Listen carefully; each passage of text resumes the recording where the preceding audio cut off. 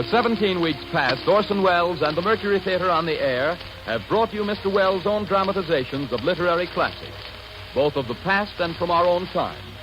On all broadcasts but one, the presentation has been a single narrative. On one occasion, the Mercury players offered in dramatic form 3 of the world's great short stories. The success of that experiment led to nationwide requests for other brief narratives of contrasting emotional appeal.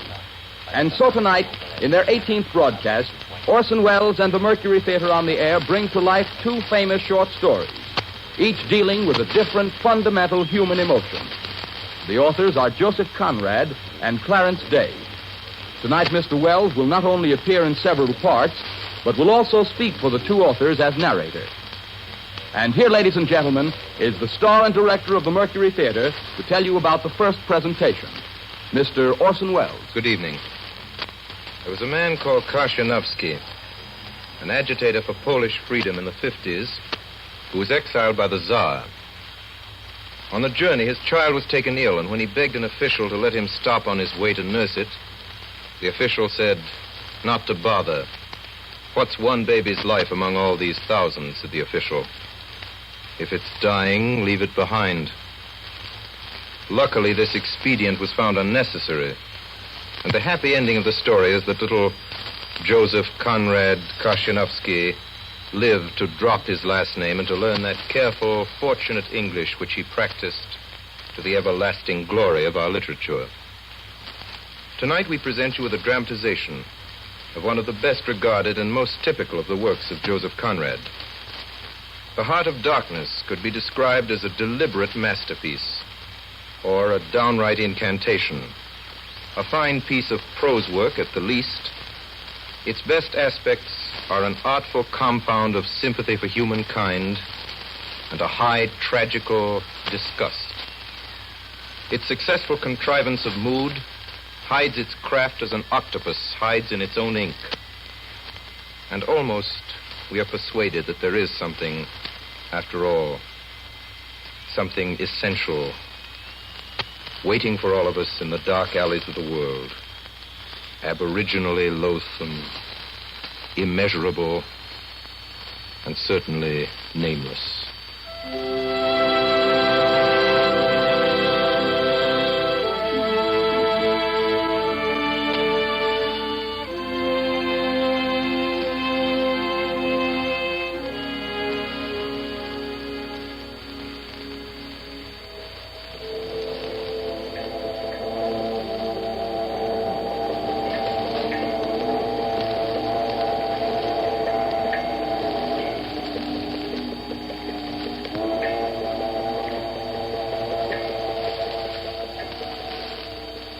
The yawl swung to her anchor without a flutter of the sails.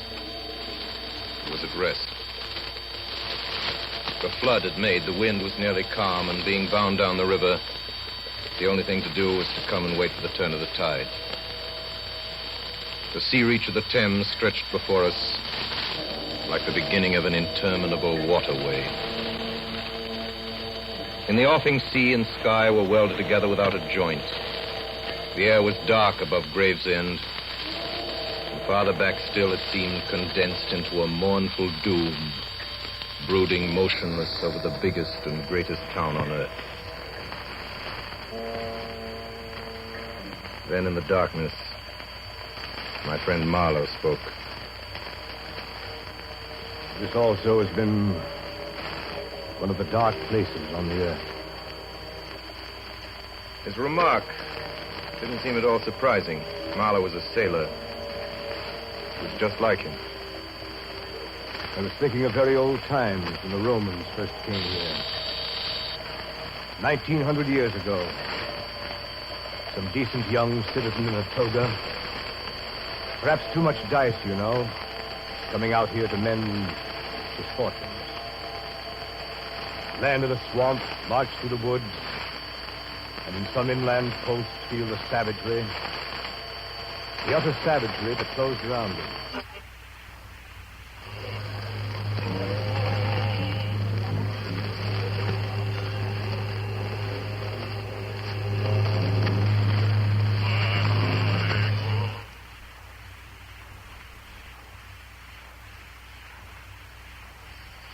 growing regret, the longing to escape, the powerless disgust, the surrender, the hate.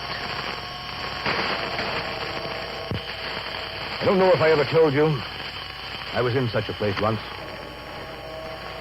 There I met a man just like that. It was a long time ago. I had a job with a concern at the time, a trading society in Western Africa. One of their captains had been killed in a scuffle with the natives.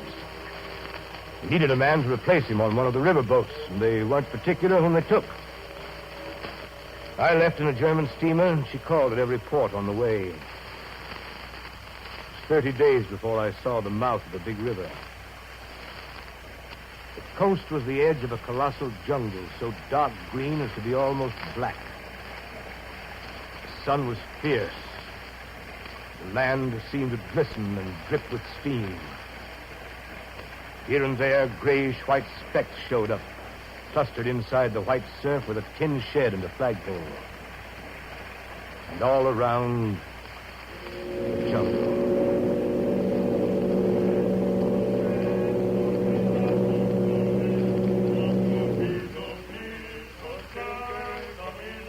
You know, it's funny, Mr. Barlow, where some people will live for a few francs a month.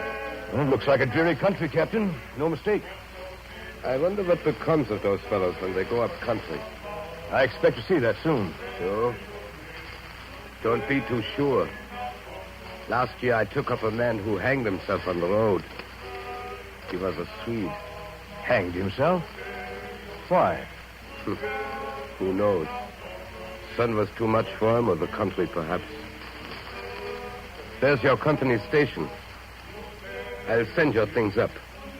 4 boxes, you said so. Very well. Good luck to you. Goodbye, Captain.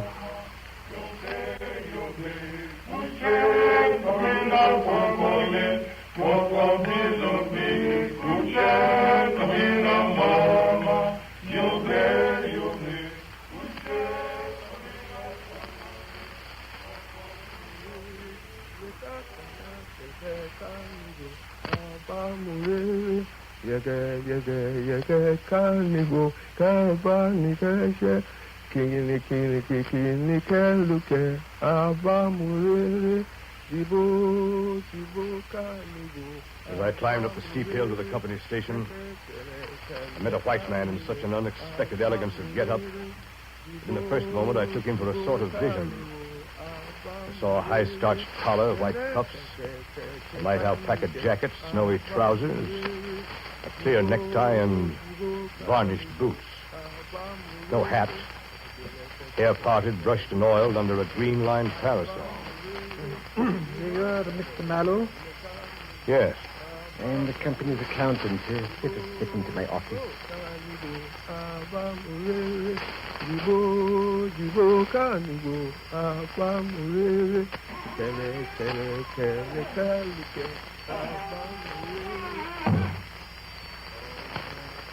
What's that? You don't disturb yourself. An agent from up country, fever. Will you just leave him there? There is no place else to put him until he's... Well, as long as he's alive. It's a nuisance all around. His groans distract my attention. And it's difficult enough to guard against clerical errors in this country. Yes, I suppose so. So you're going into the ivory country, Mr. Mallow? Interesting. I've gathered that impression already. For my part, I like books better. Entries and all that. And by the way, you'll meet Mr. Kurtz up there, you know. Who is Mr. Kurtz? Mr. Kurtz is the agent at the farthest station inn. He sends down more ivory than all the others put together. That must make him a valuable man to the company. Indeed, he'll go far, very far. Over the heads of many of us that... Well, I won't go into detail. When you see Mr. Kurtz, please tell him that everything is very satisfactory. I'd write him, but you can't tell who might get hold of a letter at the central station. I forgot this sick man. No, it's all right. He doesn't hear. You mean? Oh, no, not yet. Yes, this Mr. Kurtz. He's a very remarkable person.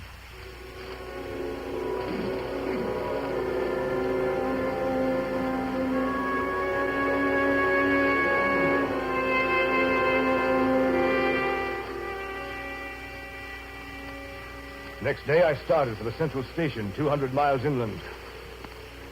Paths. Paths everywhere, spreading over the empty land, through the long grass, through thickets, down and up chilly ravines, up and down stony hills ablaze with heat and solitude. Great silence around and above. On the 15th day, I came in sight of the big river again. Hobbled into the central station. It was on a black water surrounded by scrub and forest, with a pretty border of smelly mud on one side, and the three others enclosed by a crazy fence of rushes. White men with long sticks in their hands appeared languidly from amongst the buildings. They made no effort to welcome me. In fact, paid no particular attention to my arrival, except for a casual glance. I walked up to the largest hut in the enclosure. How do you do? My name is Marlowe. Captain Marlowe of the riverboat. Oh, yes. You've been a long time coming, Marlowe. Your boat is wrecked, Captain. What did you say, sir? Wrecked. Her bottom was torn out on stones, and she sank near the south bank. But everyone behaved splendidly. You will have to fish her out. It will be some time before you will be able to make the trip up the river. For some months, in fact. Why, that's unbelievable. You'll believe it when you see her. I want you to have a look at her and let me know how soon she'll be ready. Who are you, sir? I'm the manager here, the company's manager. The situation here is grave, very grave. I don't yet know who is dead and who is alive. And with the boat laid up, we don't know how things stand. But there are rumors, grave rumors, that a very important station is in jeopardy. And Mr. Kurtz, our manager, is ill. Kurtz? I think I heard his name down on the coast. Ah, so they talk of Mr. Kurtz down there, do they? They do? He must be a very unusual man. Quite so. A very unusual man. Very successful, too. You can understand my anxiety. You should be ready to start in 3 months. Yes, 3 months. That ought to do the affair. Went down and looked at my battered, twisted tin pot steamboat. She rang under my feet like an empty biscuit tin kicked along the gutter. I didn't realize at the moment how accurately the manager had estimated the time required for the affair, as he called it. Weeks of waiting. Weeks of waiting for a box full of rivets to come up from the coast. And in those weeks, I saw the station full of white men with long sticks in their hands, strolling aimlessly about like a lot of faithless pilgrims bewitched inside a rotten fence.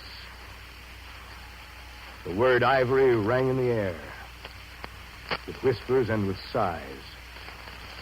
You'd think they were praying to the great god Ivory. I've never seen anything so unreal in my life. One evening, I happened to be in the hut of the assistant manager. I noticed on his table a small sketch in oils representing a woman draped and blindfolded carrying a lighted torch. Tell me, did you paint this?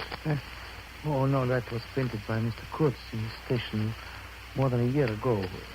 Mr. Kurtz painted it while waiting for means to go to his trading post. Oh, Mr. Kurtz, eh? Mr. Kurtz is the chief of the inner station. Oh, he's a prodigy.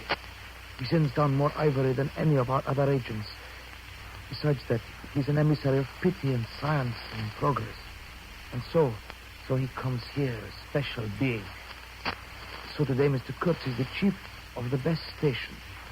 Next year, he will be assistant manager. 2 years more and... but I dare say you know what he will be in 2 years' time. You're one of the new gang, Captain. Oh, I know what I'm talking about. I have my own eyes to trust. You read the company's confidential correspondence. What do you mean? With Mr. Kurtz as general manager, you won't have the opportunity. Well, the rivets arrived just in time to make good the manager's prediction. In 3 months, almost to a day, I set out to the interior to relieve Mr. Kurtz at the inner station. Heavy, sluggish. There was no joy in the brilliance of the sunshine.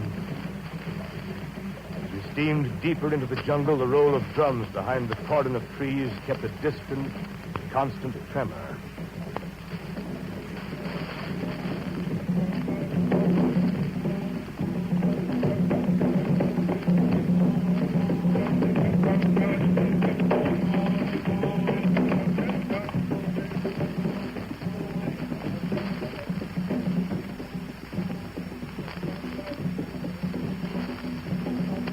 Guessing at the channel, watching for something stone that would have ripped the life out of the tin pot steamboat and drowned us all.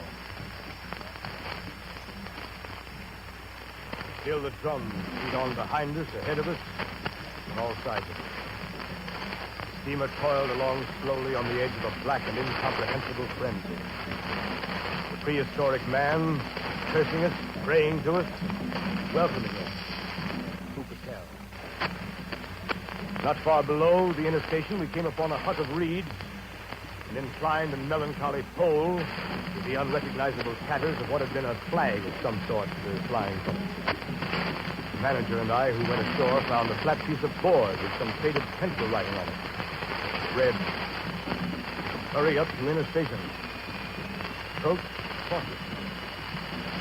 There was a signature, but it was illegible. Not foot. What do you make of it, Captain? Someone trying to be mysterious. Approach cautiously. Approach what? We better push on the right side out. We're only 8 miles from Kurtz now, aren't we? 8 miles of dangerous river. Sun getting low. After this warning, I prefer to approach the station by daylight. But Kurtz may need us. He may be in trouble. I hope not. It wouldn't sit well with the company if something happened to Mr. Kurtz before we reach. Is your only concern what the company thinks? Just what do you mean? How about Kurtz? Don't you want Kurtz to come back? Why, Captain Marlowe, what an extraordinary notion. Of course, we want Mr. Kurtz to come back. Such a remarkable man.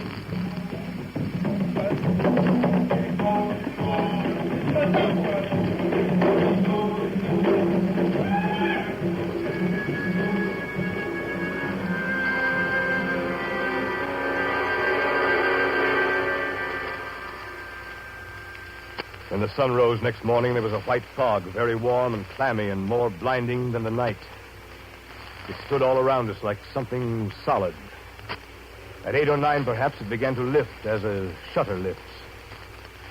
We had a glimpse of the growing multitude of trees, of the immense matted jungle with the blazing little ball of the sun hanging over it.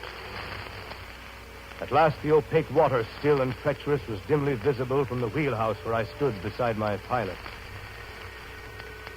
The company men, their alpaca suits whiter than the fog, stood on the deck below me.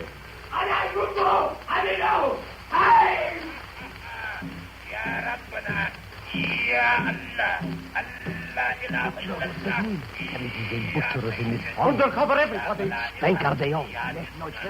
All around us. Oh, Captain. Yes? Can't you get us on the way? It's the natives of the rocks. Take your choice. Try the river, Captain. They'll board us if we stay on shore. High below. Even the chain. Steam ahead. Watch those eddies, pilot. Watch, Captain. Half steam below.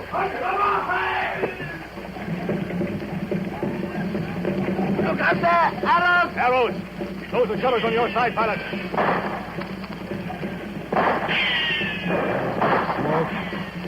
Can't hear her. Keep it straight, pilot. Stay below. Stop firing. Oh, wait. Here's something that'll do more than your confounded guns.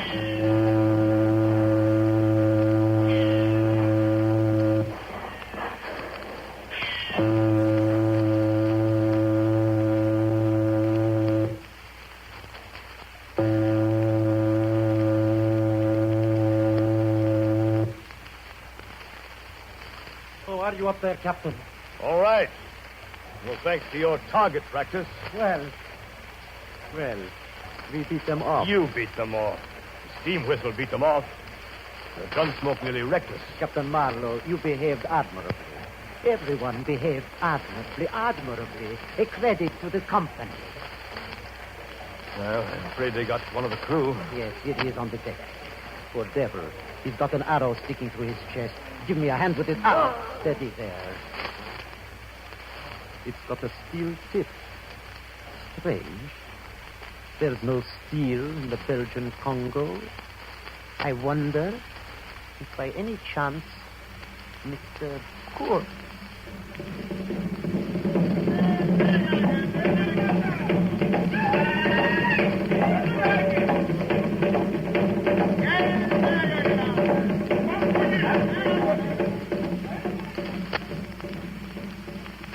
To reach Kurtz was becoming an obsession with me. The current was more rapid now. The steamer seemed at her last gasp. The stern wheel flopped languidly. And I caught myself listening always for the next beat of the engine. I expected the wretched thing to give up every moment. It was like watching the last flickers of a light. At last we drew into sight of a dreary shore, and there was a clearing that rose to a slight knoll overlooking the river. The inner station was a long, tumble-down building perched on a hill, half buried in the high grass, with the thick, meshed jungle hanging over its rotted roof. I stopped the engines. The boat drifted slowly to the slimy bank. We let out the anchor chain to the stump of a tree. As soon as the gangplank was lowered, the company's manager and his 3 satellites set out with their brisk efficiency toward the silent house of Kurtz. After a moment, I became aware of a strange, ragged figure on the wharf. Hello down there. Captain? Come up here to the pilot house.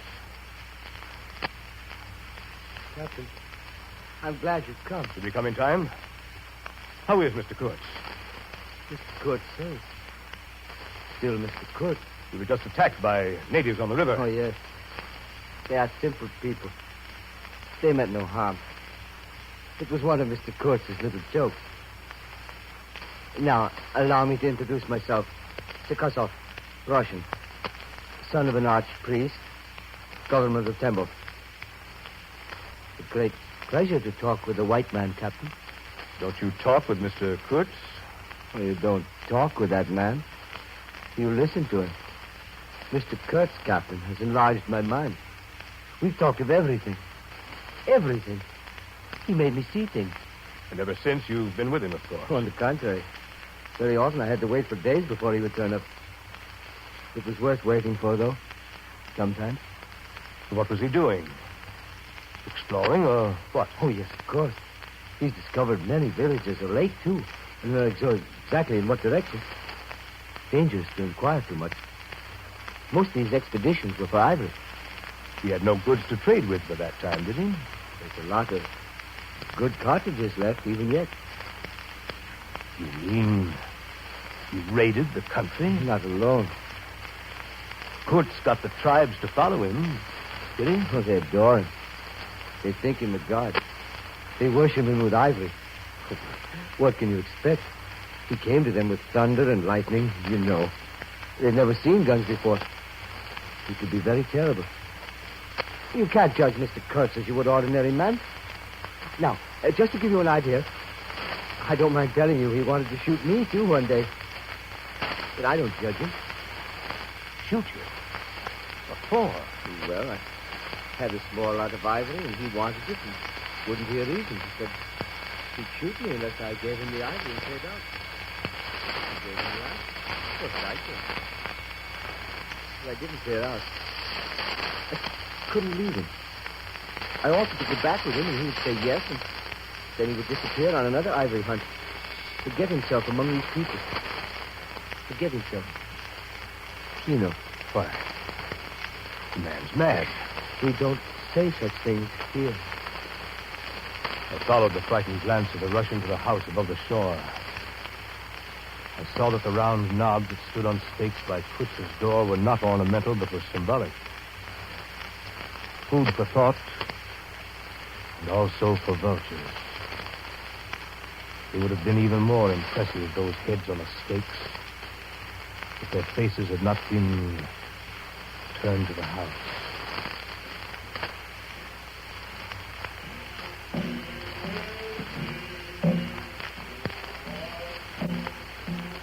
Suddenly, round the corner of the house, a group of natives appeared, as though they had come up from the ground. They waded waist-deep in the grass in a compact body bearing an improvised stretcher in their midst. Now, at last, I was to see Kurtz. Behind the stretcher, two of the agents carried his arms. 2 shotguns, a heavy rifle, and a light revolver carbine. The thunderbolts of that pitiful Jupiter.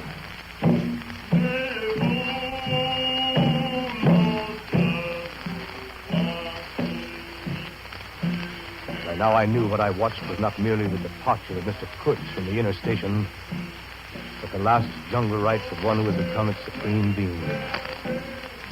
The dark warm of the wilderness breathed out an immense horde of naked men. A black circle that writhed and stamped around the small white center of frightened Europeans. In the rear of this strange procession came a moving chain of black bodies, carrying on their shoulders a gleaming white ivory. The stretcher was carried up the gangplank. From the pilot's deck, I looked down on the long, gaunt figure of Kurtz. The hollow cage of his ribs. The bald skeleton head like an ivory ball. Put him down there. Get the cabin ready. Open the door. Careful with him. Careful. A moment later, the manager came up to the pilot's bridge. Oh, Captain Marlowe. Yes? I think we should steam up as soon as the ivory's loaded. No telling about these natives. Mr. Kurtz. Mr. Kurtz. He's a very sick man. We've done all we could for him, though, haven't we? But there's no disguising the fact that Mr. Kurtz has been more harm than good to the company. There's a remarkable quantity of ivory, but his methods have been unsound. You call it unsound methods? Without doubt, don't you? No methods at all. But he got the ivory. I consider Mr. Kurtz a remarkable man. He was. A most remarkable man.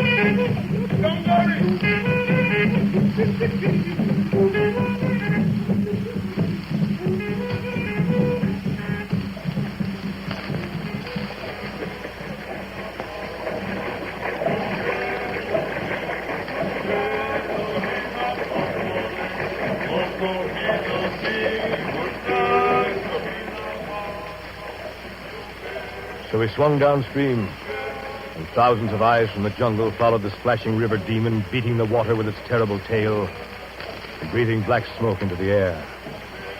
Through the dense forest, the brown current ran swiftly out of the heart of darkness, bearing us down towards the sea with twice the speed of our progress upstream. And Kurtz's life was running swiftly, too, ebbing out of his heart into the sea of inexorable time. Evenings, when the boat was anchored and I was free from the wheel, I went down to Kurtz's cabin. On the third night, I found him weakening fast.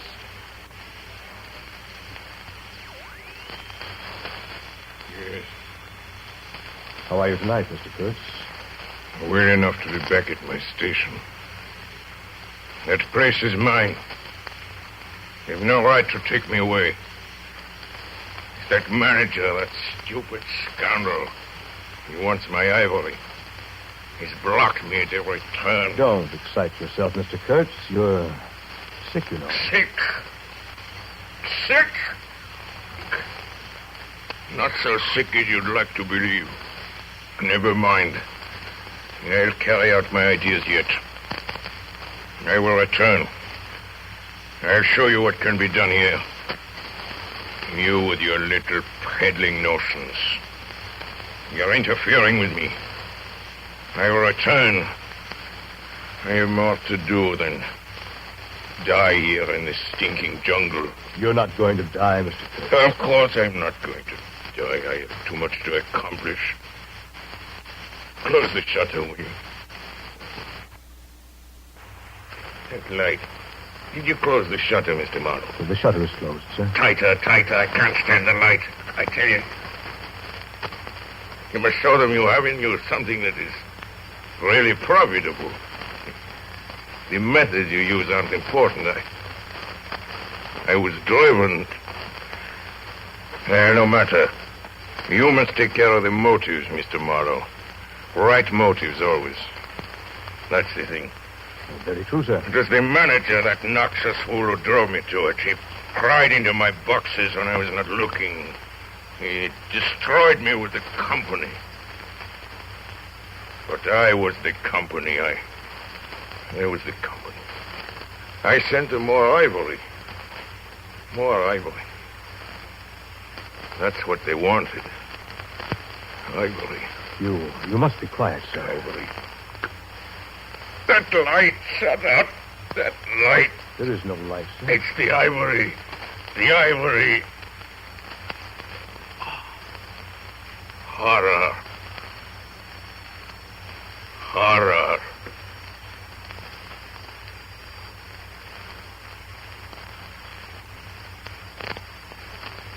The next day, soon after dawn, they lowered his body into a muddy hole in the bank of the Mercury River. We started downstream again.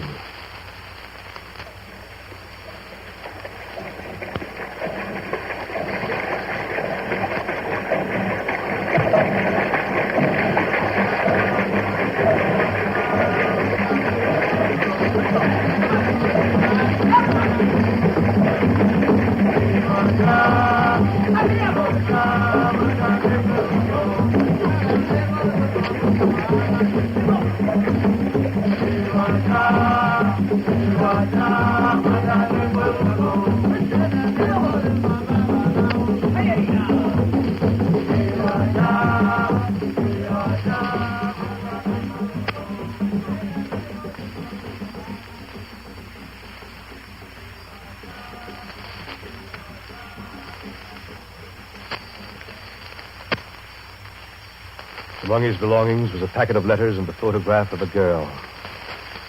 6 months later, those letters and the picture took me to a house in Antwerp. I stood before the mahogany door on the first floor. You're Mr. Marlowe. Please come in. I have certain letters for you. Yes. You were his friend. You must have been if he gave you these and sent you to me. Yes. I was his friend. Who was not his friend who had heard him speak once? Who drew men towards him by what was best in them? It was the gift of the great.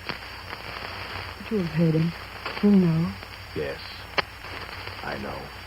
And all of this, all of his promise, and of all his greatness, of his generous mind, of his noble heart, nothing remains. Nothing but a memory. You and I. We shall always remember him. And his example. Men looked up to him. His goodness shone in every act. I believe in him more than anything on earth. Forgive me. I've mourned so long in silence. In silence. You were with him to the last. At the very end. I heard his very last words. Repeat them. I want something to live with. His last word to live with. Don't you understand? I loved him. I loved him. I loved him. The last word he pronounced was your name.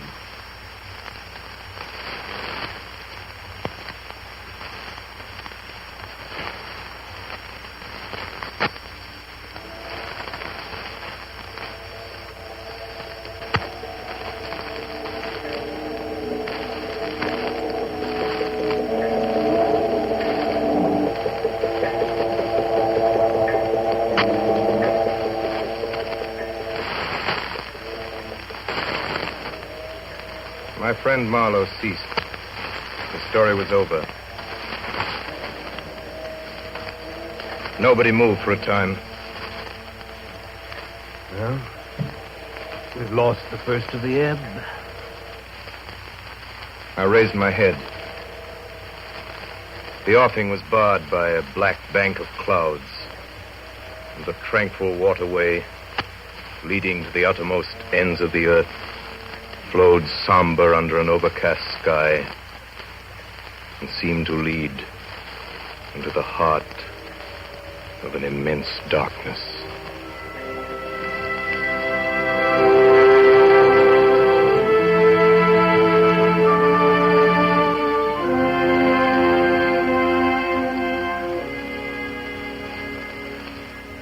Orson Welles and the Mercury Theater on the Air have just brought you an original dramatization of The Heart of Darkness by Joseph Conrad, with Orson Welles as the author and as Kurth.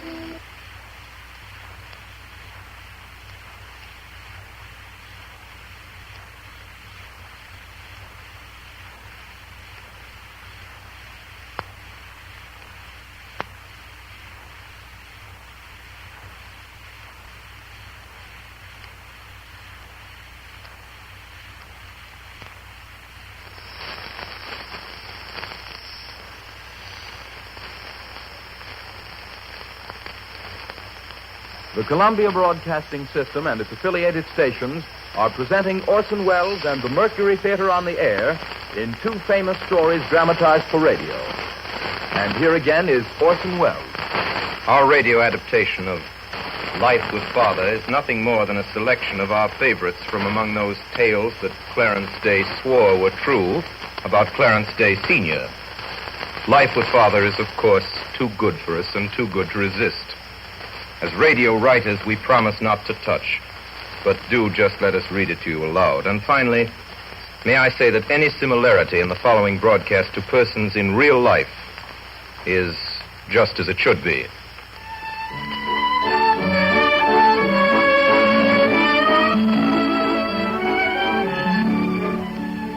Up to the late 1890s, we lived in one of the long rows of comfortable-looking brownstone houses on Madison Avenue. Father went downtown each morning on the 6th Avenue elevated, but Mother felt that horse cars were better. She didn't like the soot and cinders from the steam engine that pulled the four-passenger cars, and the toot of the whistle made her nervous. No telegraph poles were allowed on 5th Avenue, but they stood in long rows on other thoroughfares. We had wires in our house, but they were good, honest, old-fashioned wires, and to make them work, we had to pull them. There was none of this dangerous stuff called electricity in them. Electricity was too risky a thing to put in a home. All we knew about it was that there were electric batteries in the Eden Museum which could and did give anyone who paid 25 cents a shock. Telephones had been invented, but like most people, Father hadn't installed one. Messenger boys were quite enough of a nuisance, suddenly appearing at the door and expecting an answer, but they came only a few times a year, and a telephone might ring every week. Little by little, however, telephones came into use, and after about 10 or 15 years, in spite of still having misgivings, Father got one. It was put on a wall on the second floor where everybody could hear its loud bell from the first. I can assure you it made trouble. I'm coming. I'll go. I'll answer the cursed thing. Hello?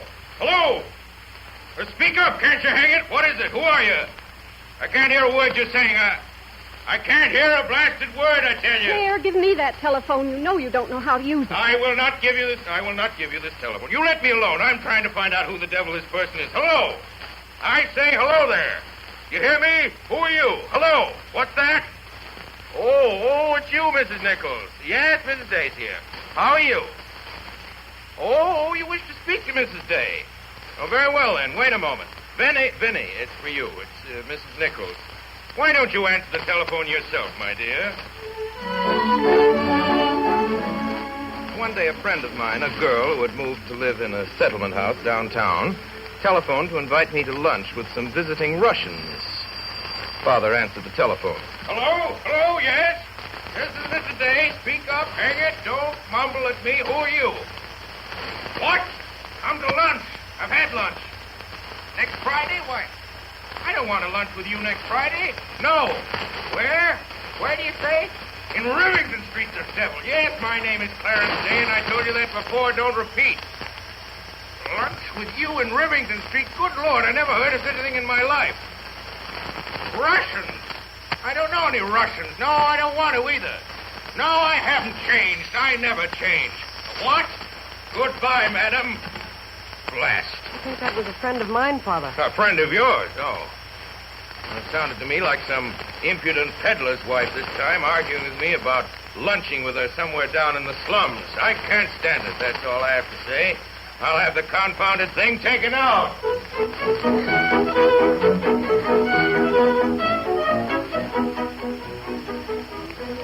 One day when I was about 10 years old, and my brother George 8, Father suddenly remembered an intention of his to have us taught music.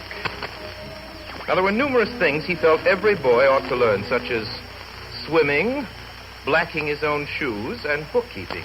He now recalled that music, too, should be included in our education. He held that all children should be taught to play on something and sing. Do, re, mi, fa, sol, la, si, do. But, Father, I can't sing. It's very simple, Clarence. Of course you can sing. It's the natural expression for a child. But, Father, I have no ear. You know when I tried to learn the piano... Nonsense. Now, here. This game.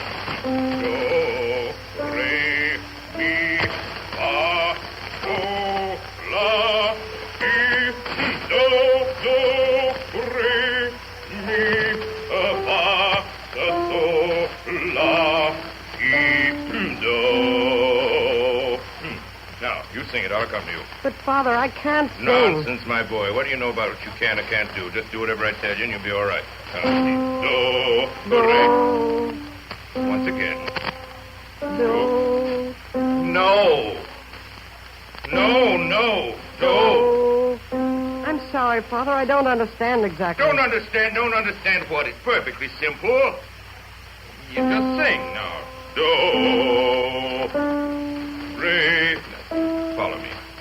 Do, re, mi. But, Father, you see your voice matches the piano. I don't know how to make mine. All right, then. Try to learn one note at a time. If you can't sing the whole scale, just sing do. Do. Once again. Do. Do. But, Father, it doesn't mean anything. Do. It's a note, don't you understand? A note in music. Try again now. Do. Do. Claire, what are you doing? What am I doing, Vinny? Can't you hear what I'm doing? I'm trying to teach your oldest son to sing. But Claire, can't you hear how it sounds? Will you please go away, my dear, and leave me alone with my son? If his voice is painful to you, go where you can't hear it. But Claire... Dash it, I will not be interfered with. I'm sick and tired of being systematically thwarted and hindered in my own house. Can't stand it another moment. Think I can't teach him? You teach him. You'll only have to come right back down again. The soup's being put on the table. I don't want any dinner. Oh, Claire, please. It's oyster soup. Don't want any.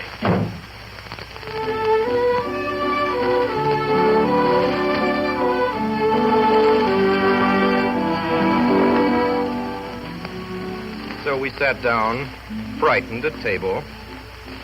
Mother, my brother George, and I. The soup was a lifesaver. It was more like a stew, really. Milk and oyster juice and big oysters. I put lots of small, hard crackers into mine and a slice of French toast. The hot toast soaked in soup was delicious, only there wasn't much of it. And as Father particularly liked it, we had to leave it for him. Father came down in the middle of it, still offended, but he ate his full share. Father was often offended when he tried to teach us boys things, but not as badly as when he tried to teach Mother. Father was always trying to teach Mother to keep track of the household expenses. But Claire, I do try. Upon my soul, I almost believe you don't know what system is. You don't want to know either. Now, here, for instance. Here in my notebook, I see that I gave you $6 in cash on the 25th of last month to buy a new coffee pot. Yes, but you broke the old one. You threw it right on the floor. I'm not talking about that, Vinny. I'm simply endeavoring to find out from you if I can. But it's so silly to break a nice coffee pot, Claire, and that was the last of those French ones. I spent $4.50 for that new umbrella. I told you I wanted, and you said I didn't need a new one, but I did very much. And that must have been the week I paid Mrs. Tobin for an extra 2 days washing, so that makes $6.50. And that's another 6.50 cents you owe me. I don't owe you anything, Vinny. You have managed to turn a coffee pot for me into an umbrella for you. If this sort of thing keeps on, I might as well not keep account books at all. Father sighed and got out his pencil and wrote new umbrella for V in his notebook. Sort of thing left him very discouraged.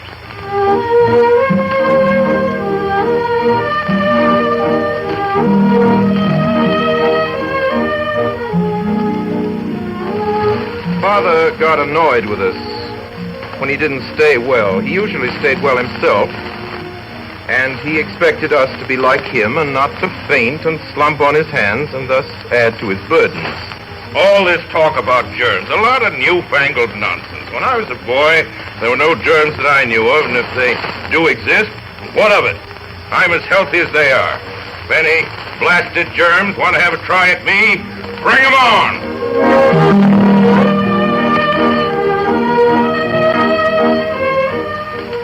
Aside from colds, which he had very seldom, his only foes were sick headaches. When one of these headaches started, Father lay down and shut his eyes tight and yelled. The severity of a headache could be judged by the volume of sound he put forth. His idea seemed to be to show the headache he was just as strong as it was and stronger. When he and the headache went to bed together, they were a noisy pair. From Father's point of view, Mother didn't know how to handle an ailment. Even when she had a cold, he became fretful. He pished and poohed to himself and muttered that it was silly. He usually came up from office about 5 or 6, and then he'd look around the house to find Mother. It made his home feel queer and empty to him when she wasn't there. He'd go up to her room. The smell of witch hazel was in the air, mixed with spirits of camphor. On the bed, huddled under an Afghan, Mother lay still in the dark.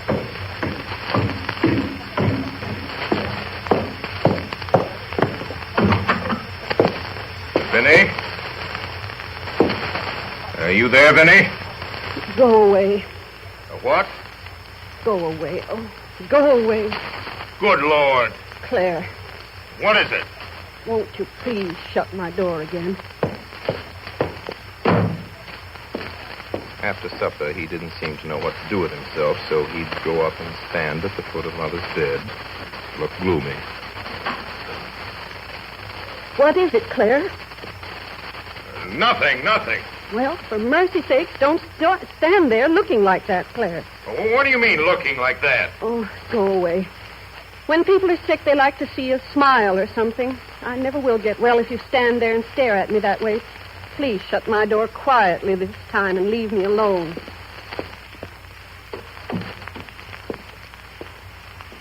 Father came downstairs. He looked more cheerful. Well, my boy. Mother's all right again. She isn't out of bed, but sounds much better this evening.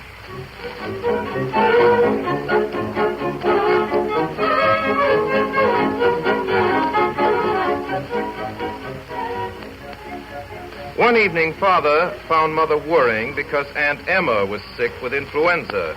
Oh, pooh. There's nothing the matter with Emma. You can trust people to get any ailment whatever that's fashionable. They hear a lot of other people having it, and the first thing you know, they get scared and think they have it themselves. Then they go to bed and send for the doctor. The doctor, oh, poppycock. Well, but Claire, dear, if you were in charge of them, what would you do instead? Cheer 'em up. Cheer 'em up. That's the way to cure 'em. Well, how would you cheer them up, darling? I tell 'em, bah.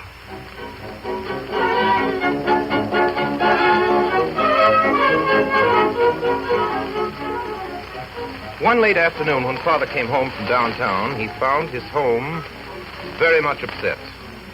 Our cook had walked out and left us. I was a child of 4, my brother George 2, and there was a new baby besides. Mother was ill. She hadn't been able to leave us to go to an agency. She was no hand at cooking herself. The outlook for dinner was poor. What do you intend doing, Vinny? What's become of us? Claire, why don't you go dine at your club for once? Ridiculous. I never dined at the club. I won't do it. Any time I can't have my dinner in my own home, this house is for sale. I'm ready to sell the place this very minute if I can't live here in comfort, and we can all go and sit under a palm tree and live on breadfruit and pickles. I'll try to get to an agency in the morning, Claire. See what I can do. In the morning? Good heavens. Where is this place? I'm going there right now. So Father put on his hat and gloves and started out for the agency. There was nobody in the place except a woman sitting at a desk. Good day. Where are they? I beg your pardon, sir. Where do you keep them? I'm asking, where do you keep them? Well, the girls are in there, but the clients are not allowed in that room. If you will tell me the kind of position you wish me to fill for you, I'll have one of them come out. We don't allow that. But, sir, you simply mustn't go...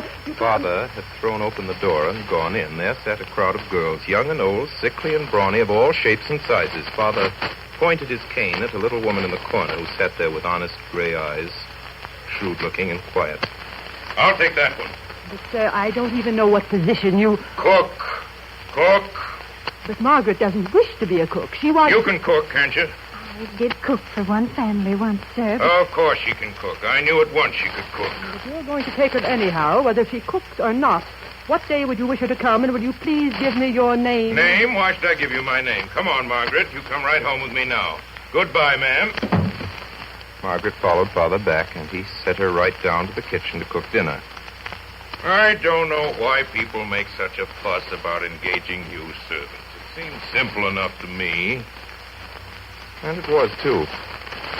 Margaret stayed with us 26 years.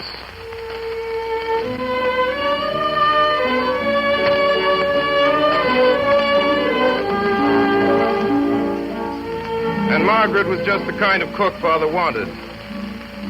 Lots of cooks can do rich dishes well. Margaret couldn't, but she cooked simple, everyday dishes in a way that made our mouths water. Father said her apple pies were the most satisfying he ever tasted. Her warmed-up potatoes were so delicious, he used sometimes to make a whole dinner of them. Yet even Margaret sometimes miscalculated.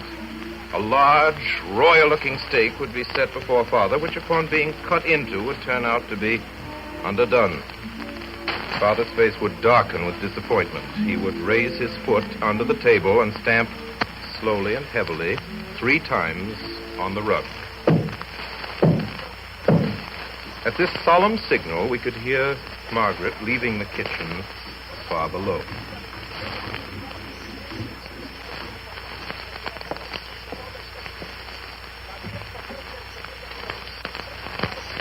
Margaret? Yes, Mr. Day.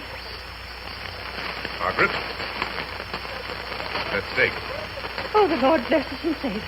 She would then seize the platter and make off with it to better it the best way she could.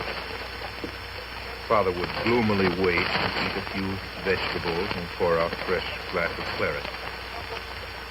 But sometimes a dish came up that was so perfect that Father's face would crinkle with pleasure, and with a wink at us, he would summon Margaret.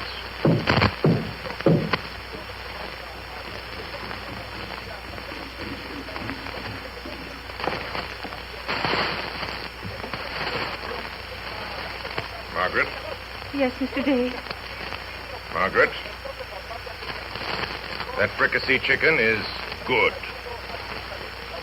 Margaret would turn her wrinkled face aside and look down and push the platform out towards Father. The same gesture she used when she said, "Get along with you," to Fletcher. She couldn't say that to Father, but she would beam at him and turn and roll out and dump back down the dark stairs without ever a word. In the end, Father had to get used to another cook because Margaret died. At alternate meals, Father talked of how good her things always tasted. Well, this pie's good, Vinny. Nobody could say it compared with Margaret's. I wish she could hear you. If anybody was ever sure of going to heaven, I know it was Margaret. Yeah, I'll look her up when I get there. Have her take care of me. But Claire... What's the matter? Well, Claire, dear, Margaret must be in some special sort of heaven. She was so good. You'd be very fortunate, Claire, if you get to the same part as Margaret. Huh. I'll make a devil of a row if I don't.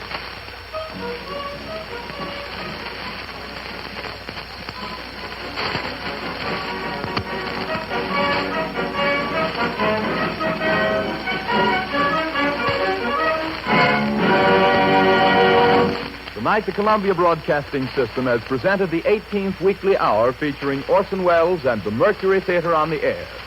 In just a moment, Orson Welles will return to the microphone with an announcement regarding his future plans. Meanwhile, a word about tonight's production of two famous stories. Mr. Welles spoke for each of the authors as narrator. In The Heart of Darkness by Joseph Conrad, Ray Collins was featured as the narrator Captain Marlowe. The accountant was played by Alfred Shirley, the assistant manager George Coulouris, the second manager Edgar Barrier, the agent William Alland, Kurtz's intended bride Anna Stafford, Cherkosov, Frank Rettig, Kurtz by Orson Welles.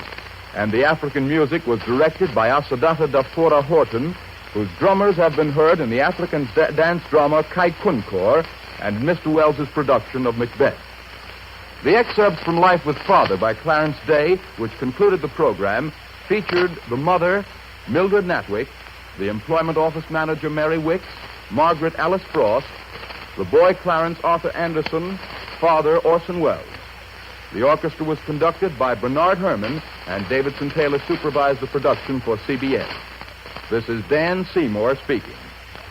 Next Sunday night at 8 o'clock Eastern Standard Time, Orson Welles and the Mercury Theater on the air will bring to life a modern story of romance and adventure. The story of a man who lost a great love and who could have no quiet and no sleep until he found that love again. The famous novel, One Life to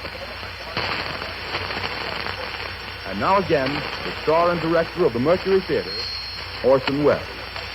Ladies and gentlemen, I'm happy at this time to announce that starting Friday, December 9th, from 9 to 10 p.m., and each Friday thereafter, we of the Mercury Theater will be sponsored over most of these stations by the makers of Campbell's Soups. Good night.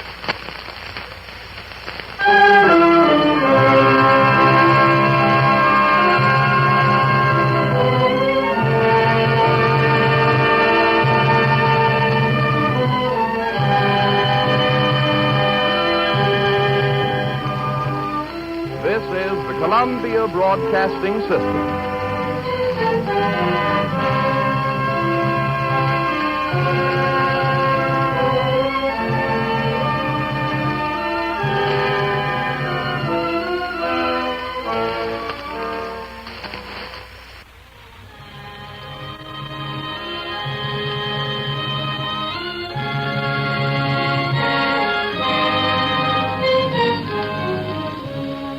For 17 weeks past, Orson Welles and the Mercury Theater on the air have brought you Mr. Welles' own dramatizations of literary classics, both of the past and from our own time.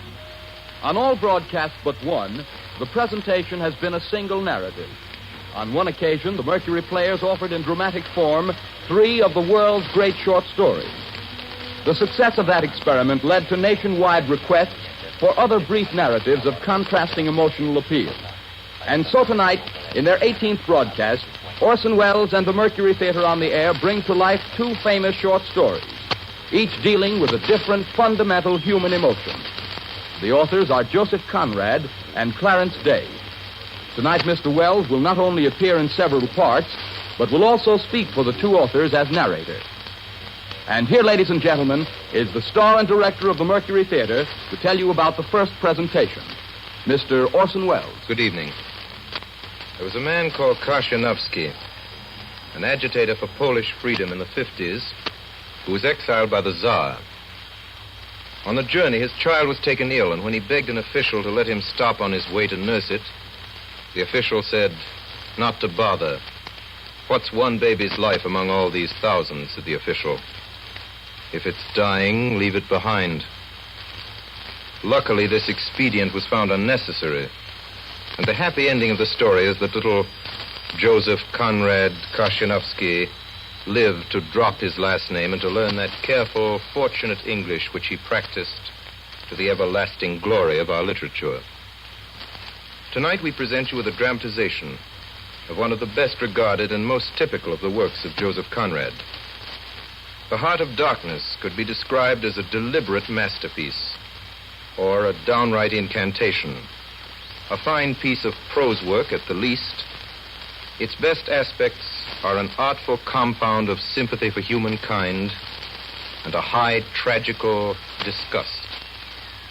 Its successful contrivance of mood hides its craft as an octopus hides in its own ink. And almost we are persuaded that there is something, after all, something essential, waiting for all of us in the dark alleys of the world, aboriginally loathsome, immeasurable, and certainly nameless.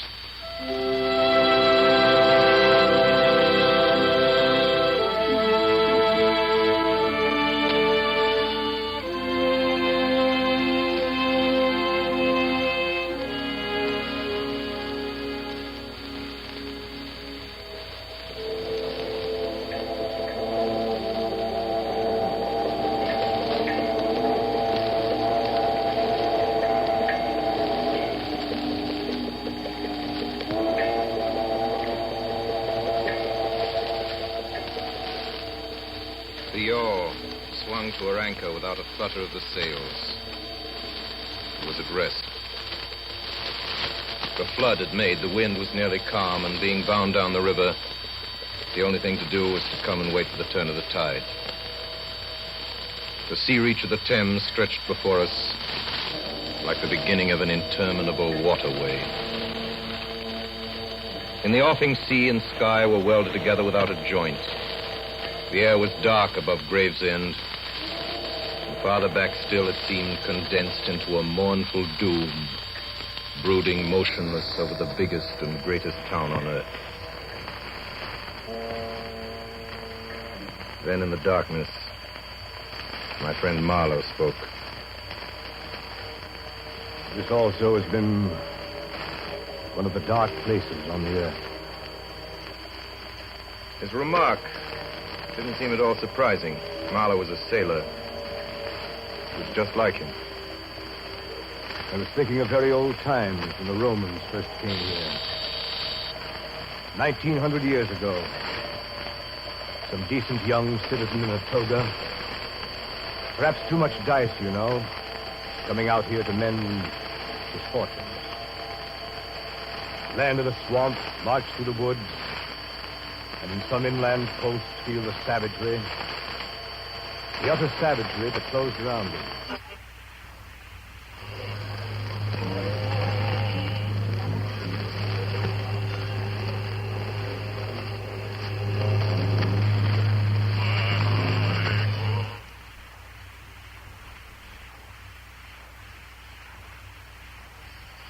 Growing regret, the longing to escape, powerless disgust, the surrender, the hate. I don't know if I ever told you, I was in such a place once. There I met a man just like that. It was a long time ago. I had a job with a concern at the time, a trading society in Western Africa.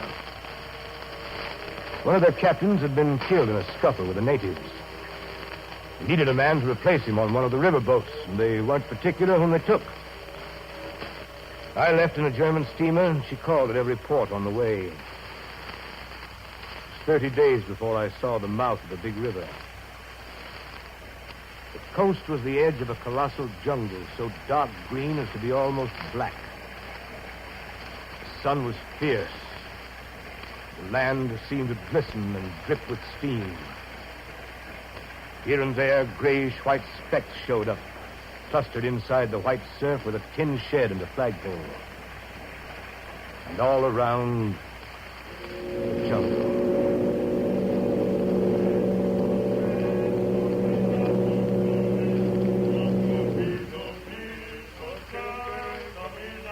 You know, it's funny, Mr. Marlowe, where some people will live for a few francs a month. Well, looks like a dreary country, Captain. No mistake. I wonder what becomes of those fellows when they go up country. I expect to see that soon. So? Don't be too sure. Last year I took up a man who hanged himself on the road. He was a Swede. Hanged himself? Why? Who knows? Sun was too much for him, or the country, perhaps. There's your company station. I'll send your things up. 4 boxes, you said so. Very well. Good luck to you. Goodbye, Captain.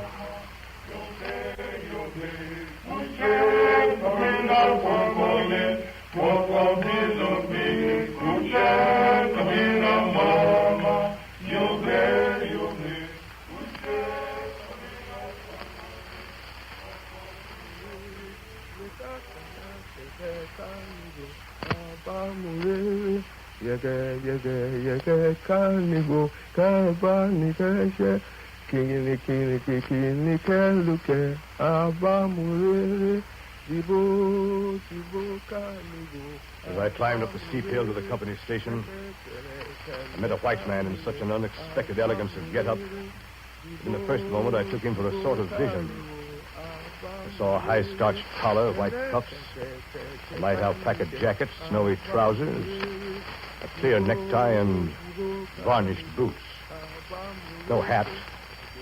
Hair parted, brushed and oiled under a green-lined parasol. Here you are, Mr. Mallow. Yes. I am the company's accountant. Step into my office.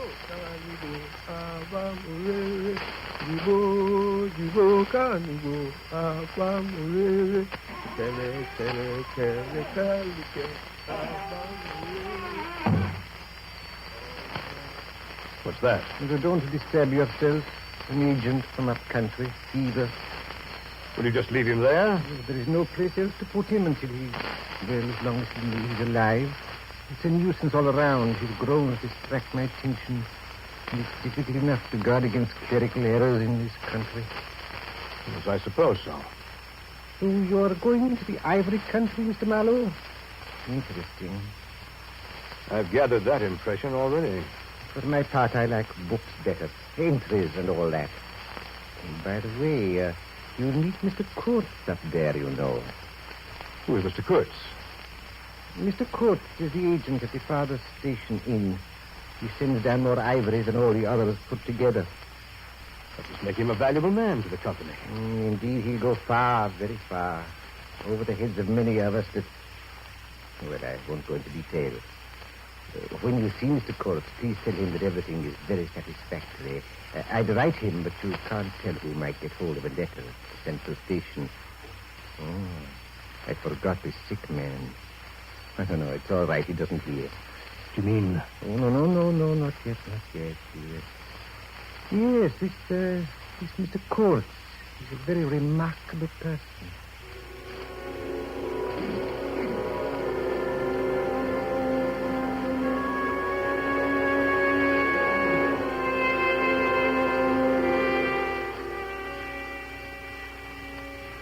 Next day, I started for the central station, 200 miles inland. Paths. Paths everywhere, spreading over the empty land, through the long grass, through thickets, down and up chilly ravines, up and down stony hills ablaze with heat and solitude. Great silence around and above. On the 15th day, I came in sight of the big river again. Hobbled into the central station. It was on a black water surrounded by scrub and forest, with a pretty border of smelly mud on one side, and the 3 others enclosed by a crazy fence of rushes. White men with long sticks in their hands appeared languidly from amongst the buildings. They made no effort to welcome me. In fact, paid no particular attention to my arrival, except for a casual glance. I walked up to the largest hut in the enclosure. How do you do? My name is Marlowe. Captain Marlowe of the riverboat. Oh, yes. You've been a long time coming, Marlowe. Your boat is wrecked, Captain. What did you say, sir? Wrecked. Her bottom was torn out on stones, and she sank near the south bank. but everyone behaved splendidly. You will have to fish her out. It will be some time before you will be able to make the trip up the river. For some months, in fact. Why, that's unbelievable. You'll believe it when you see her. I want you to have a look at her and let me know how soon she'll be ready. Who are you, sir? I'm the manager here, the company's manager. The situation here is grave, very grave. I don't yet know who is dead and who is alive. And with the boat laid up, we don't know how things stand. But there are rumors, grave rumors, that a very important station is in jeopardy. And Mr. Kurtz, our manager, is ill. Kurtz? I think I heard his name down on the coast. Ah, so they talk of Mr. Kurtz down there, do they? They do? He must be a very unusual man. Quite so. A very unusual man. Very successful, too. You can understand my anxiety. You should be ready to start in 3 months. Yes, 3 months. That ought to do the affair.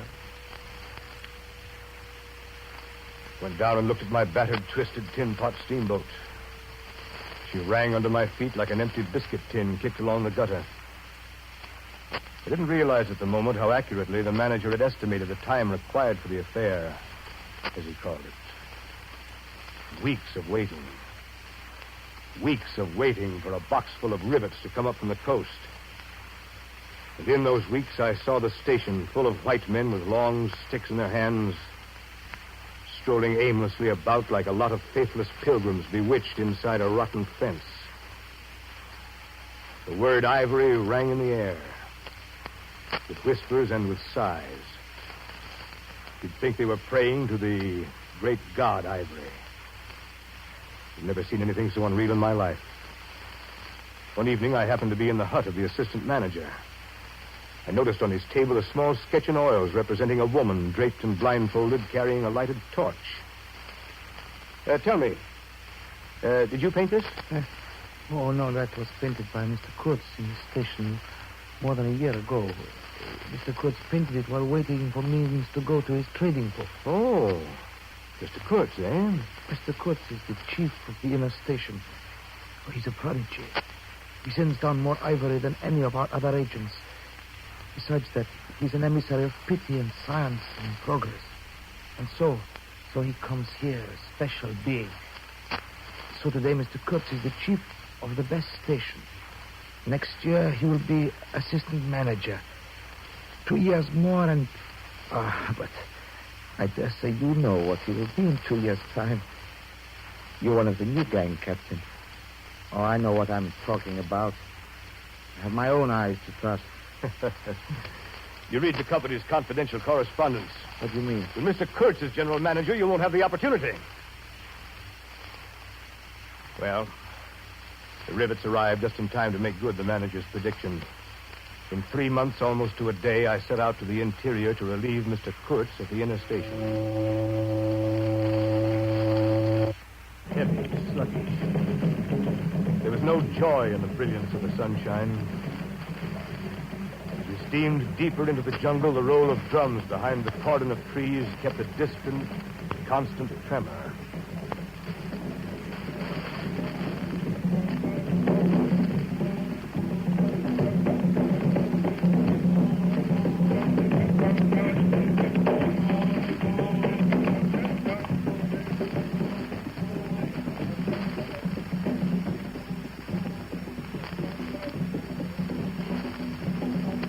Guessing at the channel, watching for something stone that would have ripped the life out of the tin pot steamboat and drowned us all.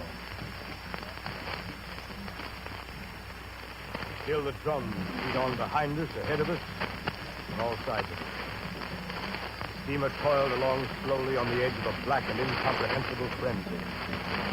The prehistoric man, cursing us, praying to us, welcoming us. Who could tell? Not far below the inner station, we came upon a hut of reeds, an inclined and melancholy pole with the unrecognizable tatters of what had been a flag of some sort flying from it. The manager and I, who went ashore, found a flat piece of board with some faded pencil writing on it. It read, "Hurry up to inner station. Approach cautiously." There was a signature, but it was illegible. not foot. What do you make of this, Captain? Someone trying to be mysterious. Approach cautiously. Approach what? We better push on the right side out. We're only 8 miles from Kurtz now, aren't we? 8 miles of dangerous river. Sun's getting low. After this warning, I prefer to approach the station by daylight. But Kurtz may need us. He may be in trouble. I hope not. It wouldn't sit well with the company if something happened to Mr. Kurtz before we reach. Is your only concern what the company thinks? Just what do you mean? How about Kurtz? Don't you want Kurtz to come back? Why, Captain Marlowe, what an extraordinary notion. Of course, we want Mr. Kurtz to come back. Such a remarkable man.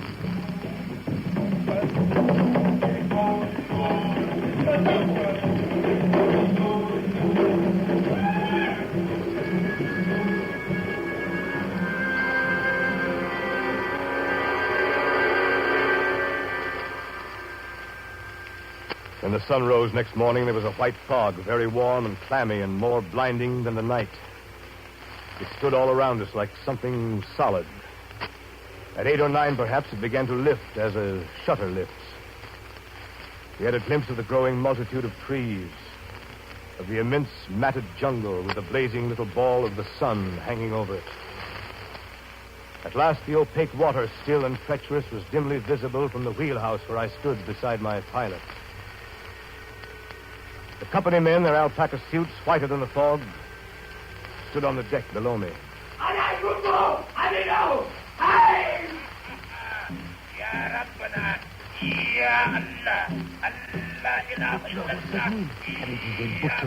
Undercover, everybody. Anchor they all. All around us. Oh, Captain. Yes? Can't you get us on the way? It's the natives of the rocks. Take your choice. Try the river, Captain. They'll force us if we stay on shore. Lie below. Even the chain. Steam ahead. Watch those eddies, pilot. Watch them. Half steam below.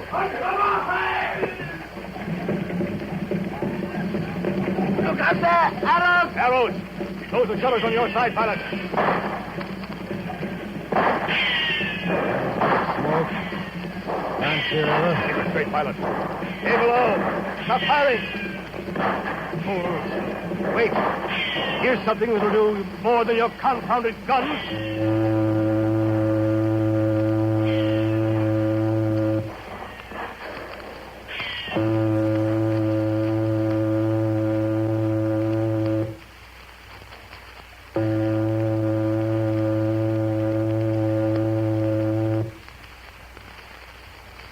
How are you up there, Captain?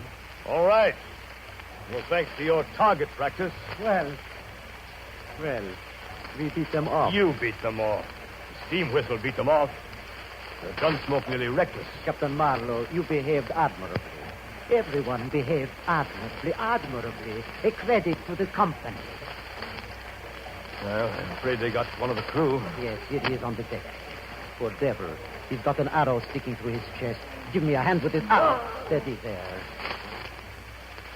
It's got a steel tip. Strange. There's no steel in the Belgian Congo. I wonder if by any chance Mr. Kurtz.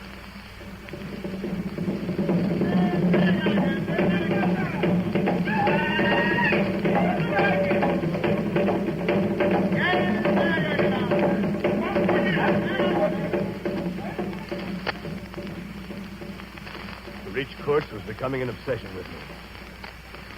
The current was more rapid now. The steamer seemed at her last gasp. The stern wheel flopped languidly. And I caught myself listening always for the next beat of the engine. I expected the wretched thing to give up every moment. It was like watching the last flickers of a light. At last we drew into sight of a dreary shore, and there was a clearing that rose to a slight knoll overlooking the river. The inner station was a long, tumble-down building perched on a hill, half buried in the high grass, with the thick, meshed jungle hanging over its rotted roof. I stopped the engines. The boat drifted slowly to the slimy bank. We let out the anchor chain to the stump of a tree. soon as the gangplank was lowered, the company's manager and his 3 satellites set out with their brisk efficiency toward the silent house of Kurtz. After a moment, I became aware of a strange, ragged figure on the wharf.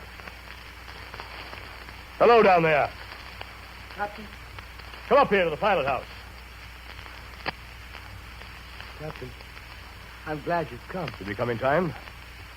How is Mr. Kurtz? Mr. Kurtz, sir. Still Mr. Kurtz. We were just attacked by natives on the river. Oh, yes. They are simple people. They meant no harm. It was one of Mr. Kurtz's little jokes. Now, allow me to introduce myself. Sekasov, Russian. Son of an archpriest. Governor of the temple. It's a great pleasure to talk with a white man, Captain. Don't you talk with Mr. Kurtz? Well, you don't talk with that man. You listen to him. Mr. Kurtz, Captain, has enlarged my mind. We've talked of everything. Everything. He made me see things. And ever since, you've been with him, of course. Oh, on the contrary. Very often I had to wait for days before he would turn up. It was worth waiting for, though. Sometimes. What was he doing? Exploring, or what? Oh, yes, of course. He's discovered many villages, a lake, too. And so exactly in what direction. Dangerous to inquire too much. Most of these expeditions were for ivory. He had no goods to trade with by that time, did he? There's a lot of good cartridges left, even yet. You mean he raided the country? Not alone. Kurtz got the tribes to follow him, did he? Oh, they adore him. They think him a god. They worship him with ivory. What can you expect? He came to them with thunder and lightning, you know. They've never seen guns before. He could be very terrible. You can't judge Mr. Kurtz as you would ordinary man. Now, just to give you an idea, I don't mind telling you he wanted to shoot me, too, one day. But I don't judge him. Shoot you? What for? Well, I had a small lot of ivory, and he wanted it, and wouldn't hear reason. He said he'd shoot me unless I gave him the ivory and paid out. I gave him the ivory. Of course, I did. But I didn't clear out. I couldn't leave him. I offered to go back with him, and he would say yes, and then he would disappear on another ivory hunt. Forget himself among these people. Forget himself. You know. Why? The man's mad. We don't say such things here. I followed the frightened glance of the Russian to the house above the shore. I saw that the round knobs that stood on stakes by Kurtz's door were not ornamental, but were symbolic. Food for thought, and also for vultures. They would have been even more impressive, those heads on the stakes, if their faces had not been turned to the house.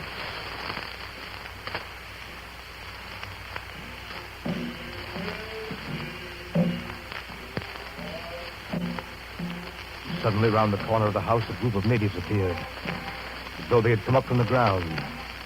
They waded waist-deep in the grass in a compact body bearing an improvised stretcher in their midst. Now, at last, I was to see Kurtz. Behind the stretcher, 2 of the agents carried his arms. 2 shotguns, a heavy rifle, and a light revolver carbine. The thunderbolts of that pitiful Jupiter.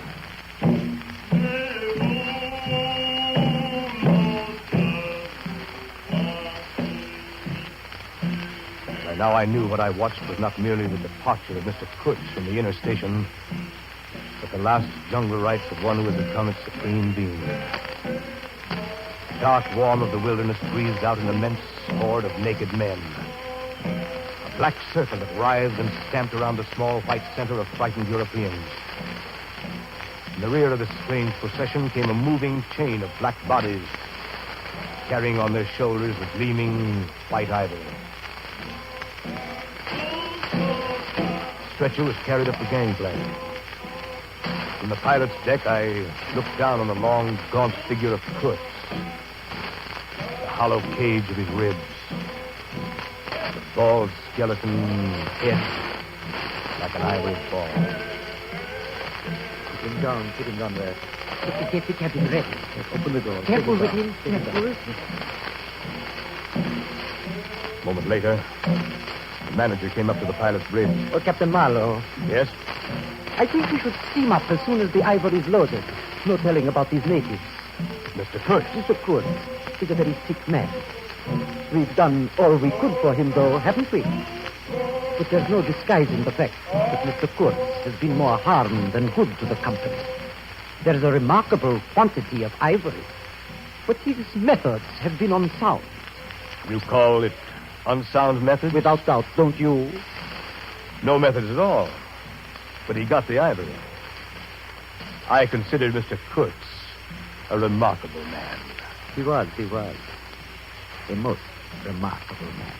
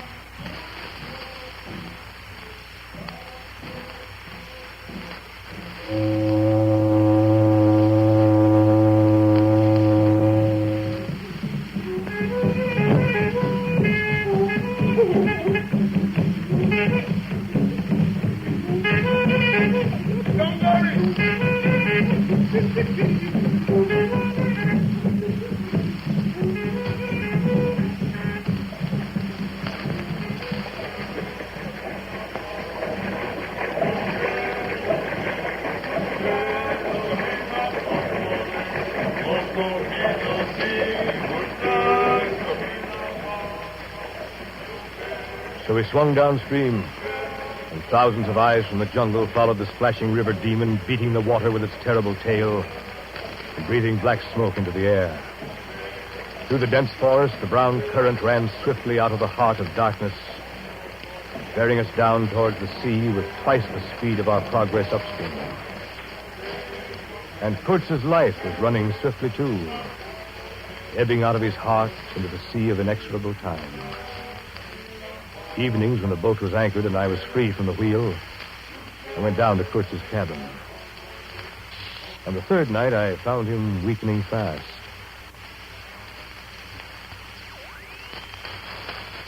Yes. How are you tonight, Mr. Kurtz? Well enough to be back at my station. That place is mine. You've no right to take me away. It's that manager, that stupid scoundrel. He wants my ivory. He's blocked me at every turn. Don't excite yourself, Mr. Kurtz. You're sick, you know. Sick. Sick? Not so sick as you'd like to believe. Never mind. I'll carry out my ideas yet. I will return. I'll show you what can be done here. You with your little peddling notions. You're interfering with me. I will return. I have more to do than die here in this stinking jungle. You're not going to die, Mr. Kurtz. Of course I'm not going to die. I have too much to accomplish. Close the shutter, will you? That light. Did you close the shutter, Mr. Marlowe? The shutter is closed, sir. Tighter, tighter. I can't stand the light. I tell you. You must show them you have in you something that is really profitable. The methods you use aren't important. I was driven. No matter. You must take care of the motives, Mr. Marlowe. Right motives, always. That's the thing. Very true, sir. It was the manager, that noxious fool, who drove me to it. He pried into my boxes when I was not looking. He destroyed me with the company. But I was the company. I was the company. I sent them more ivory. More ivory. That's what they wanted. Ivory. You must be quiet, sir. Ivory. That light, shut up. That light. There is no light, sir. It's the ivory. The ivory. Horror. Horror.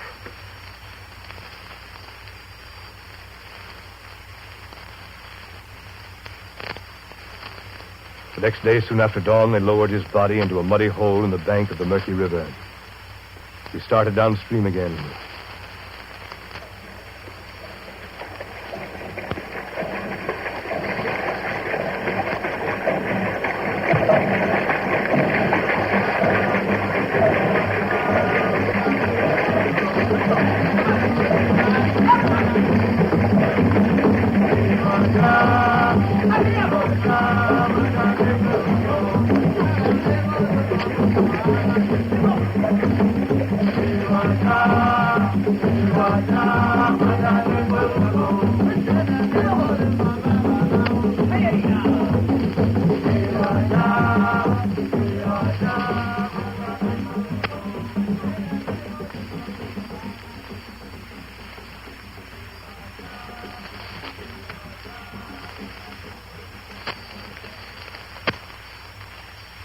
Among his belongings was a packet of letters and the photograph of a girl.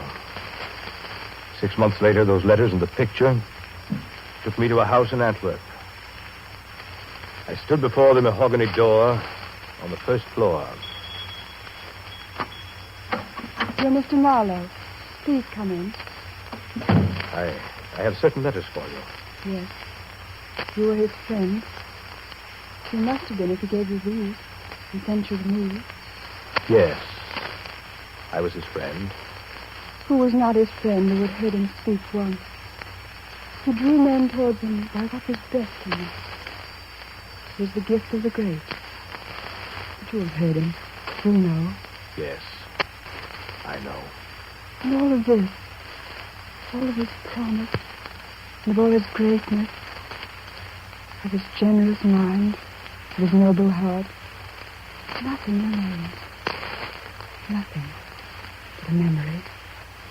You and I. We shall always remember him. And his example. Men looked up to him. His goodness shone in every act. I believe in him more than anything on earth. Forgive me. I've mourned so long in silence. In silence. You were with him to the last. At the very end. I heard his very last words. Repeat them. I want something to live with. His last word to live with. Don't you understand? I loved him. I loved him. I loved him. The last word he pronounced was your name.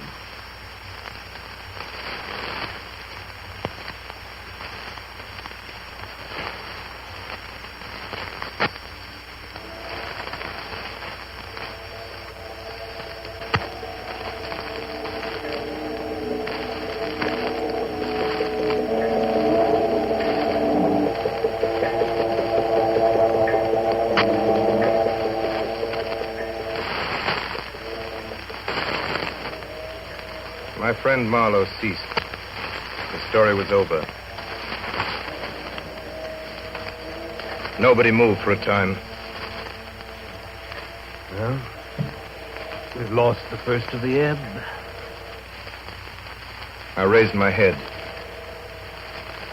The offing was barred by a black bank of clouds, and the tranquil waterway leading to the uttermost ends of the earth flowed somber under an overcast sky and seemed to lead into the heart of an immense darkness.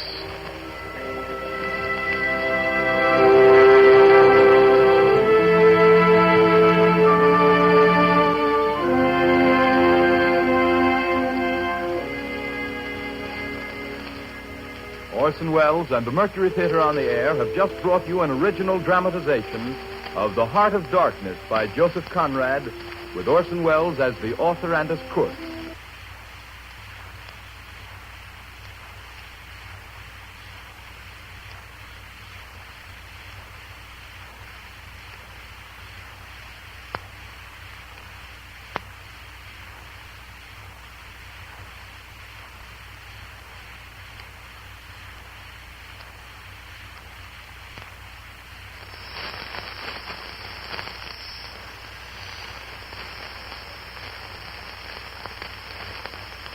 The Columbia Broadcasting System and its affiliated stations are presenting Orson Welles and the Mercury Theater on the air in two famous stories dramatized for radio.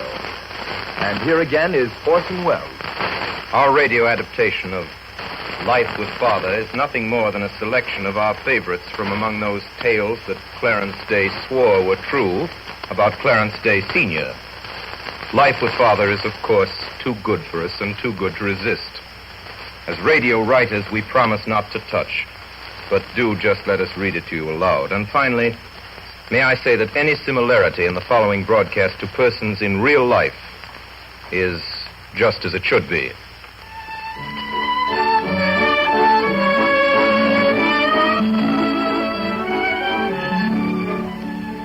Up to the late 1890s, we lived in one of the long rows of comfortable-looking brownstone houses on Madison Avenue. Father went downtown each morning on the 6th Avenue elevated, but Mother felt that horse cars were better. She didn't like the soot and cinders from the steam engine that pulled the 4-passenger cars, and the toot of the whistle made her nervous. No telegraph poles were allowed on 5th Avenue, but they stood in long rows on other thoroughfares. We had wires in our house, but they were good, honest, old-fashioned wires, and to make them work, we had to pull them.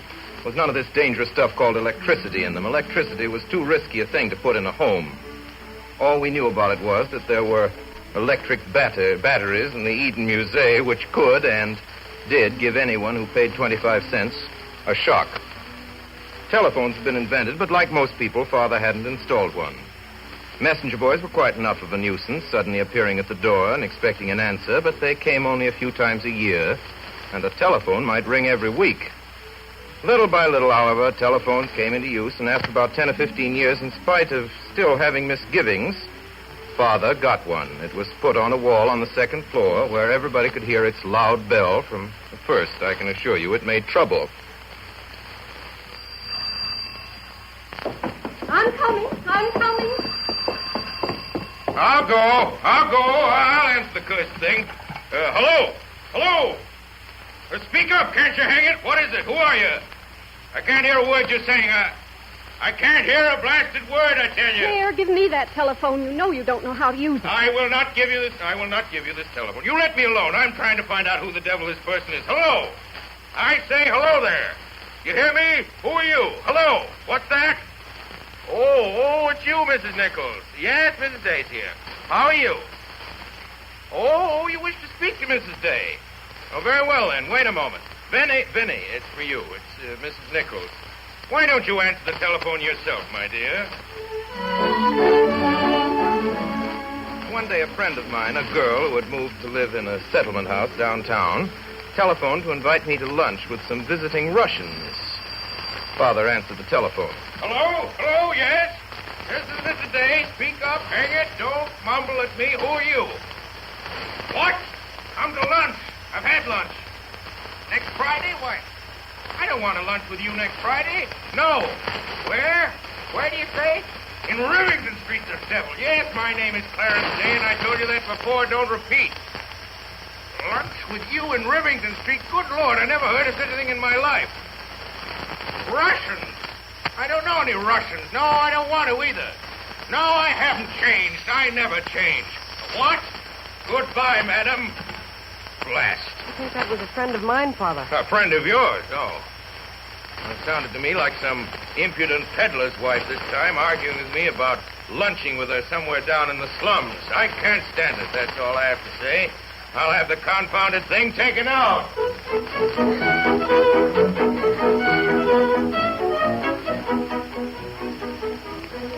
One day, when I was about 10 years old, and my brother George 8, Father suddenly remembered an intention of his to have us taught music.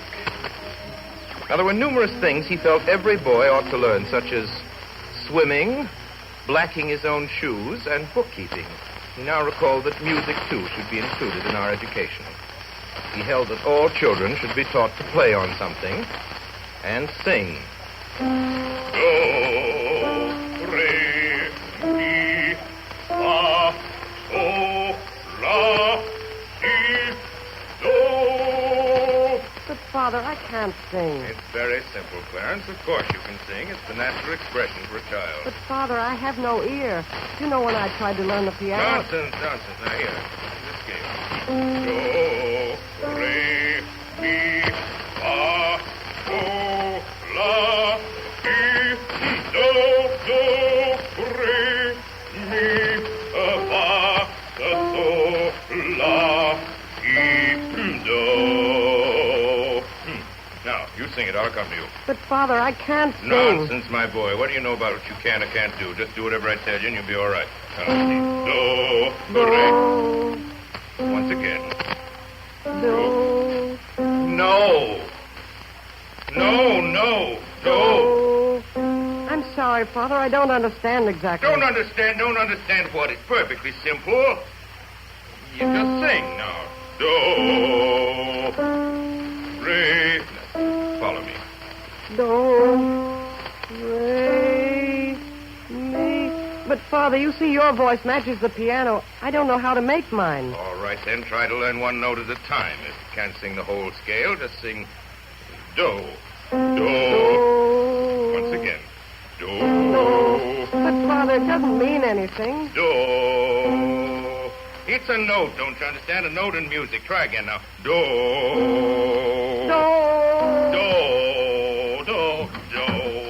Claire, what are you doing? What am I doing, Vinny? Can't you hear what I'm doing? I'm trying to teach your oldest son to sing. But, Claire, can't you hear how it sounds? Will you please go away, my dear, and leave me alone with my son? If his voice is painful to you, go away. You can't hear it. But, Claire... Dash it, I will not be interfered with. I'm sick and tired of being systematically thwarted and hindered in my own house. Can't stand it another moment. Think I can't teach him? You teach him. You'll only have to come right back down again. The soup's being put on the table. I don't want any dinner. Oh, Claire, please. It's oyster soup. Don't want any.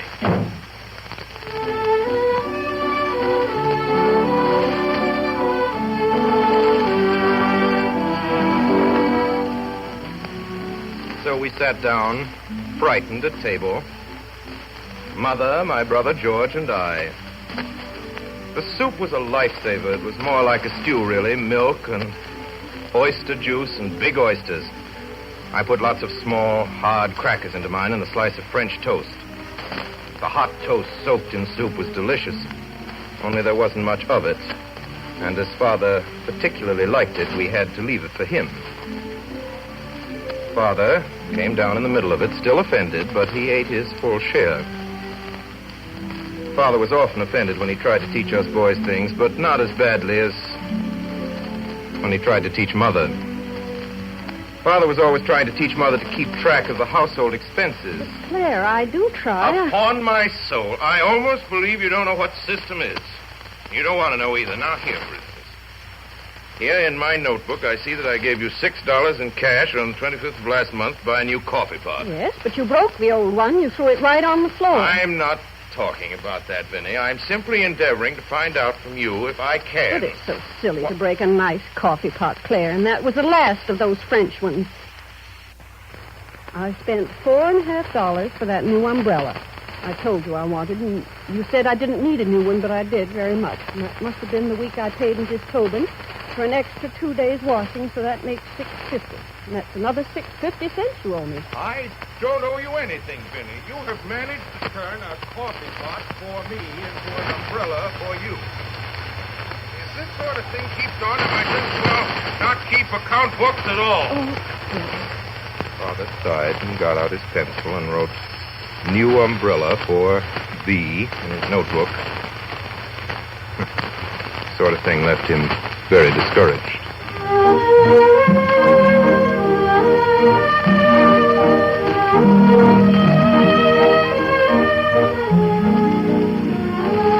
Father got annoyed with us when he didn't stay well. He usually stayed well himself, and he expected us to be like him and not to faint and slump on his hands and thus add to his burdens. All this talk about germs, a lot of newfangled nonsense. When I was a boy, there were no germs that I knew of, and if they do exist, what of it? I'm as healthy as they are. If any blasted germs want to have a try at me, bring them on!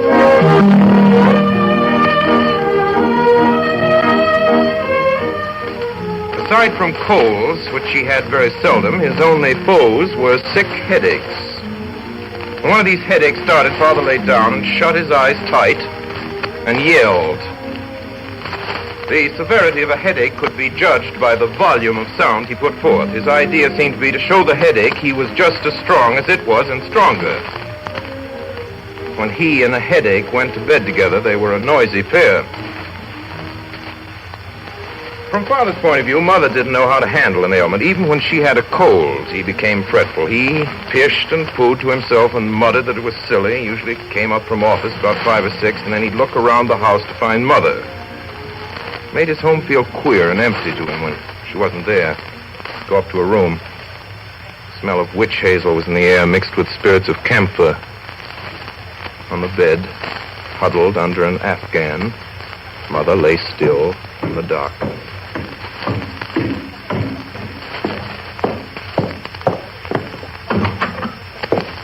Vinny? Are you there, Vinny? Go away. What? Go away. Oh, go away. Good Lord. Claire, What is it? won't you please shut my door again? After supper, he didn't seem to know what to do with himself, so he'd go up and stand at the foot of Mother's bed, look gloomy. What is it, Claire? Nothing. Well, for mercy's sake, don't stand there looking like that, Claire. What do you mean, looking like that? Oh, go away. When people are sick, they like to see a smile or something. I never will get well if you stand there and stare at me that way. Please shut my door quietly this time and leave me alone.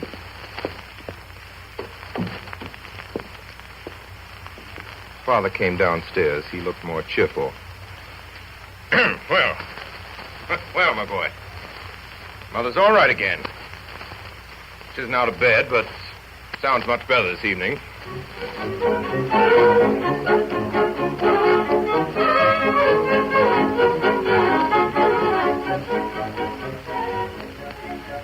One evening, Father found Mother worrying because Aunt Emma was sick with influenza. Oh, pooh. There's nothing the matter with Emma. You can trust people to get any ailment whatever that's fashionable. They hear a lot of other people having it, and the first thing you know, they get scared and think they have it themselves. Then they go to bed and send for the doctor. The doctor, oh, poppycock. Well, but Claire, dear, if you were in charge of them, what would you do instead? Cheer 'em up. Cheer 'em up. That's the way to cure 'em. Well, how would you cheer them up, darling? I tell 'em, bah.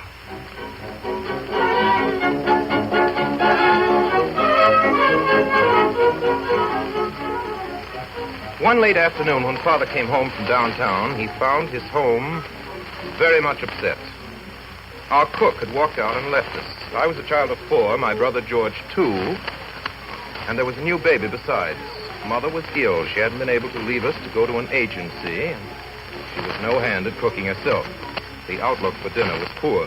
Well, what do you intend doing, Vinny? What's become of us? Claire, why don't you go dine at your club for once? Ridiculous. I never died in the club. I won't do it. Any time I can't have my dinner in my own home, this house is for sale. I'm ready to sell the place this very minute if I can't live here in comfort, and we can all go and sit under a palm tree and live on breadfruit and pickles. I'll try to get to an agency in the morning, Claire. See what I can do. In the morning? Good heavens. Where is this place? I'm going there right now. So Father put on his hat and gloves and started out for the agency. There was nobody in the place except a woman sitting at a desk. Good day. Where are they? I beg your pardon, sir. What did Where do you keep them? I'm asking, where do you keep them? Well, the girls are in there, but the clients are not allowed in that room. If you will tell me the kind of position you wish me to fill for you, I'll have one of them come out. We don't allow that. But, sir, you simply mustn't go.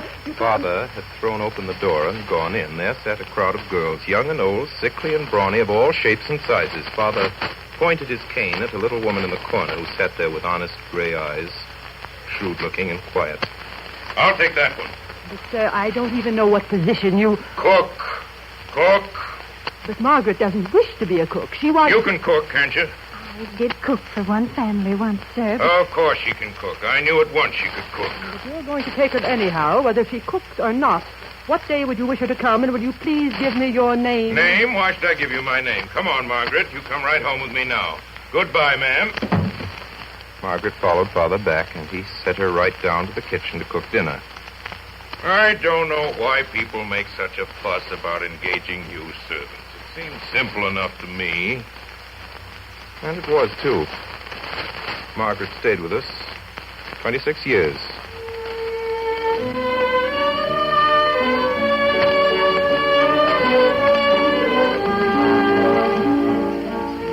And Margaret was just the kind of cook Father wanted. Lots of cooks can do rich dishes well. Margaret couldn't, but she cooked simple, everyday dishes in a way that made our mouths water. Father said her apple pies were the most satisfying he ever tasted. Her warmed-up potatoes were so delicious, he used sometimes to make a whole dinner of them. Yet even Margaret sometimes miscalculated. A large, royal-looking steak would be set before Father, which upon being cut into would turn out to be underdone. Father's face would darken with disappointment. He would raise his foot under the table and stamp slowly and heavily 3 times on the rug.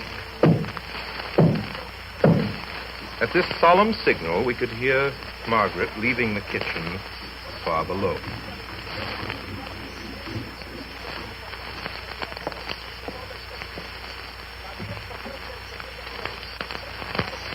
Margaret? Yes, Mr. Day. Margaret? That steak. Oh, the Lord bless us and save us. She would then seize the platter and make off of it to better it the best way she could. Father would gloomily wait and eat a few vegetables and pour out a fresh glass of claret. But sometimes a dish came up that was so perfect that Father's face would crinkle with pleasure, and with a wink at us, he would summon Margaret.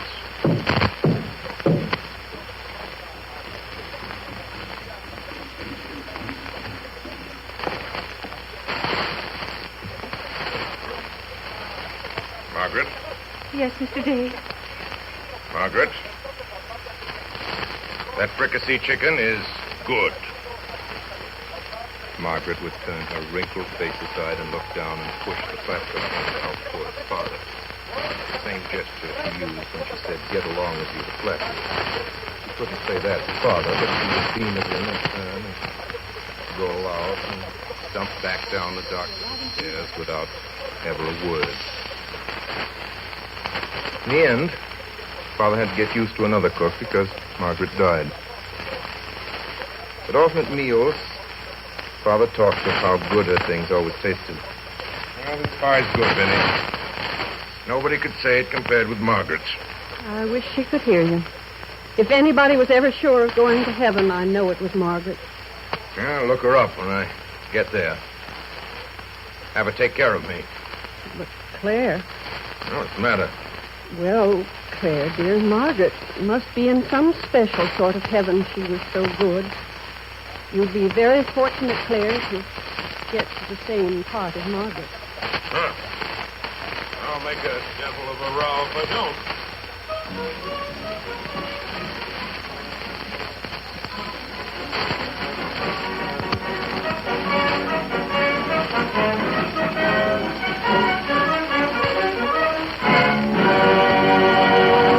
Tonight, the Columbia Broadcasting System has presented the 18th Weekly Hour featuring Orson Welles and the Mercury Theater on the air. In just a moment, Orson Welles will return to the microphone with an announcement regarding his future plans. Meanwhile, a word about tonight's production of 2 famous stories. Mr. Welles spoke for each of the authors as narrator.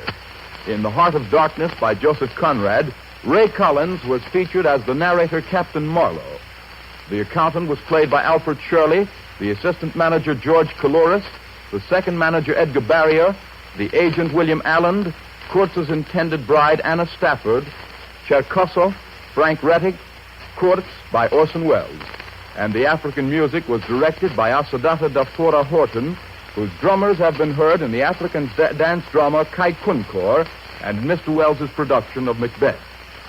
The excerpts from Life with Father by Clarence Day, which concluded the program, featured the mother, Mildred Natwick, the Employment Office Manager Mary Wicks, Margaret Alice Frost, the boy Clarence Arthur Anderson, Father Orson Welles.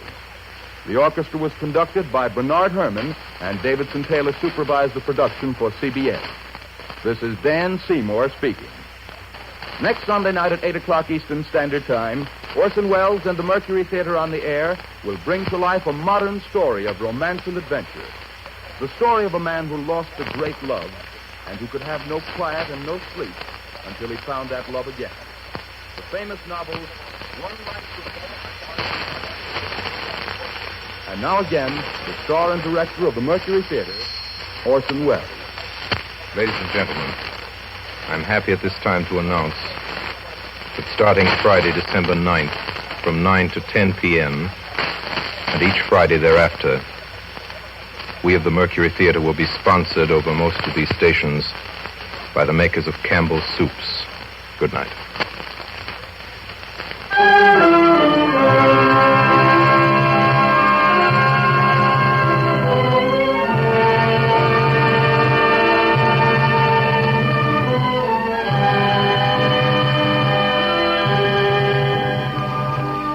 This is the Columbia Broadcasting System.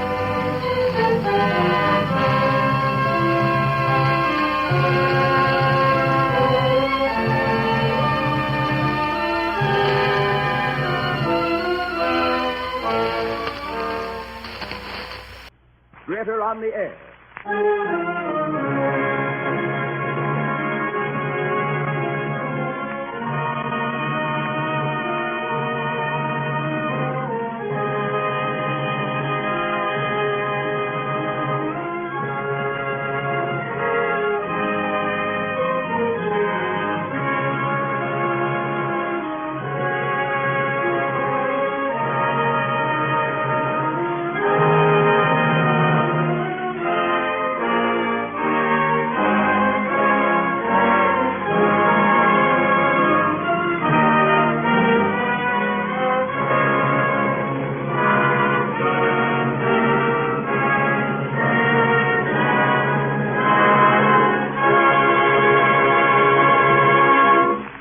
Tonight, Orson Welles produces and directs the 19th broadcast in the Mercury Theater series of dramatized great narratives.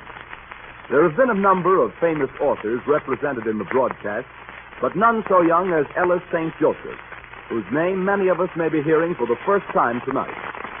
The story is one which Mr. Welles has long considered, and he takes great pleasure in presenting A Passenger to Bali by Ellis St. Joseph, one of the great short novels of recent years. The young author was born in 1911 and gathered material for A Passenger to Bali during a trip on a freighter in the Pacific. Though all the characters in his story are imaginary, the hurricane and certain other of the incidents actually took place. The freighter upon which he traveled was making its last voyage, and his story carries the weight of first-hand experience. The Mercury Theater on the Air presents A Passenger to Bali, starring Orson Welles as Dr. Albie Walsh.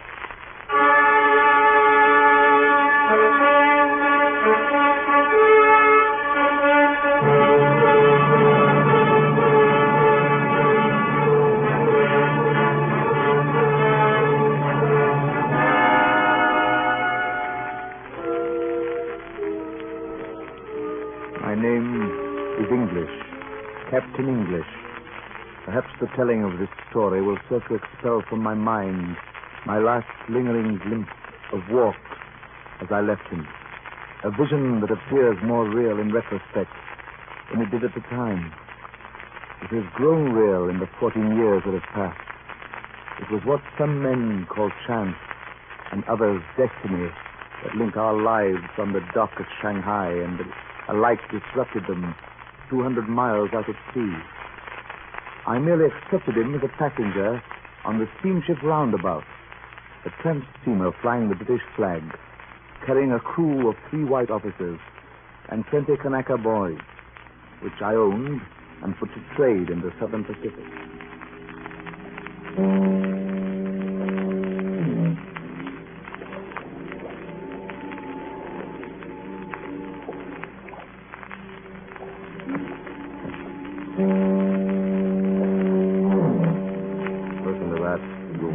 balmy. Fog's getting colder and thicker every minute. Clammy, that's what it is. There gives you the creeps not to see 5 foot in front of you. Only white wherever you look. Dan Olson. Fog is fog. Well, sometimes it is and sometimes it ain't. Superstitious, Mr. Randall? Now, look here, Mr. Stagg. You might be first mate and me only second mate. But we're both sailors, and I says it's a little queer. Fog like this ain't natural on the NC River this late in the year. The anchor ain't lifted yet. Captain broke. Bad omens, that's what. Saw a rat dive overboard this morning. You're joking. We don't want to joke about a thing like that. That wreck's leaving a ship. No seafaring man is... Shanghai. Port police. What are they snooping around here for? Like blooming ghosts. Contraband, maybe. It may be worse, eh? What I wants to know is what brings them here. Here, Mr. Stagg, to the roundabout. I got a feeling about this here ship. Gentlemen. Oh, is that you, Mr. Randall? Yes, Captain English. They finished putting the coal on board. Will you pay them off as quickly as possible? Yes, I'll do that, Captain. Time's money, that's what I said. Dirty fog, sir. Notice how she's closing in, blowing right up the river in our faces. Worse luck. Mr. Stagg, have you noticed anything unusual tonight? Like what, sir? Oh, for one thing, Shanghai Port Police. Yes, I did, sir. Not more than a minute back the launch went by. Anything wrong, Captain? No, I'm certain of it. We should have been out of the harbor and down the river 2 hours ago. Well, what would be in the wind, Captain? Just, for instance, some sort of trouble on the waterfront, I suspect. I knew something was brewing when we had trouble getting our deckhands. Oh, is that all, sir? I was worried for a minute. It's quite enough, Mr. Stagg. You can go right on being worried. No, I thought from the way them police looked, it might have something to do with us, sir. What? With the roundabout? Personal, like. Well, it will if we don't clear this harbor. Not a very pretty world where peaceful men have to go about carrying a gun. Never knew you'd have told one of them before. Protection, huh? From what, sir? From the Yangtze Kiang here, and the river pirates that shark it. From my own Kanaka boys, if they get the right meaning of the wrong words. From such a night as this. Captain, is that you, Captain? Yes, Mr. Randall. I paid that coaling gang double quick, Captain. What I says is, save time, save money, eh? Time's money. Right you are, Mr. Randall. We've got precious little of both of them. Well, let's be off. Give the orders, Mr. Stagg. Yes, sir.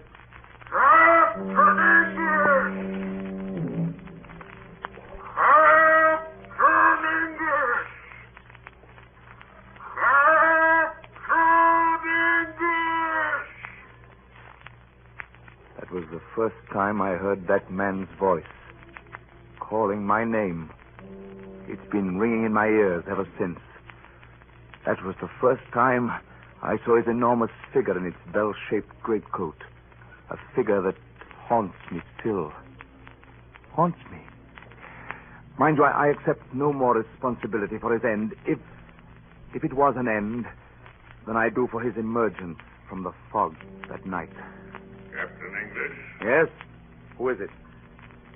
Have I the honor of addressing Captain English of the roundabout? I am Captain English. Allow me to introduce myself, Captain English. I am the Reverend Dr. Rob Walks, a Dutch missionary. A missionary, Captain, bound for Bali, there to distribute Bibles and spread the word of the Lord. Oh, what can I do for you? Your hand, sir. The Lord has brought us together tonight, Captain. What the Lord has put together, let no man put asunder. Isn't that your marriage sermon, Dr. Walks? Well, Captain, our first meeting is a marriage. Or a parting. Captain. So, you're looking at this thing men call my face. Have you seen it before? No. Good, so much the better. Then we can start from scratch. Captain! Captain! Ready to rise? I'll be with you in a moment, Mr. Stagg. Excuse me, you see, we're ready to sail, you see. I I'm not giving to wasting words in mundane affairs, Captain English. Not I save my breath. You see how very brief I can be. Captain English, I am told that your boat puts in at Boulogne, the port of Bali. Is that correct? Quite. In that case, here you will find a Dutch passport, several papers for identification, mostly clerical, and about 400 in American dollars. Be good enough to examine them. If the papers, the money, and myself meet with your approval, I shall sail with you tonight. Oh. Well, your passport seems in order. The photograph is you? Yes. My shadow in the sun. Yet a man must hold his shadow or lose the earth it falls on. Captain? The visa seems proper. These letters? Testimonials of faith, sir. And the money? Testimonials of faith of another kind. Well, I'm afraid it's unfeasible, Dr. Walks. The roundabout is a trading scene. Name your price. Well, I admit you tempt me. Funds are a bit low right now. Now's the time, then. Decide, sir. You own the ship as well as commander. Yes, I know. Then hoist your British flag, Captain, and be off with your Dutch passengers. Wait a minute. You say you're a Dutchman, yet you don't have much of an accent. Captain English, the Lord speaks in many tongues. It's odd that you should have waited until the last moment, Dr. Walk. His work knows no other time than the present. It's very irregular, you understand. Accepting at the last moment without proper investigation, a stranger A stranger? A minister of the Lord. Well, Captain? There's a police launch again. The third time tonight. Well, Captain? Very well. I'll take you. The meeting, sir, is a marriage.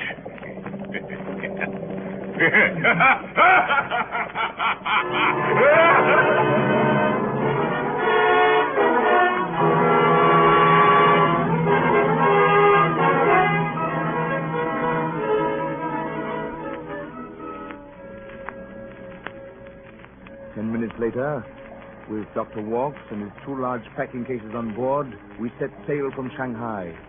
The following days faded into each other and blurred into weeks. First it was cold, then it was hot. Nothing disturbed the ordered routine except the presence of Dr. Walks. He threw a palpable shadow over the whole ship. Something you couldn't put your finger on. A sort of restlessness, unspoken dissension among the crew, even the officers. I pretended not to notice. And then one day it was useless to pretend any longer. Mr. Wrangler and I were on our way down to the mess room for lunch. From inside, we heard the voice of our Chinese cook. All right, Chinaman. Now, what more did he say? Just what he say. He got fellow love God, hate devil. What else did he say? Come on, spit it out or I'll break your wrist. What's this, Mr. Stagg? Ask him, sir. True? No, Captain. Excuse, please, Captain. I think I'd rather hear it from you, Mr. Stagg. Chu, you may go. Thanks very much, Captain. She was in breaking place, sir. Gave me some lip, guilty of insubordination. You saw the way he backed out. Your word's enough, Mr. Stagg. Thank you, sir. So I hardly see the necessity for handling it, well, handling him as you did over a broken plate. Ah, blast him up. It was more than the plate. Well, what was it? That Dutchman, sir. He's up to something. He's been talking to the crew. We'll not discuss the matter any further, Mr. Stagg. Gentlemen, shall we sit down? Dr. Walks is late for lunch, as usual. You make up for it, he will, when he sees the grub in front of him. Ain't natural for a man of the cloth to eat so much. And what I say is, how can any man be godly on a full stomach? Much easier, I should say, than on an empty one. What use does he put his belly to, I wants to know? Don't bend it to no work. Shoves it into the prow of the boat and stands there all day like a bleeding figurehead. What for? Well, what's a figurehead for? But is it natural, sir? Always to have him ahead of us wherever we goes? It gives you the feeling that he's taking the boat where he wants. He's too big for his clothes, if you ask me. I don't think he's even a reverend. And I don't care if he is or not. He makes my gorge rise. Just the sight of him and that smile of his. There is something queer about him, all right. You feel it yourself, Captain. Gentlemen, I'd rather not discuss Dr. Walks. Captain, you can use words better than I can, but I'm right and you know it. It was a bad night when you picked him off the wharf without knowing no more of him than you could see in the fog. Mr. Stagg, are you questioning the behavior of a superior officer? I'm sorry, sir. It's simply that I... Good day, gentlemen. Another day, another lunch. Yes, a good lunch, too, I see. Good day, Dr. Walks. Thank you. Mr. Stagg and Mr. Wrangle, I see, prefer a silent grace, as usual. Yes, maketh me to lie down in the green pastures. He prepareth the table for me in the presence of my enemies. Amen.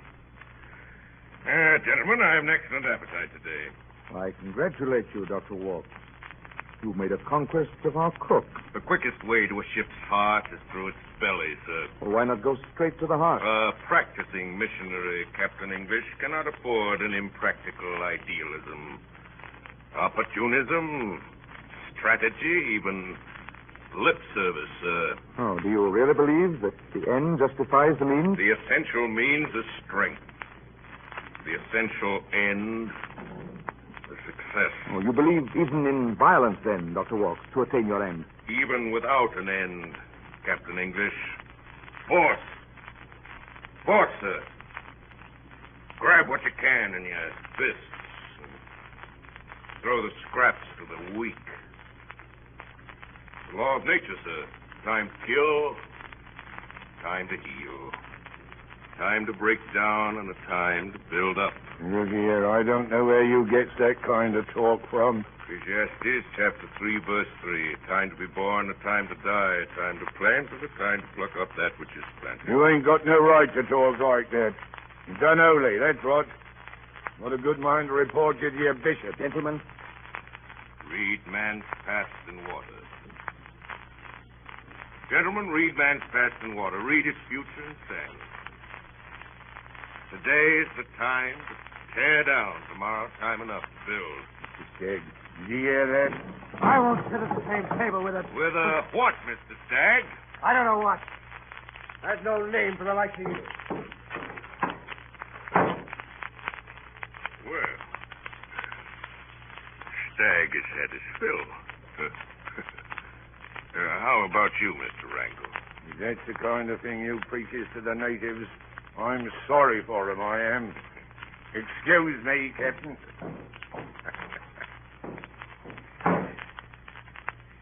Well, we're alone now, Captain. Are you with me, sir? No, Mr. Walks. You are with me on my ship, which you seem to have forgotten.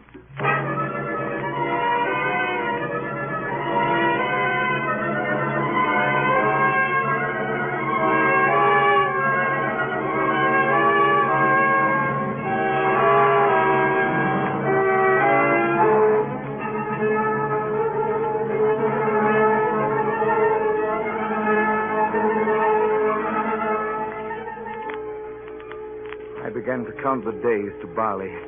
We lay over at the Philippines, and then we stopped at Surabaya. Meanwhile, our passenger consulted with the crew, a companionship I didn't discourage, for it relieved us of his presence. Moreover, there was an epidemic of surreptitious drinking upon this particular trip, difficult to cope with. It seemed to have some connection with him, although what I couldn't tell. He got on altogether too well with the native crew. Night after night, his loud laughter mingled with theirs and carried up to us in the wheelhouse. And then, the evening before we reached Bali... Listen. Yeah, listen. You could hear it with 6 foot of dirt near the ears. Try to sleep through that. Look at them down there, prancing around that lantern like it was a bonfire. And him in the middle and leading them like he was Queen of the May. Oh, shut that door. Captain, are you going to stand for it? What can I do, Mr. Stagg? Put him in chains. Well, we'll be rid of him tomorrow in Bali. What about that native crew down there? Ain't they going to be on board after tomorrow? I'll take my chances with them when Dr. Walks is ashore. Well, we know you're not... scared, sir. But... It doesn't matter whether you think I'm a coward, Mr. Stagg. Oh, I didn't mean that, Yeah, Captain. you know, Captain, it's going to be a sad blow to lose our passenger. Come to love him we have, haven't we, Mr. Stagg? Yes, sir. Bally's in luck to get a man like him. Holy and wholesome he is. Ain't every day we have a passenger like Mr. Walks. Say, what's that? Someone coming up from below. Captain English. Captain English. What do you want, Mr. Walks? This is the wheelhouse. Passengers are not admitted. Captain English! What is it? Oh, sir. I am come to you from the ends of the earth, from the brine of the sea, a gift that fortune has bestowed upon you. Captain English! Mr. Anglo, kindly help Dr. Walks to his bunk.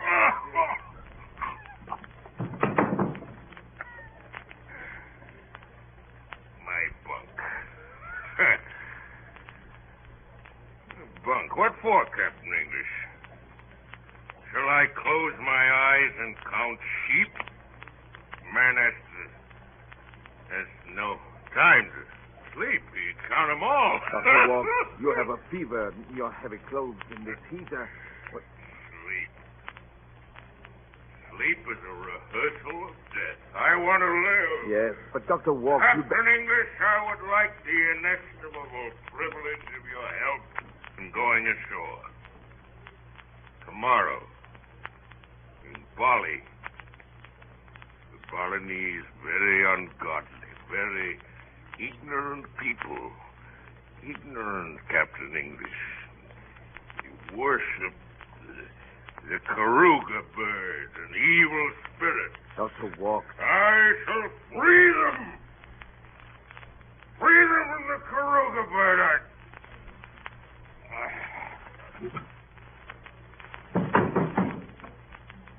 Faded.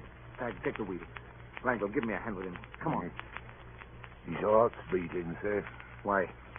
He's drunk. Drunk, is he? Oh, blimey. Well, at last there's something's got the best of that blasted Dutchman.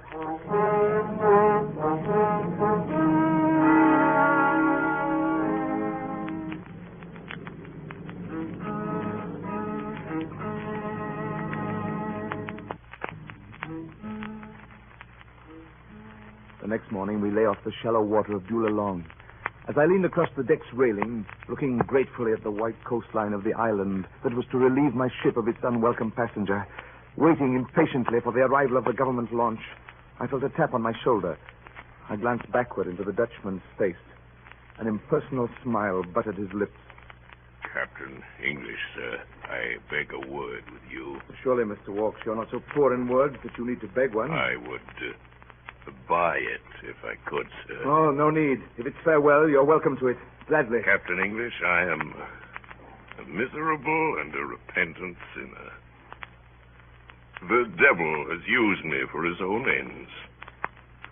If you can find it in your heart to forgive and forget, Captain English, I am sure we can come to an equitable arrangement. Your conduct is no concern of mine, Dr. Walks. Precisely. You weren't paid to watch me, but if you're agreeable, I should now like to make my welfare your business. Here, here's $200 in the currency of God's own country. Well, what's this for? I'm hiring one of your lifeboats for the brief period of a half hour. Get ashore. Well, it seems you're not yourself yet, Dr. Walks. Perhaps I'd better hold your money until you're master of it. I knew I could rely on your discretion. Now for the lifeboat. Very well, sir. As soon as the port authorities have come on Oh, board. no. Now. I'm afraid that's impossible. Good Lord, man, that's what I'm paying you for. If you think I want to wait on your deck until my papers are inspected, do I have to explain? I understand you well enough, sir. I prefer not to know the details. I'm as anxious as you to have you off my ship. But if you double the bribe, I wouldn't draw a line to save you. Must I swim for it? I wouldn't if I were you. That's the government launch now. See? Over there on the starboard side. Ahoy there! Aboard the roundabout! Ahoy! And you make it? There's still time. Now listen, man. It's your last chance. Yours as well as mine. Listen to me. Get me off this boat, or take the consequences. I swear it. You ransack the four corners of the globe, looking for this minute. Don't let it slip through your fingers. There's eternity in it.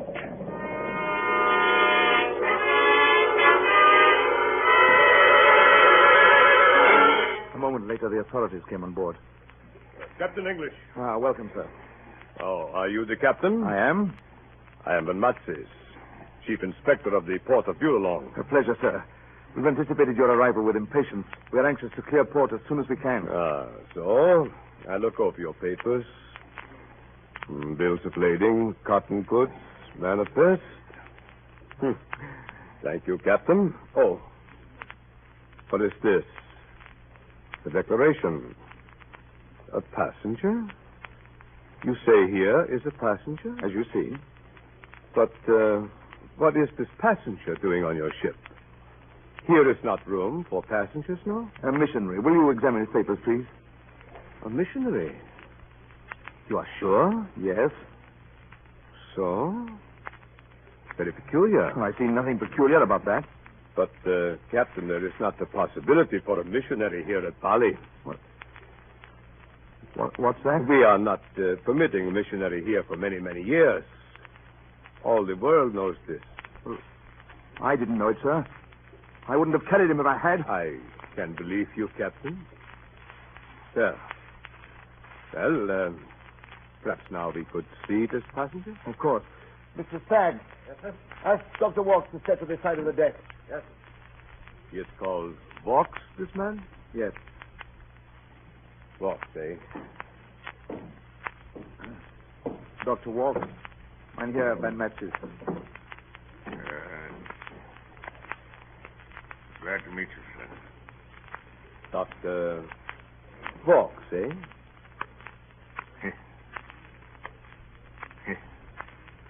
Yes, Dr. Walks. This morning I wake, the birds sing, the sun is shining.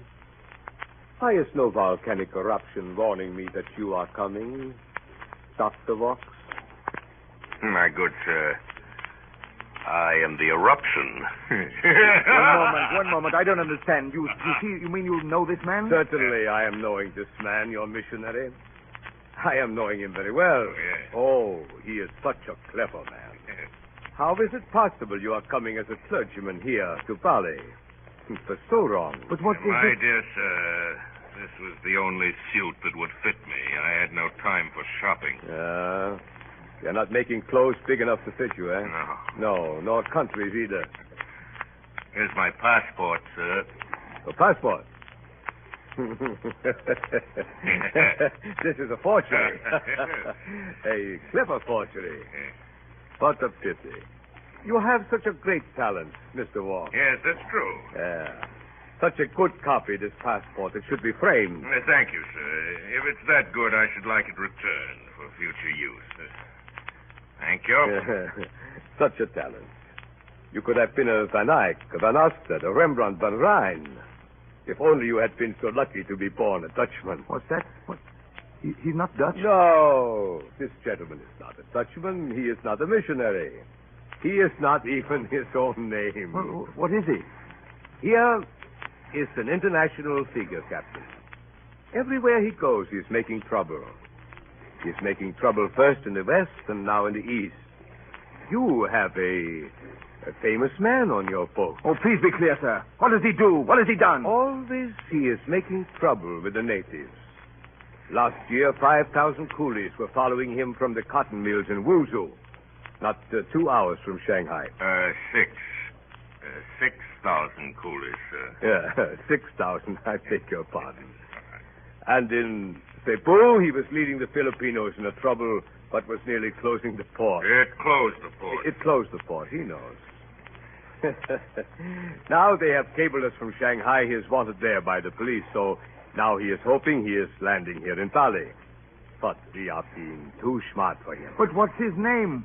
What's his country? What am I to do with him? He has many names, but he has no country. Somebody is knowing, of course, but nobody is telling. The Dutch East Indies are closed to him. I do not know where is not closed to such a man. I doubt you will lose him. Ever. But to whom does he belong, Herr Van Metzis? I refuse to be burdened with him. You have no choice. Captain, I am sorry for you. Here he is on this ship. He belongs to you. Would you turn me into a Flying Dutchman, sir? A Flying Dutchman, that's right. Mr. Fox, that's what you are. You will sail from now until eternity. Yes. A Flying Dutchman. A Flying Dutchman.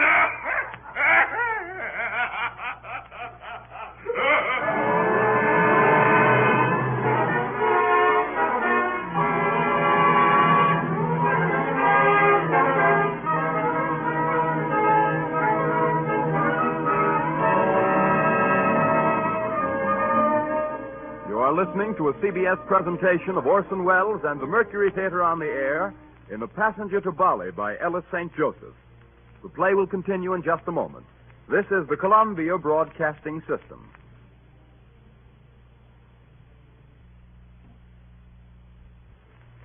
We continue now with The Passenger to Bali by Ellis St. Joseph, starring Orson Welles in the role of Raube Walks.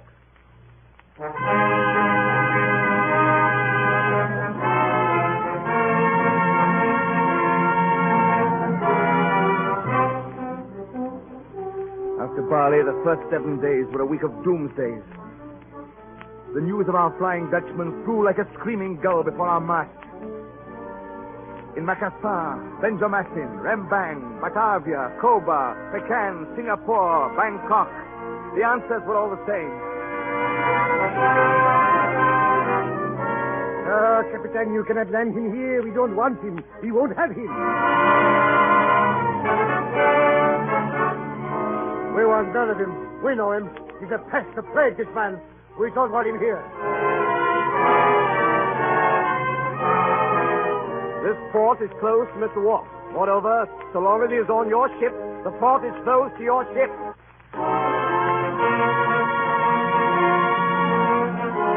You can't land him here. You can't land him. You can't. Not here. Not here. Not here. Not here. No, not here. Not here. Not here. Not here.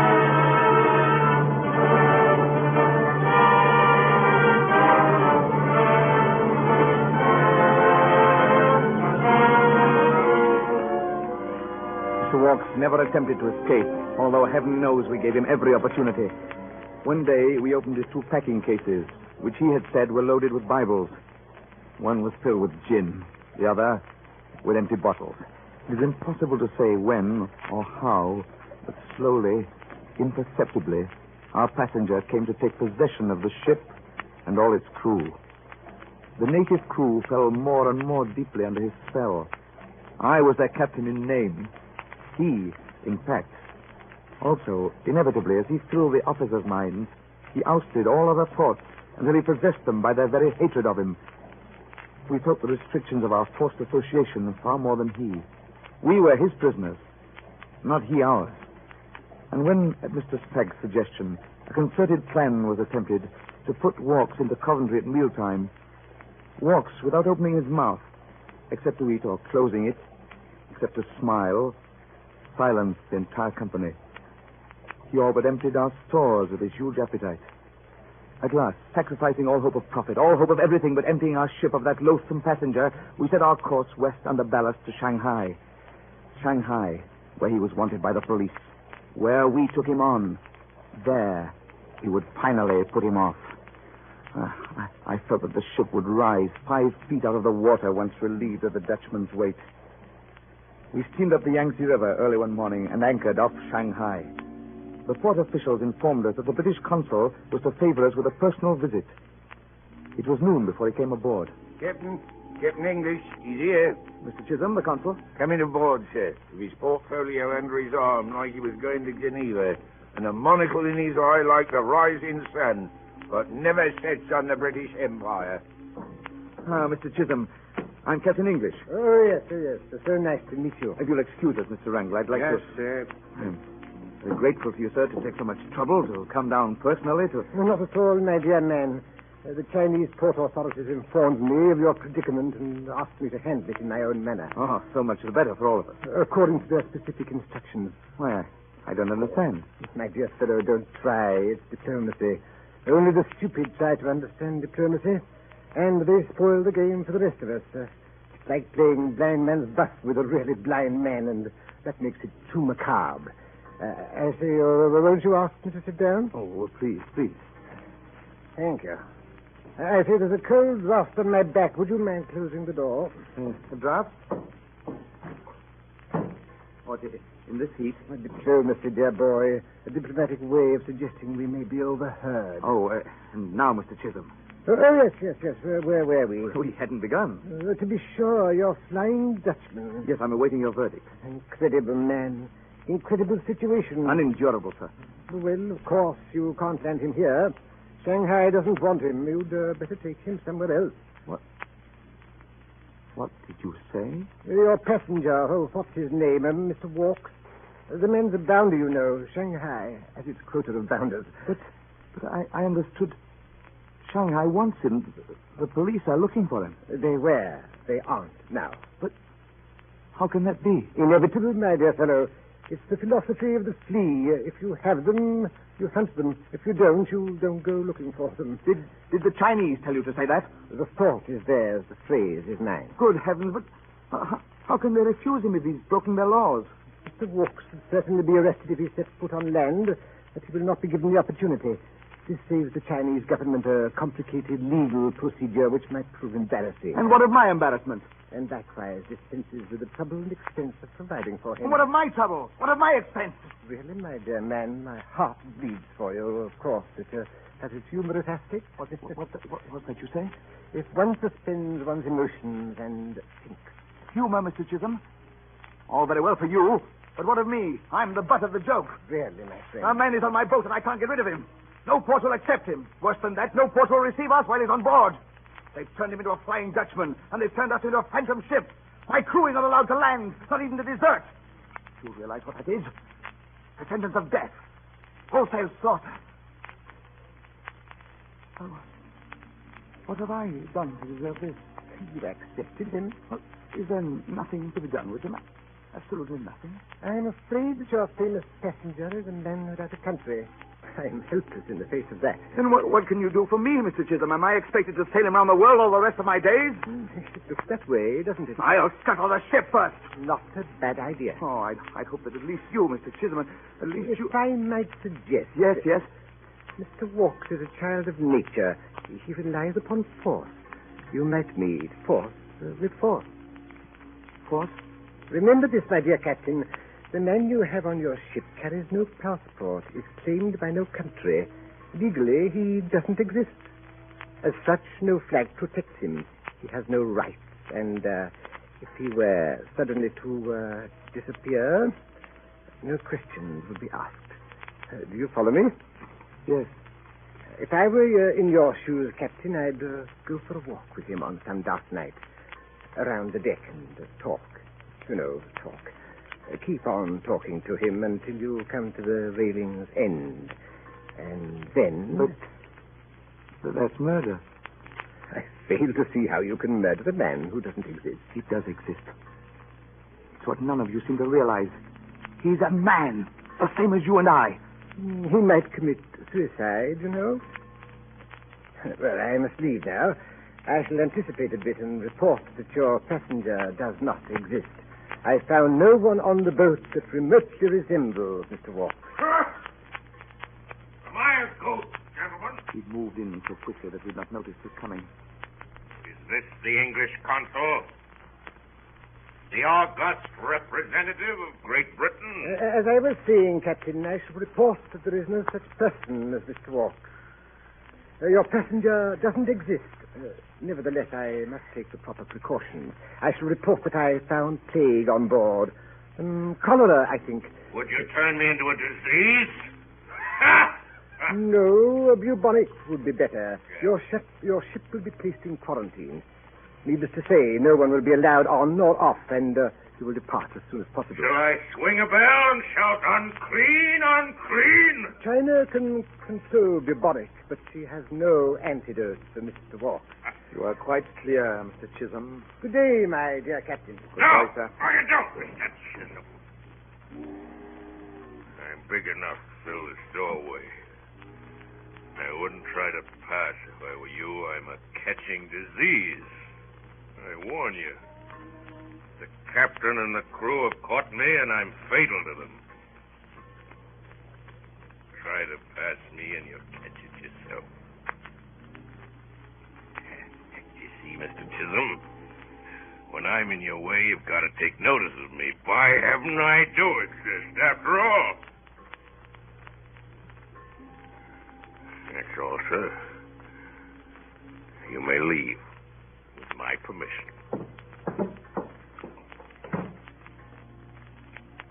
Well, Captain English, we are as we were. No, Dr. Walk. No, how so? Shanghai, your last chance to lose me. It's out. I'm yours. No. No? I must take Mr. Chisholm's advice. Oh, she suggested one more port, still another. Is there such a place, such a land on earth? Have no doubt. They will accept you there. Will they? I should hardly have thought it possible. Even if I were to die, I doubt if you would lose me. You'd probably carry me back and forth between heaven and hell.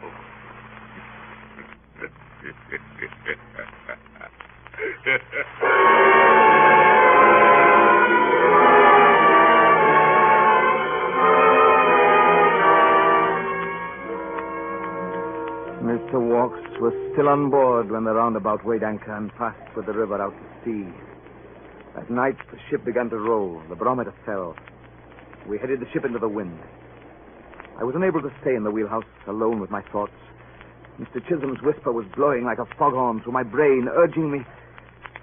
I fled to the deck in the welcome company of my two mates. Mr. Wrangle. Yes, sir. Report to the wheelhouse.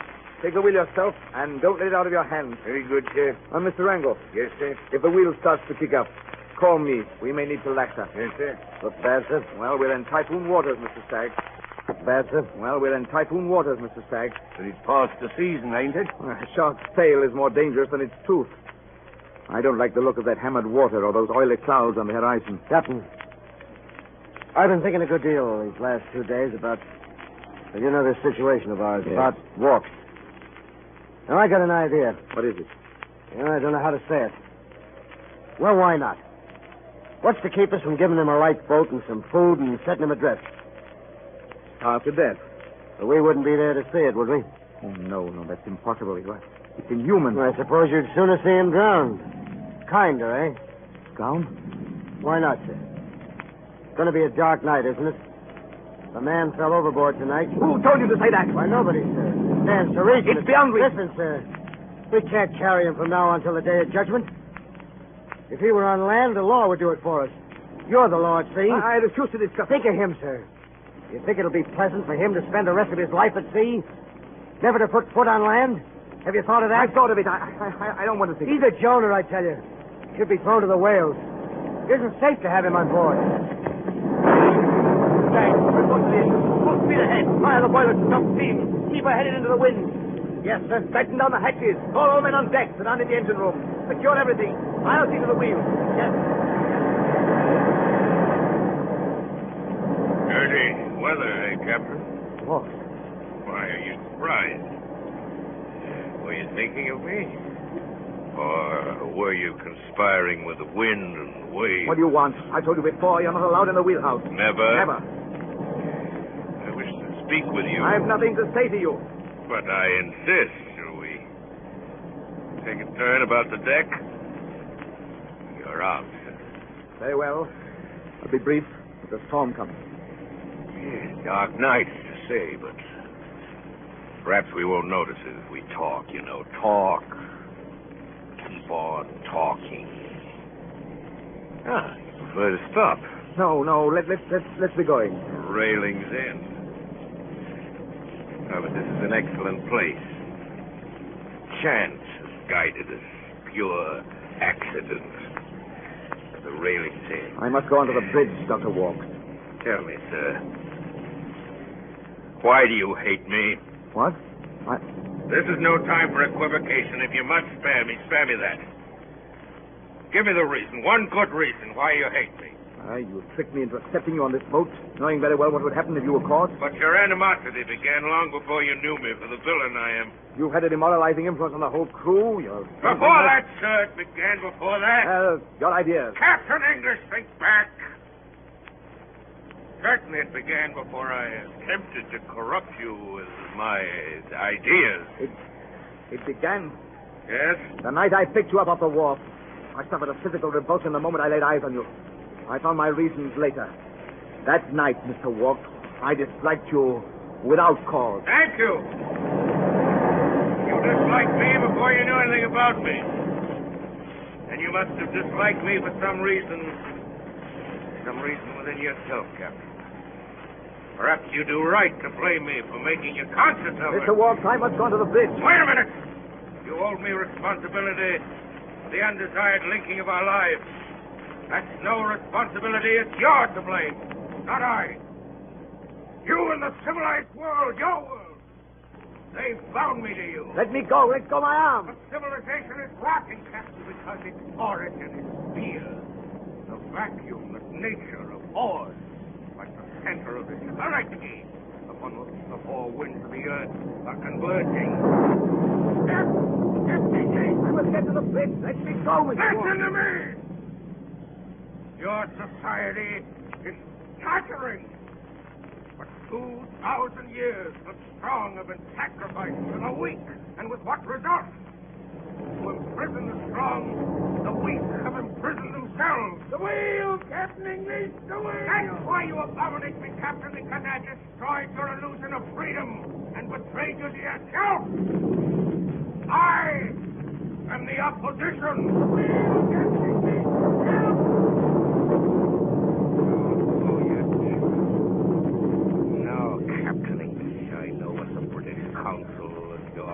The stag told you to do. Well, here we are at the railings in. Why don't you do it? Mr. Walks. If our positions were reversed, Captain, do you think I'd hesitate for a minute? I'd move quietly. I'd take a sudden step forward. By heaven, I will. You...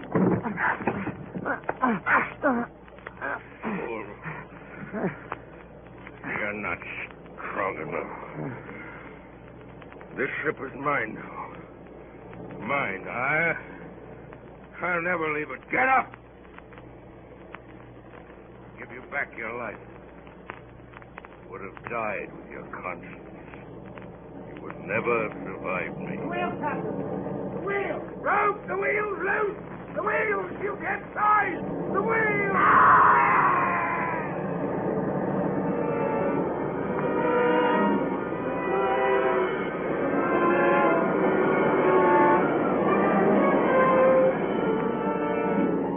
Managed, I don't know how, to gain the wheelhouse.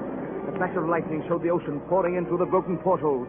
Another flash, and we saw the whirring wheel, a huge wooden wheel in blurred outlines, spinning.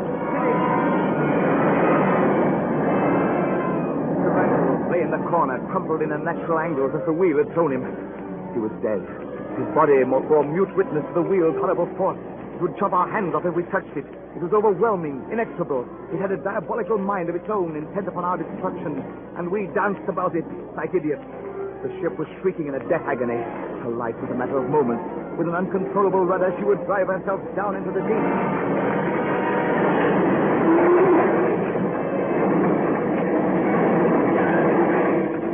The great waves struck the walls and broke in the door and descended upon us. The ship raised her shoulders above the sea, and the water washed out through the whirring wheel. We saw looming in the doorway of the wheelhouse an immense figure. with the salt water running down him, dripping from his face and fingers. Mr. Walks might have risen from the sea itself. Out of the way! Mr. Walks, you can't stop that wheel. And I... Annie, you man! It'll kill you! I'm not afraid of it. I'll stop it if I have to smash it. Walk! He's got it. He's got the wheel on his back. I have. I've got the ocean. The whole ocean on my back. Can you hold it? Tag, grab the wheel. Help him. Here, let me get at it too. Good. Rope. There's rope coming. Do you hear? My collar. Oh, my collar. That's better. We can hold it. Till the I can hold it. Gentlemen, I doubt if it will be necessary. What's that? What's that you say? We're holding nothing. The ship's rudder just snapped.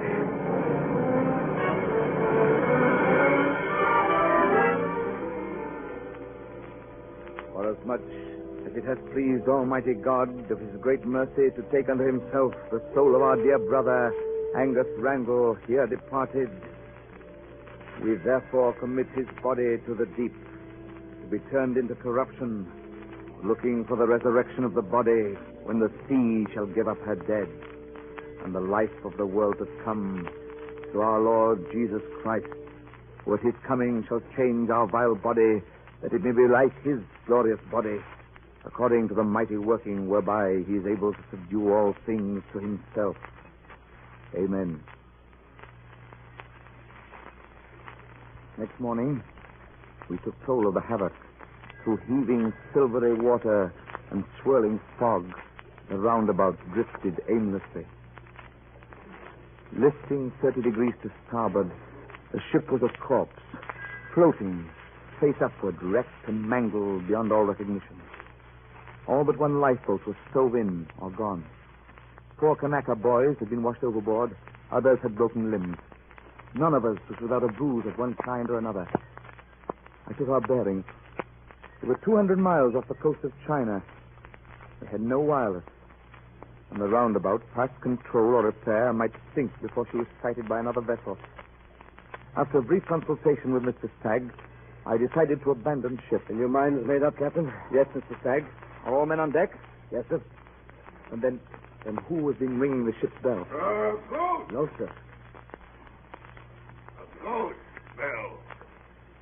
On a ghost ship. Right out, Walk. Rope is broken, Captain. Bell's ringing by herself. It's the swaying that does it. This is the Flying Dutchman. Demon vessel. We drift rudderless in the fog in all directions. And to no port. Let the spectre bell boom its warning to all ships. Beware! He's done, sir. Been at it ever since last night. Let Mr. Walks talk. Let the bell toll. There's no time for either of them. Men, we're abandoning ship. Get what belongings you have, nothing heavy. We're taking to the one lifeboat left. Children, first! 2, go to my cabin. You'll find the log there, my sextant. Bring them here. Captain, lifeboat leaks pretty badly. You'll do with bailing. You have to do. Be sure there's something to bail out on board. Yes, sir. I'll get it myself. Horse! Captain, ride around the deck and give your orders on horseback. What's that? What are you talking about? The roundabout is no more. This is manifold, the vast boat that is the whole world. The mountains are a mass. The nails of her hull are a pivot for the moon. Her cables are the circumference of St. Peter's Dome and extend around the globe. The ship is sinking, Mr. Walks. I've more to do than listen to fairy tales. Fairy tales is more truth than the use of force. 2, go get provisions and water ready. I tell you, this is manifold, Captain Manifold. Look about you. Her lower masts are so high that a boy becomes a gray-headed man before he reaches the buttock shroud. It takes 100 years to tack. And when one of her sailors dies, she buries civilization. I've no time for you, Mr. Walks. Captain. Yes, 2. Log, 2 sextants here. I don't need both of these. Put the log on one of them in the boat. Here, I'll take the other. Yes. A long way to row, Captain. Me and Joe who'll pick up a doomsday passenger. Row on, sir, row on. Captain, Captain, thou art mine. Captain, Captain, I am thine, thou mine, I thine. So long as the sea be brine. Come on, men. Hurry up. Get your things in the boat. See that they don't overload, Mr. Stagg. Yes, sir. See, they leave room for me. I'm a man that likes to stretch his legs. Are you so sure of yourself? Sure as I am of you, Captain, I can say anything, do anything. And it wouldn't make any difference. I suppose you can. I rely upon your charity, pity, mercy, your holy virtues that are oil for the faulty machineries of justice. Then it would be just to leave you behind. You won't. You'll take me with me. You don't dare leave me behind. How well you know me, Mr. Walk. I suppose you even rely upon my gratitude. Gratitude for what? You saved the ship last night. Gratitude, I saved you last night as a soldier infested by lice might crouch beneath cannon fire and thus rescue himself and them from a common death. I gave you no thought. I see. Captain, better make it fast, sir. How's she below, Stagg? Water up her boiler, sir. All right, Stagg, we're ready. Give the order to abandon ship. Right? Abandon ship! All right, take it easy there. Don't foul. Careful, men. Watch it. One at a time. Captain, this time I obey your order gladly. It wasn't meant for you. Mr. Walks, you are not going. What's that? You always wanted my ship. I'm giving her to you. She's yours. I'm not going! Now you're the captain. I needn't remind you of a captain's duty to stay with his ship when... You leave me on the roundabout? He may float for a week or an hour. You'll be safe for a while, and there'll be food enough even for you. I wish you a pleasant journey, wherever you're going. I'll see you rot first. The one consideration that might have made me take you was my gratitude for what you did last night. But your explanation has made things clear. Ready, Mr. Stagg? Yes, sir. Into the lifeboats, men! Don't listen to him, sir. Well, Captain, I have no excuse. I'm the lowest of the low. My home is deeper than the grave, deeper than the sea. You're right to desert me. It's only justice. then there's nothing more to say. Now stay. The ship won't sink while a dying man repents. I am evil. Vile. I deserve to drown, and yet... Have you no pity, Captain? No charity? No mercy? Oil, you called it. Oh, I was drunk. You still are. I had a mother. I don't believe it. I don't ask to be excused, only to be forgiven. I forgive you, Mr. Walks, and forget you. Into the boats, men! Take your time now. Take your time now. Goodbye, Mr. Walks. Not so soon. Don't forget I'm your shadow, you doppelganger. You doomsday passenger. Mr. Walks, I warn you, it's... The end of your world, Captain, the beginning of mine. You stay on the roundabout. I'll take the lifeboat. Look out, Captain. Mr. Walks, stand back. Your voice isn't loud enough for me to hear. Stay where you are. Now, if I shout through the muzzle of this gun, you may hear the whisper. I hear you very well now. It's a pity had to end this way. I would move heaven and earth. Heaven and earth will stay where they are, sir. And so will I. Ready to lower the boat, sir. I'm coming, Mr. Stagg. I sexton, Mr. Walks. You'll need it. Not I. I'll shoot the sun and stars with more than a sextant before I die. Get along, sir, and whistle for the wind. We'll be meeting soon again.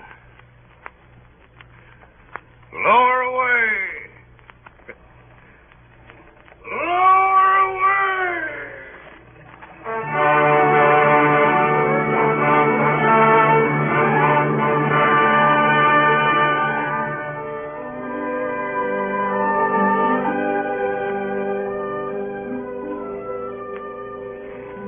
We pushed off with no other sound than the movement of our oars. Walks followed us around the deck and finally lifted his hand and waved. We moved apart as the loom of the great hull grew shadowy, only a little heavier and darker than the enveloping whiteness. His colossal figure, like a ghostly apparition, appeared to dwarf the vessel. The roundabout rose gradually out of the black and silver water and heaved too in midair as though awaiting a message. Then the hulk dilated in the fog and faded on the horizon like sea mist in the morning sun. We could see nothing. Our own strange faces dimly in the murky light.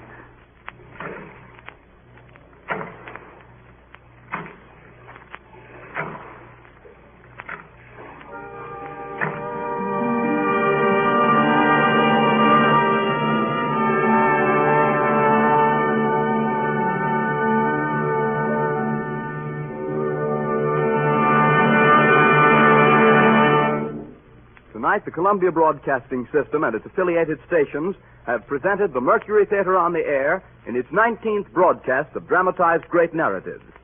The story was A Passenger to Bali by Ellis St. Joseph. The adaptation for radio was made by the author himself, and Orson Welles directed the entire production.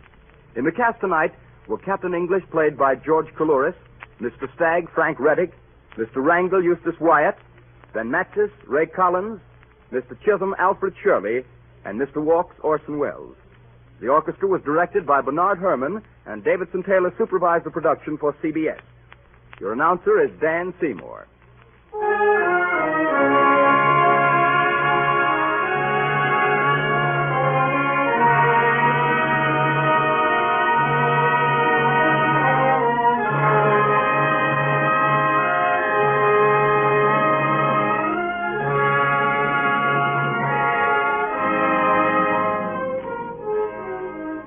Next Sunday night at 8 o'clock Eastern Standard Time, Orson Welles and the Mercury Theater on the air will bring to life a masterpiece of humor, Pickwick Papers by Charles Dickens.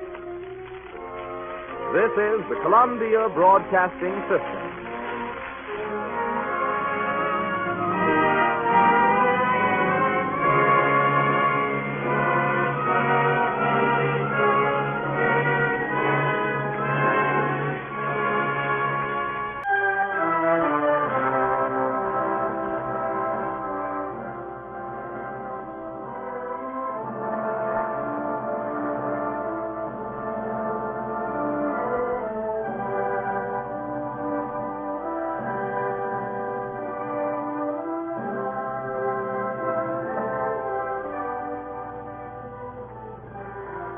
The Columbia Network takes pride in presenting Orson Welles and the Mercury Theater on the air in the fourth broadcast of a unique new series dramatizing famous narratives by great authors.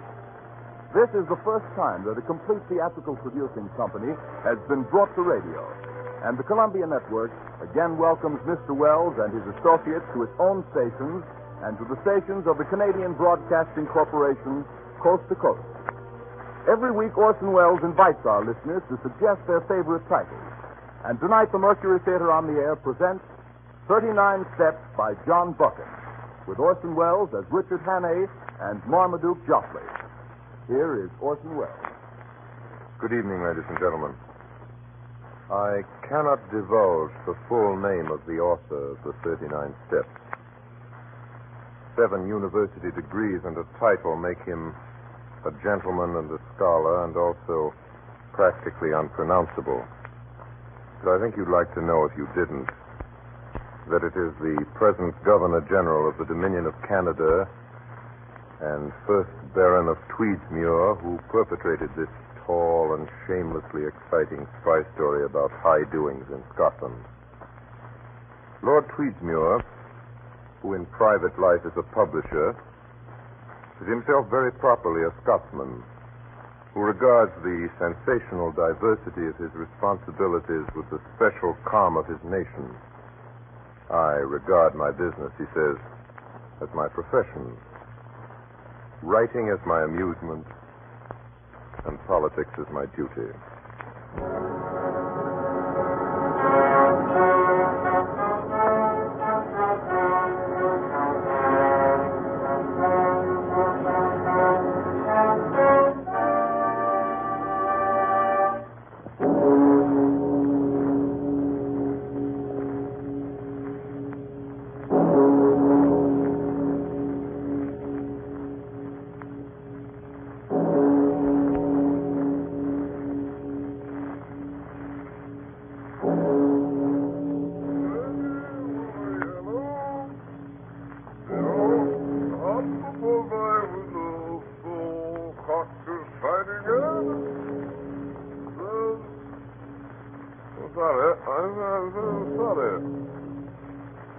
Oh, sorry.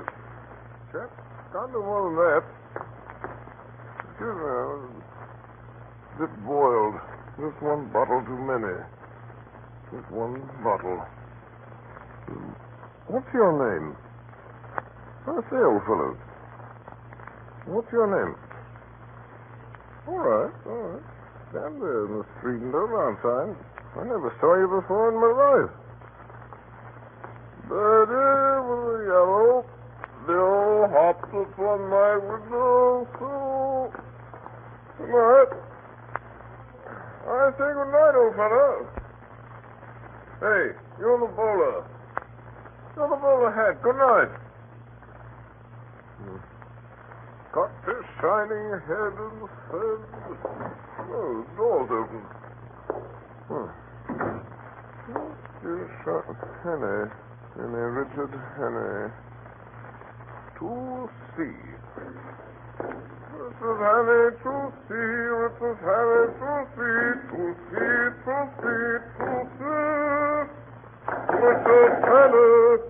Henny, wake up. Wake up, it's Marmaduke, good old Marmaduke. Marmaduke the early worm. Wake up, going to Scotland on the love, the shooting, good old shooting. Sorry, fishing, good old fishing. I can early start. I say, Henny.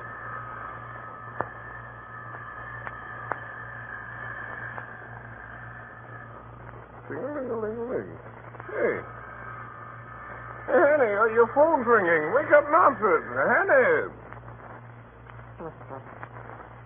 Must be drunk. Birdie with a yellow bill hopped upon my window sill. Cocked its shining head. Hello. You still there, you? Across the street?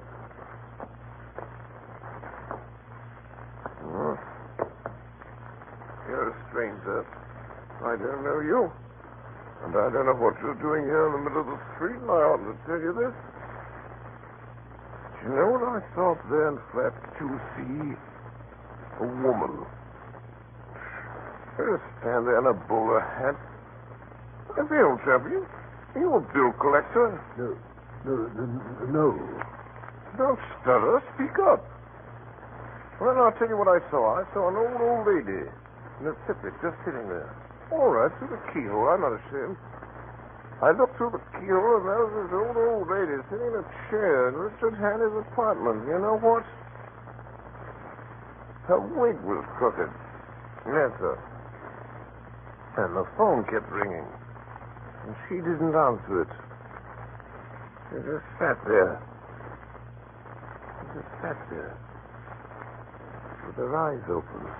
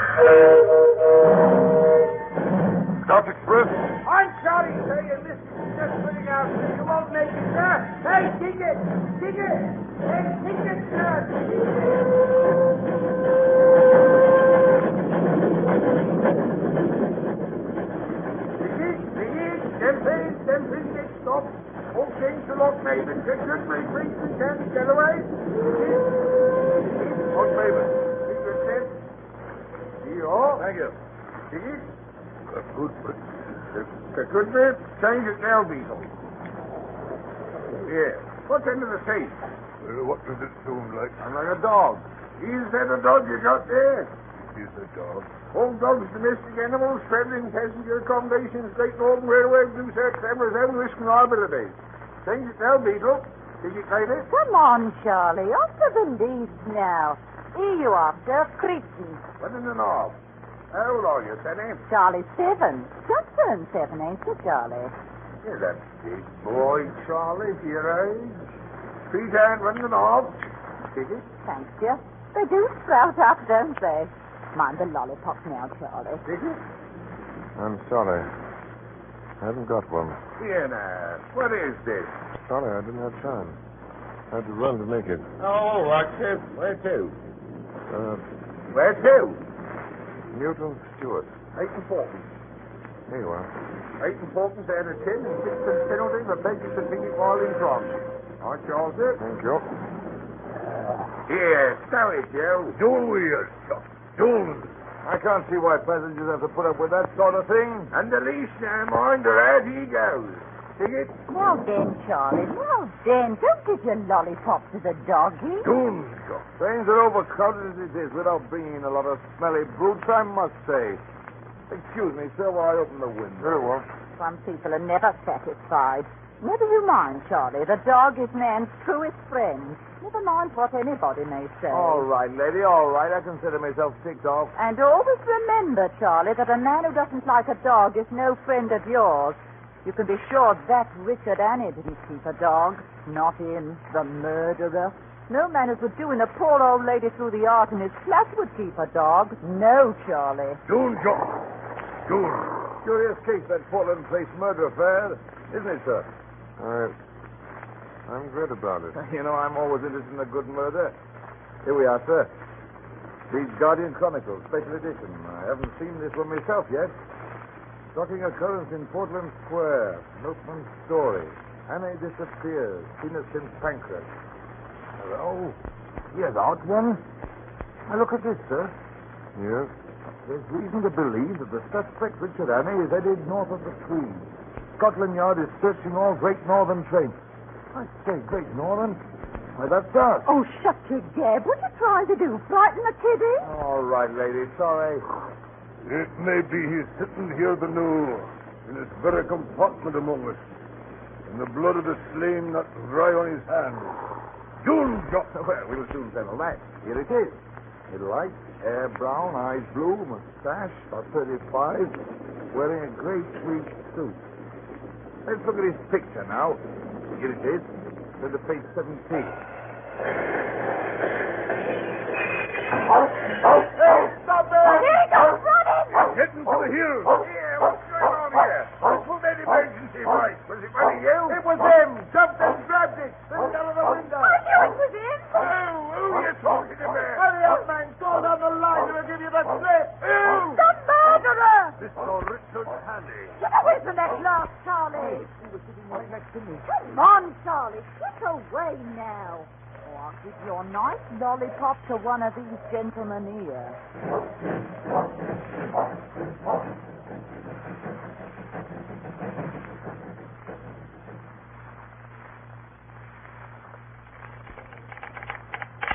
What's all roads? Richard Hanley, wanted for Portland Place murder. Reported in stolen car. Large green Daimler speeding south.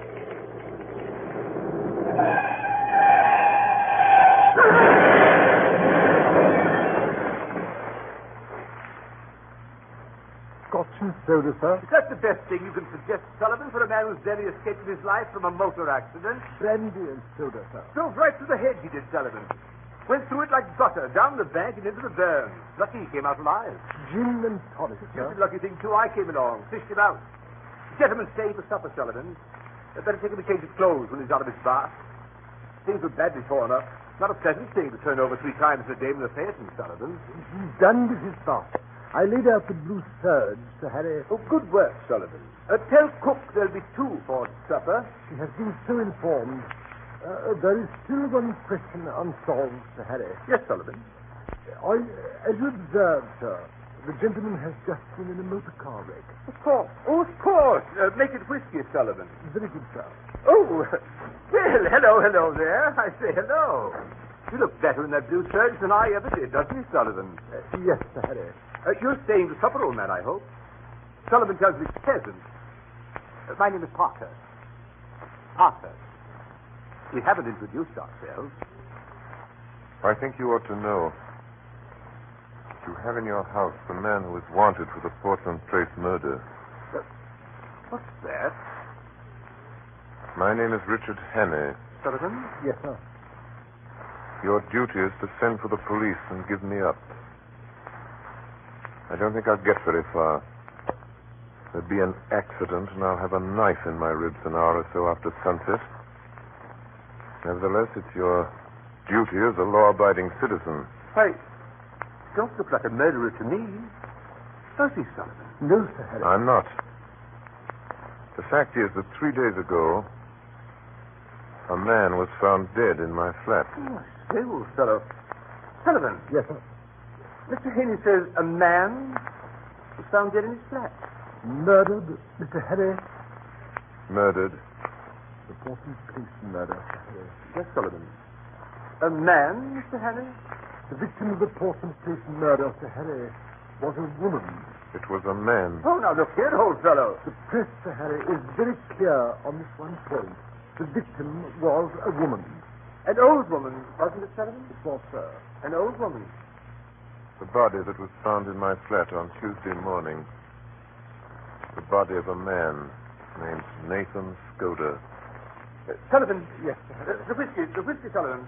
Very good, sir. And Sullivan? Yes, sir. Bring 2 glasses. Well,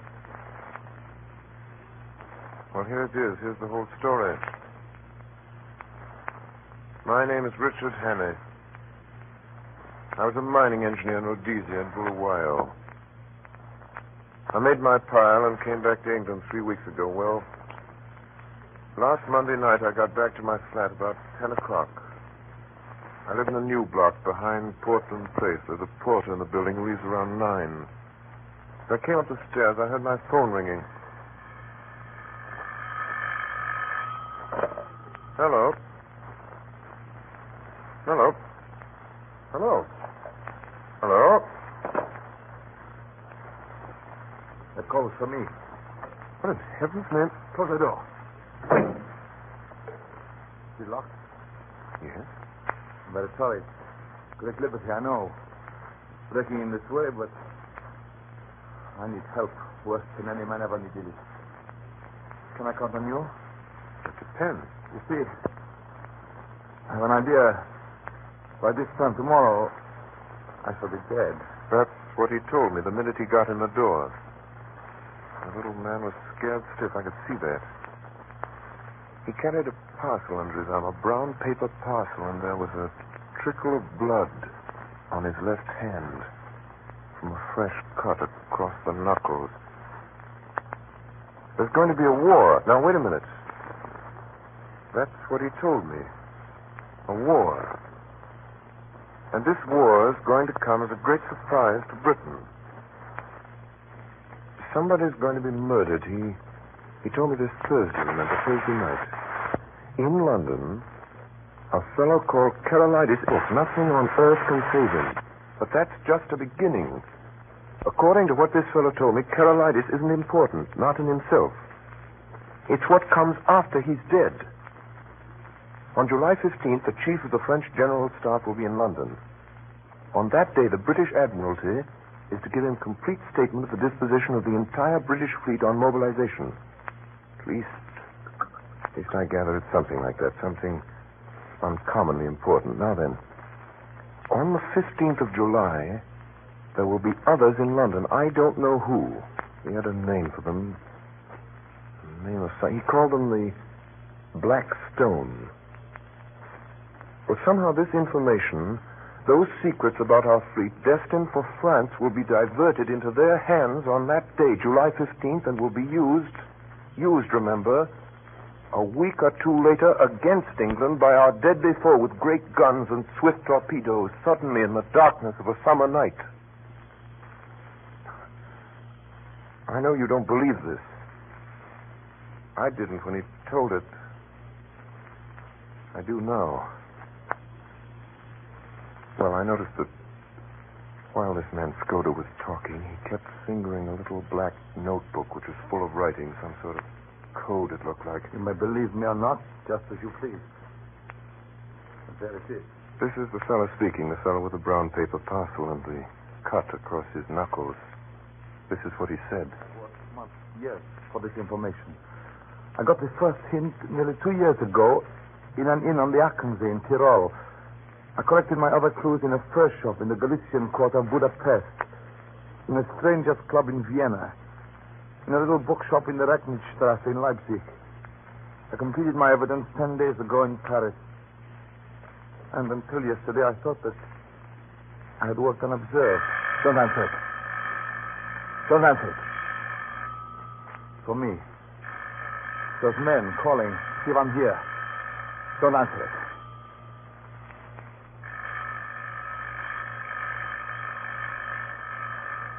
Here. Let me show you something. Will you please turn off the light? Yes.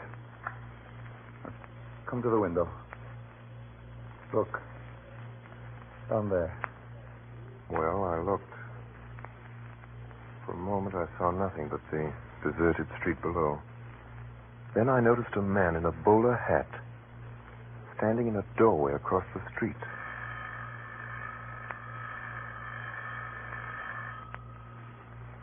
When I came home last night, I found a card in my letterbox. Here it is. The Black Stone. What's the Black Stone? That's the name. That's what they call themselves, these people. When I got that card, I knew that I had to die. Why don't you call the police? No, it's no use. These men followed me here. I'm bottled in this building as sure as a pickled herring. Well, that's why I'm telling you all these things tonight. If I fail, well, I should hate to leave this scene without leaving somebody behind to put up a fight.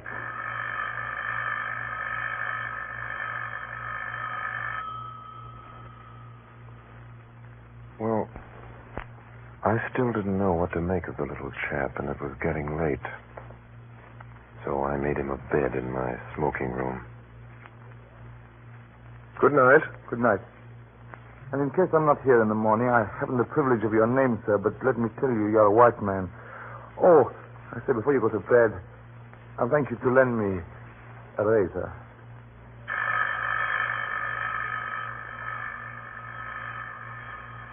I locked the door of my room. Finally, I fell asleep. I woke before dawn, couldn't go to bed again. I lit a cigarette and started to read. Then I noticed that the light in the smoking room was still on. I got up, I had a cigarette in my mouth, I remember, and as I pushed open the smoking room door, I saw something that made me drop my cigarette. Bolt upright in a chair by the window sat an old woman with her eyes open. There was a long knife through her heart, which skewered her to the back of the chair. I looked quickly about and called for Skoda. There was no reply. Then I noticed three things. First, the old woman's wig had fallen slightly askew. Second, that the brown paper parcel I'd noticed under Skoda's arm the night before was now lying open and empty on the table. Third, that across the knuckles of the old woman's left hand was a fresh, unhealed cut. From the limpness of the body, I estimated that Skoda had been dead for about 2 hours. I wondered what had happened to the little black book. I searched Skoda's body and found nothing. Then I noticed that the whole flat had been ransacked in the night. The insides of books, drawers, covered even the sideboard in the dining room. I shut it and bolted every door and window in the flat. Skoda's story was true. The men who knew that he knew what he knew had found him and had made certain of his silence. You see, his disguise had not saved him. I'd be the next to go. But suppose I went out now and called the police. What kind of a story could I tell about Skoda? If I told them the truth, they'd simply laugh at me. I'd be charged with murder. The best I could hope for was jail. And that was just what they wanted for me. An English prison was as good a way of getting rid of me till after July 15th as a knife in my chest. I got out an atlas and looked at a big map of the British Isles. My notion was to get off to some wild district, some open space where my South African experience would be of help to me, some place where I'd be safe hiding for 6 days until July 15th. I decided Scotland would be best. There was a train from St. Pancras at 7:10. I went to the window and looked out between the shutters. It was beginning to get light. I saw a man standing in the doorway in a bowler hat. Then another man who seemed to be drunk came down in evening dress down the street. He walked unsteadily. He caught sight of the man in the bowler hat and went over and spoke to him. Then he crossed the street and came into the house. Hey, wake up, Barbedew. Good old Barbedew. Barbedew the early boy. Wake up, going to Scotland. Remember? The shooting. Good old shooting. Oh, sorry, busy. Good old feeling. I'd like an early start. I say, Hannah.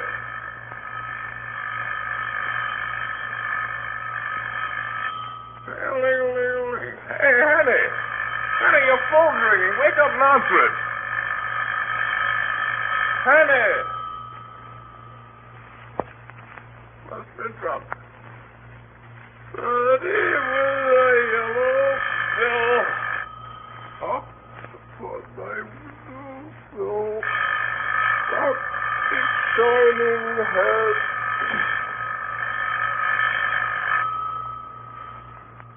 I waited till he'd gone.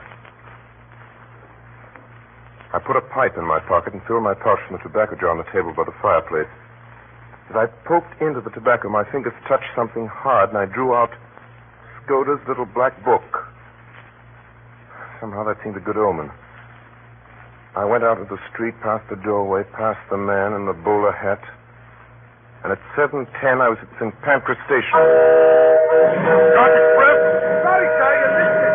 Just putting out, sir. You won't make it, sir. Hey, ticket, ticket. Hey,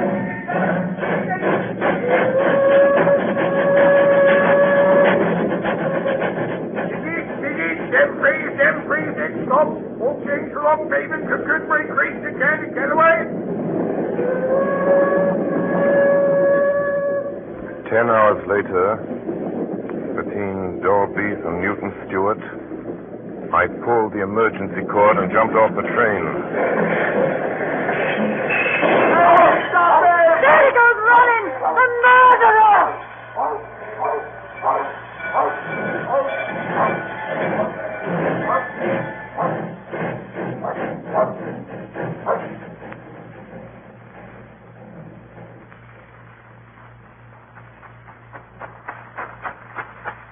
I was a good mile from the track before I stopped running. The moor was all around me. You couldn't have found a more peaceful landscape in the world, yet at that moment, for the first time in my life, I felt the terror of the hunted on me. It wasn't the police I was afraid of, but the others who knew that I knew Skoda's secret and dared not let me live. They had killed Skoda in my flat within a few yards of me. Now it was my turn. And I didn't even know what these men looked like. I wish I'd listened more carefully to what Skoda had said about them. I think he said there were 3 of them. And that one of them was young and dark, and one was plump, and one was old and stammered sometimes when he spoke. Suddenly, in the blue evening sky, I saw something.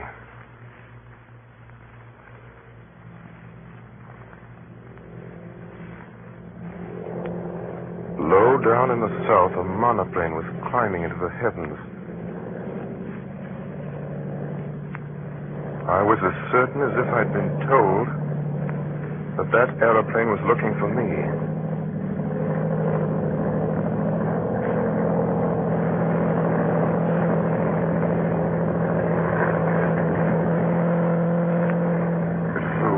The hilltops, and then back over the valley. I started to run. I ran till the sweat blinded my eyes. I ran most of the night, keeping always south in the direction of the hills.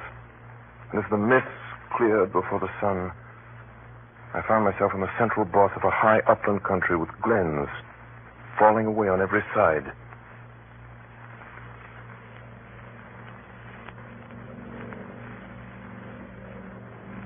Then I saw the monoplane again, coming up from the east. It was flying high. It circled about me in narrowing circles, the way a hawk wheels before it pounces.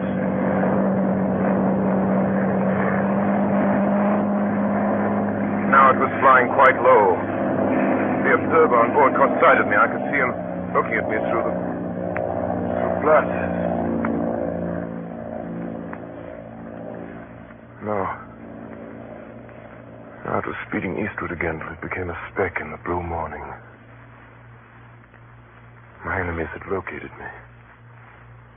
The next thing would be a cordon around me. There wasn't enough cover on the whole moor to hide a rat. I tossed a coin, heads right, tails left. Fell heads, so I turned north. For a while I got to the mountain country and came to the brow of a ridge. Way down a slope a couple of miles away, several men were advancing like a row of beaters at a shoot. And it may have been my imagination, but I thought I saw figures, 1, 2, perhaps more, moving in a glen beyond the stream. I looked down into the valley. There were men below. Police, they looked like. Not more than a quarter of a mile off, spaced out on the hillside like a fan beating the heather. Hey, Joe! Hey! Oh, here! Hey, Joe! Oh, here! Where? Up there! You know him? Yes, that's him! You are listening to the Columbia Network's presentation of Orson Welles and the Mercury Theater in John Buchan's 39 Steps. We shall resume the story in a moment. This is the Columbia Broadcasting System.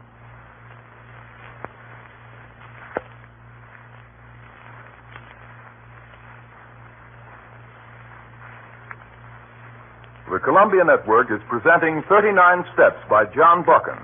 And now the Mercury Theater resumes the story with Orson Welles as Richard Hannay and Marmaduke Jopley. Hey, look! Look! There he is up there! We were playing hare and hounds, police and I.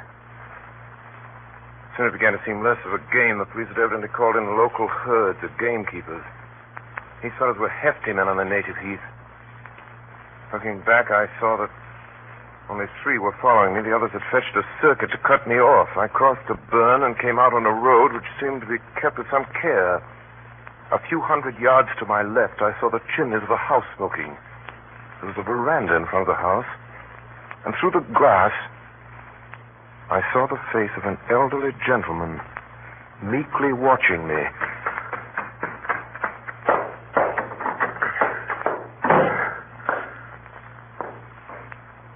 Seem in a hurry, my friend.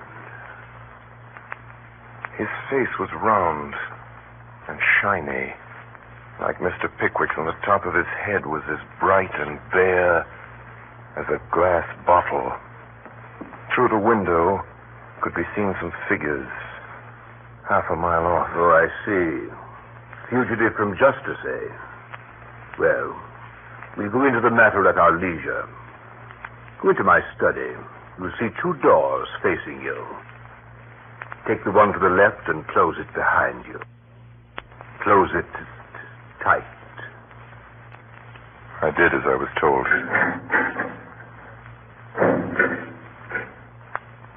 I was in a little dark chamber that smelled of chemicals. I wasn't any too happy. There was something about the old gentleman which rather terrified me. He'd been too easy and ready. Almost as if he'd been expecting me, and his eyes had been horribly intelligent. All right. You may come out now. Have they gone? They have gone. I convinced them that you had crossed the hill. I do not choose that the police should come between me and one whom I'm delighted to honor.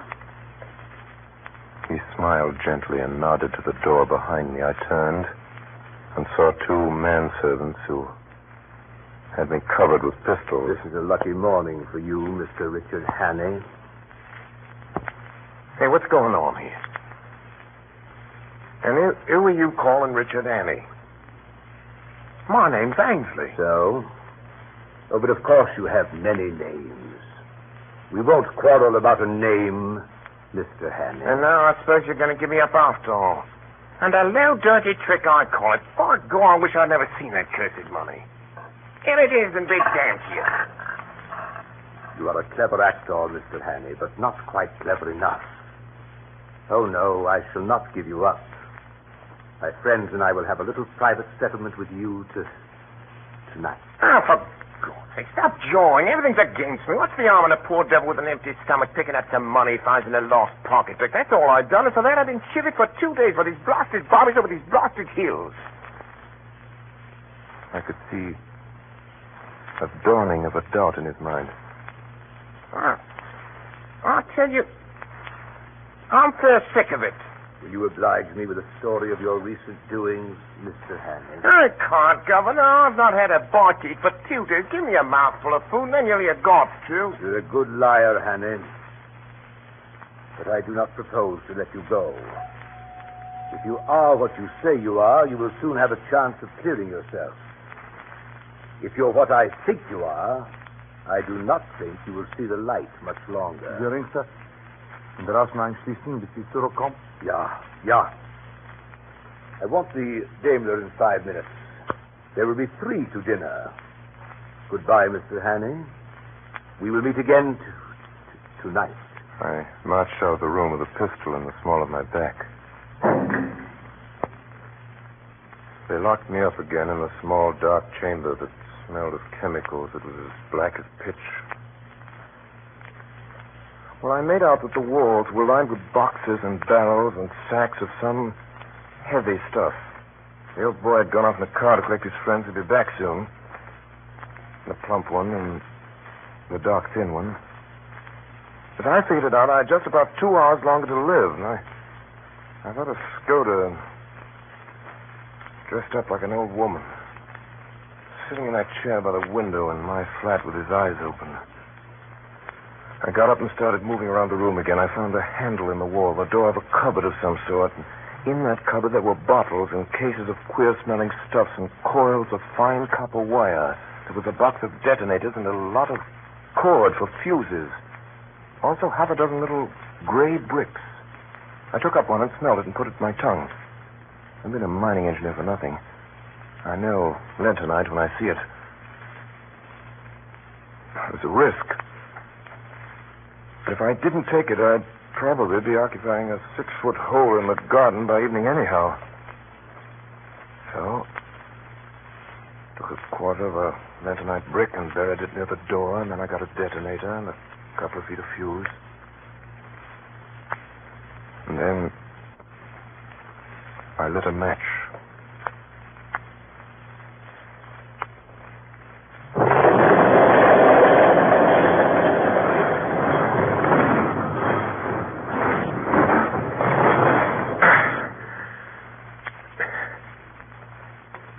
Something had hit my left shoulder. There was a poisonous yellow fog all around me. Somewhere behind me I felt fresh air. I started to run. I ran.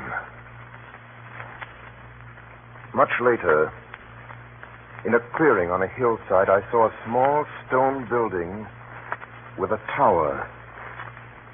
The door was open. It was dark and cool inside.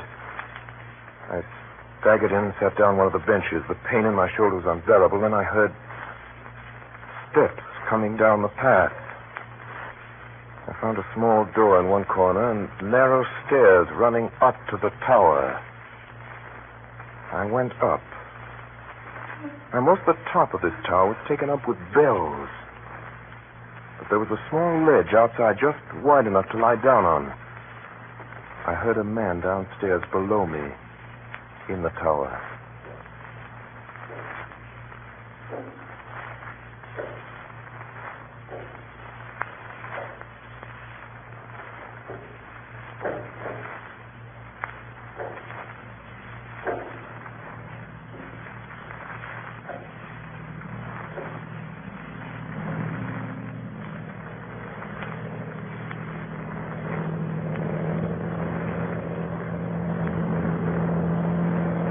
I lay there with a burning head and the sun glaring in my face.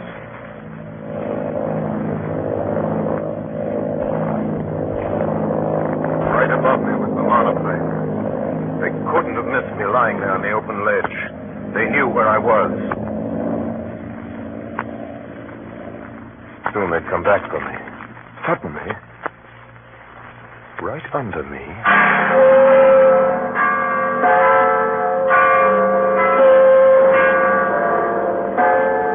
Dells, and presently up the hillside, little dark knots of men began to appear. They came slowly, dozens of them, all moving towards me, slowly advancing, closing in on me. I was too sick to move. I lay there waiting for them to come and get me. Now they were in the building below me. In a few seconds, they'd be up the stairs. I waited, and no one came. I lay there waiting. Then, a thought struck me.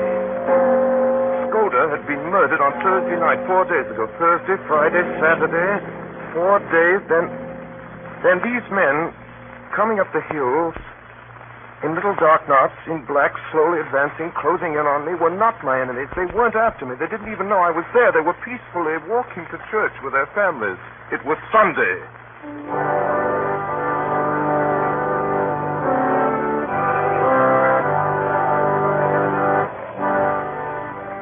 Presently, a large green open Daimler drove up.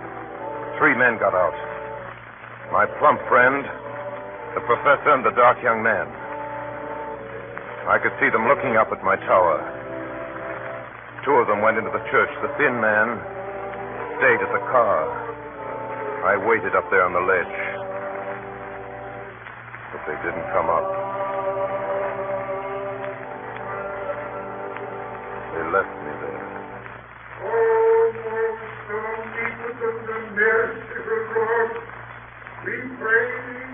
The service had just begun.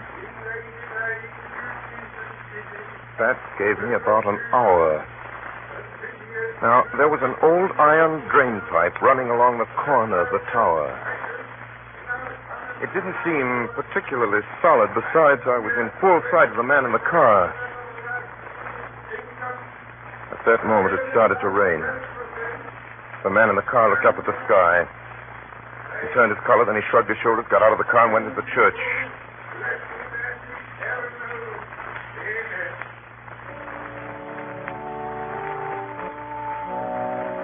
I started down the side of the tower. Halfway down, my foot slipped and I fell.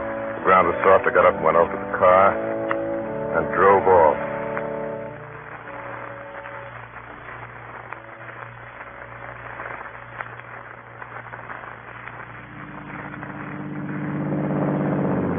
I drove that Daimler for all she was worth. It was risky driving with my right arm out of action. But I drove on south, downhill into the valley. The road was full of sharp curves and shiny under my headlights and very slippery.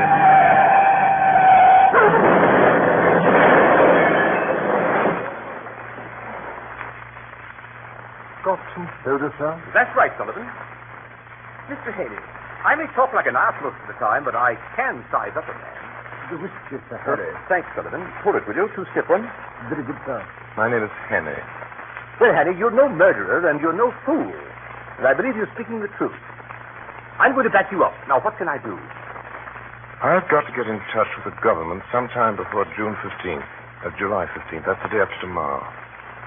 If you can help me. All right, I will. The permanent secretary of the Foreign Office is my cousin and one of the best going. He's down at his cottage in the country, South Fishing. If you start early tomorrow morning, Sullivan. Yes, sir. Have the station wagon here at 6 in the morning. Yes, sir. And reserve a compartment on the Southern Express. Yes, sir. Oh, and Sullivan. Yes, Sir Harry. Send a telegram to Sir Walter. Yes, sir.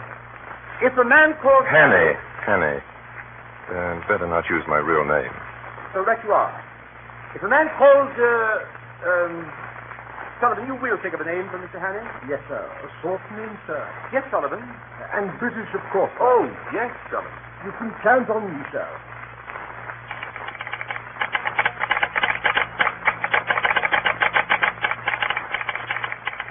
Sir Walter Bullivant, Kenneth near Arson's Well, Cambridgeshire. If a man called Swisden appears tomorrow, treat him kindly. He may tell you something that will wake you up. He will pass the word Blackstone and whistle Annie Laurie. Love, Harry.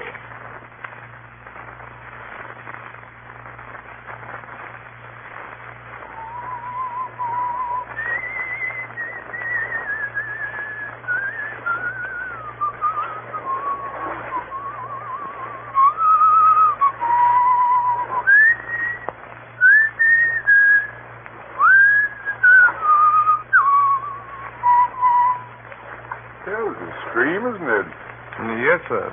I'll bag our Kenneth for trout fishing against any river in England. Look at that big fellow there.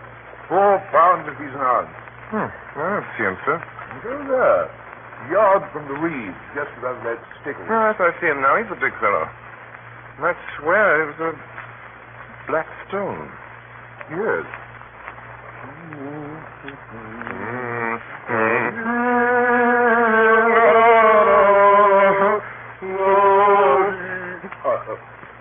Trisban's name, isn't it? No, I mean to say, yes, sir. The wise conspirator that knows his own name. You're Sir Walter. Yeah. Now then, Mr. Henney. My cousin promised you'd tell me something that would wake me up. I'm ready. Oh, Mr. Henney, before we begin, I think I ought to tell you, I got a letter from Skoda this morning. Skoda? Yes. Skoda's been dead a week. It was written on the 8th, the day before he came to you. His letters usually took a week to reach me. They were sent undercover to Spain and then to Newcastle. What did he say? Great deal. Strange fellow, Skoda. He knew more international secrets than any secret service man in Europe. The trouble about him was he liked to play a lone hand. He'd never tell us all he knew. Besides, he was getting romantic.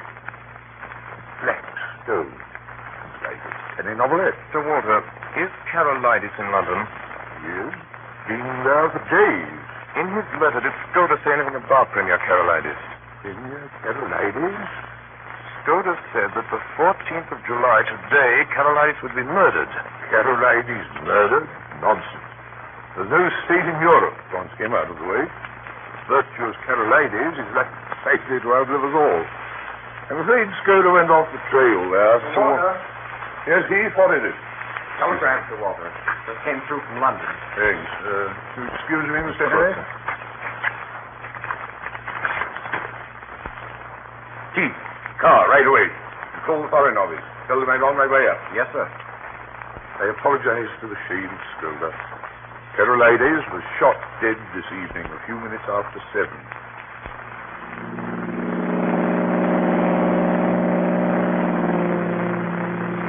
It begins to look like war, Mr. Henry.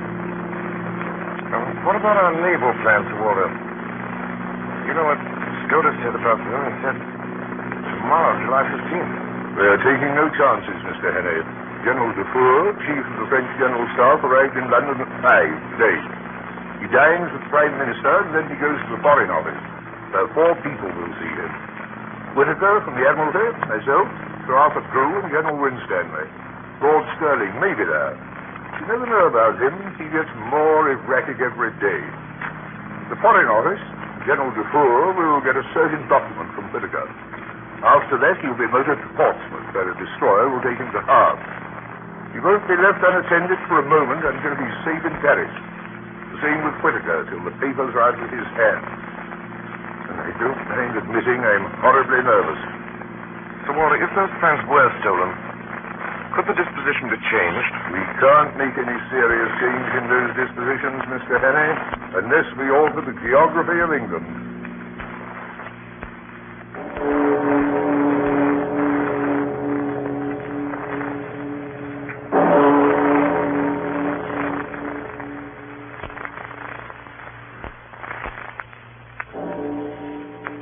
Now, gentlemen, that our meeting is over, I must ask you to give me a few minutes longer of your time.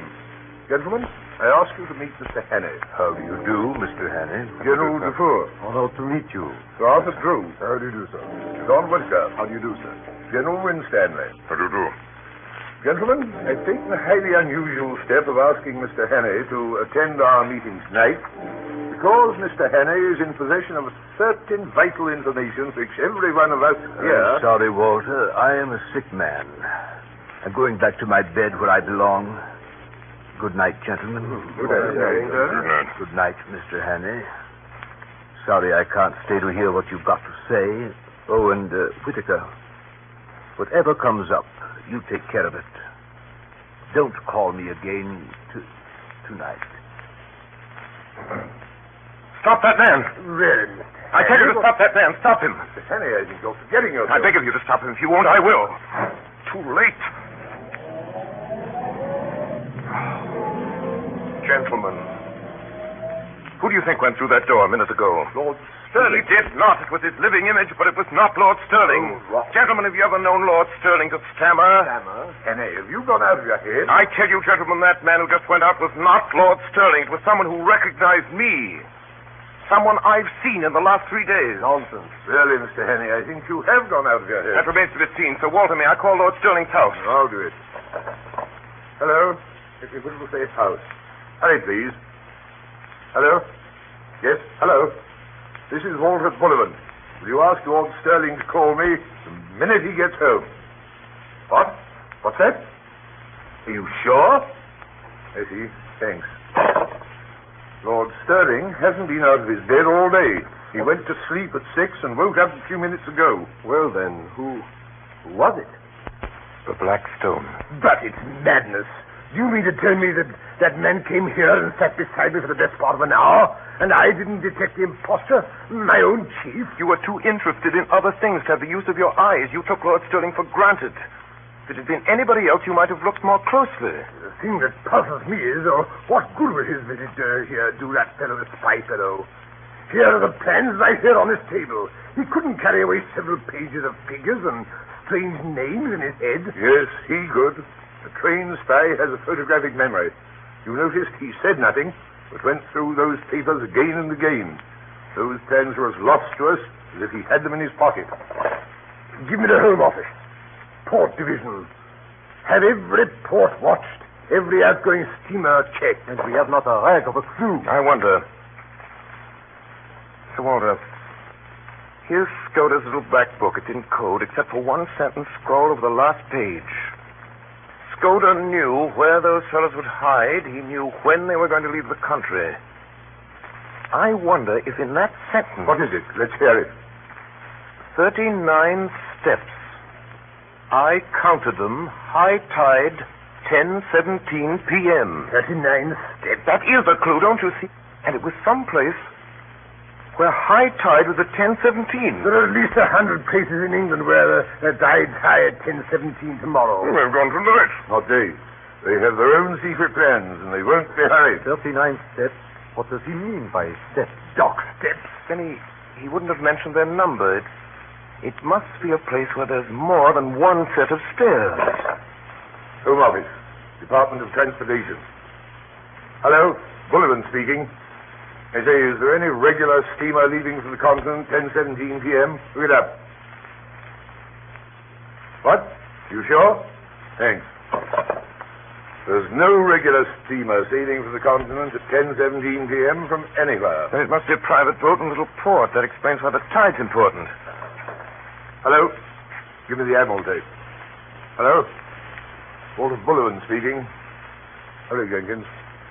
What places do you know along the east coast where there are cliffs, where several sets of steps run down to the beach? I mean steps, regular staircases. What's that? Place in Norfolk? Rattlesham? A golf course? No, that's not it. No, marine stairs won't do either. Has to be more retired than that. What? That else? Think, man, think. It's important. What's that? What you call it? The Ruff? Listen to this. A big chalk headland in Kent, close to Bradgate. Sir Arthur, look up the Admiralty tide-table. Bradgate, Kent. Yes. A lot of villas on top of a cliff, and some of the houses have staircases down to a private beach. Hurry, Sir Arthur. Here, listen to this. Bradgate. High tide, July the 15th, 10:17 p.m.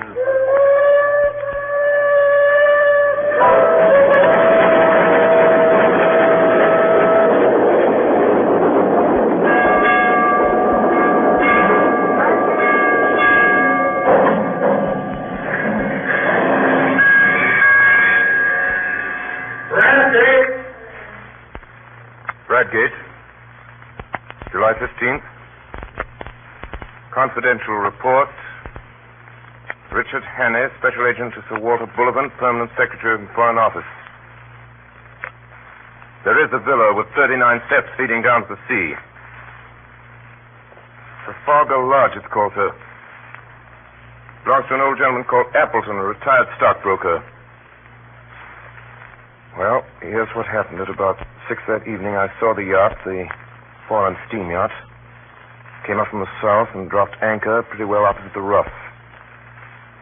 Then, later, our British destroyer came in. At 9:30, I strolled towards Trafalgar Lodge. The Scotland Yard men would be posted around the house by now, but there was no sign of a soul. The house stood as open and public as a charity bazaar. Yes, sir? Does Mr. Appleton live here? Yes, sir. I'd like to see him, please. I'll see if he's in. Will you wait here in the hall, please, sir? I found myself in a neat hall. There were the golf clubs and tennis rackets which you'll find in 10,000 British homes. There was, grandfather clock ticking a barometer and a print of children winning the Grand National. What name shall I say, sir? Hannay. Will you come this way, please, sir? Mr. Hannay. The old man rose to meet me. He was in evening dress.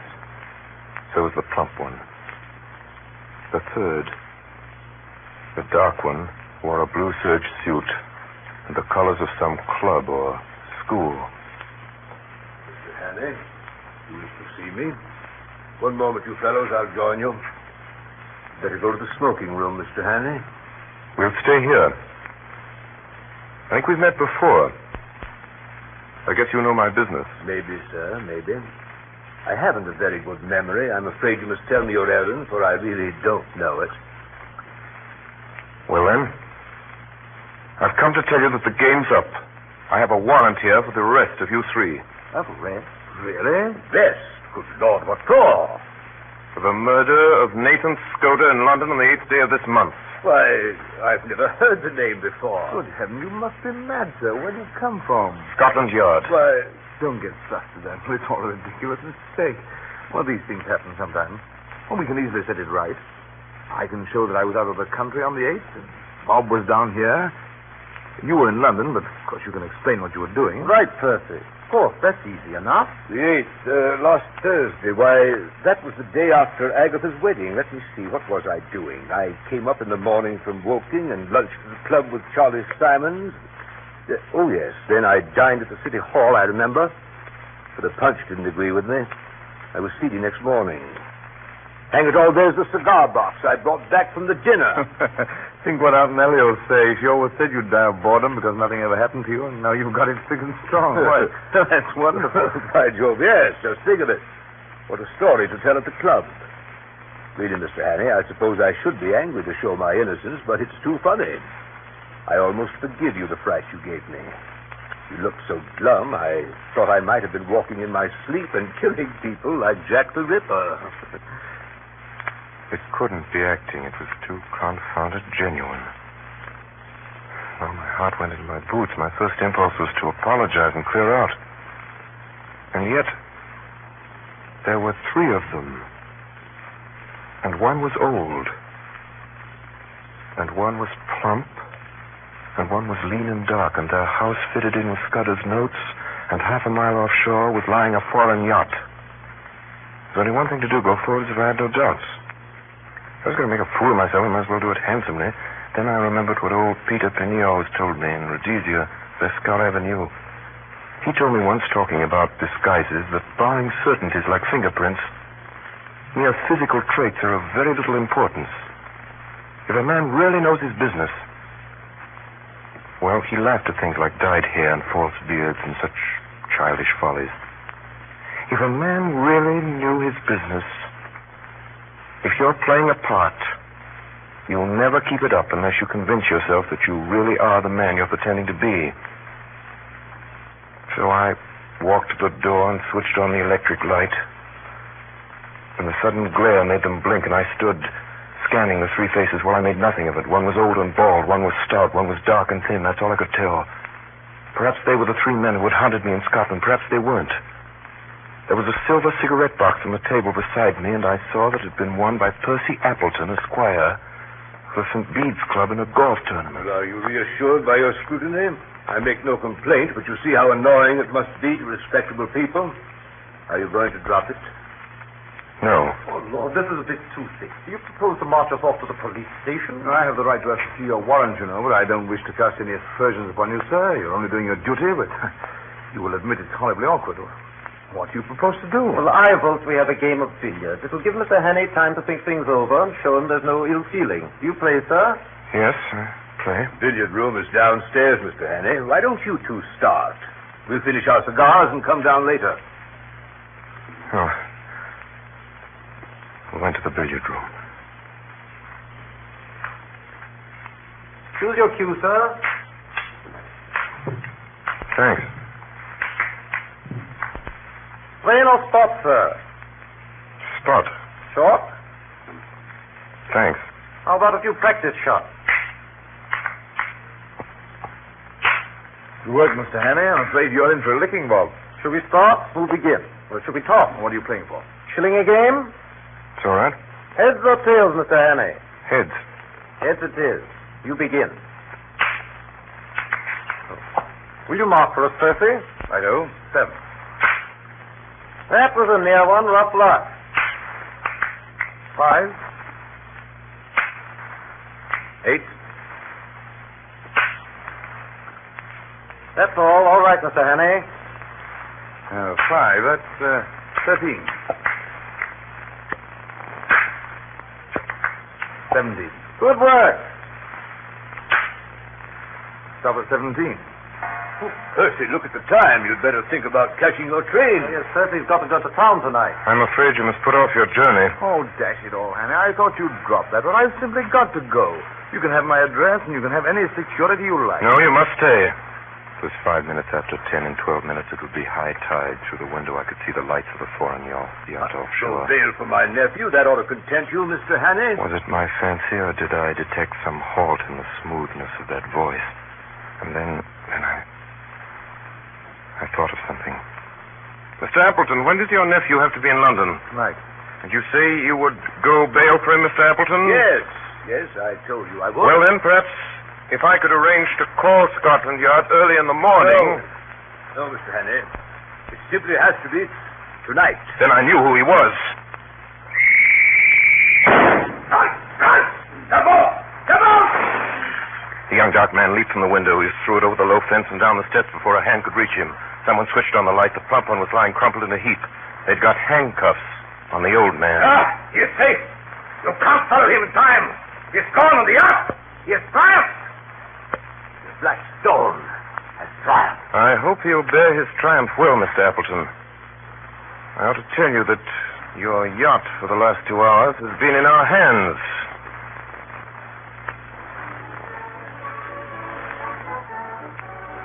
Well, Sir Walter, that's about all there is to it. That's the story. You asked me to set it down. You know the rest is better than I do. Skoda was right about the war, right, wasn't he? In about a week, I expected right in the middle of it myself. Because of my Matabidi experience, I got a captain's commission straight off. I joined my division on Thursday at Aldershot, and I understand we'll be moving straight up the front. Still, I'm afraid I had most of my excitement before I put on khaki. Anyway, goodbye, and thanks for everything. It's great sport while it lasted. Yours, very sincerely, Richard Hannay, August 8, 1914.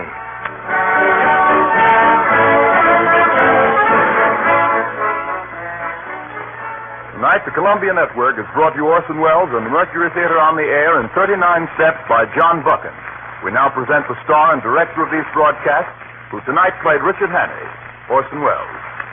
Ladies and gentlemen, if you missed Madeline Carroll in our stag version of 39 Steps, the young lady in the movie, in common with almost everything else in that movie, was the child of its director's own unparalleled and unpredictable fancy. If you missed anything, you must blame Mr. Alfred Hitchcock. If you were surprised by anything, you must blame us. Well, next week, the Mercury Theater, by way of an experiment, attempts a radio anthology of short stories. Until then, good night, everybody, goodbye, and see you next week.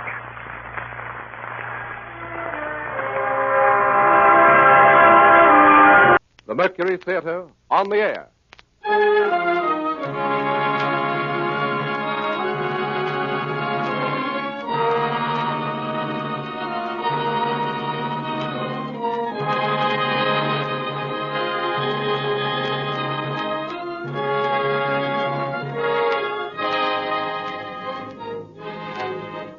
Columbia Broadcasting System takes pleasure in bringing you the 12th in its series of weekly broadcasts featuring Orson Welles and the Mercury Theater on the air. Tonight, Broadway's and radio's most celebrated theatrical producing company brings to life the best-loved character in detective fiction, the immortal Sherlock Holmes. The play is Orson Welles' own adaptation for radio of William Gillette's enduring melodrama based on the famous stories by Sir Arthur Conan Doyle. Before the performance begins, here is the director of the Mercury Theater, the star and producer of these unique broadcasts, Orson Welles. Good evening. Well, tonight it's back to Baker Street. Back to that unlikely London of the 19th century where high adventure awaits all who would seek it, in a hansom cab or under a gas lamp in an Inverness cape. For tonight we pay tribute to the most wonderful member of that most wonderful world, a gentleman who never lived and who will never die. There are only a few of them, these permanent profiles, everlasting silhouettes on the edge of the world. There is first the little hunchback with a slapstick whose hooked nose is shaped like his cap. There is now and always will be the penguin-footed hobo in the derby and the baggy pants, and the small boy with a wooden head, and the long, rusty knight on horseback, and the fat knight who could only procure a charge on foot. There is also the tall gentleman with a hawk's face, and the underslung pipe, and the fore and aft cap. We'd know them anywhere and call them easily by name. Punch and the Charlies, Chaplin and McCarthy, Quixote, Sir John, and Sherlock Holmes. Now, irrelevant as this may seem, we of the Mercury Theater are very much occupied these days with rehearsals for a revival of a fine old American farce. A lot of you will remember, if only for its lovely title, which is Too Much Johnson. Its author was William Gillette, which reminded us, as it reminds you, of Sherlock Holmes. As everybody knows, that celebrated American inventor of underacting lent his considerable gifts as a playwright to the indestructible legend of the Conan Doyle detective, and produced the play which is as much a part of the Holmes literature as any of Sir Arthur's own romances, and as nobody will ever forget. He gave his face to him. For William Gillette was the aquiline and actual embodiment of Holmes himself. It is too little to say that William Gillette resembled Sherlock Holmes. Sherlock Holmes looks exactly like William Gillette. Sounds like him, too, we're afraid, and hope devoutly that the Mercury Theater and the radio will take none of the glamour from the beloved fable of Baker Street, from the pipe and the violin and the hideous purple dressing gown, from the needle and the cigar on the window ledge, and the dry, final, famous lines. Elementary, my dear Watson, elementary, the mere child's play of deduction.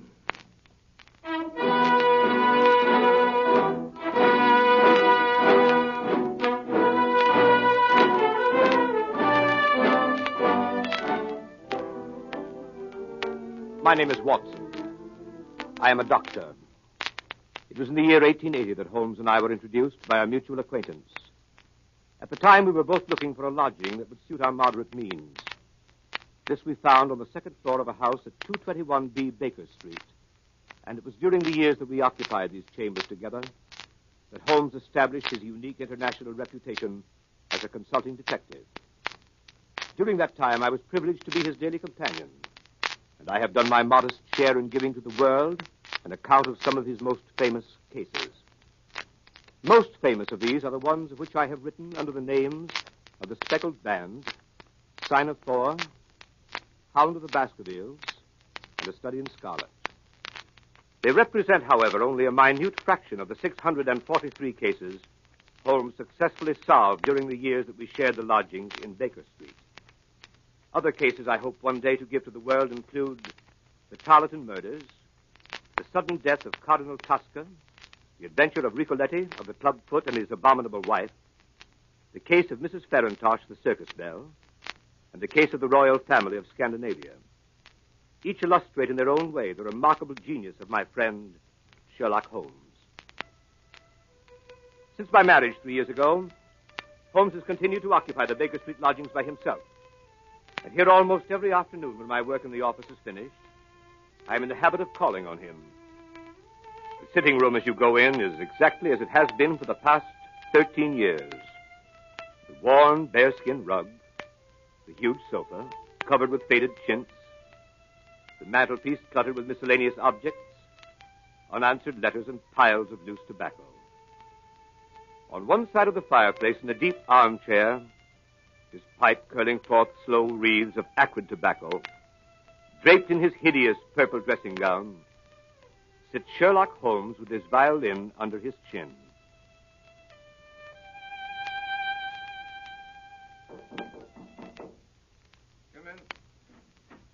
Oh, Watson, my dear fellow. How are you, Holmes? I'm delighted to see you. Perfectly delighted. Upon my word, I am. But I'm sorry to observe that your wife has left you. She has gone on a little visit. But how did you know? How did I? Well, I like that. How do I know anything? How do I know you've been getting yourself very wet lately, that you're an extremely careless servant girl, that you've moved your dressing table to the other side of the room? Holmes, if you had lived a few centuries ago, they'd have burned you alive. Such a conflagration would have saved me a great deal of trouble and expense. Tell me now, how did you know all that? Too simple to talk about. Scratches and clumsy cuts, my dear fellow, on the inner side of your shoe there, just where the firelight strikes it. Scratches, cuts. Somebody scraped away crusted mud and did it badly. Scraped the shoe along with it.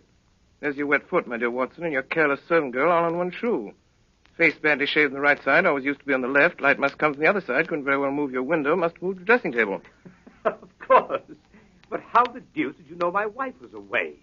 Well, what the deuce is your second waistcoat button, Watson? And what the deuce is yesterday's buttonniere doing in today's lapel? And why the deuce do you wear the expression of a... Oh, marvelous. Elementary, my dear fellow, elementary. The child's play of deduction.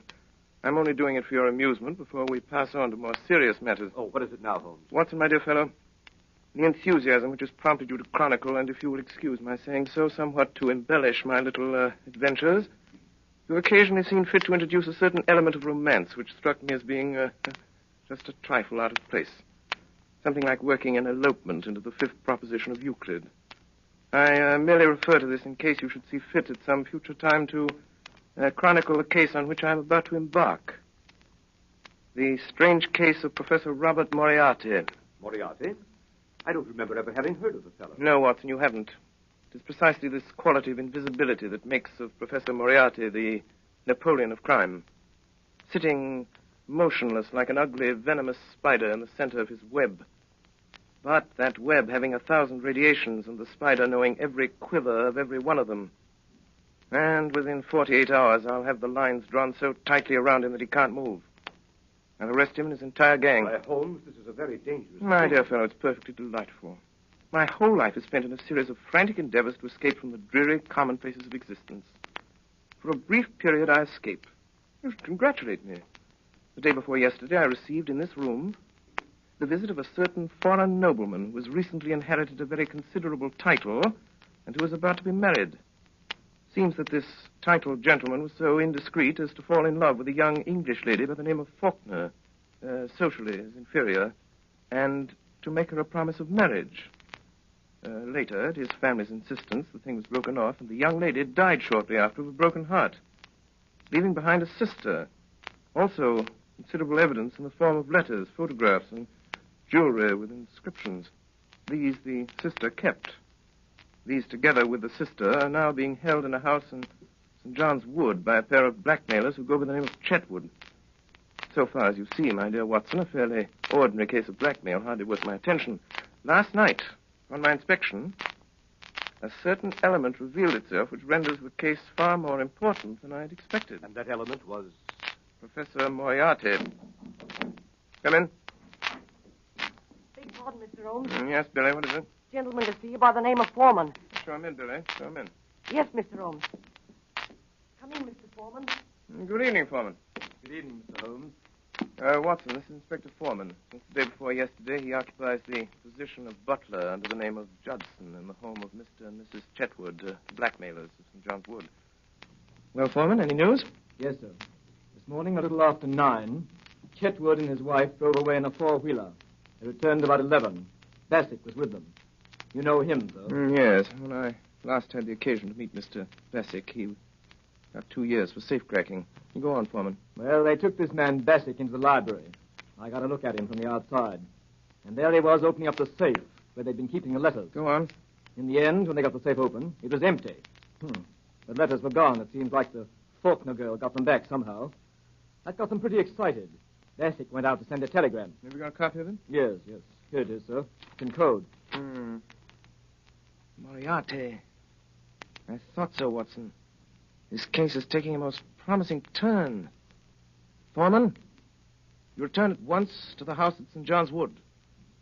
In 10 minutes, I shall be there myself. If I remember correctly, the kitchen is immediately below the drawing room. Yes. When I knock over a chair in the drawing room, you'll overturn a lamp in the kitchen, scatter smoke balls, and give an alarm of fire. All other instructions remain unchanged. Very good, sir. Hurry, Foreman. Yes, Mr. Holmes.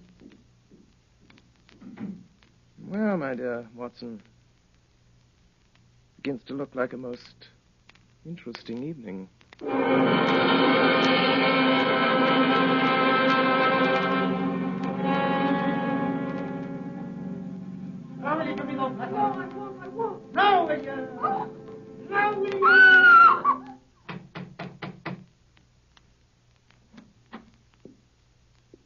Good evening. My name is Sherlock Holmes. Whom did you wish to see, Mr. Holmes? Oh, thank you so much, Mr. Chetwood. I had myself announced by the butler on my way up. Butler? I didn't. Oh, very well. Oh, here he is. Yes, Judson. Miss Faulkner begs Mr. Holmes to excuse her. She is not well enough to see anyone this evening. Will you please hand this card to Miss Faulkner and say that I beg your pardon, Mr. Holmes, but it's quite useless, really. Oh, I'm so sorry to hear it. Yes, Miss Faulkner is, I regret to say, quite an invalid.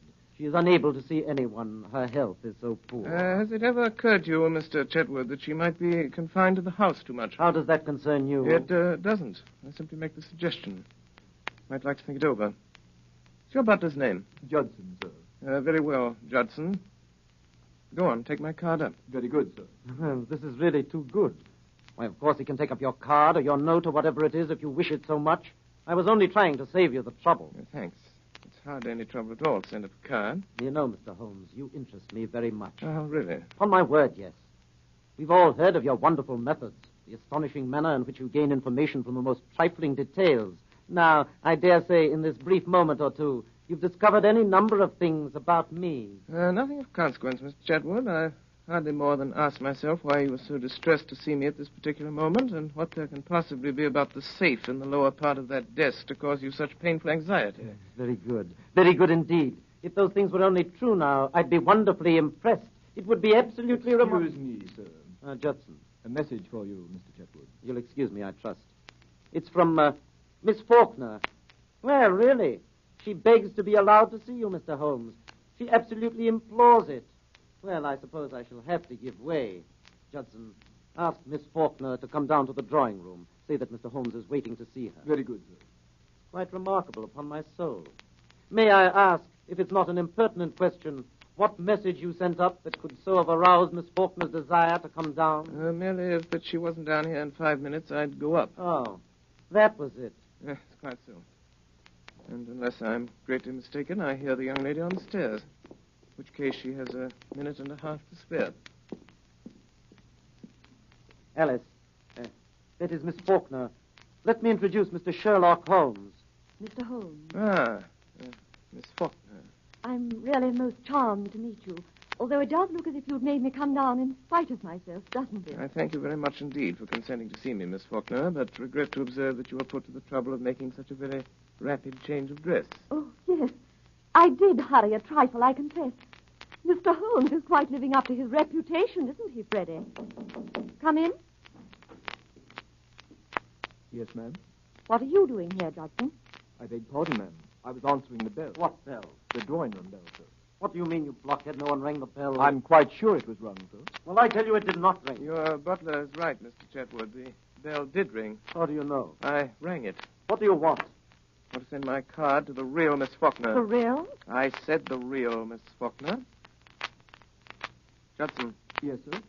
Holmes, what right have you to ring for servants and give orders in my house? What right have you to prevent my cards from reaching their destination? And how does it happen that you and this woman are resorting to trickery and deceit to prevent me from seeing Alice Faulkner? through some trifling oversight, Judson, neither of the cards I handed to him has been delivered. Kindly see that this error does not occur again. My orders, sir. Ah, you have orders. I can't say, sir. You were told not to deliver my card. What business is it of yours, I'd like to know? I shall satisfy your curiosity on that point in a very short time, Mr. Chetwood. Yes, and you'll find out in a very short time that it isn't safe to meddle with me. It wouldn't be any trouble at all for me to throw you out into the street. Possibly not, but trouble would swiftly follow such an experiment on your part. It's a cursed lucky thing for you I'm not armed. Yes, well, Miss Faulkner comes down, you go and arm yourself. Arm myself? I'll call the police. What's more, I'll do it now. Oh, no, you will not do it now. You will remain where you are until the lady I came here to see has entered this room. What makes you so sure of that? Because you will prefer to avoid an investigation of your suspicious conduct, Mr. James Larrabee. Larrabee? That is the name under which you are known to Scotland Yard, I believe, Mr. Chetwood. This lady here is your wife. To you, Judson, you will either deliver that card to Miss Faulkner at once or sleep in the police station tonight. Matter of small consequence to me, which you do. Shall I go, sir? Go on. Take up the card. It makes no difference to me. A short time since, Larrabee, you displayed an acute anxiety to leave the room. Pray do not let me detain you or your wife any longer. Take it you prefer to remain while I talk to Miss Faulkner? We do, Mr. Holmes. Ah, last, Miss Faulkner. Is it Mr. Holmes? Yes, You wish to see me? very much indeed, Miss Faulkner, but I'm sorry to see that you are far from well. Oh, no, No?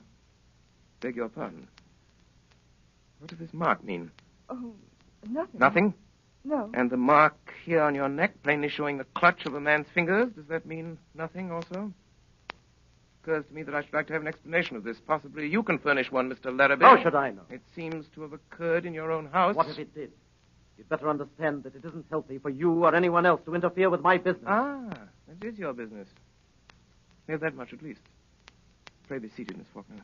I don't know who you are, Mr. Holmes, or why you are here. I shall be very glad indeed to explain. My business is this. I've been consulted as to the possibility of obtaining from you certain letters addressed to your sister, which are supposed to be in your possession. I cannot give up my sister's letters, Mr. Holmes.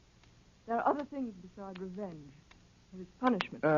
Believe me, Miss Faulkner. There is nothing more to say. Good night, Mr. Holmes. But my dear Miss Faulkner... Oh, I'm so sorry. How clumsy of me to turn over this chair. Fire! Fire! Oh, help, sir. Oh, what's Help, that? help, What's that? What is What's going on in your house here? Fire, where? The lamp, sir. Lamp? The lamp in the kitchen, sir. It fell off the table and everything down there is blazing, sir. Quick, sir, come down. Put it coming. Yes, quick. Don't alarm yourself, Miss Faulkner. There is no fire. No fire? The smoke was all arranged for. Arranged for? What does it mean, Mr. Holmes? It means this, Miss Faulkner. It means that I wanted a package of letters, Miss Faulkner, and that by following your eyes just now, when you thought there was a fire, I discovered that you'd hidden them in the upholstery of this chair. Yes. Quite elementary, as you see. And now that they're in my possession, there seems to be no reason for me to remain any longer in this house. Good night, Miss Faulkner. Miss Faulkner. Yes? I can't take them, Miss Faulkner. These letters belong to you. I find that I cannot keep them unless you can possibly change your mind and let me have them of your own free will. I hardly suppose you could. I will therefore return them to you, and, here's our friend Mr. Larrabee returning from the fire. So, you've got the letters, have you? Now I suppose we're going to see you walk out of the house with them. On the contrary, you're going to see me return them to their rightful owner. Miss Faulkner, here are your letters. Should you ever change your mind and be so generous, so forgiving as to wish to return these letters to the one who wrote them, you have my address. In any event, rest assured there will be no more cruelty, no more persecution in this house. Thank you, Mr. Holmes. You are perfectly safe with your property, Miss Faulkner, for I shall so arrange it that your faintest cry of distress will be heard. And if that cry is heard, it will be very unfortunate for those who are responsible. As for you, Mr. Larrabee, and you, Madame, I beg you to understand that you continue your persecution of that young lady at your peril. Good night. Miss Faulkner. Come here, Miss Faulkner. Now. Are you going to give me those letters? No, never. Are you going to give me those letters? No, then. Be careful, Jim. You shut up. Now then, Miss Faulkner, do you give me those letters, or do I break your arm? What's that? Someone knocked on the door. No, it was on that side. Did you call, madam? I think someone knocked, Judson. I'll see, madam.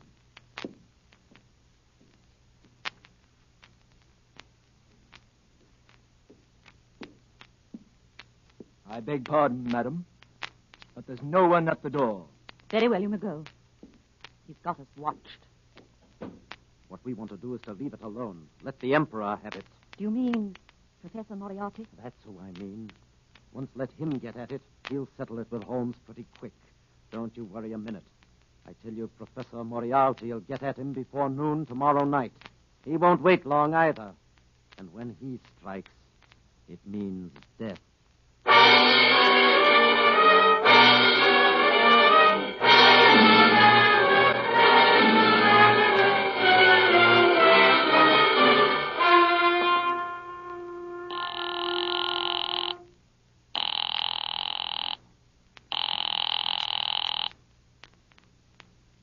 Number? 82. V71. Moriarty speaking. Come in, Bessie. Your report, come in, Manning. The whole thing was a trap, set and baited by an expert. And Manning? Manning has disappeared. Disappeared? Sherlock Holmes again. And now this Larrabee job. He's in on that, too. And that's where he's made his mistake. Mr. Holmes is playing rather a dangerous game, Bassett. Inspector Wilson tried it 7 years ago. Wilson is dead. 2 years later, Henderson took it up. We haven't heard anything of Henderson lately, eh? Not a thing, sir. You'll see about that. This Holmes is rather a talented man. He doesn't realize there isn't a street in London that'll be safe for him if I whisper his name to Cragen. I might even make him a little call myself, just for the satisfaction of it. Just for the satisfaction of it. Baker Street, isn't it, his place? Baker Street, eh? Baker Street, sir. We could make it safe. We could make it absolutely safe for 3 streets in every direction. Yes, sir, but we could. We've done it over and over again elsewhere. Police deployed, men in every doorway. Do this tonight in Baker Street. At 9 o'clock, call his attendants out on one pretext or another and keep them out. You understand? I'll see this Sherlock Holmes myself. I'll give him a chance for his life. That's it. Yes, sir. Notify the Lascar that I may require the gas chamber at Stepney tomorrow night. And have Craig in there at 10:15 with his crew. Tell Larrabee I shall want him to write a letter to Mr. Sherlock Holmes, which I shall dictate. Meet me here at 7. And Bassett, place your men at 9 tonight for Sherlock Holmes's house in Baker Street. You still go there yourself, sir? I will still go there myself. At this meeting tomorrow night, sir, to get him in the gas chamber. If I fail to kill him in Baker Street, you'll have him in Swandam Lane. Either way, I have him, Bassett. 2 strings to our bow. 2 strings, eh, Bassett? Yes.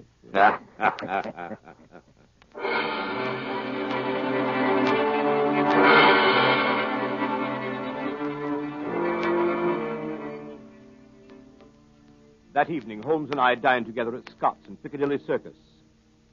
After dinner, we went to a concert at Queen's Hall. I can still see him on this particular night of the Moriarty case, well knowing that his life was in peril, sitting beside me in the stalls, wrapped in the most perfect happiness, listening to Sarasate play the violin, gently waving his long, thin fingers in time to the music.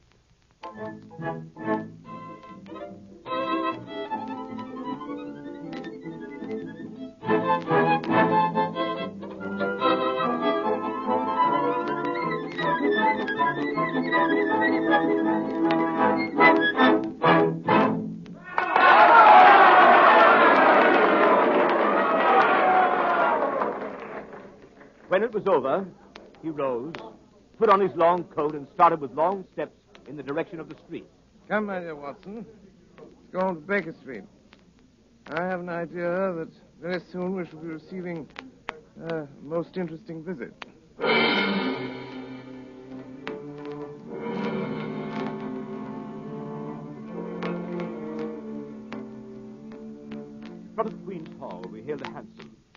we came down Baker Street, we could see that the light was burning on the second floor of 221B.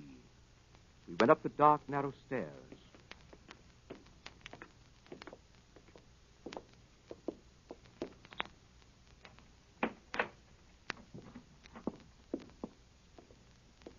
Mr. Holmes. The boy Billy was waiting for them. Mr. Holmes.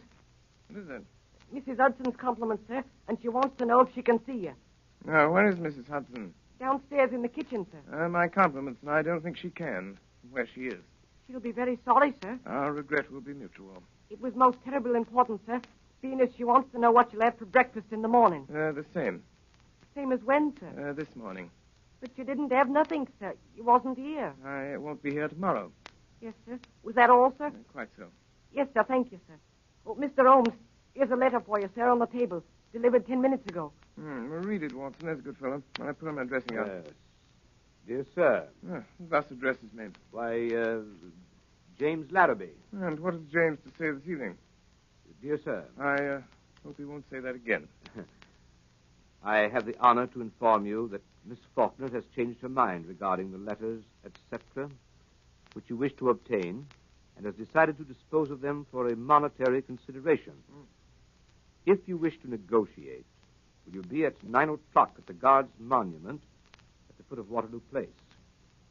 You will see a four-wheeler with wooden shutters to the windows.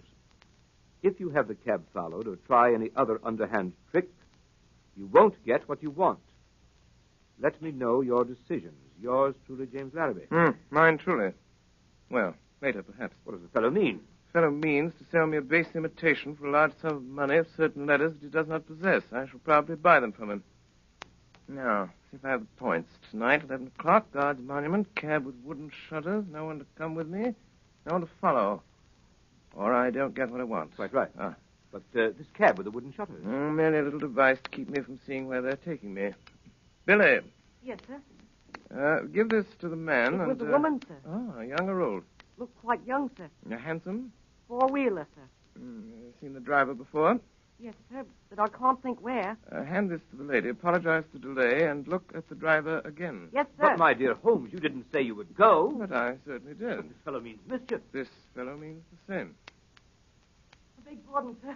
A message come over from the chemist on the corner to say a man has been hit by a bus. Looks like his legs broke. And would Dr. Watson kindly step over and help till the ambulance You comes? certainly are. Go at once. I'll be back in a minute, Holmes. Billy. Yes, sir. Who brought that message? Boy from the chemist, sir. Yes, of course. But which boy? Must have been a new one, sir. I ain't seen him before. Billy. Get downstairs quickly. Look after the doctor. The boy's gone. There's a man with him. It means mischief. Let me know. Don't stop to come up. Ring the doorbell. I'll hear it. Ring it loud. Yes, sir.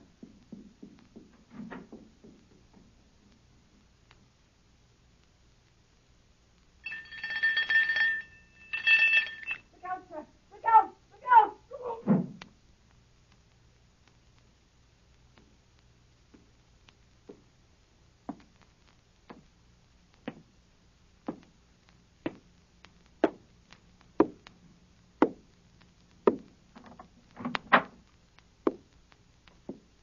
Dangerous habit, Mr. Holmes, to finger loaded firearms in the pocket of one's dressing gown. I give you my word, Professor Moriarty.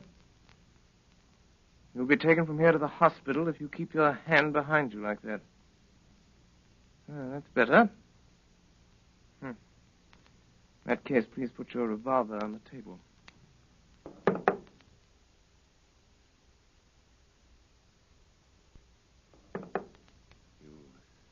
Evidently don't know me. I think it's quite evident that I do. Pray have a chair, Professor. I can spare you 5 minutes. That is, if you have anything to say. Careful. What are you about to do, Professor Moriarty? Look at my watch. I'll tell you when your 5 minutes is up. Is your intention to pursue this case against me? That is my intention. To the very end. I regret this.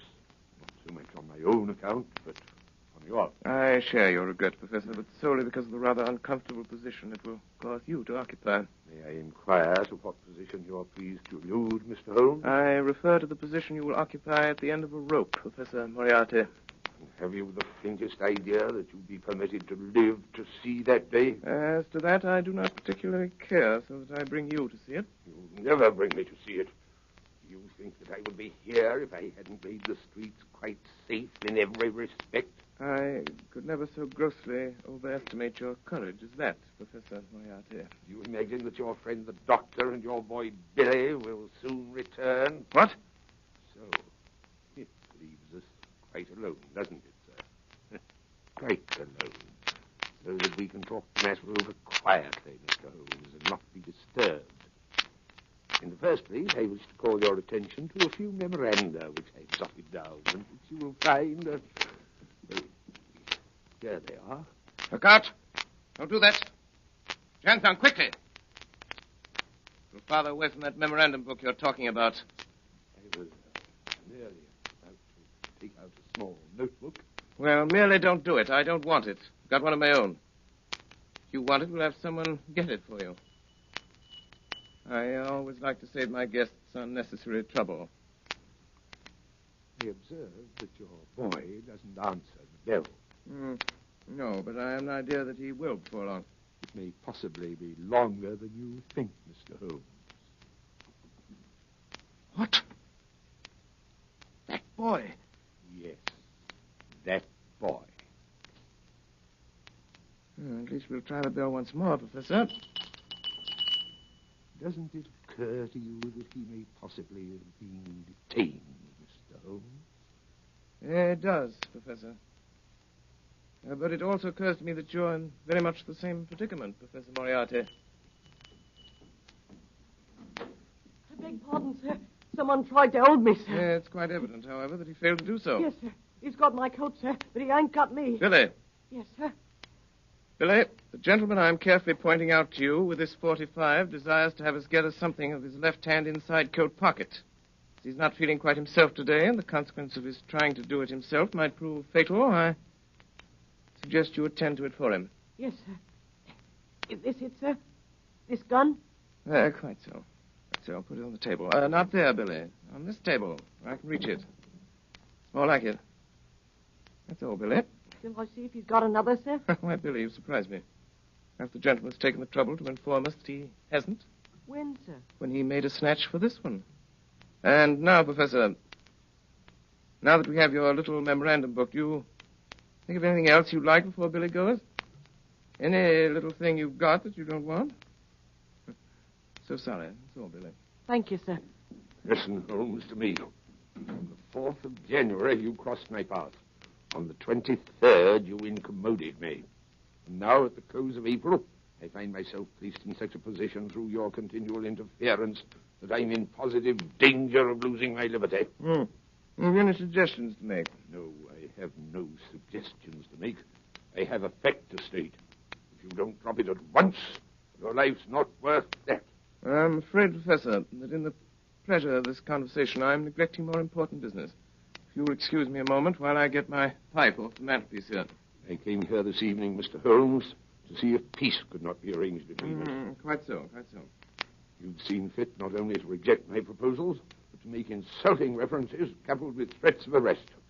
You've been warned of your danger. You don't heed that warning. Perhaps you'll heed this. Up with your hands, Mr. Holmes. Up with them, Didn't imagine I'd leave that gun loaded, did you, Professor Moriarty? Here are your cartridges. I didn't suppose you'd want to use that gun again, so I took them out while you were talking and put them in my pocket. You'll find them all there, Professor. Billy. Yes, sir? Will you please show Professor Moriarty the door? Yes, sir. This way, sir. Don't ever say I didn't warn you, Mr. Holmes. No, Professor Moriarty. No. I never will. Billy, come here. Yes, sir. Billy? Billy, you're a good boy. Yes, sir. Thank you, sir.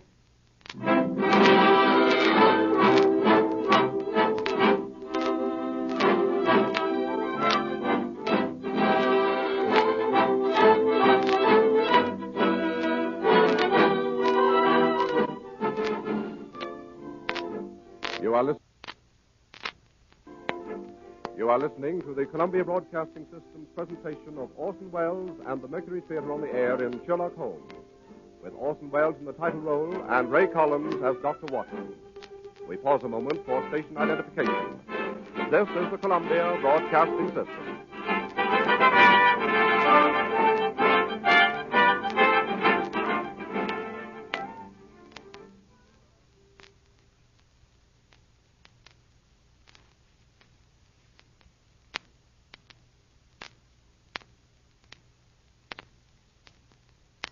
We continue now with this CBS presentation of Sherlock Holmes, played by Orson Welles and the Mercury Theater on the air.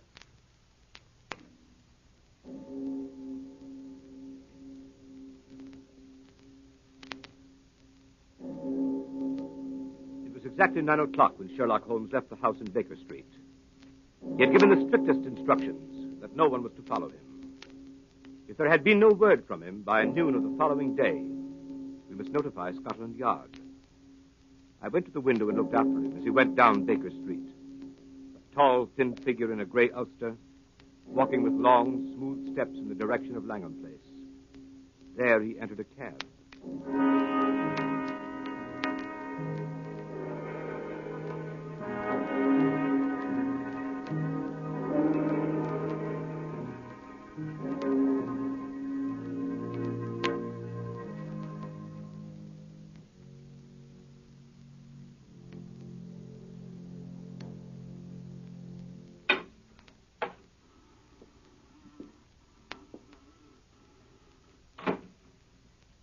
Here. What are you doing, lighting matches here? That's what I'm doing. Chuck it. Why should I chuck it? There might be gas, you fool. There ain't no gas. It's been 4 days since we had gas in the room. And I still say there might be gas. Did you check it? I will. Here goes. Ready? Give it a turn. That'll do. Turn it off. 5 minutes of that. All your troubles are ended. Here. What's that? Bassick? That's right, Cragen. Did you hear it? Yes, sir. McCabe? Yes, sir. Be careful now, you boys. You've got a tough one tonight. We ain't said who, as I've heard. Sherlock Holmes. Oh. You mean that, sir? God's truth. You're going to count him out. Well, if you don't and he gets away, I'm sorry for you, that's all. Jack, the governor's here. Not the governor himself. Professor Moriarty. Shut up.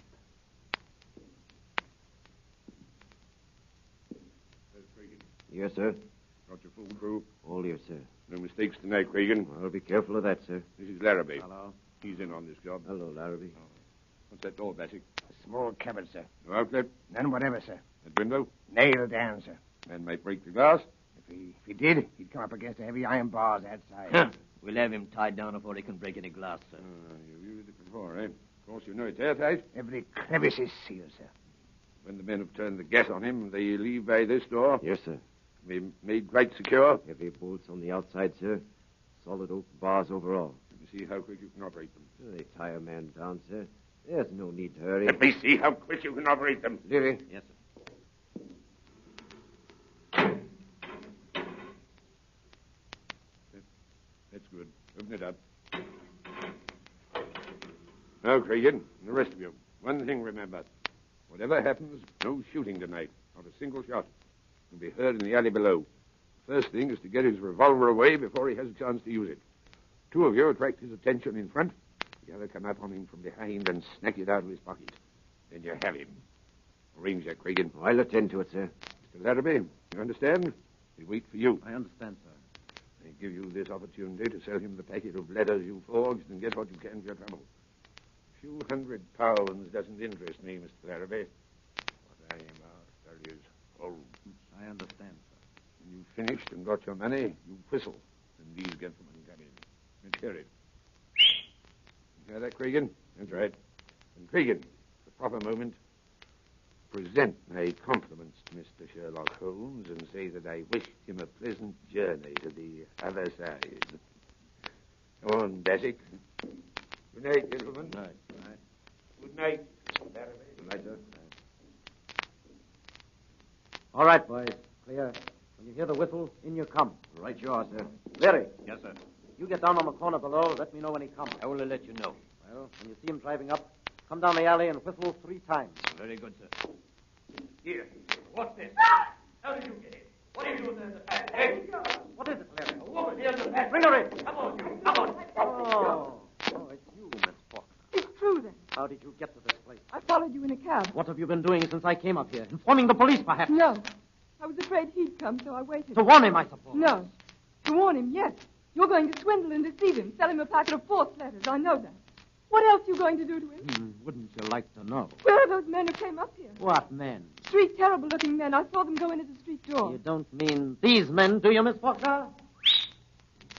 Fire up, boys! Can't make a noise. Here we go. Fire up! Listen.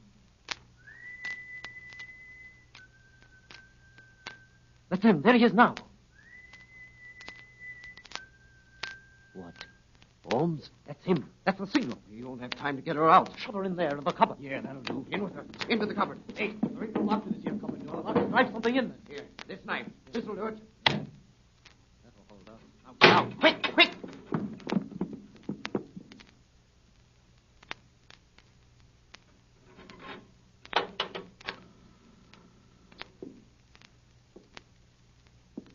Good evening, Mr. Holmes. Ah, Mr. Larrabee. Oh, really? I certainly thought after all this driving about in a closed cab, you'd show me something new. Seen it before, have you, Mr. Holmes? Oh, well, a time or two. Now to come to think of it, I nabbed a friend of yours in this place while he was trying to drop himself out of the window. Ed Colvin, the cracksman. Colvin, never heard of him before. Well, you certainly never heard of him after. Sure of that. A race of counterfeiters used these luxurious chambers in the spring of '89. One of them hid in that cupboard. We pulled him out with the heels. Quite interesting. But times have changed since then. So they have, Mr. Larrabee, so they have. But then it was only cracksmen, counterfeiters, pickpockets, and petty swindlers of various kinds. But now... Well, what now? Well, between you and me, Mr. Larrabee, we've heard some not altogether agreeable rumors. Rumors of some pretty shady work not far from here. Murder to a very peculiar kind. I've always had a suspicion... That's it. My surmise was correct. It is. It is what? This room is corked, sealed. What does that signify to us? Nothing to us, Mr. Larrabee, nothing to us. But it might signify a good deal to some poor devil who's been caught and gassed in this trap. Well, if it's nothing to us, suppose we leave it alone and get to business. My time is limited. Yeah, of course. I should have realized that these reflections could not possibly appeal to you. Well, have a cigar, Mr. Holmes? Oh, thanks. Oh, good cigar, this, Mr. Larrabee. A genuine Havana. Glad you like it. Now, here is the little packet of letters which is the object of this meeting. I haven't opened it yet, but Miss Faulkner tells me everything is there. I suppose, Mr. Larrabee, that as Miss Faulkner knows nothing about this affair, we omit her name from the discussion. What do you mean? Who told you she doesn't know? You did. Every look, tone, gesture, everything you've said and done since I've been in this room has informed me that Miss Faulkner has never consented to this transaction. It is a little speculation of your own. Oh, I suppose you think you can read me like a book. Oh, no, like a primer. Well, let it pass. How much will you give? £1,000. I couldn't take it. What do you ask? 5,000. I couldn't give it. Well, I've been offered 4,000 for this little packet. Why didn't you take it? Because I intended to get more. Oh, that's too bad. They offered 4,000. They'll give 5. They won't give anything. Why not? They've turned the case over to me. Will you give 3,000? Mr. Larrabee, strange as it may appear, my time is limited as well as yours. I have brought with me the sum of £1,000, which is all that I wish to pay. If it is your desire to sell at this figure, kindly appraise me of the fact at once. If not, permit me to wish you a very good evening. Well? You can have it. It's too small a matter to haggle over. Give me the money. Yes, certainly. I thought you said you'd only brought just 1,000. I did. This is it. You brought a trifle more, I see. Quite so. I didn't say I hadn't brought any more. You can do your little tricks when it comes to it, can't you? It depends on who I'm dealing with. Yeah. You give me that money. Come on, quick. Hand it over. Now, I've got you where I want you, James Larrabee. You've been so cunning and so cautious and so wise, we couldn't find a thing to hold you for, but this little slip will get you in for robbery. You'll have me in, will you? What are your views about being able to get away from here yourself? I do not anticipate any particular difficulty. Robbery, eh? Why, even if you got away from here, you haven't got a witness. You haven't got a witness to your name. I'm not so sure of that, Mr. Larrabee.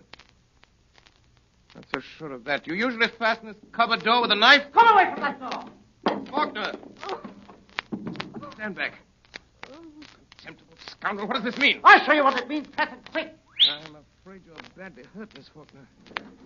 Mr. Holmes, look behind you! Get in! Here, hold in there, boy. I'll have to ask you gentlemen to wait just one moment, please. Here there. What's the idea of sitting down and writing? What are you writing? Writing your will, I suppose. No, only a brief description of one or two of your gentlemen. The police. I'm ready now. Wait a bit. You better listen to me, Mr. Holmes.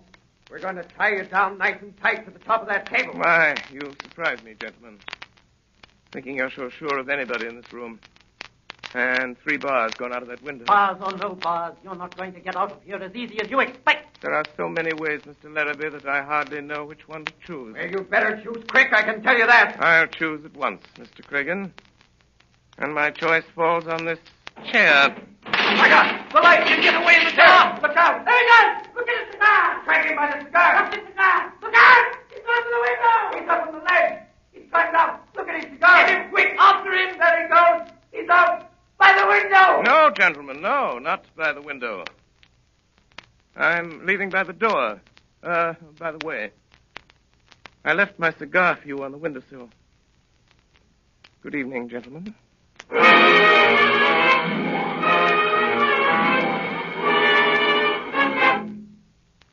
was no news of Holmes that night, and Billy reported next morning that he had not breakfasted at home.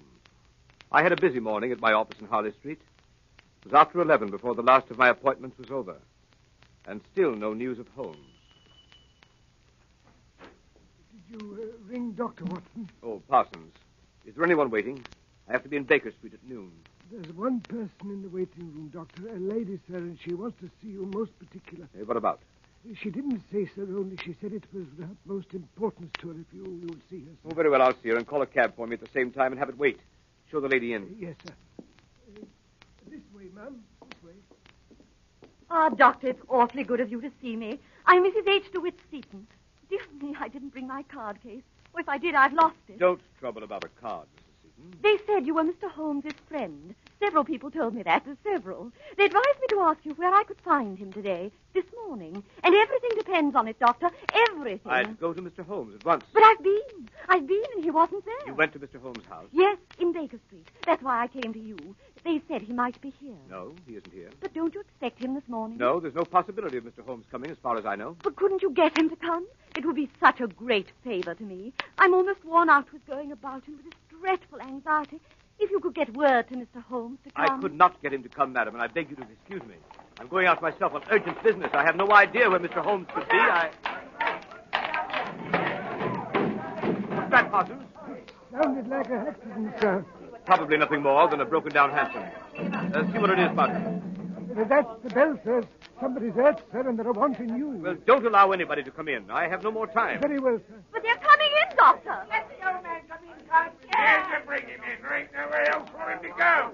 Can't the doctor's off his business and he can't come in when he's there. The doctors can't see anybody. He's got to come in. We can't leave him out in the street, can we? All right, help him in, Parsons. Oh, Doctor, isn't it frightful? Can I be of some use, None Doctor? whatever, none whatever. But, Doctor, I must see the poor fellow. Oh, my leg, my leg. Right this way, sir. Be careful of the sill, sir. That's it. The accident. You can't help a accident. Oh, you can't. That's plain enough. He was on the wrong side of the street, he was. Now, over to this chair. No, I'll sit here. No, this is the chair, sir. Don't you suppose I know where I want to sit down? You'll sit down here. That isn't the doctor. The doctor will have a look at you. Here's the doctor. That isn't the doctor. Yes, it is a doctor. Here, doctor. You just come and have a look at this old bloke, will you? He's hurt himself a little, then. Are you a cabman? Yes, I'm the cabman. Well, I'll have you arrested for this. Arrested? Arrested! You can't arrest me. No, I can't, but somebody else can. Where's my hat? Never mind your hat. I will mind my hat, and I'll hold you responsible. There's your hat in your hand. Go on, sit down. That isn't my hat. Here, you're responsible. I'll have you arrested. Here, come back. I'll go and stick around here. You know, I got to go and attend to my bleeding horse. Bring your horse in here. I want to speak to him. Conspiracy. I won't stay in this place. If I ever get out of here alive. What are you staring at me for, lady? Parsons, tell that cab to wait for me. I must see if he's badly hurt. Yes, sir. Now, my friend, if you'll sit quiet for one moment, I'll have a look at you. Well, stay still, will you? Well, how can I... Remarkable weather we're having, eh, Doctor? Holmes! What on earth? How about having me remove some of this ridiculous disguise, Watson? Holmes! Is that you? Quite so, my dear fellow, quite so. Holmes! Watson, don't get out that window. Look out, the blind! What do you want me to do? Nothing. Already been done by Mrs. Larrabee here. Look out, Holmes. She can get out that way. I don't think so, Watson. Foreman! I got her, sir. Good work, Foreman. I'll take this lady in charge. Yes, sir. Very good, Foreman. Wait for me outside. Yes, sir. Oh, Watson, my dear fellow, I regret to say that up to the present time, Professor Moriarty himself has not risen to the bait. Where do you think he is? In the open streets, under some clever disguise. Watching for a chance to get at me. And was this woman sent in here? Quite so. A spy. To let them know by some signal if she found me in the house. Now they know. Pull down that blind, Watson. I don't care to be shot at from the street. I imagine we shall hear from Professor Moriarty very soon now. Mr. Holmes! Mr. Holmes! What did I tell you? He's come, sir. From where? The house across the street. He was in there watching these windows. He must have seen something, for he's just come out. There was a cab waiting in front of this house, sir, and he's climbed up and changed places with the driver. Get out again quick, Billy, and keep your eye on him. Yes, sir. Thank you, sir. Watson, if you let me have a rather heavy portmanteau for a few moments, I won't do it any harm. Parsons, my large Gladstone over there in the corner. Bring it here, please. Yes, sir. Here you are, sir. Here's the portmanteau. Thank you, Parsons. Put it down there. Thank you so much. Parsons, you ordered a cab for the doctor a short time ago. It's been waiting, I believe. Yes, sir, I think it has, sir. Be so good as to tell the driver to come in here and get a valise. When he comes, tell him that's the one. Very good, sir. My dear Watson, times like these you should tell your man never to take the first cab that comes on call, nor yet the second. The third may be safe. But Holmes, All right, I'm cabby. Yes, yes, cabby. Here, right in this way. This bag. I want taken down, Right, you are, street. Governor. Right. All right. Goodbye, Watson. Bye, Watson, old fellow. Wait a minute, driver. Pretty heavy, I'm afraid. Let me help you. Watson, I'll write to you from Budapest. Yes, but Holmes... Here, driver. Just let me tighten up these straps a bit. There we are, that's right. I'll hold it, driver. You pull the strap. A few little things in this bag that I wouldn't like to lose. Right, you are, sir. And it's just as well to make quite sure. Is it not, Professor Moriarty? By means of a simple pair of handcuffs. Blast you, Holmes. Do you imagine, Sherlock Holmes, that this is the end? I ventured to dream that it might be. You quite sure the police will be able to hold me? Professor Moriarty, I'm quite sure of nothing. Take him away, Foreman.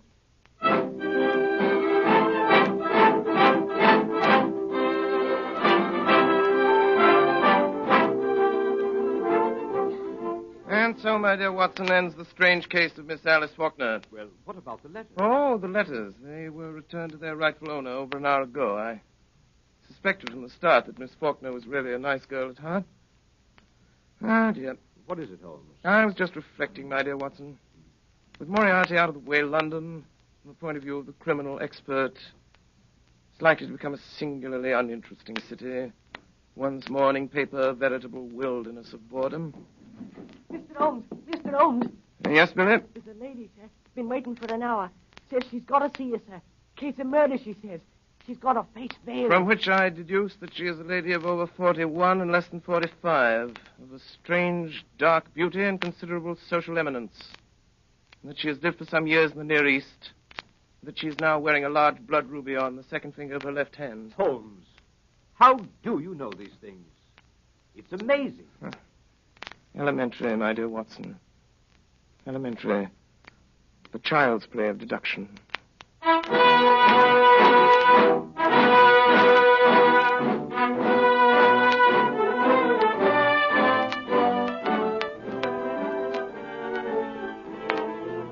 Again tonight, the Columbia Broadcasting System, through its affiliated stations coast to coast, has brought you Orson Welles and the Mercury Theatre on the Air, the 12th production in this unique series featuring Broadway's and radio's most celebrated theatrical producing company. This evening, the play was Orson Welles' own adaptation of William Gillette's Sherlock Holmes. In the cast, Dr. Watson, played by Ray Collins, Alice Faulkner by Mary Taylor, Madge Larrabee by Brenda Forbes, James Larrabee by Edgar Barrier, Inspector Foreman by Morgan Farley, Cragen by Richard Wilson, Brassic by Alfred Shirley, Leary by William Allen, Billy by Arthur Anderson, Professor Moriarty by Eustace Wyatt, and Sherlock Holmes by Orson Welles. The orchestra was conducted by Bernard Herrmann, and the production was supervised for CBS by Davidson Taylor. Your announcer is Frank Gallup.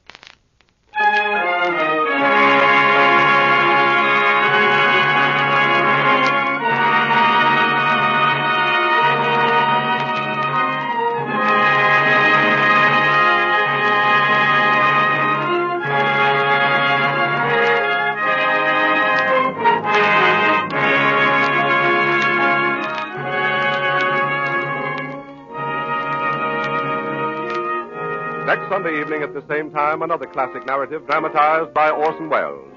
Join us then for Charles Dickens' Oliver Twist, brought to life by the Mercury Theater on the Air. The Mercury Theater on the Air.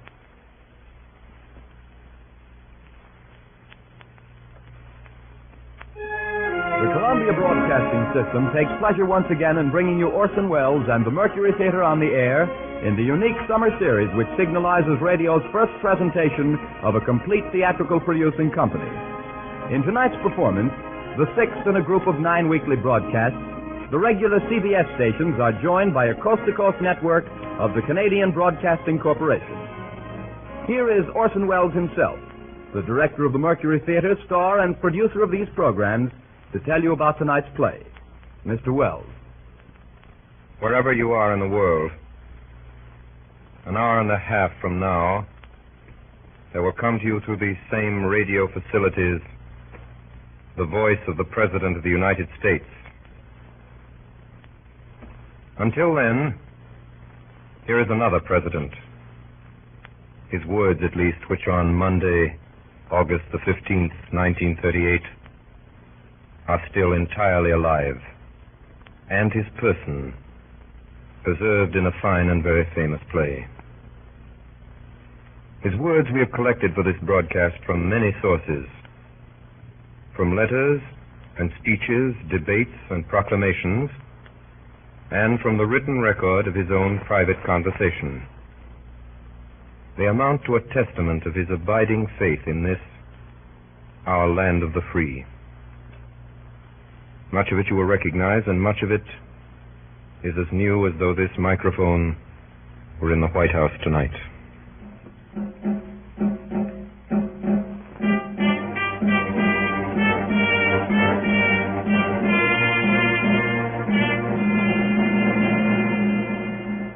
I was born February 12th, 1809, in Hardin County, Kentucky. My parents were both in Virginia, undistinguished families, second families, perhaps I should say. My mother, who died in my 10th year, was of a family of the name of Hanks, some of whom now reside in Macon County, Illinois.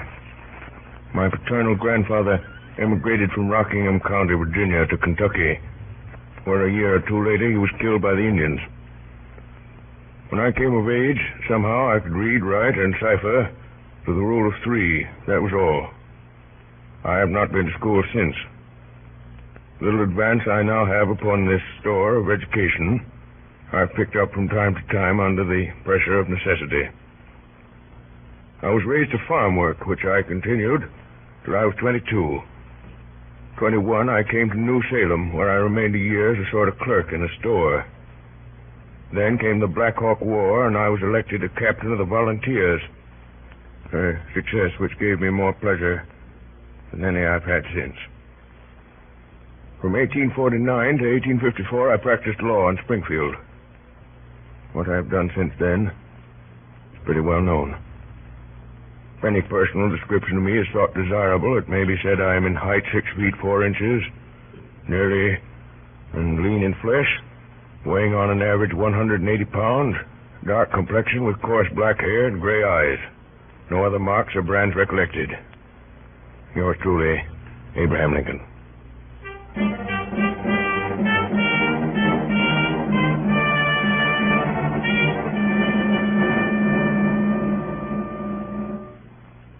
Gentlemen, you said this was a great evening for me. It is. And I'll say more than I mostly do because it is. I'm likely to go into history now with a great man. For now I know better than any how great he is. I'm plain-looking, and I've a sharp tongue, and I've a mind that doesn't always go in his easy highway. And that's what history will see, and it will laugh a little and say, poor Abe Lincoln. That's all right, but it's not all. I've always known when he should go forward and when he should hold back. I've watched and watched. There are women like that, lots of them. But I'm lucky. My work's going farther than Illinois. It's going farther than any of us can tell. I made things easy for him to think and sink when we were poor. And now his thinking has brought him to this. They wanted to make him governor of Oregon. And he would have gone and have come to nothing there. I stopped him. Now they're coming from Chicago, from the Republican convention there, to ask him to be president. And I've told him to go. It's a great place for a man to fill. You know, it's hard to believe. When I think of the times I've sat in this room of an evening and seen your husband come in, ma'am, with his battered hat and tie falling off the back of his head and stuffed with papers that won't go into his pockets and God-darning some rascal who done him about an assignment or a trespass, why, I can't think he's gone up there into the eyes of the world. Well, Mary. How do you do, Samuel? How do you do, Timothy? Good evening, Abraham. Good evening, Abraham. Well, we'll be going. We only came in to give you good faring, so to say. Great word you've got to speak this evening. Makes a humble body almost afraid of himself, Abraham, to know his friend is to be one of the great ones of the earth, with his yes and no law for these many, many thousands of folk. Makes a man humble to be chosen so, Samuel. So humble that no man but would say no to such bidding if he dare. To be president of this people, and trouble gathering everywhere in men's hearts. And it's a searching thing. Bitterness and scorn and wrestling often with men I shall despise, and perhaps nothing truly done at the end. But I must go. Samuel, Timothy, let's glass that cordial, Mary, before they leave. Who may the devil smudge that girl? Susan Beddington. Where's that darnation cordial? It's all right, Abraham. I told the girl to keep it out. Oh, the cupboard's choked with papers. Here you are. Poor hospitality for whiskey-drinking rascals like yourselves, but the thought's good. Oh, don't mention it, Abraham. We wish you well, Abraham. Our compliments, ma'am. Samuel, I give you the United States of America and Abraham Lincoln. Thank you. Samuel, Timothy, I drink to the hope of honest friends. Mary, the friendship. I'll need that always, for I've a queer, anxious heart. Give you the United States of America. Well, good night, Abraham. Good night, ma'am. Good night. Good night. Night, ma'am. Good night, Mr. Stone. Good night, Mr. Good night, Cuthbert. Samuel. Night, Timothy. Thanks for coming. You'd better see them in here. 5 minutes to 7. You're sure about it, Mary? Yes. Aren't you? We mean to set bonds to slavery. The South will resist. They may try to break away from the Union. If the Union is set aside, America will crumble. Saving of it may mean blood. Who is to shape it all if you don't? There's nobody. I know it. Then go. Go. The gentlemen have come. I'll come to them. I'll send them in. Abraham, I believe in you. I know. I know.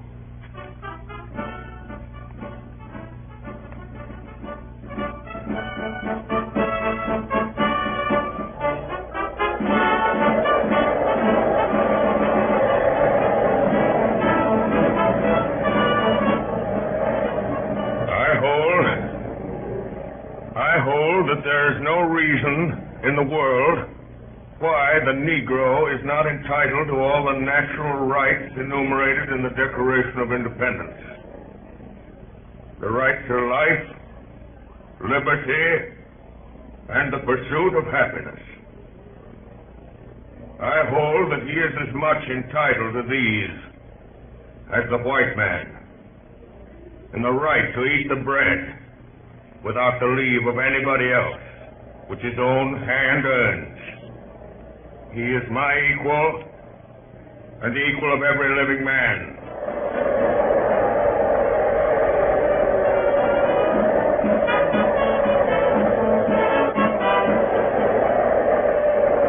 November 6th, 1860. Republican Party 180 out of 303 electoral votes. 1,857,000 out of 4,645,000 popular votes. Lincoln elected president.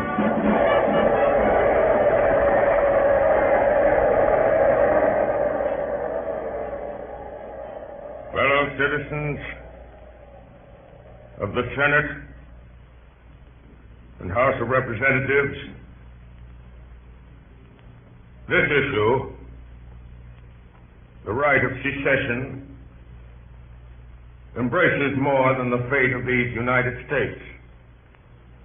It presents to the whole family of men the question whether a constitutional republic or democracy, a government of the people, by the same people, can or cannot maintain its territorial integrity against its own domestic forces. It presents the question whether discontented individuals, too few in numbers to control administration, can always, upon the pretenses or arbitrarily without any pretense, break up their government and thus practically put an end to free government upon the earth. Is there, in all republics, this inherent and fatal weakness? Must the government of necessity be too strong for the liberties of its own people, or too weak to maintain its own existence?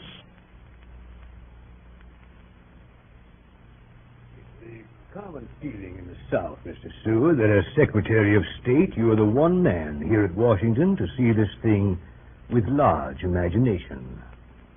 I say this with no disrespect to the President. But what does his experience of great affairs of state amount to beside yours, Mr. Seward? My support of the President is, of course, unquestionable, Mr. Jennings. Oh, entirely. But how can your support be more valuable than in lending him your unequaled understanding? You understand, of course, that I can say nothing officially. These are nothing but informal suggestions. But I may tell you that I am not unsympathetic. I was sure that that would be so. Yes, come in. The President is coming up the stairs, sir. Thank you. This is unfortunate. Say nothing and go at once. Here he is. Good morning, Mr. Seward. Good morning, Mr. Jennings. Good morning, Mr. President. And I am obliged to you for calling, Mr. Jennings. Good morning. Perhaps Mr. Jennings could spare me 10 minutes. Say 5 minutes. I'm anxious always for any opportunity to exchange views with our friends of the South. Much enlightenment may be gained in 5 minutes. Excuse, I beg you, Mr.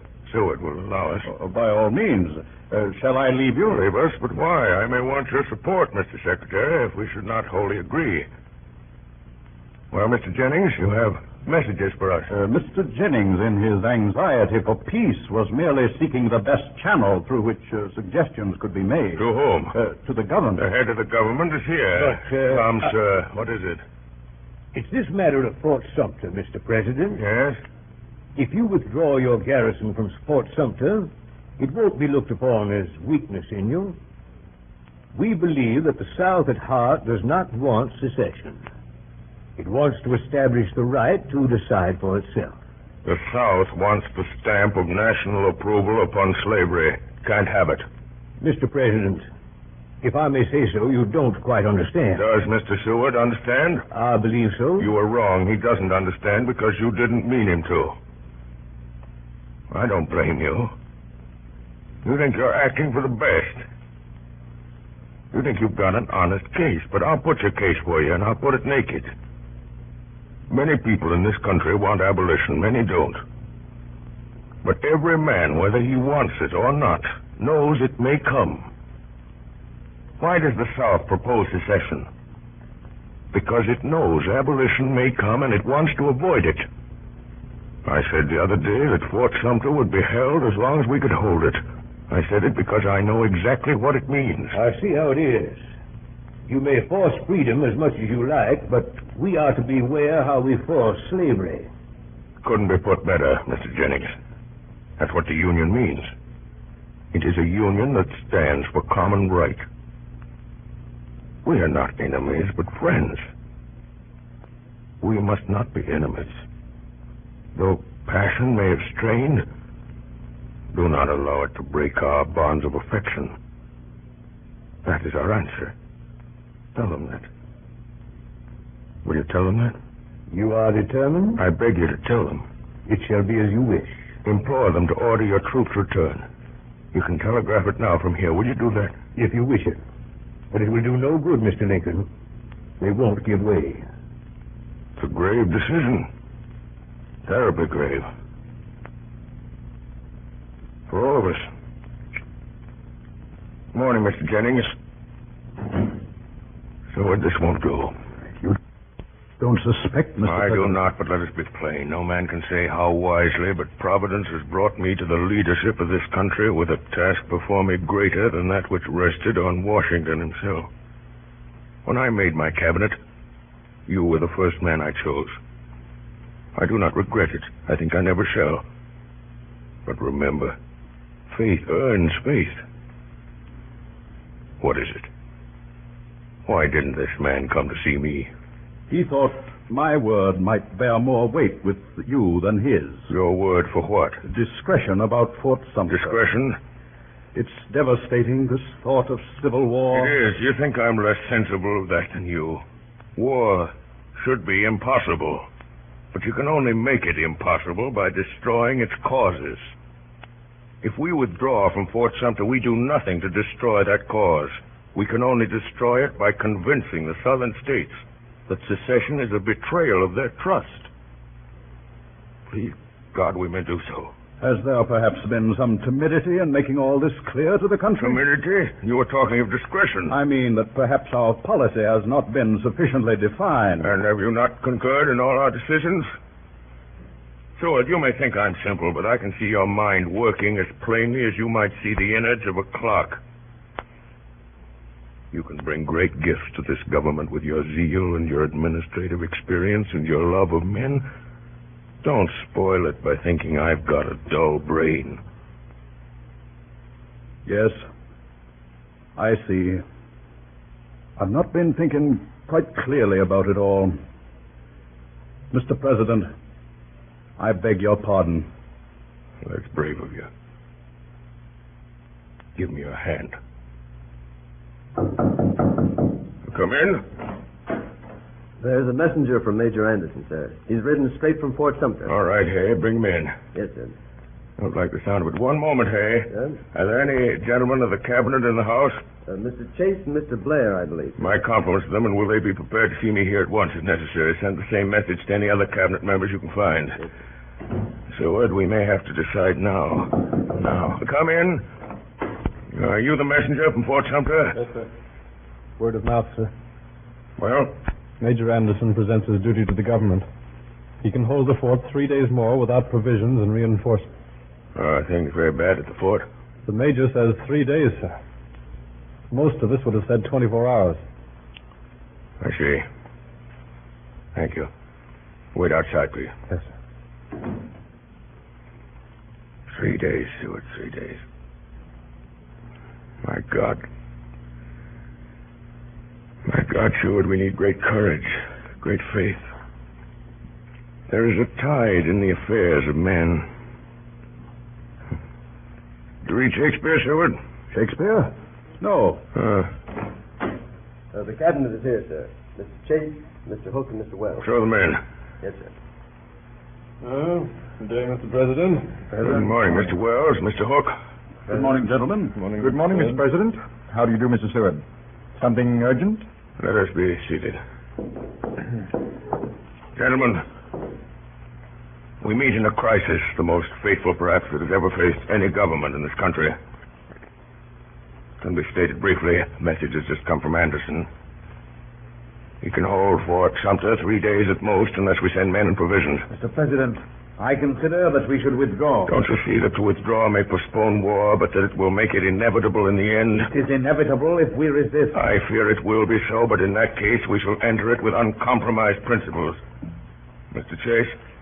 It is difficult, but on the whole, my opinion is with yours, Mr. President. And you, Seward? I respect your opinion, but I must differ. I charge you, all of you, to weigh this thing with all your understanding. To temporize now cannot, in my opinion, avert war. To speak plainly to the world and standing by our resolution to hold Fort Sumter with all our means and in a plain declaration that the Union must be preserved will leave us with a clean cause, simply and loyally supported. I tremble at the thought of war. But we have in our hands a sacred trust. It is threatened. Persuasion has failed, and I conceive it to be our duty to resist. To withhold supplies from Fort Sumter would be to deny that duty. Gentlemen, the matter is before you. For sending men and provisions to Fort Sumter, 3. For immediate withdrawal, 5. Gentlemen, I may have taken upon myself the responsibility of overriding your vote. It will be for me to satisfy Congress and public opinion. Should I receive any resignations? Thank you for your consideration. Will you send in that messenger? Yes, sir. You sent for me, Mr. President? I did. Can you ride back to Fort Sumter at once? Yes, sir. Tell Major Anderson that we cannot reinforce him immediately. We haven't the men. Yes, sir. Say that the first convoy of supplies will leave Washington this evening. Yes, sir. Thank you.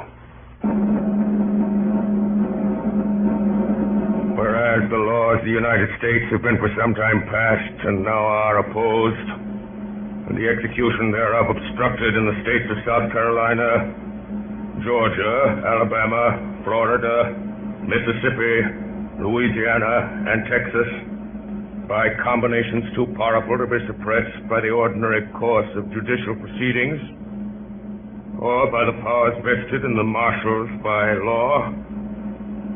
Now, therefore, I, Abraham Lincoln, President of the United States, in virtue of the power in me vested by the Constitution and the laws, have thought fit to call forth and do hereby call forth militia of the several states of the Union to the number of 75,000 in order to suppress said combinations and to cause the laws to be duly executed.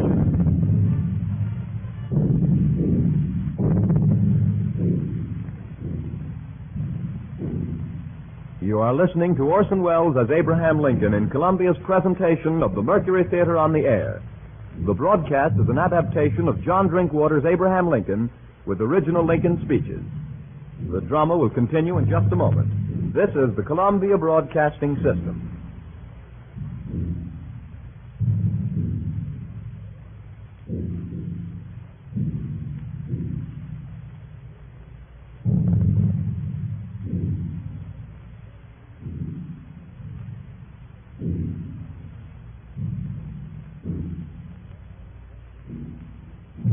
We continue now with the performance of John Drinkwater's Abraham Lincoln by Orson Welles and the Mercury Theater on the Air. Fellow citizens of the Senate and the House of Representatives, the war continues, and it continues to develop. That the insurrection is largely, if not exclusively, a war upon the first principle of popular government, the rights of the people. It is not needed, nor fitting here, that a general argument should be made in favor of popular institutions. But there is one point to which I ask a brief attention. It is assumed that labor is available only in connection with capital. That nobody labors unless somebody else owning capital somehow by the use of it induces him to labor. This assumed, it is next considered whether it is best that capital shall hire laborers and thus induce them to work by their own consent, or buy them and drive them to it without their consent. Having proceeded that far, it is naturally concluded that all laborers are either hired laborers or what we call slaves. And further, it is assumed that whoever is once a hired laborer is fixed in that condition for life. Now, there is no such relation between capital and labor as assumed. Nor is there any such thing as a free man being fixed for life in the condition of a hired laborer. Both these assumptions are false, and all inferences from them are groundless. Labor is prior to and independent of capital. Capital is only the fruit of labor, and could never have existed if labor had not first existed. No men living are more worthy to be trusted than these who toil up from poverty. Let them beware of surrendering a political power which they already possess, and which, if surrendered, will surely be used to close the door of advancement against such as they, and to fix new disabilities and burdens upon them, till all of liberty shall be lost. Good morning, gentlemen. I've just had my summons. Is there some special news? Yes, McClellan has defeated Lee at Antietam. It's our greatest success. They ought not to recover from it. The tide is turning. Have you seen the president, Mrs. Stanton? I've just been with him. Well, what does he say? He only said at last. He's coming directly. He'll bring up his proclamation again. In my opinion, it's inopportune. I thought we had learned by now that the president is the best man among us. There's a good deal of feeling against him everywhere, I find. He is the one man with character enough for this business. There are other opinions. Yes, but not here, surely, Mr. Hook. It's not for me to say. But there are some who would have acted differently. And you may depend upon it that they would not have acted so wisely, Mr. Hook. I don't altogether agree with the president, but he's the only man I should agree with at all. Is Lee's army broken? Not yet, but it is in grave danger. Why doesn't the president come? I think this news was nothing. I must say I'm anxious to know what he has to say about it all. I shall oppose it if it comes up. He may say nothing about it. I think he will. Gentlemen, the president. Good morning, gentlemen. Good morning, Mr. President. Good morning. Great news we hear. If we leave things with the army now to take that course, why, we ought to see through our difficulties. An exciting morning, gentlemen. I feel rather excited myself. I find my mind not at its best in excitement. Would you allow me to read you something?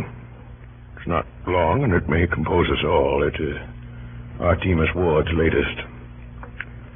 High-handed outrage at Utica.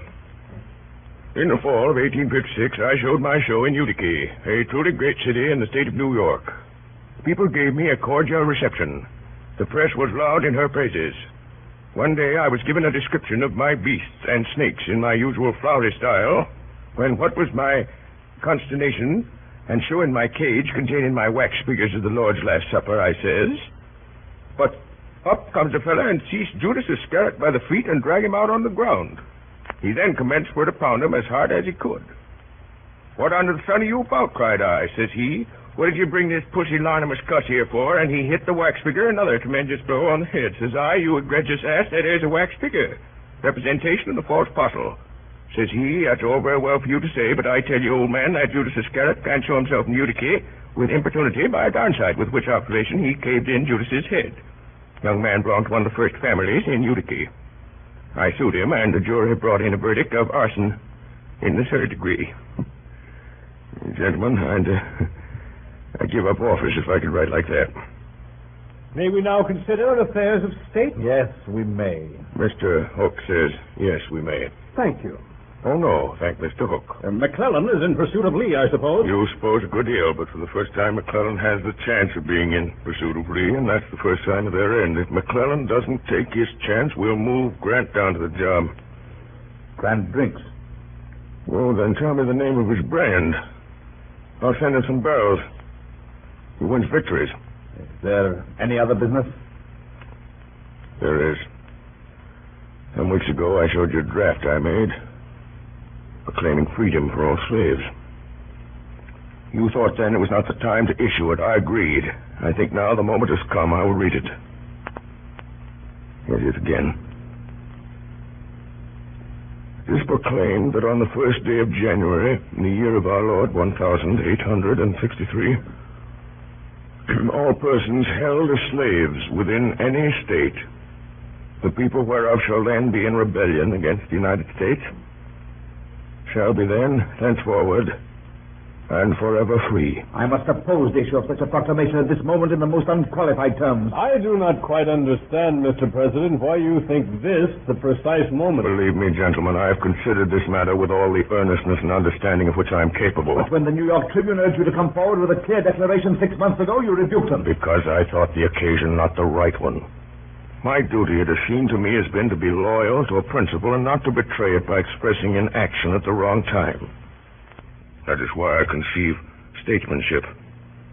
For long now, I've had two fixed resolves: to preserve the Union and to abolish slavery. How to preserve the Union, I was always clear. And more than 2 years of bitterness have not dulled my vision. We have fought for the Union, and we are now winning for the Union. With that victory and a vindicated Union will come abolition. I made the promise to myself and to my Maker. The rebel army is now driven out, and I'm going to fulfill that promise. I do not wish your advice about the main matter, but that I've determined for myself. This is, I say, without intending anything but respect for any one of you. But I beg you to stand with me in this thing. Well, in my opinion, it's altogether too impetuous. One other observation I will make. I know very well that others might in this matter, as in others, do better than I can. And if I was satisfied that the public confidence was more fully possessed by any one of them than by me, and knew of any constitutional way in which he could be put in my place, he should have it. I would gladly yield it to him. But though I cannot claim undivided confidence, I do know that all things considered, any other person has more. This I do not know, and moreover this may be, there is no way in which I can have any other man put where I am. I am here.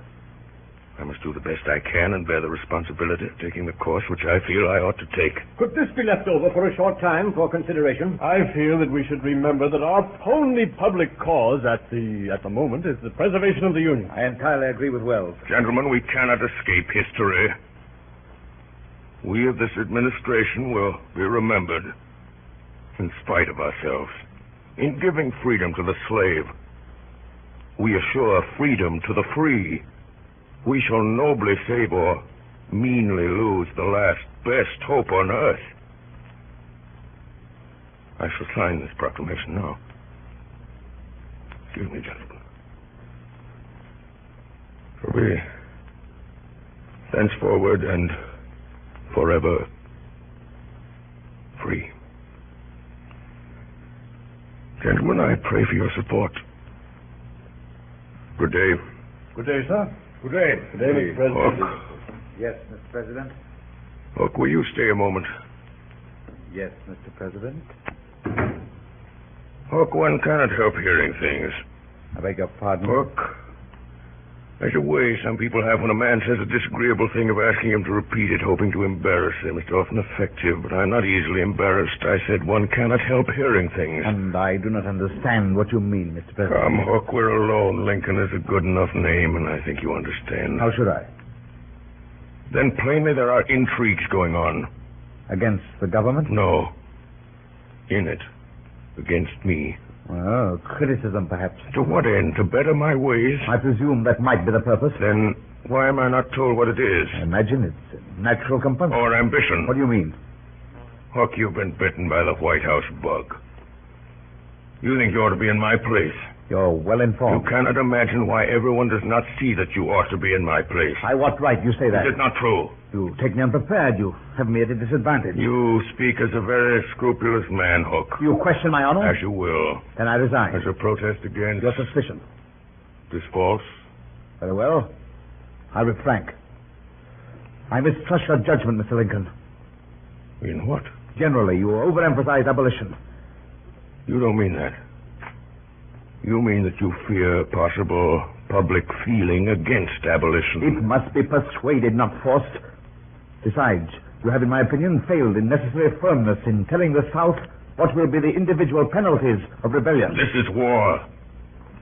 I will not allow it to become a blood feud. But we are fighting treason. We must meet it with severity. We will defeat treason.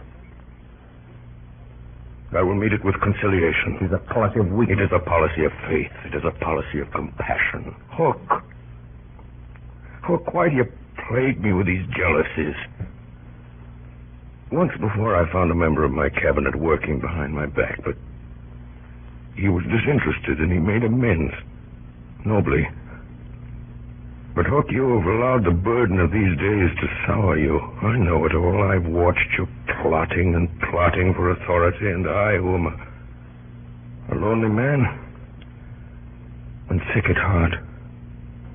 So great is the task God has given to my hand, and so few are my days, and my deepest hunger is always for loyalty in my own house. You have withheld it from me. You have done great service in your office, but you have grown envious. Now you resign as you did once before when I came openly to you in friendship. And you think that again I shall flatter you and coax you to stay. I won't do it. Let's take you at your word. I'm content. Will you shake hands? No. I beg you to excuse me.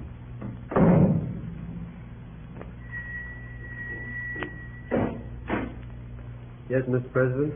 Mr. Hay. Yes, sir? Mr. Hay, I'm rather tired today. Read to me a little. Certainly, sir. The Tempest. You know the passage. Our revels now are ended. These, our actors, as I foretold you, were all spirits, and are melted into air, into thin air.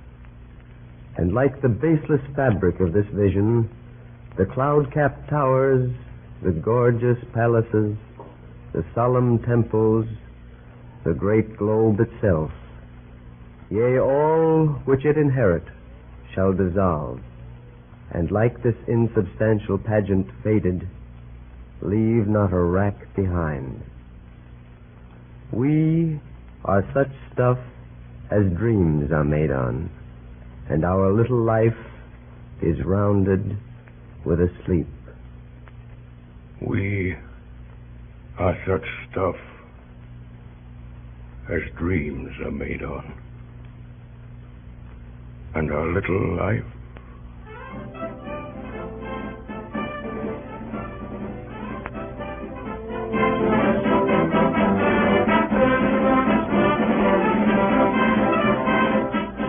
ordered that the 4th day of April, 1865, be the day for a general movement of all the land and naval forces of the United States against the insurgent forces. That especially the Army of the Potomac, the Army of Western Virginia, the Army near Munfordville, Kentucky, the Army and flotilla at Cairo, and a naval force in the Gulf of Mexico be ready to move on that day.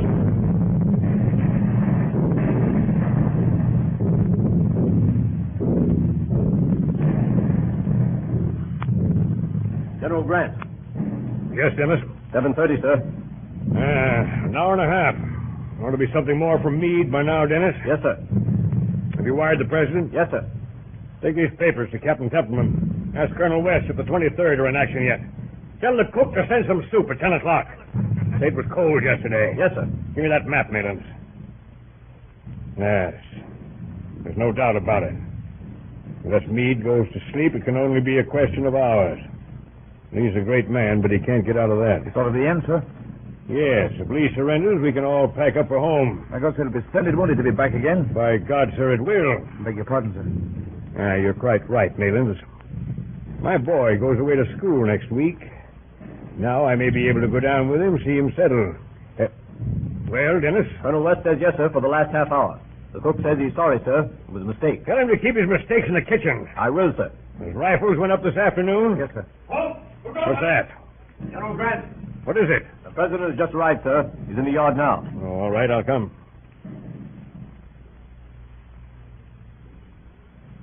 General Grant? Wasn't expecting you, sir. No, I couldn't keep away.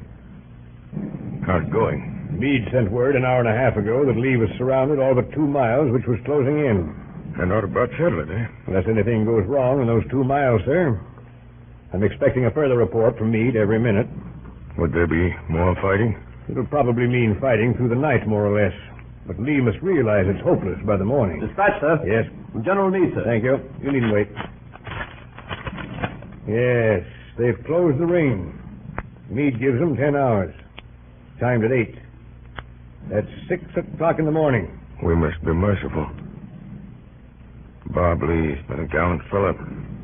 Perhaps you'll look through this list, sir. I hope it's the last we shall have. It's a horrible part of the business, Grant. Any shootings? One. Damn it, Grant, why can't you do without it? Oh, no. No, of course not. Who is it? Jim Scott says it's rather a hard case. And what is it? He's just on a heavy march, sir, and volunteered for double guard duty to relieve a sick friend. He was found asleep at his post. I was anxious to spare him, but it couldn't be done. It was a critical place at a gravely critical time. When is it to be? Tomorrow at daybreak, sir. I don't see that it'll do him any good to be shot. Where is he? In the barn, I believe, sir. Thanks. Think I'll go see him. I go with you, sir? No, thank you.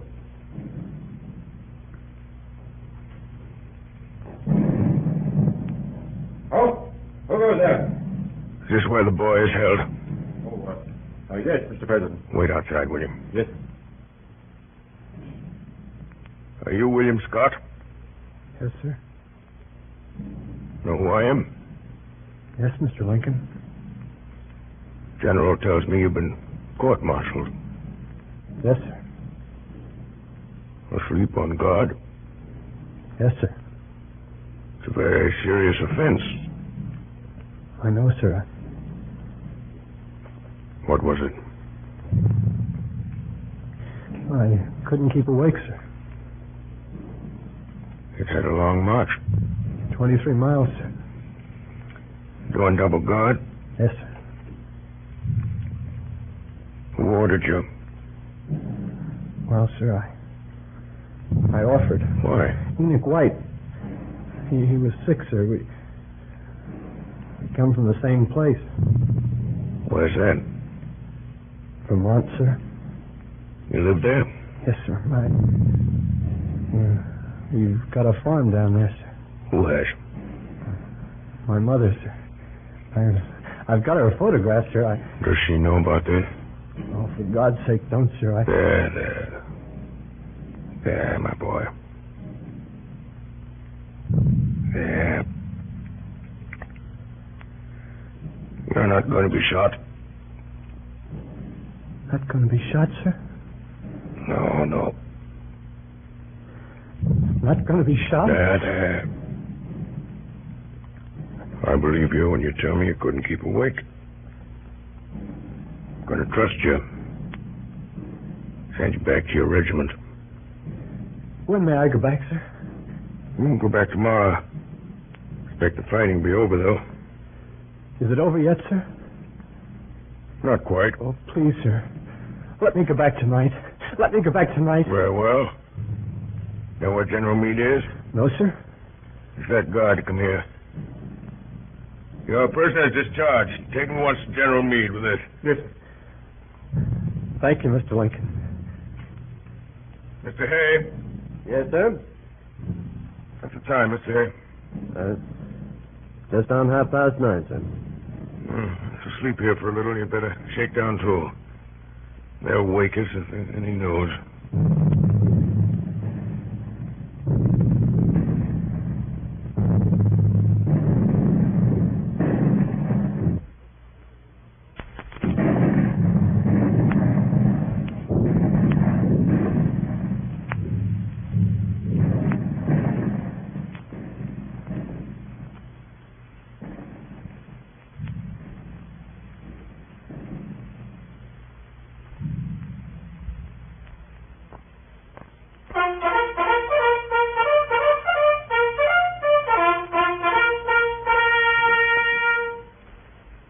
Mr. Hay. Mr. Hay. Hello. What the devil is it? Oh, I beg your pardon, Mr. Lincoln. Not at all. Slept well, Hay? Well, I feel a little crumpled, sir. What's the time? 6 o'clock, sir. Listen. I don't hear anything, Mr. Lincoln. I sure did. Guns have stopped. Good morning, sir. Morning, Hay. Good morning, General. I didn't disturb you last night. A message has come from Meade. Lee asked for an armistice at 4 o'clock. An armistice? Yes, sir. An armistice? For 4 years, life has been but the hope of this moment. It's strange how simple it is when it comes. Grant, you served the country very truly. Made my work possible, thank you. Had I failed, the fault would not have been yours, sir. I succeeded because you believed in me. Where is Lee? He's coming here. Meade should arrive directly. Where will Lee wait? There's a room ready for him. Will you receive him, sir? Oh, no, Grant. No, that's your affair. You're to mention no political matters. Be generous. I needn't say that. I have written out the terms I suggest. Here they are, sir. Yes, they do you honor. General Meade is here, sir. Ask him to come here. Yes, sir. I learned a good deal from Robert Lee in early days. He's a better man than most of us. This business will go pretty near his heart, sir. I'm glad it's to be done by a brave gentleman, Grant. Oh, congratulations, Meade. You've done well. Thank you, sir. Was there much more fighting? Pretty hot for an hour or two. How long will Lee be? Only a few minutes, I should say, sir. You said nothing about terms. No, sir. Did a boy named Scott come to you? Yes, sir. He went into action at once. He was killed. Killed? Queer world, Grant. Is there any proclamation to be made, sir, about the rebels? I hope there will be no persecution, no bloody work after this war is over. I'll have nothing of hanging or shooting these men, even the worst of them. Frighten them out of the country, open the gates, let down the bars, scare them off, shoo. Enough lives have been sacrificed. Goodbye, Grant. Report at Washington as soon as you can. Mr. President. Yes? Is it known that you return to Washington tomorrow? I think so. Mr. President, I think you take too many risks.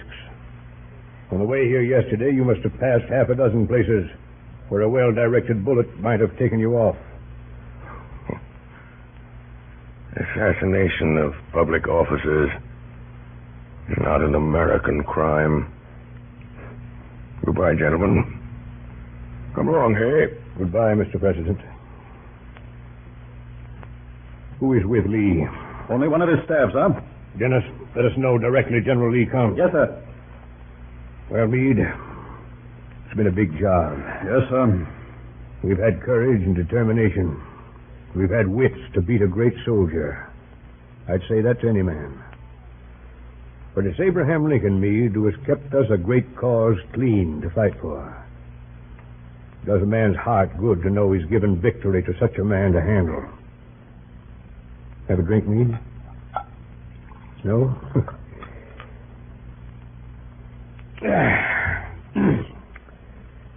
You know, Meade, there were fools who wanted me to oppose Lincoln for the presidency.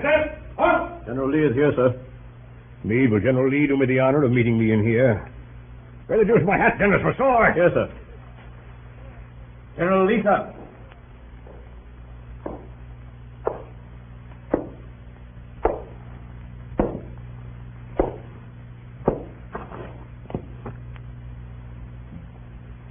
Sir, you have given me occasion to be proud of my opponent. I have not spared my strength. I acknowledge its defeat. You have come, General Lee, to ask upon what terms you will accept surrender. Yes. They are simple. I hope you will not find them ungenerous. Here they are.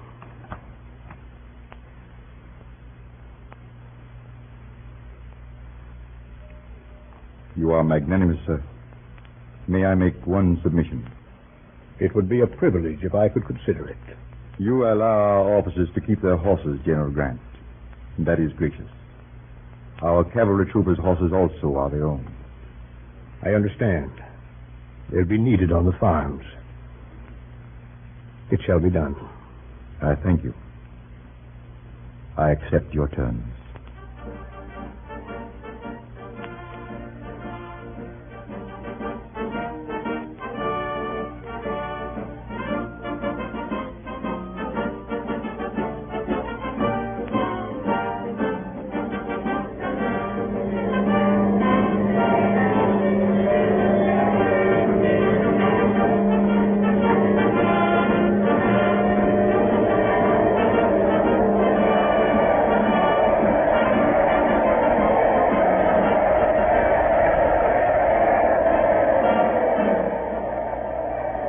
My friends, I am touched,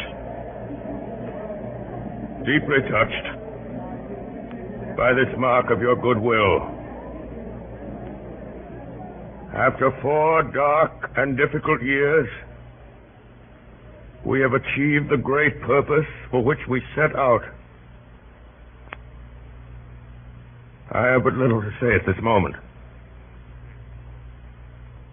I claim not to have controlled events, but confess plainly that events have controlled me.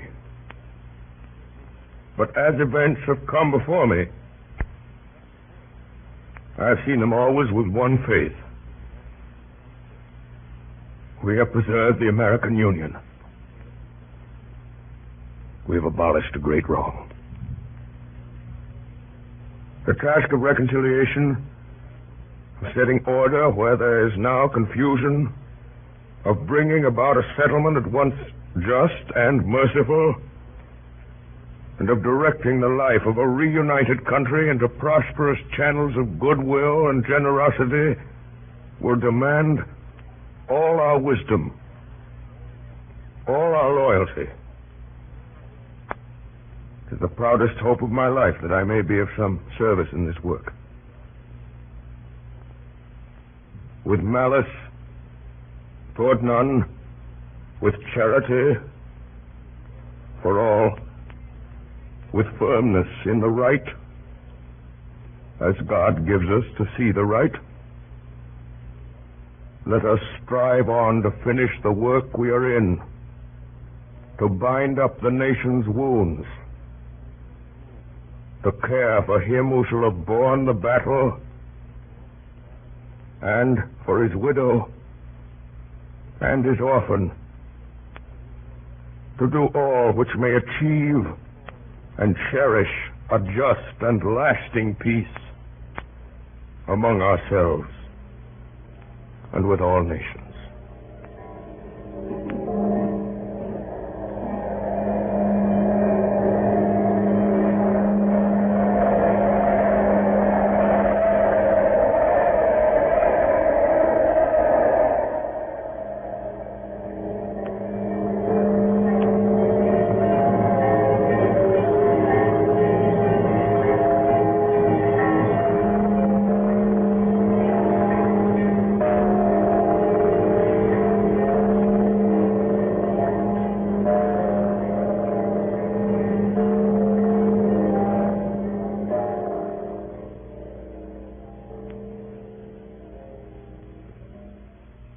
Good Friday, April 14th, 1865.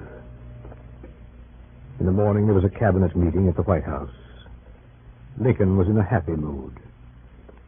He told Grant and the cabinet of a dream he had dreamed, which had come to him several times before. In this dream, whenever it came, he was sailing in a ship of a peculiar build, indescribable but always the same, and being borne on it with great speed toward a dark and undefined shore.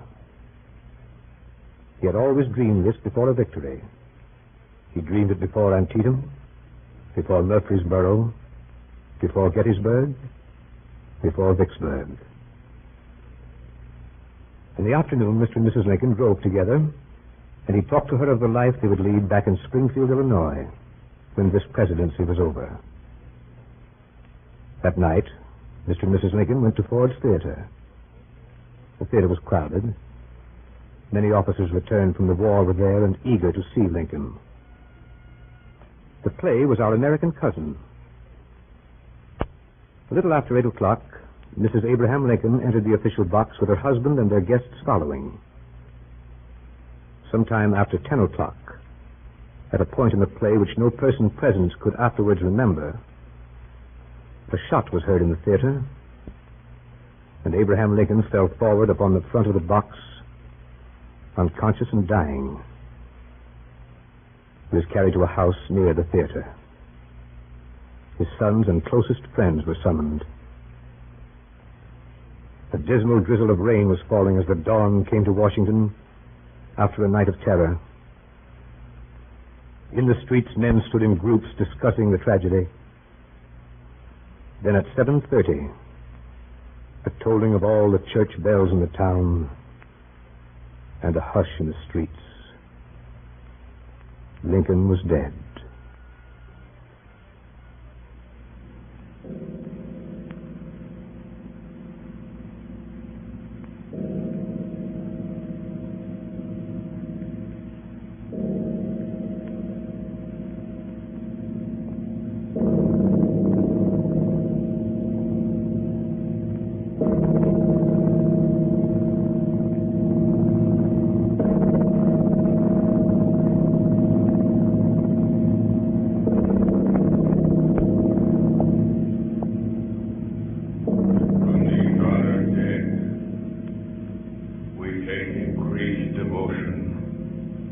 That cause for which they gave the last full measure of devotion, that we here highly resolve that these dead shall not have died in vain, that this nation under God shall have a new birth of freedom, and that government of the people, by the people, for the people, shall not perish from the earth.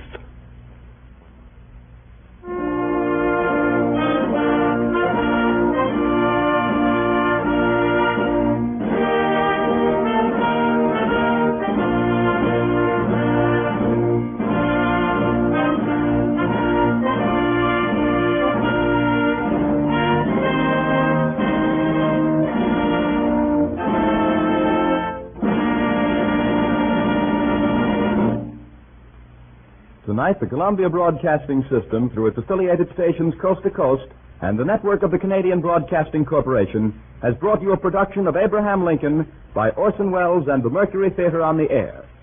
The famous play by John Drinkwater was supplemented by many of Lincoln's speeches, excerpts from his debates, proclamations, letters, and accounts of his own private conversations. In the cast this evening were Ray Collins as General Grant, Ed Jerome as General Lee, George Coulouris as Hook, Joseph Holland as Seward, Carl Frank as Scott, Carl Swenson as Hay, William Allen as Dennis, Agnes Moorehead as Mrs. Lincoln, and Orson Welles as Abraham Lincoln. Bernard Herrmann conducted. Dan Seymour speaking. Davidson Taylor supervised for the Columbia Network.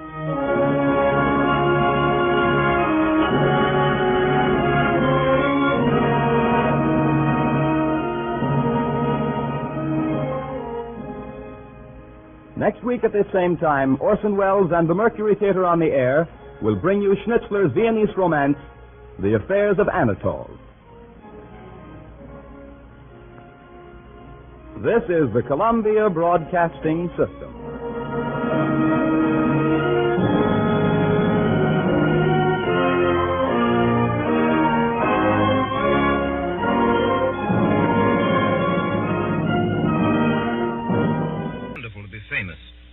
According to the story, that's what the young lady said to the fat man, the fabulously fat, the fantastic, the famous fat man, when he took her to lunch at a fashionable restaurant and everybody turned and stared. Tell me, she said, do people always recognize you? Does everybody always know who you are? Well, my dear, said Mr. Chesterton, if they don't, they ask. Mr. Chesterton's The Man Who Was Thursday is a little like that. Roughly speaking, it's about anarchists. It was written, remember, in the boom of bomb-throwing in those radical, irresponsible days of the nihilists. And roughly speaking, it's a mystery story. It can be guaranteed that you will never guess the solution until you get to the end. It is even feared that you may not guess it then. You may never guess what The Man Who Was Thursday is about, but definitely, if you don't, you'll ask.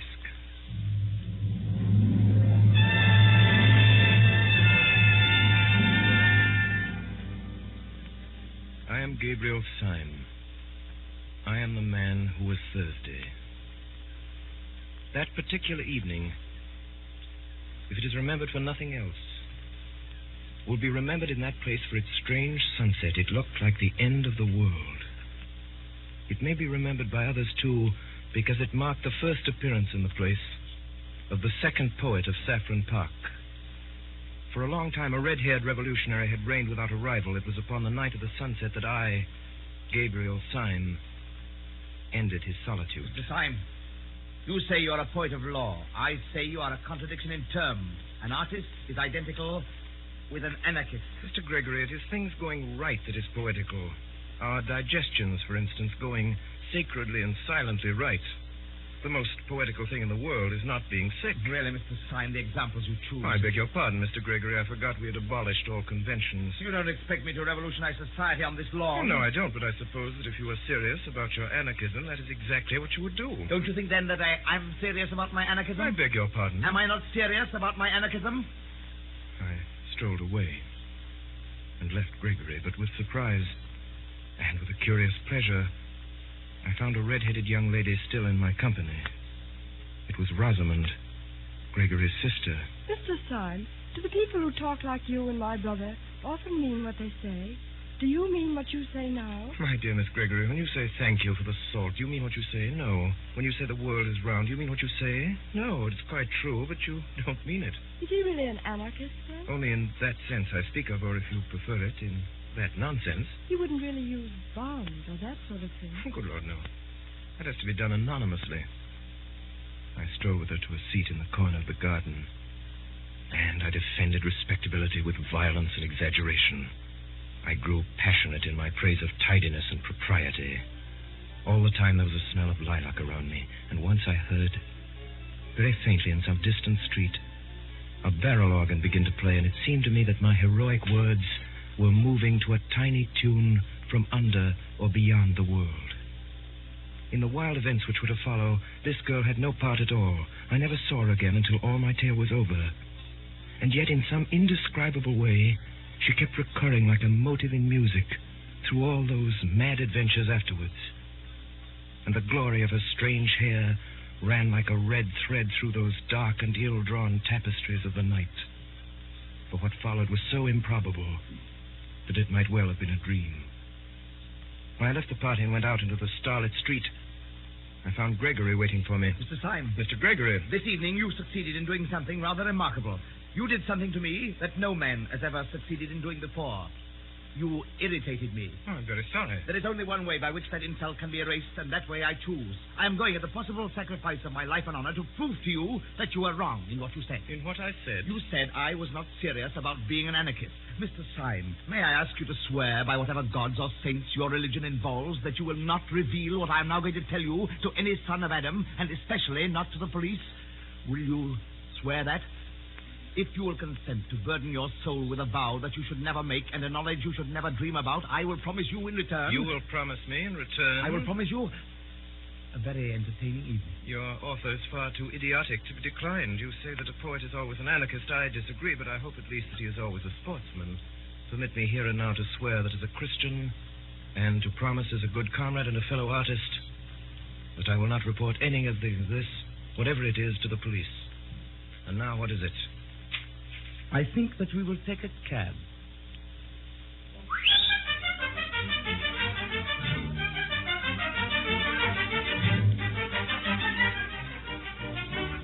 The cab pulled up before a particularly dreary and greasy beer shop. We seated ourselves in a close and dim sort of bar parlor at a stained wooden table with one wooden leg. Mr. Syme, if in a few moments this table begins to turn around a little, please don't put it down to the champagne. I don't wish you to do yourself an injustice. Well, if I'm not drunk, I'm mad, but I trust I can behave like a gentleman in either situation. May I smoke? Certainly. Try one of mine. I took the cigar and started to light it. Almost before I had begun, the table at which we were sitting began to revolve, first slowly and then rapidly. You mustn't mind it. It's a kind of screw. Quite so, a kind of screw. How simple that is. The next moment, we two, with our chairs and tables, shot down through the floor as if the earth had swallowed us.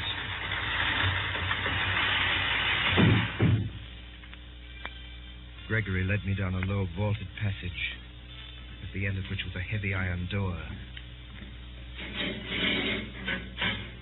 Who is it? Mr. Joseph Chamberlain. It was obviously some kind of password. We stepped into a queer steel chamber whose walls were hung with dubious and dreadful shapes, things that looked like the bulbs of iron plants or the eggs of iron birds. They were vast. And now, my dear Mr. Syme, now we are quite cozy, so let us talk properly. You said you were quite certain I was not a serious anarchist. Does this place strike you as being serious? It does seem to have a moral under all of its gaiety, but tell me, you have a heavy iron door. You cannot pass it without submitting to the humiliation of calling yourself Mr. Chamberlain. You surround yourself with steel instruments which make the place, if I may say so, more impressive and homelike. Why, after taking all this trouble to barricade yourself in the bowels of the earth, do you then parade your whole secret by talking anarchism to every silly woman in Saffron Park? The answer's simple. When first I became one of the new anarchists, I tried all kinds of respectable disguises. But at last I went in despair to the president of the Central Anarchist Council, who is the greatest man in Europe. Oh, what's his name? You wouldn't know it. That is his greatness. He looked at me. You want a safe disguise, do you? I nodded. Why then, dress up as an anarchist, you fool. I took his advice and have never regretted it. I preached blood and murder to those women day and night, and by heaven they would let me wheel their perambulator. You took me in. What do you call this tremendous president of yours? We call him Sunday. You see, there are 7 members of the Central Anarchist Council, and they are named after the days of the week. He is called Sunday by some of his admirers, Bloody Sunday. It's curious that you should mention the matter, because this very night we've called a meeting to elect a successor to the post of Thursday. And I don't mind telling you that it's almost a settled thing that I am to be Thursday. Gregory, I gave you a promise before I came to this place. Would you give me, for my own safety, a little promise of the same kind? Promise? Yes, a promise. I swore before God that I would not tell your secret to the police. Will you swear by humanity or whatever beastly thing you believe in that you will not tell my secret to the anarchists? Your secret? Have you got a secret? Yes. I have a secret. Will you swear? Yes, I will swear not to tell the anarchists anything you tell me. But look sharp. They'll be here in a couple of minutes. Well, Gregory, I don't know how to tell you the truth more shortly than by saying that your expedient of dressing up as an aimless poet is not confined to you or your president. We've known the dodge for some time at Scotland Yard. What do you say? Yes, Gregory. I'm a police detective. Mr. Joseph Chamberlain? Mr. Joseph Chamberlain. It was repeated twice, and thrice, and then 30 times. And the crowd of Joseph Chamberlains, a solemn thought could be heard, trampling down the corridor. Here are your friends, Gregory. Comrade Gregory, I suppose this man is a delegate? The fact is, comrade, I have been specially sent here to see that you show a due observance of Sunday. Well, Comrade, I suppose we'd better give you a seat in the meeting. Gregory, I could see, was in an agony of diplomacy. Yes, I think it is time we began. The tug is waiting on the river. I move that Comrade Buttons take the chair. Second the motion! All those in favor? Aye! Carried. Comrade Buttons. Comrades, we all lament the sad decease of the heroic worker who occupied the post of Thursday in the Central Council until last week. He organized the great dynamite coup of Brighton, which under happier circumstances ought to have killed everybody on the pier. Upon you tonight, comrades, it devolves to choose out of the company present the man who shall be called Thursday. If any comrade suggests a name, I will put it to the vote. I move that Comrade Gregory be elected Thursday. Does anyone second? Second the motion. Before I put the matter to the vote, I will call on Comrade Gregory to make a statement. Gregory rose. He must have figured out that his best chance was to make a softened and ambiguous speech, such as would leave in my mind the impression that the Brotherhood was a very mild affair after all. My friends! There's the back there. It is deep under the earth that we, the persecuted, are permitted to assemble as the Christians assembled in the catacombs. Suppose we seem as shocking as the Christians because we are really as harmless as the Christians. Suppose we seem as mad as the Christians because we are really as meek. I am not meek. Comrade Witherspoon tells us that he is not meek. How little he knows himself. We are simple as they were simple. Look at Comrade Witherspoon. We are modest as they were modest. Look at me. We are merciful. No! I say we are merciful as the early Christians were merciful. Yet, this did not prevent their being accused of eating flesh. Now, we do not eat human flesh. Shame! Why not? Comrade Witherspoon is anxious to know why nobody eats him. In our society, at any rate, which loves him sincerely, which is founded on love. No, down with love! Which is founded on love. There will be no difficulty about the aims which we shall pursue as a body, or which I should pursue were I chosen as the representative of that body. Does anyone oppose the election of Comrade Gregory? Yes, Comrade! Gabriel Syme! Comrade Syme, the special delegate! Have we come here for this? Comrades, we line these walls with weapons and bar that door with death. Lest anyone should come and hear Comrade Gregory saying to us, be good and you will be happy. Honesty is the best policy and virtue is its own reward. Comrade Gregory has told us we are not the enemies of society. But I say that we are the enemies of society, and so much the worse for society. Comrade Gregory accuses me of hypocrisy. He knows as well as I do that I am keeping all my engagements and doing nothing but my duty. I do not mince words. I do not pretend to. We do not want the Supreme Council of Anarchy infected with a maudlin mercy. Have Gregory and his milk and water methods on the Supreme Council. I would offer myself for election. Stop, you plastic Stop, I tell you. I move as an amendment that Comrade Syme be appointed to the post. Stop all this, I tell you. Stop it. It is all impossible. I beg to second the election. Comrades, I kneel to you. Do not elect this man. The question is that Comrade Syme be elected to the post of Thursday on the General Council. And 3 minutes afterwards, Mr. Gabriel Syme of the Secret Police Service was elected to the post of Thursday on the General Council of the Anarchists of Europe. A moment later, I found myself somehow or other face to face with Gregory. You are a devil. And you are a gentleman. Comrade Thursday, the boat is quite ready. Comrade Gregory, you've kept your word. You're a man of honor, and I thank you. What do you mean?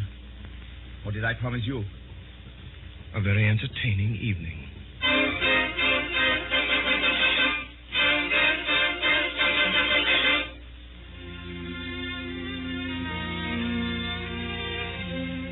My name is really Gabriel Syme. I'm not merely a detective who pretends to be a poet. I'm really a poet who has become a detective. I come of a family of cranks. One of my uncles always walked about without a hat.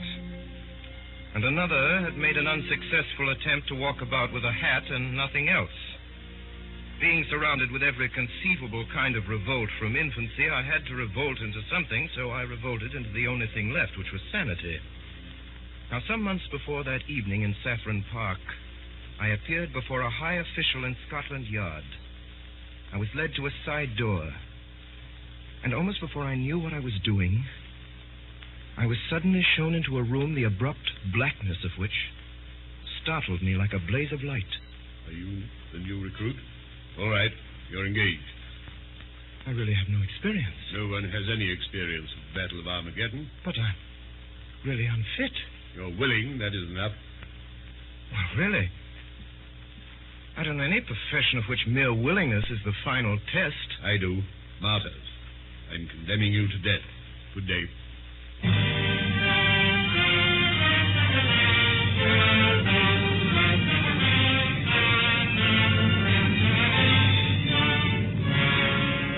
Where my adventure ultimately led me, I've already told you. At about 1:30 on a February night, I found myself steaming on a small tug up the silent Thames, the duly elected Thursday of the Central Council of Anarchists. As we came alongside, the great stones of the embankment were big and black against the huge white dawn. I leapt out of the boat onto the slimy steps. The tug put off again and turned upstream. And I saw that there was a man leaning over the parapet and looking out across the river. And then the man smiled. And his smile was a shock. For it was all on one side, going up the right cheek and down on the left. With the dark dawn and the deadly errand and the loneliness and the great dripping stones, there was something unnerving in it. There was the silent river and the silent man. And there was the last nightmare touch, that his smile had suddenly went wrong. We walk up towards Leicester Square. We shall just be in time for breakfast. Sunday always insists on an early breakfast. At one corner of Leicester Square, there projected the balcony of a prosperous but quiet hotel. The balcony contained a breakfast table, and round the breakfast table, glowing in the sunlight, were a group of noisy and talkative men, all dressed in the insolence of fashion. Here, then, was the secret conclave of the European dynamiters. Then, as I continued to stare at them, I saw something that I had not seen before, literally because it was too large to see. At the nearest end of the balcony, blocking up a great part of the perspective, was the back of a great mountain of a man. I first thought that the weight of him must break down the balcony of stone. This man was planned enormously in his original proportions, like a statue, carved deliberately as colossal. His head, crowned with white hair, as seen from behind, looked bigger than a head ought to be. The ears that stood out from it looked larger than human ears. His sense of size was so staggering that when I saw him, all the other figures seemed quite suddenly to dwindle and become dwarfish. They were still sitting there as before with their flowers and frock coats. But now it looked as if the big man was entertaining 5 children to tea. I never thought of asking whether the monstrous man who almost filled and broke the balcony was the great President Sunday, whom the others had stood in awe. I knew it was so. As I walked across the inner room towards the balcony, the large face of Sunday grew larger and larger, and I was gripped with a fear that when he was quite close, the face would be too big to be possible, and that I would scream aloud. I remembered that as a child I would not look at the Mask of Memnon in the British Museum, because it was a face and so large. By an effort braver than that of leaping over a cliff, I went to an empty seat at the breakfast table and sat down. At that moment, the president was addressing a man, out of whose collar there sprang a bewildering bush of brown hair and beard that almost obscured the eyes, like those of a Skye terrier. The man's name, it seemed, was Gogol. He was a Pole.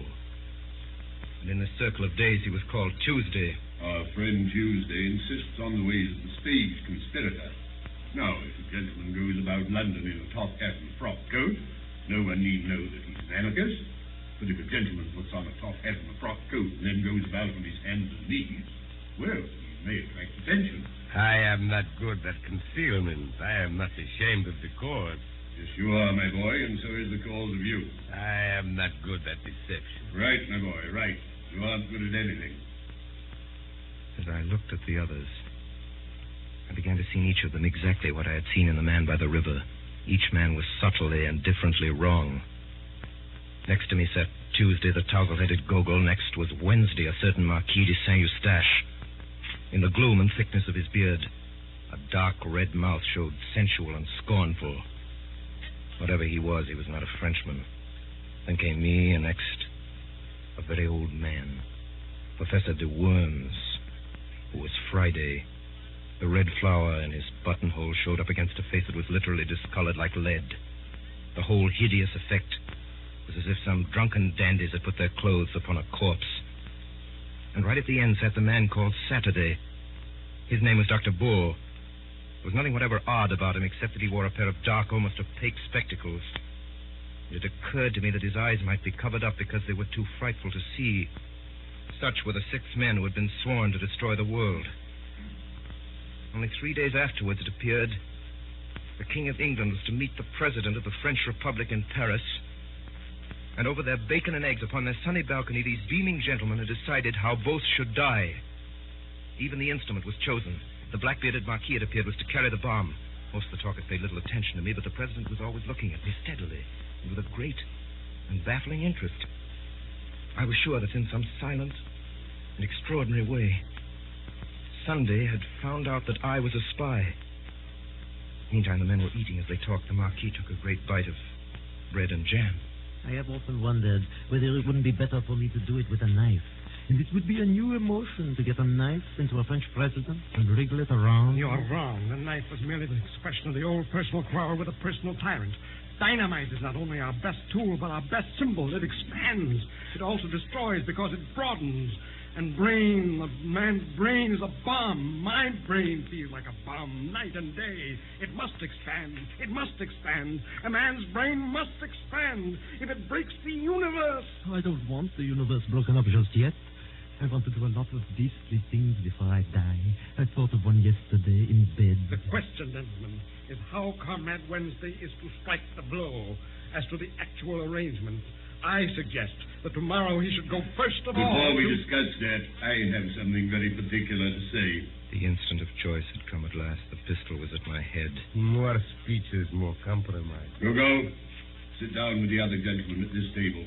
For the first time this morning, something intelligent is going to be said. I sat down first.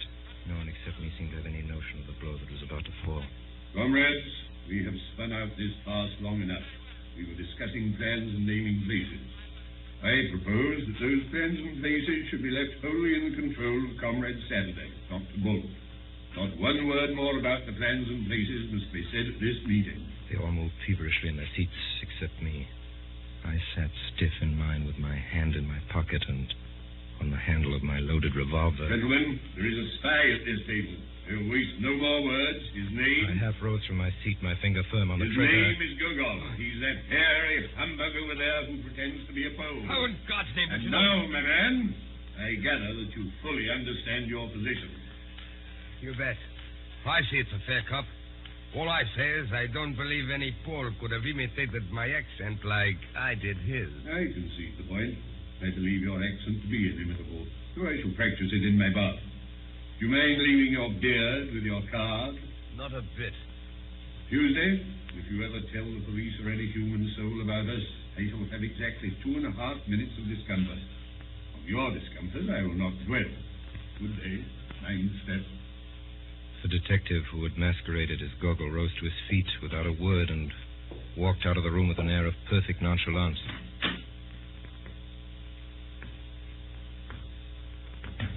There was a slight stumble outside the door which showed that the departing detective had not minded his step. Time is flying. I must get off at once. I have to take the chair at a humanitarian meeting. Would it not be better to discuss further the details of our project now than that the spy has left us? Secretary, if you take your head home and boil it for a turnip, it might be useful. I can't say, but it might. I really fail to understand. You fail to understand? Why, you dancing donkey. You didn't want to be overheard by a spy, did you? How do you know you aren't overheard now? With these words, Sunday shouldered his way out of the room, shaking with incomprehensible scorn. Now, if the last words of the president meant anything, they meant that I had, after all, not passed unsuspected. The other four got to their feet, betook themselves elsewhere to find lunch. Only the old anarchist, old Professor de Worms, remained behind, seated before me at the table. Mr. Gabriel Sam. Yes, Professor? You policeman? Policeman? Whoever made you think of a policeman in connection with me? The process was simple enough. I thought you looked like a policeman. I think so now. Why must I be a policeman? Do let me be a postman. You hear me ask a plain question? You paltering spy. Are you or are you not the police detective? No. You swear it. If you swear falsely, will you be damned? Will you be sure that the devil dances at your funeral? Will you see that the nightmare sits on your grave? You are an anarchist. You are a dynamiter. Above all, you are not in any sense a detective. You are not in the British police. I'm not in the British police. Professor de Worms fell back in his seat with a curious air of kindly collapse. Well, that's a pity because I am. Because you are what? I am a policeman, a special policeman, and I serve under the man in the dark room. The man in the dark room? I understand now. Of course. You're not an old man at all. I can't take my face off here. It's rather an elaborate makeup. Did you know that man Gogo was one of us? No. But didn't you? I knew no more than the dead. Why, then there were 3 of us there. 3 of us sitting here out of 7. And it's a fighting number. If we'd only known that there were 3. We were 3.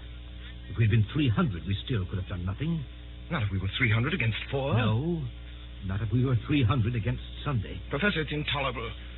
Are you afraid of this man? Yes, I am. So are you. Yes, you're right. I am afraid of him. Therefore, I swear by God that I will seek out this man whom I fear until I find him and strike him on the mouth. If heaven were his throne and the earth his footstool, I swear that I would pull him down. How? Why? Because I'm afraid of him.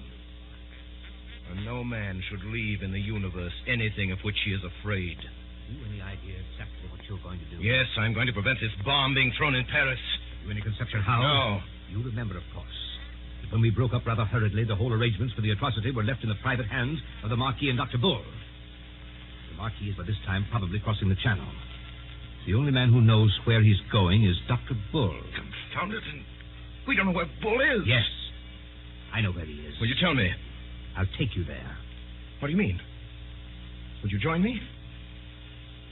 Will you take the risk? Young man, you think that it is possible to pull down the president.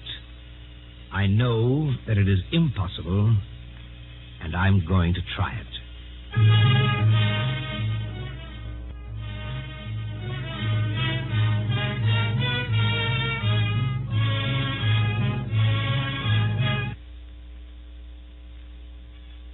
Call your special attention to the new series of broadcasts by the Mercury Theater with Orson Welles as star and director, which will commence next Sunday night at 8 p.m. Eastern Daylight Saving Time. And now a brief pause for station identification. This is the Columbia Broadcasting System.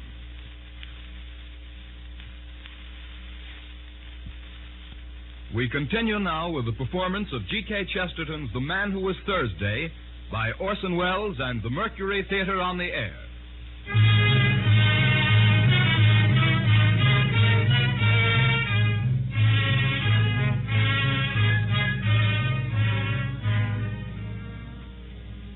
The professor led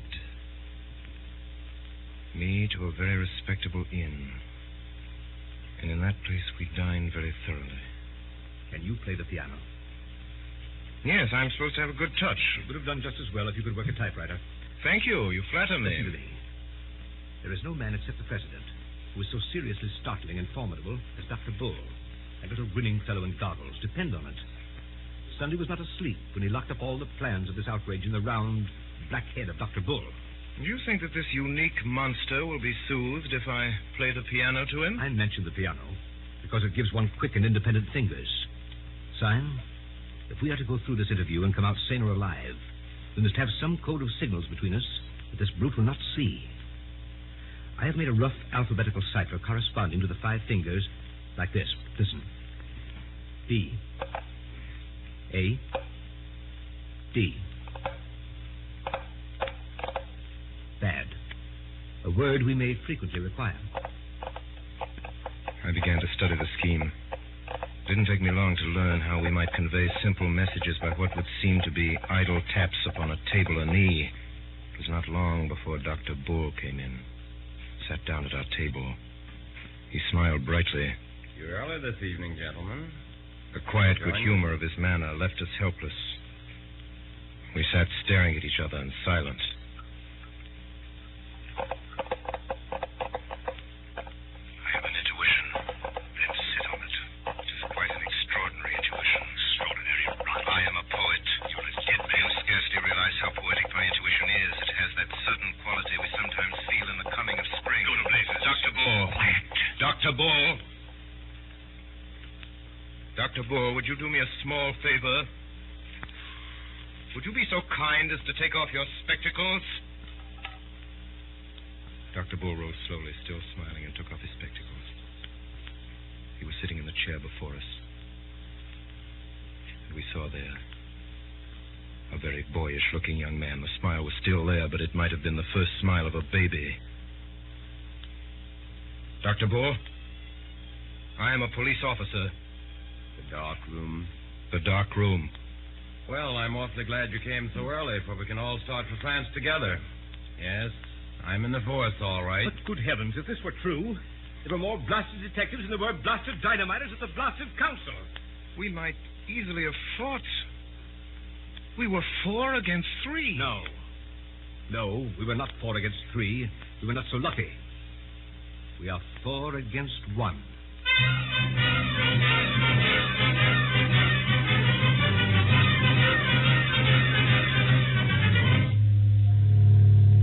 An hour later, we were already on the Calais boat.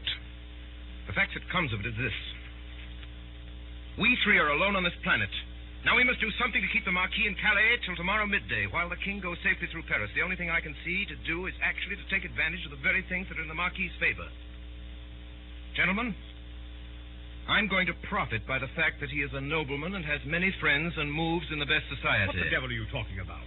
The Marquis cannot deny that he is a gentleman, and in order to put the matter of my social position quite beyond a doubt, I propose, at the earliest opportunity, to knock his hat off. Oh, but here we are in the harbor. Gentlemen, we've reached Calais.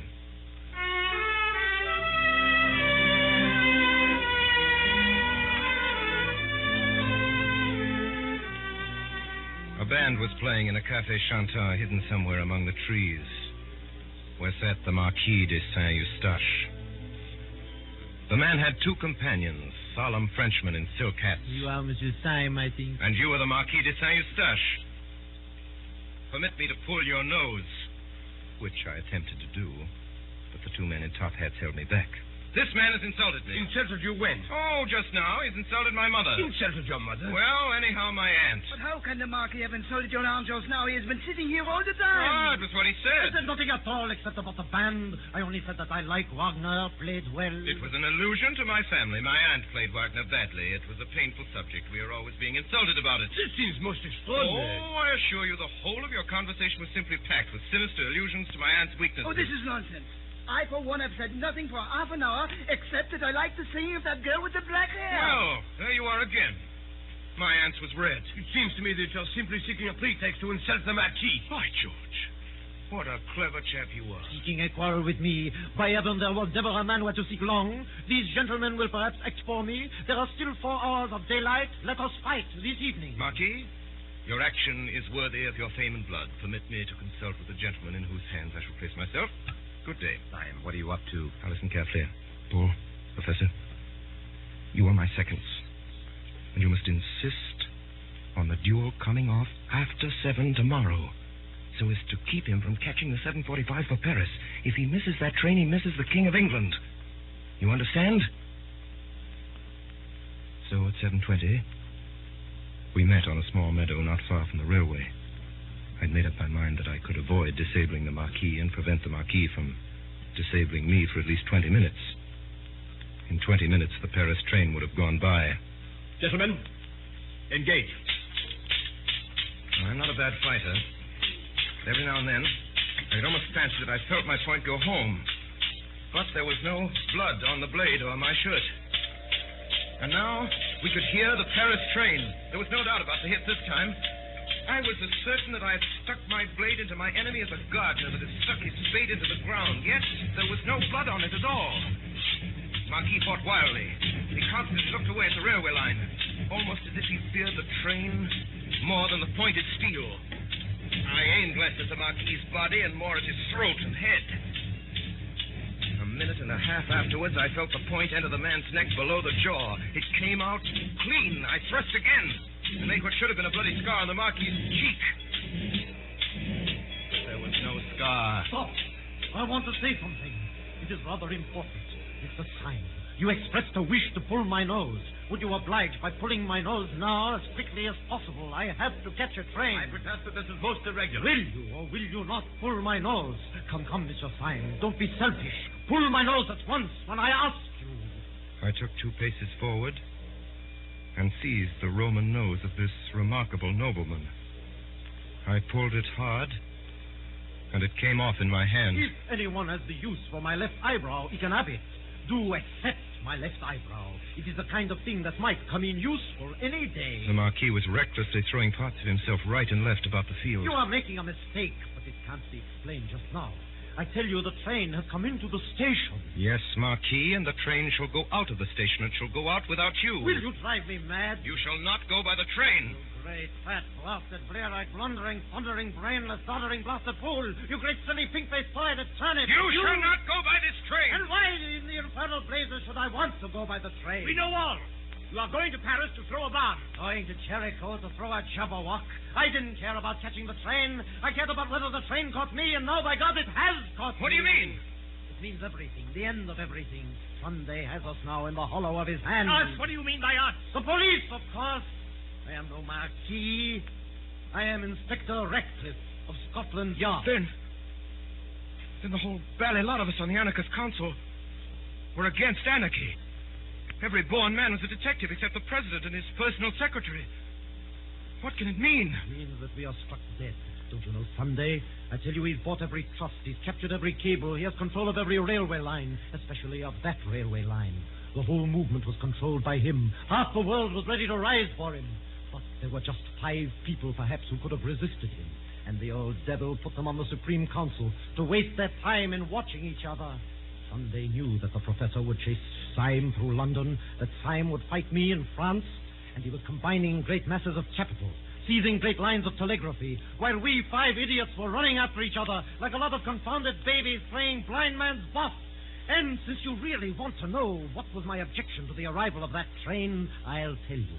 My objection was that Sunday, or his secretary, has just this moment got out of it. We all turned our eyes toward the station. A considerable bulk of people seemed to be moving in our direction. They may be ordinary tourists. Ordinary tourists wear black masks halfway down the face. It was quite true that the leader in front wore a black half mask almost down to his mouth. And the mouth was smiling, a crooked smile, on one side of the face. I can't believe it. The thing is nonsense. Plain people of a peaceable French town. Someone has shot at us. Pray resume your remarks, Dr. Bull. You were talking, I think, about the plain people of a peaceable French town. Stop! Here come the police! They're charging them out. No, they're forming along the parade. They've unslung their carbines. Yes, and they're going to fire on them. The police have joined the mob. The mob, advancing steadily, was almost on top of us. Charge the anarchists! Charge the anarchists! There was no doubt of it. The leader was Monday. Monday, Secretary of the Council. Under the black mask, his mouth was working horribly. Monday! Stop! Charge the anarchist swords! For our time has come to die! There's some mistake, Mr. Syme. I heartily think you understand your position. I arrest you in the name of the law. Of the law? But you are the Secretary of the Anarchist Council. Nonsense. I am a detective from Scotland Yard.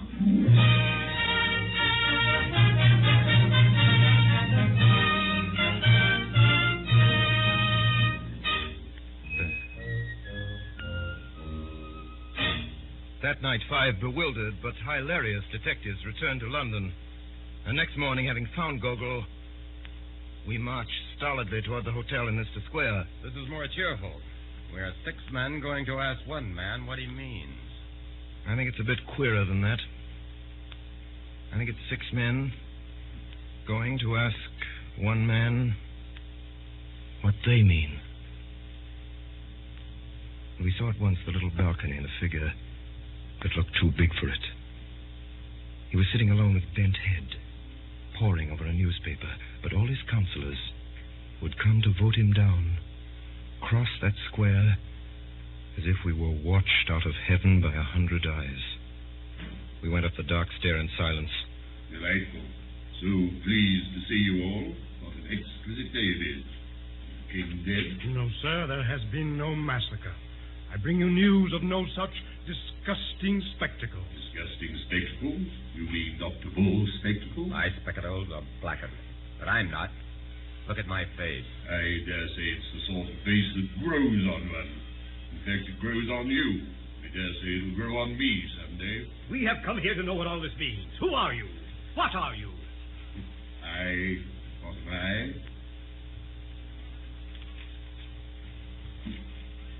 If you want to know what you are, you're a set of highly well-intentioned young jackasses. And you, what are you? What am I? The president rose slowly to incredible heights, like some enormous wave about to arch above us and break. You want to know what I am, do you? Bull, you're a man of science. Grub in the roots of these trees and find out the truth about them. Syme, you're a poet. Stare at those morning clouds and tell me the truth about morning clouds. But I tell you this, that you will have found out the truth of the last tree and the topmost cloud before the truth about me. You will understand the sea, and I shall still be a riddle. You shall know what the stars are, and not know what I am. Since the beginning of the world, all men have hunted me like a wolf. Kings and sages and poets and lawgivers, all the churches and all the philosophers. But I have never been caught yet, and the skies will fall in the time I turn to bay. I have given them a good run for their money, and I will now. Before any of us could move, the monstrous man had swung himself over the balustrade of the balcony, yet before he dropped, he pulled himself up again and thrust his great chin over the edge of the balcony. There's one thing I'll tell you, though, about who I am. I am the man in the dark room who made you all policemen.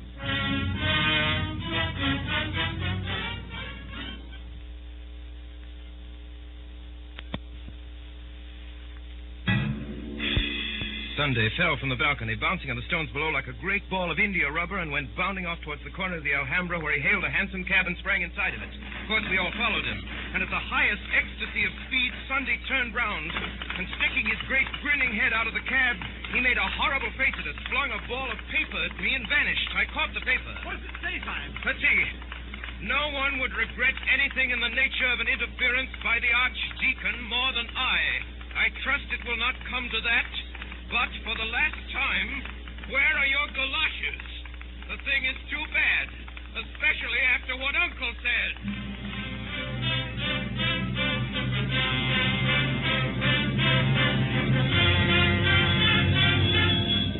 The fire engine appeared, and the president leaped incredibly from his hansom, caught the back of the engine, and flung himself onto it. After him! There's no mistaking the fire engine. Our cabmen whipped up their horses, and the president acknowledged this proximity by coming to the back of the fire engine, bowing repeatedly, kissing his hands, and finally flinging out to us a neatly folded note. Read it, read it. Fly at once.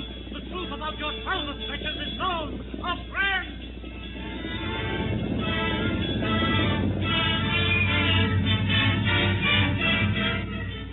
What place is this?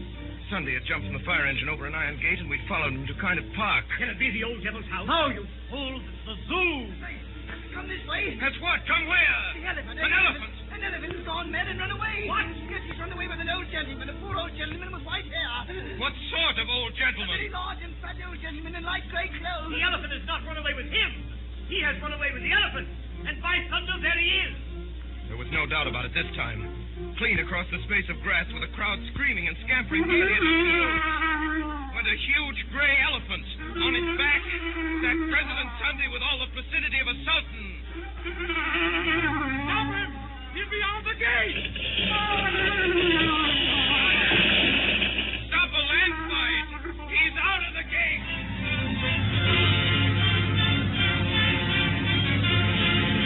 Through street after street, through district after district went the prodigy of the flying elephant, and we followed it through the city, out into the suburbs, and finally to a fairgrounds. The president had disappeared. Look! Look over there! Look at what? Look at the captive balloon! Why the blazes should I look at a captive balloon? What is there queer about a captive balloon? Nothing, except that it isn't captive. 10,000 devils! He's got into it!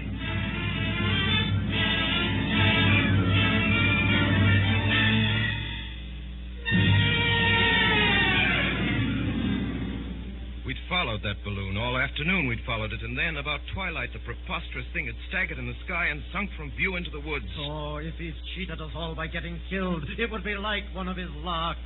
And almost at the same moment, all six of us realized that we were not alone in the little field. Across a square of turf, a tall man was coming towards us, leaning on a strange long staff like a scepter. His advance was very quiet. He might have been one of the shadows of the wood. Gentlemen, my master has a carriage waiting for you in the road just by. Who is your master? I was told you knew his name. Where is this carriage? Has been waiting only a few moments. My master has only just come home.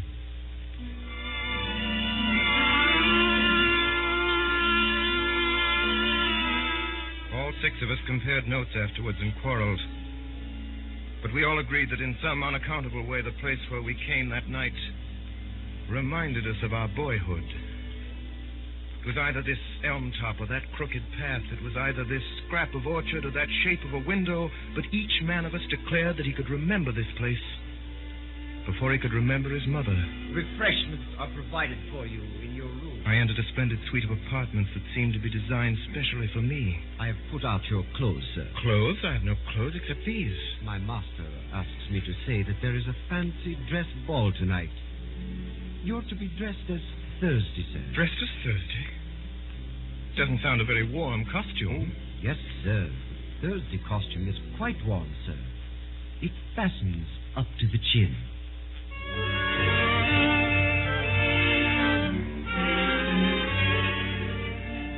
I was led onto a very large old English garden full of torches and bonfires, by the broken light of which a vast carnival of people were dancing in motley dress. I seemed to see every shape in nature imitated in some crazy costume. There was a man dressed as a windmill with enormous sails, a man dressed as an elephant, a man dressed as a balloon. There was a dancing lamppost, a dancing apple tree, a dancing ship. One would have thought that the untamable tune of some mad musician had set all the common objects of field and street dancing an eternal jig. And long afterwards, when I was middle-aged and at rest, I could never see one of those particular objects, a lamppost or an apple tree or a windmill, without thinking that it was a strayed reveler from that revel of a masquerade. On one side of this lawn, in a kind of crescent, stood 7 great chairs, the thrones of the 7 days. And so the night wore on, and finally the last of the dancers vanished, and the fire faded as the long, slow, strong stars came out. and we 7 strange men were left alone, like 7 stone statues on our chairs of stone. Then Sunday spoke. We will eat and drink later. Let us remain together a little, we who have loved each other so sadly and have fought so long. I seem to remember only centuries of heroic war, in which you were always heroes, epic on epic, Iliad on Iliad, and you always brothers in arms. Tell me, who are you? I am the Sabbath. I am the peace of God. I'm grateful to you, not only for wine and hospitality here, but for many a fine scamper and free fight. But I should like to know. My soul and heart are as happy and quiet here as this old garden. But my reason is still crying out. I should like to know. It seems so silly that you should have been on both sides and fought yourself. I have heard your complaints, and here, I think, comes another to complain. We will hear him also. And we saw standing before us the red-headed poet of Saffron Park. Gregory! Why, this is the real anarchist. Yes, I am the real anarchist. There came a day when the sons of God came before the Lord, and Satan also came with them. All right. I'm a destroyer. I would destroy the world if I could. Oh, most unhappy man. Try to be happy. You have red hair like your sister. I know what you are, all of you, from first to last. You're the people in power. You're the police, the great, fat, smiling men in blue and buttons. You're the law. You're the 7 angels of heaven, and you've had no troubles. Oh, I could forgive you everything if I could feel for once that you had suffered for 1 hour a real agony, such as I. I see everything. Everything. Everything that there is. Why does each thing on earth war against each other thing? Why does a fly have to fight the whole universe? Why does a dandelion have to fight the whole universe? For the same reason that I had to be alone in the dreadful council of the days. So that each thing that obeys law may have the glory and the isolation of the anarchist. So that by tears and torture we may earn the right to say to this accuser, we also have suffered. I repel the slander. We have not been happy. I can answer for every one of the great gods of law whom he is accused. At least. And I saw suddenly the great face of Sunday. Have you ever suffered? As I gazed, the great face grew to an awful size larger than the colossal mask of Memnon, which had made me scream as a child. It grew larger and larger, filling the whole sky. Then in the blackness, before it entirely destroyed my brain, I seemed to hear a distant voice saying a commonplace text that I had heard somewhere. Can ye drink of the cup that I drink of?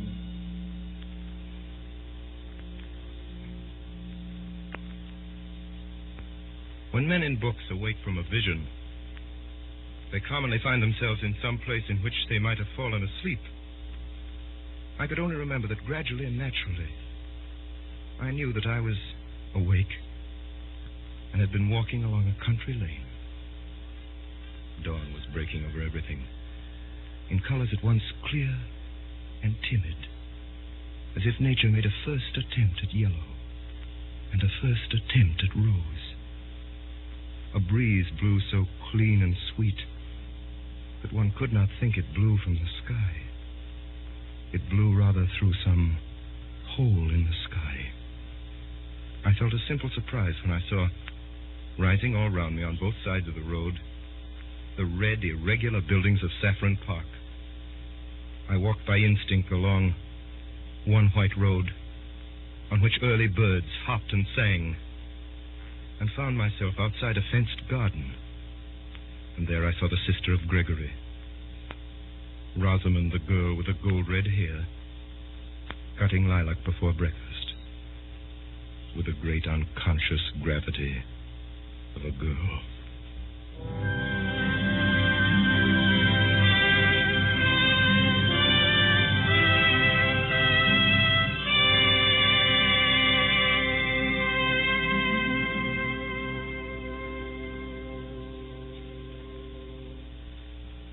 Tonight, the Columbia Broadcasting System, through its member stations coast to coast, and the network of the Canadian Broadcasting Corporation, has brought you a production of G.K. Chesterton's The Man Who Was Thursday, by Orson Welles and the Mercury Theatre on the air.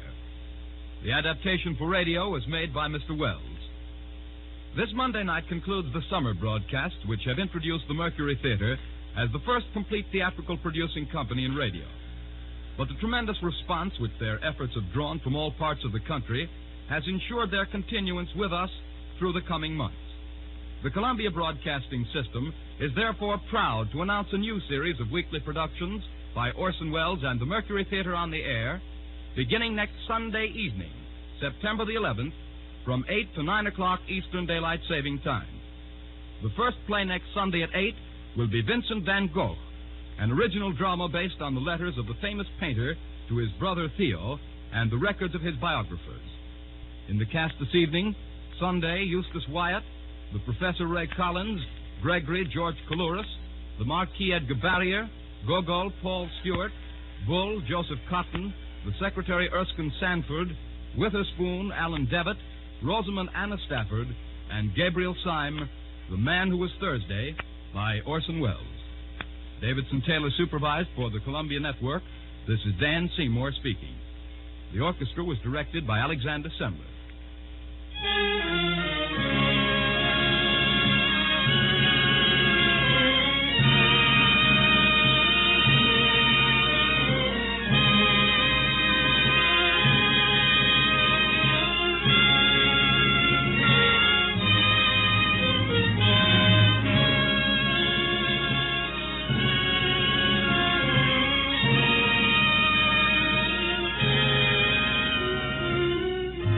Remember, next Sunday evening at 8 o'clock Eastern Daylight Saving Time, Orson Welles and the Mercury Theatre on the air in Vincent van Gogh.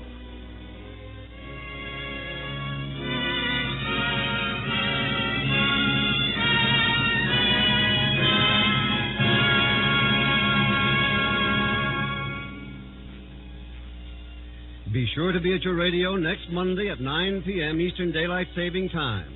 That's when the Lux Radio Theater begins its new series of broadcasts, same stations as last year. The first presentation will be Spawn of the North, with George Raft, Fred McMurray, John Barrymore, Dorothy Lamour, and Akim Tamirov. Next Monday at 9 p.m. Eastern Daylight Saving Time. This is the Columbia Broadcasting System.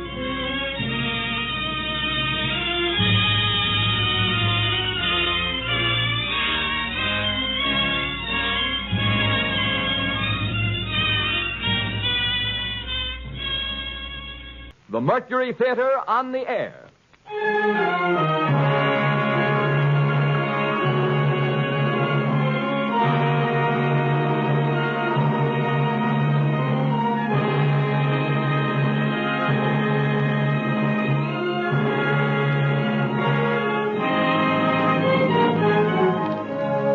The Columbia Broadcasting System takes pride in bringing you Orson Welles and the Mercury Theatre on the air in another broadcast of the unique series which signalizes radio's first presentation of a complete theatrical producing company.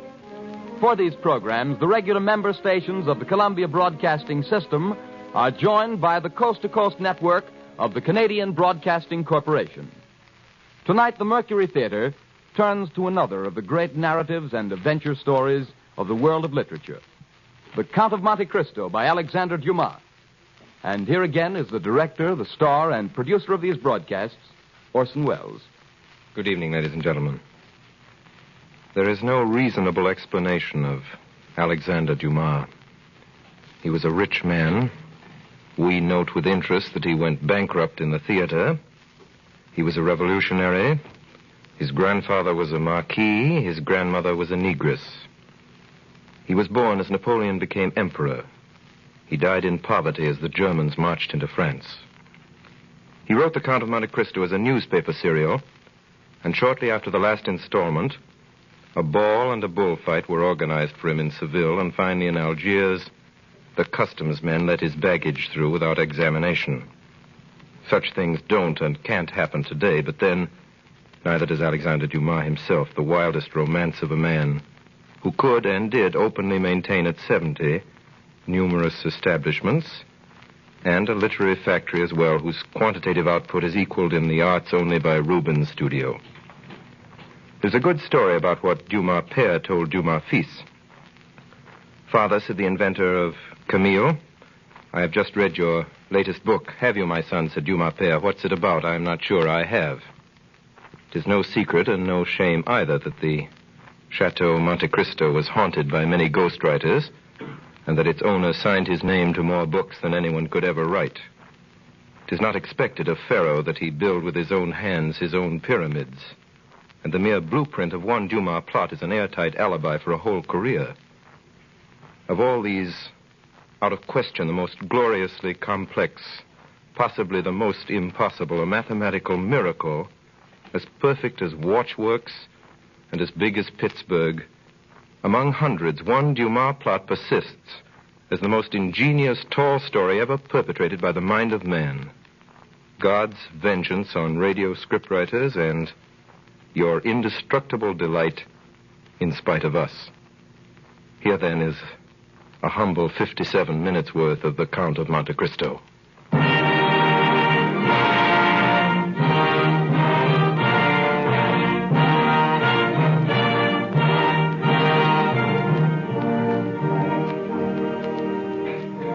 In the year 1815, I, Edmond Dantes, was first mate of the Pharaoh, bound for Marseille from Smyrna, Trieste, and Naples. The day we left Naples, the captain was attacked by a fever and died within 3 days. On the 28th day of September, we sighted the coast of France. Some hours later, we rounded the Chateau d'If and entered Marseille harbor. Monsieur Morel, the owner, came abroad. Good day, Monsieur Morel. Good day, Monsieur Danglars. You've heard of the misfortune that's befallen us, Monsieur Morel? Yes, you mean poor Captain Leclerc.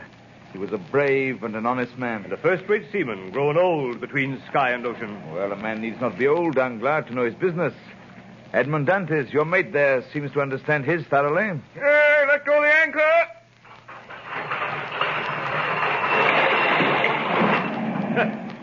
You see, he fancies himself captain already. And so, in fact, he is.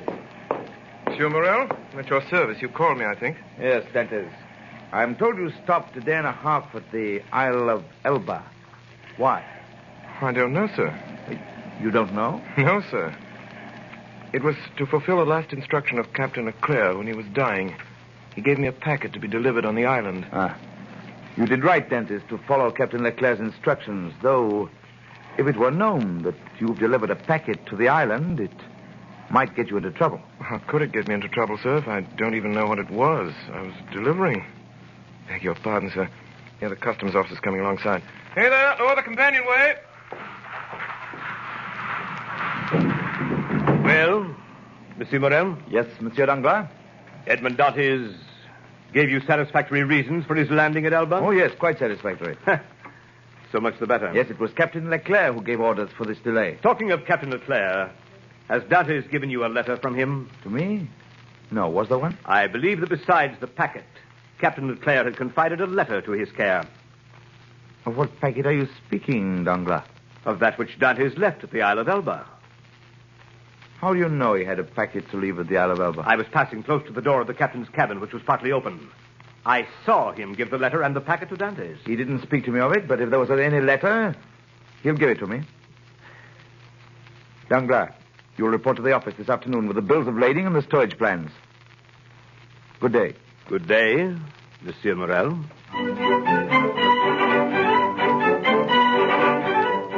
It's a wonderful thing to be home again after 3 months at sea. To see the places you've grown up in as a boy and the streets full of people. I found my father in the little dark room where he lived on the 4th floor of a house in the Rue du Noyer. Father. Oh, Edmond. Father. What is it? Are you ill? Father, what's wrong with you? No, my boy, my son, no, but I didn't expect you in the joy and surprise of seeing you so suddenly. Father, listen to me. I'm to be captain at 20, a captain with 3,000 francs pay and a share in the profits. Isn't that more than I could have hoped for? Yes, dear boy. Much more than we could have expected. Smart young dog, your son, eh, Dantes?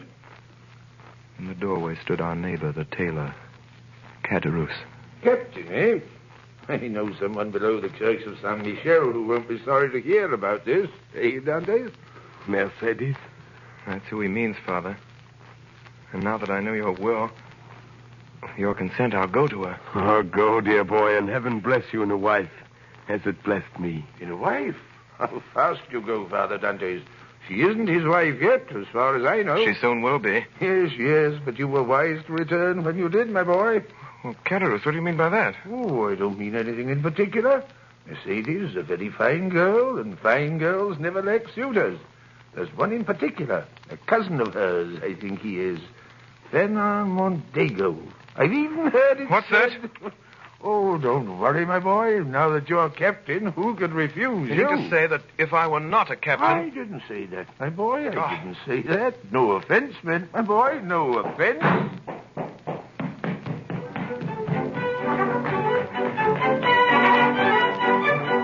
I went into the street, down past the church of Saint Michel, into the fisherman's quarter. Mercedes! Mercedes! Edmund, you're back. We were in each other's arms. The burning sun of Marseille covered us with a flood of light. At first I saw nothing but her face raised to mine, the shining eyes, the eager lips. Then suddenly in the room behind us I saw the face of a young man, pale and threatening. And I saw that he had his hand on a knife at his belt. Mercedes, who is this man? Mercedes, I did not expect to meet an enemy here in your house. He is no enemy. This is my cousin. We've been friends since childhood. Fernand is the man whom, after you, Edmond, I love best in the world. Well, give me your hand, Fernand. Is your name Edmond Dantes? Fernand Mondego came forward. For an instant I saw a look of deadly hatred in his eyes. Then quickly, without giving me his hand, he went past us and out into the street.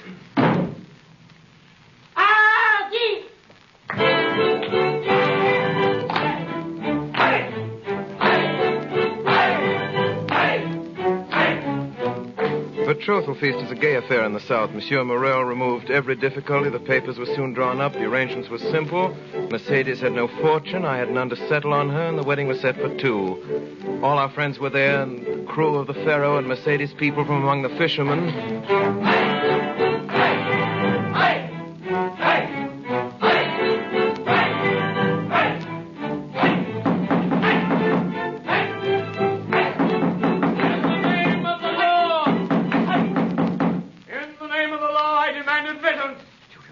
What did he say? The law.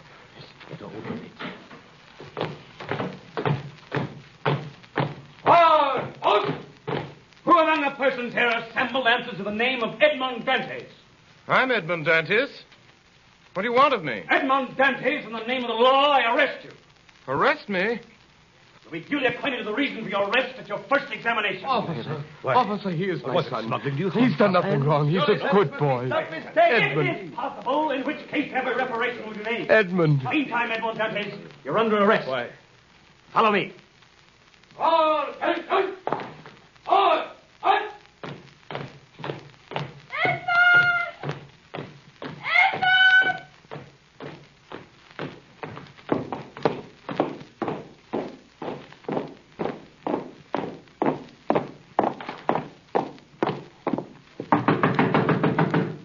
Come in. Monsieur de Villefort, here is the prisoner. Bring him in. Wait outside. Yes, sir. What is your name? Are you the king's prosecutor, sir? Yes. Your name? My name is Edmond Dantes. Give all the information in your power. Have you served under the usurper, Napoleon? No, sir. It is reported that your political opinions are extreme. My political opinions? Alas, I never had any opinions. I'm hardly 19, sir. What do you make of this, then? It is a letter, Monsieur Dantes. Well, read it. Monsieur, the King's prosecutor is hereby informed by a friend of the throne and religion that one Edmond Dantes, mate of the ship Pharaoh, arrived this morning from Smyrna after having touched at Naples and the island of Elba. He's been entrusted by the usurper with a letter for the Bonapartist committee in Paris. Proof of this crime will be found on arresting him, for the letter will be found on his person or at his father's or in his cabin on board the Pharaoh. I'm sorry, sir, I don't understand it. Do you know the writing? No, sir. Whoever did it writes well. Now, have you any enemies? Not that I know of, sir. Now answer me frankly. Not as a prisoner to a judge, but as one man to another. Is there any truth in this accusation? Not at all, sir. I swear by my honor as a sailor. Then I told him my story. I told him how Captain Leclerc on his deathbed had entrusted a packet to me and told me with his dying breath to deliver it to the island of Elba. What did you do then? What should I have done, monsieur? What every man would have done in my place. I sailed for the island of Elba. I delivered the packet and was given in return a letter to be delivered to a man here in Marseille. I did it because it was what my captain had told me to do. I landed here yesterday. That is all, sir. I see. Well, that sounds like the truth. Now, give up this letter you have brought from Elba. Give us your word that you will appear if you're called and go back to your friends. I'm free then, sir? Yes. But first, give me this letter. Well, here you are, sir. Very well. By the way, to whom were you to deliver this letter? To Francois Noirtier of this city. Francois Noirtier? Yes, sir. Why, do you know this man? A faithful servant of the king does not know conspirators. Have you shown this letter to anyone? To no one, sir, on my honor. Nobody knows that you are the bearer of a letter from the Isle of Elba addressed to Francois Noirtier? Nobody, sir, except the person who gave it to me. Why, sir? What's the matter? What's the matter, sir? You give me your word of honor that you're ignorant of the contents of this letter? My word of honor, sir, but what's the matter? You're ill, sir. Shall I call for help? No, stay where you are. It is for me to give orders here, not you. I'm sorry. I am no longer able, as I had hoped, to restore you to liberty. Before doing so, there are formalities to be gone through. I'll try to make them as short as possible. The principal charge against you, as you know, is this letter. And you see what I do with it. You see? I destroy it. Oh, Monsieur de Villefort. Your goodness itself. Now then. Do you trust me? Order me, sir, and I'll obey. Listen, this is not an order, but advice that I give you. Yes, monsieur. I shall keep you until this evening here in the Palais de Justice. Yes, sir. Should anyone else question you, don't breathe a word of this letter. I promise. You see, the letter is destroyed. You and I alone know of its existence. So if they question you about it, deny all knowledge of it. I will, sir. It was the only letter you had. It was. Swear it. I swear. Did you ring, monsieur? A guard entered. Villefort whispered something in his ear, to which he replied by a motion of his head. Follow this man, Monsieur Dantes. He has his orders.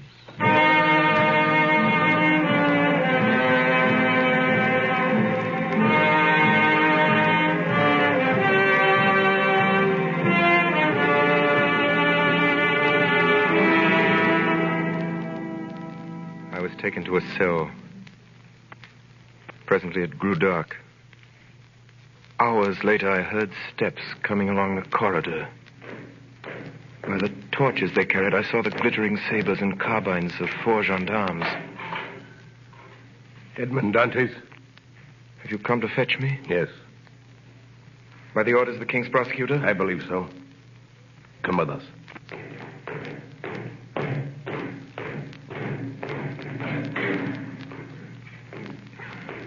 Is this carriage for me? It is for you. Get in.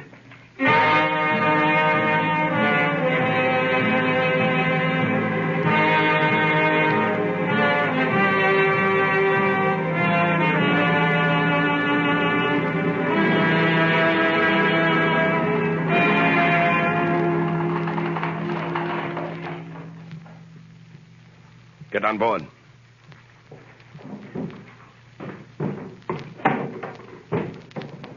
Heave off there!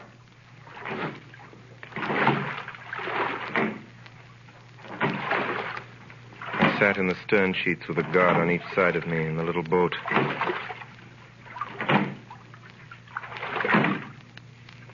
There! King's business! Lower the chain!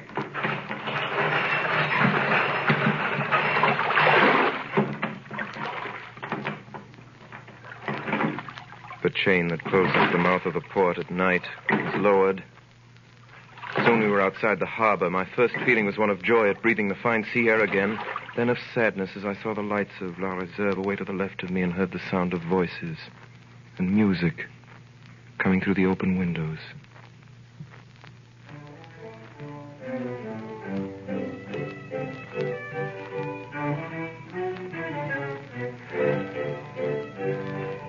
Now we had passed the Tête de Mort. We were in front of the lighthouse. We were about to double the battery. Where are you taking me? You'll soon know. But I want to know... We are forbidden to give you any information.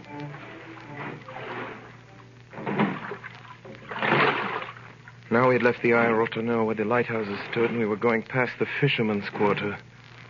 A few lights were visible from the water. If I cried out, perhaps Mercedes might hear me. I remained silent, my eyes fixed on the lights. The boat went on, and presently a rising ground hid the lights. Then I saw that we were out to sea. Comrades!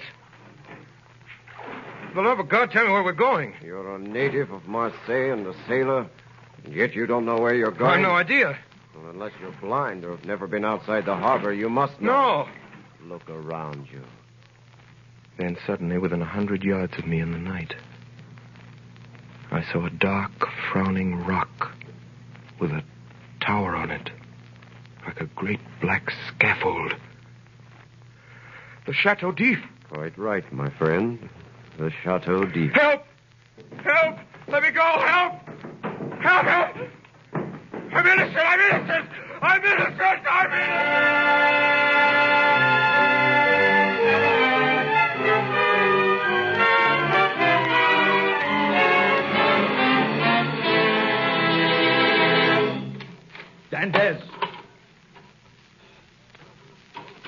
Dantes, haven't you slept? I don't know. Are you hungry? I don't know. Do you want anything? I want to see the governor. The governor. I want to see the... I'm innocent. I'm innocent. I'm innocent!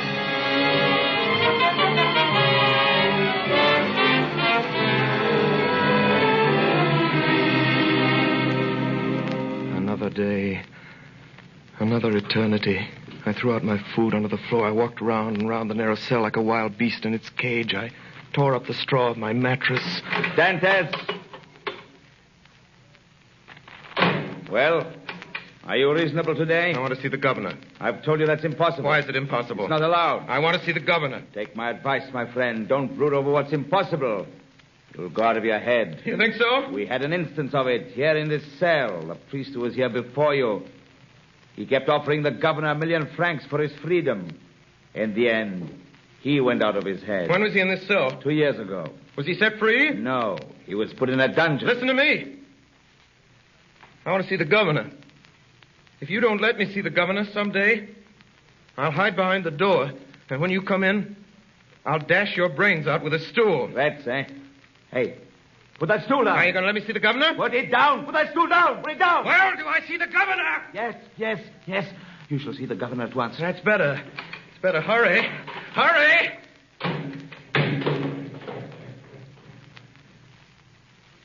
Presently, the jailer returned with 4 soldiers.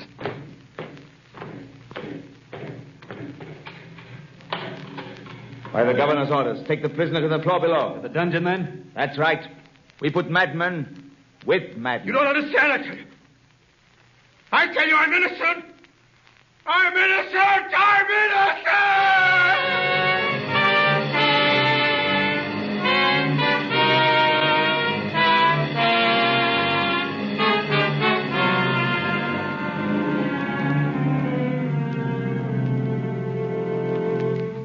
months went by underground, foul, humid, and dark. Every day, twice a day, morning and evening, the jailer came to my cell and put down the vile food and went away without speaking to me. My hair and nails had grown long, and my skin was white as a leper's. I'd been proud the first months. Now I began to beg. I begged to be moved from this dungeon to another. I begged to be allowed to walk about. I begged for books. Nothing was granted. I spoke to the jailer when he brought me my food. He rarely answered me. But to speak to a man, even though mute, was something. I tried to speak when alone, but the sound of my own voice terrified me. After what must have been 3 or 4 years, the governor of the Chateau d'If was transferred. The new man never troubled to learn my name. I was no longer Edmond Dantes. It was number 34. I took to praying, but not as men pray in prosperity. In my prayers, I laid out every action of my life before the Almighty. Still, I remained a prisoner. Then a deep gloom took possession of me, and then furious rage and savage thoughts of revenge. And wildly, I dashed myself against the walls of my prison. I tore at my own flesh with my nails, and then in the end, I began to think of dying. I swore that I would starve myself to death, so every morning and every evening I threw out through the small grated window all the food the jailer brought me, every bit of it, at first gaily and then thoughtfully and then with regret. I held the plate in my hand for an hour at a time, gazing at the morsel of bad meat, of tainted fish, of black and moldy bread. Then I remembered my oath and threw the dish away. One day, I found I had not sufficient force to throw my supper out of the window. The next morning, I could hardly see or hear. I knew I was dying. The day went by. I felt a sort of stupor creeping over me. The gnawing pain at my stomach had ceased. My thirst had abated. When I closed my eyes, I saw myriads of lights dancing before them. I was on the edge of that mysterious country called death.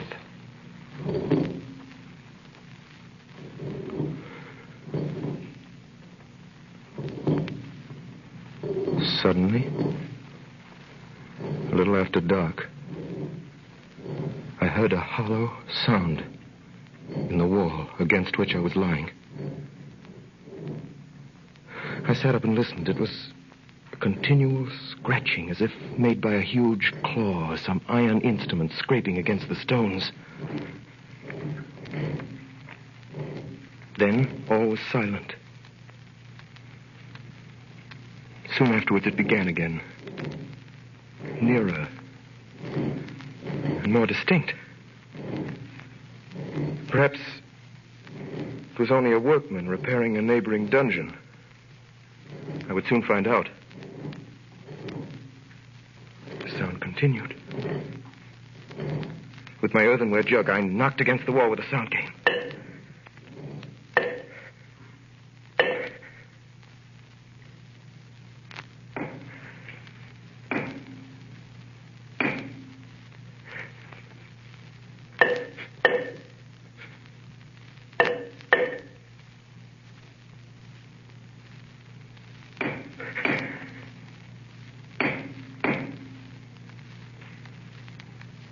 Then, the sound stopped.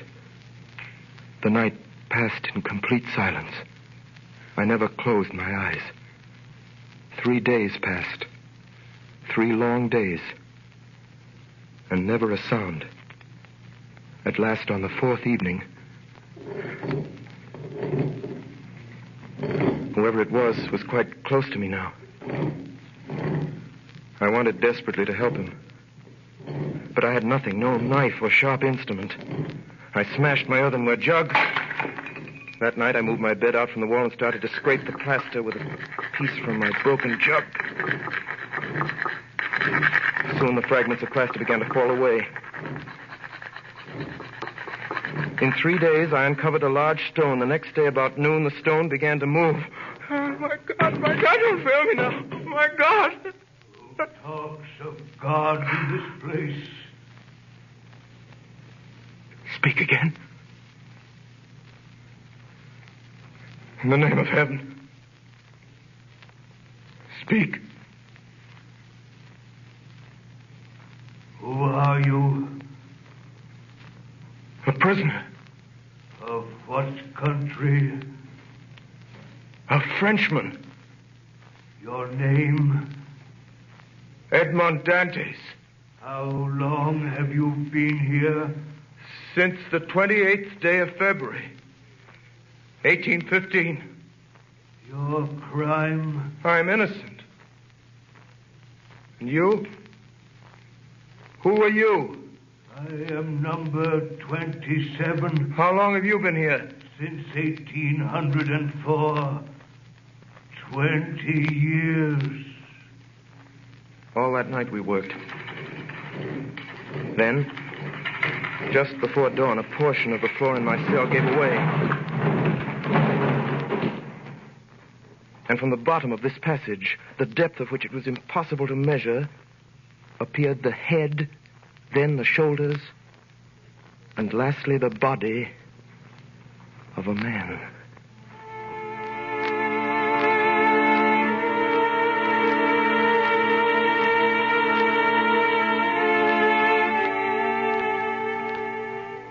To this man, I owe all that I possess, all that I know, all that I have become.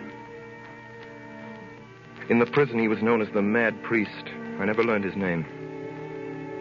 For 8 years, we saw each other every day, using the tunnel he had dug through the solid rock, concealing the mouth of the passage with stones carefully fitted in place. By the sundial he had traced on the wall of his cell, we knew the hours of the guard's visit. The rest of the day we were together. He had been a great scholar in his day, and all that he knew, he taught me with infinite loving patience.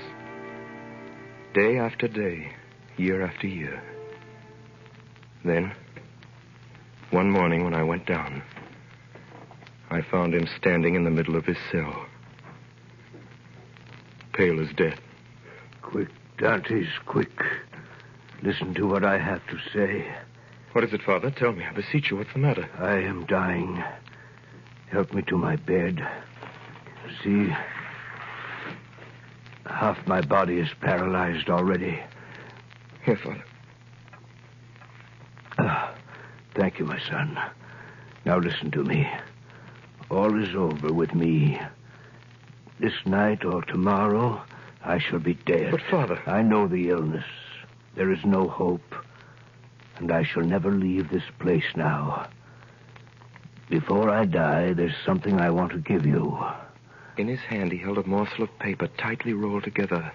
A half-burned paper on which were some lines of Gothic character, traced with a peculiar kind of ink. This paper, my child, is my treasure. From this day forth, it belongs to you. Your treasure? Oh, yes. I know what's passing through your mind at this moment. Even now, you, like all the others... But be assured, my child, I am not mad. This treasure exists. Read what it says. This treasure, which may amount to declare April 14. See? I see nothing but broken lines and unconnected words. Yes. To you who read them for the first time. But to me, who have grown pale over them by many nights' study, who have reconstructed every phrase, completed every thought. Have you ever heard of the great Spada treasure? I've heard sailors talk of it, yes. For 10 years, I worked for the house of Spada. That paper you have is what is left of the will of Cardinal Spada, murdered by Roderick Borgia. Now, take this and put the two pieces together and read. The 25th day of April, 1498, being invited to dine by His Holiness Alexander VI, and fearing for my life, I declare to my nephew Guido Spada, my sole heir, that I have buried in a place he knows, in the caves of the island of Monte Cristo, all I possessed of ingots, gold, money, jewels, and diamonds, which treasure may amount to nearly 2 million of Roman crowns, which you will find in the farthest angle of the island cave. And this treasure I bequeath and leave entire to him as my sole heir, Rodrigo Spada. 10 million crowns. Yes, 100 million francs of our money. Think of the good a man could do in the world with 100 million francs. Yes. Now, I am dying. With my dying breath, I leave this treasure to you. Pray God you'll be more fortunate than I. But I have no right to it, sir. You are my son, Dantes. You are the child that God sent to console me in my captivity.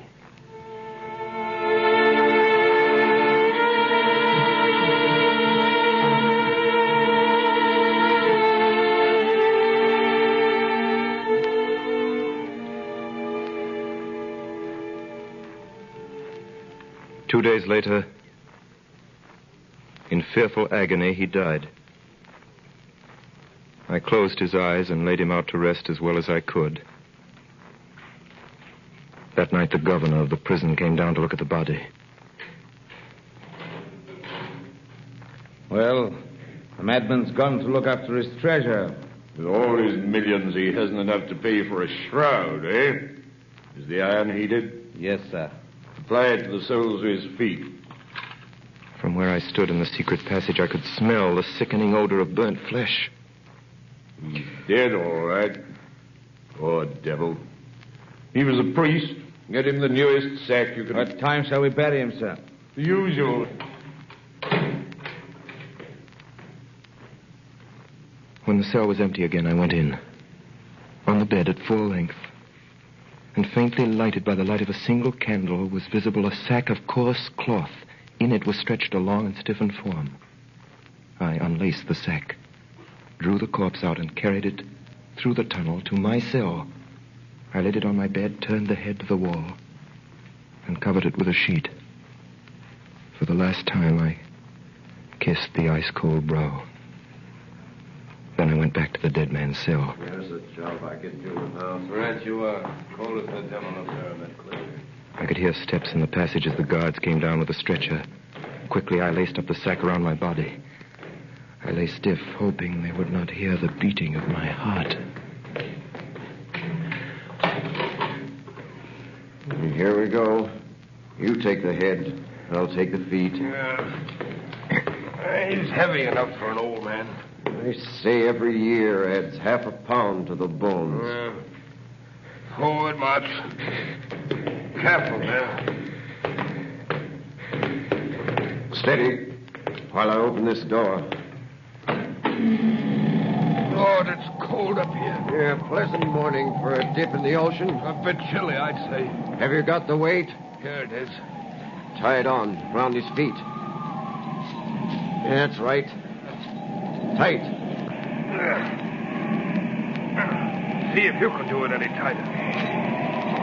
Yeah, that's all right. That'll sink him. All right, now. Are you ready? 1, 2. Hey, wait a minute. Get nearer to the edge. The last one was mashed on a rock. We got the blame for it. All right, then. Come on, I'm freezing it now. Ready? Let's go. 1, 2, 3.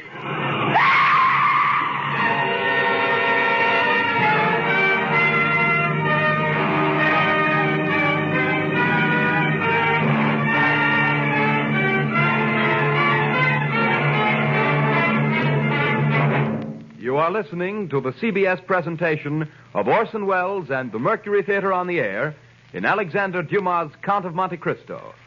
The performance will continue in just a moment. This is the Columbia Broadcasting System. We continue now with the Count of Monte Cristo, starring Orson Welles with the Mercury Theater on the Air. In September 1834, there arrived in Marseille a man of about 38 or 40, of a pallor that was almost livid. He gave the impression of a man who had been enclosed for a long time in a tomb. Soon after landing, he inquired for a man by the name of Dantes. And hearing that he'd been dead for the past 14 years, he asked for a tailor called Caderousse. Are you Gaspard Caderousse? I am. Let's go inside, my friend. I have to talk to you.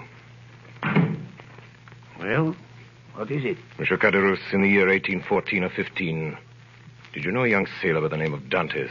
Dantes? Yes. Why do you ask? Is he alive? No, he died in prison. Died, eh? What did he die of? What do young, strong men usually die of in prison? He died of sorrow and a broken heart. And before he died, he begged me to clear his name. He gave me the names of the people here in Marseille who had been his friends. There are 3, he said, besides my father and the girl I was betrothed to. One of them is Caderousse. He said that? The second is Danglars. Danglars? The third is Fernand Mondego. Mondego? You know these men? Know them? Where in heaven's name have you been, my friend? There isn't a man in France who doesn't know them. Danglars is a millionaire, has a banking house of his own. Baron Danglars, he calls himself now. And Mondego's a count and a cabinet minister and an officer of the Legion of Honor, with a house in Paris a block wide. I could tell you something about these 2. Not that it'll do much good now that he's dead. Who? That young fellow you were talking about, Dantes. I've a good mind to tell you anyway. Do you know who sent Edmond Dantes to prison? Well, I do. It was 2 men who were jealous of him. One for love and one for ambition. And do you know who they were? I'll tell you. Mondego and Danglars. I thought they were his friends. That's what he thought. What did they do? They denounced him to the police as a traitor. And was he a traitor? No more than you or I. Which of the 2 denounced him?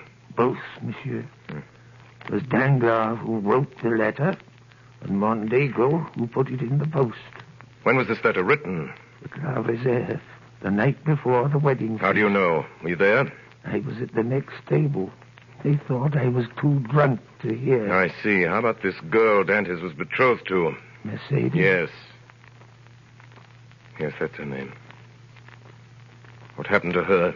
Well, sir, that's a sad story. When Dantes was arrested, she was nearly mad with grief. Pitiful it was. 6 months went by and there was no news of him. And every day there was her mother telling her he was dead and telling her to marry Mondego. She came to see old Dantes. Edmond is dead, he said to her. If he weren't, he would have returned to us. Then the old man died, and that left her quite alone. Still she waited, and still no word from him. Then in the end, after a year, she married Mondego. And now she's one of the greatest ladies in Paris. A year. She waited a year. What did you say? Nothing. Nothing. You say Edmond Dantes' father died? Yes, soon after his son disappeared. What did he die of? If you ask me, he died of starvation. Starvation? The doctor had another name for it, but I know better. He locked himself up in his room and died of starvation.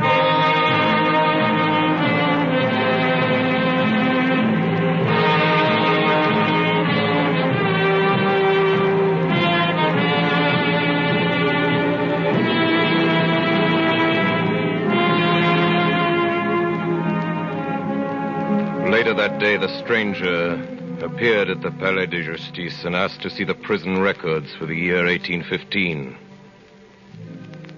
He obtained permission to go through the case of a certain Edmond Dantes, imprisoned that year and subsequently reported as dead. He found everything arranged in due order, the denunciation, examination and the magistrate's marginal notes. He read the examination and noted with surprise that the name of Francois Noirtier, to whom the fatal letter had been addressed, never once appeared in it. There was a notation in the margin which read as follows: Edmond Dantes, an inveterate criminal, to be kept in complete solitary confinement, and to be strictly watched and guarded. It was signed de Villefort.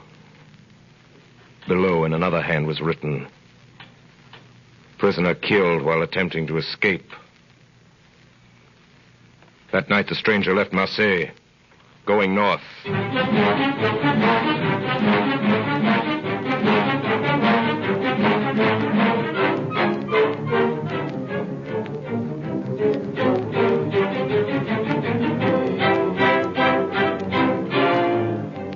Villefort, Mondego, Danglars, Villefort, Mondego, Danglars. Find out everything there is to know about them. Every move they've made. Every word they've said. Every line they've written. Yes, sir. Find out about their homes, their wives, their children, their friends. Yes, sir. Find out where they got their power, how they made their money, whom they robbed, whom they cheated, whom they murdered.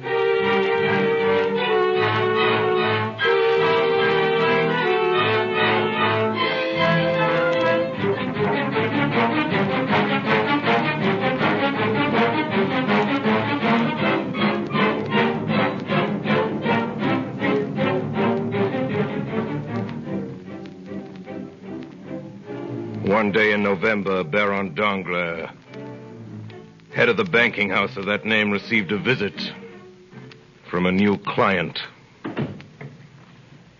Monsieur le Baron Danglars. I have the honor of addressing the Count of Monte Cristo. You have, sir. Have you been in Paris long, sir? Since this morning. I have a letter here, sir, from the firm of Thompson and French in Rome. A letter of credit in your name. Good. And I take it that beginning today my checks will be duly honored by your house. In this letter, sir, there is one thing not quite clear. Indeed. According to this letter, the Count of Monte Cristo is to have unlimited credit on our house. And what is there in that simple fact that requires explanation? Merely the term unlimited. Are you suggesting that Thompson and French are not looked upon as solvent bankers? No. It was not their solvency that I spoke of. I see.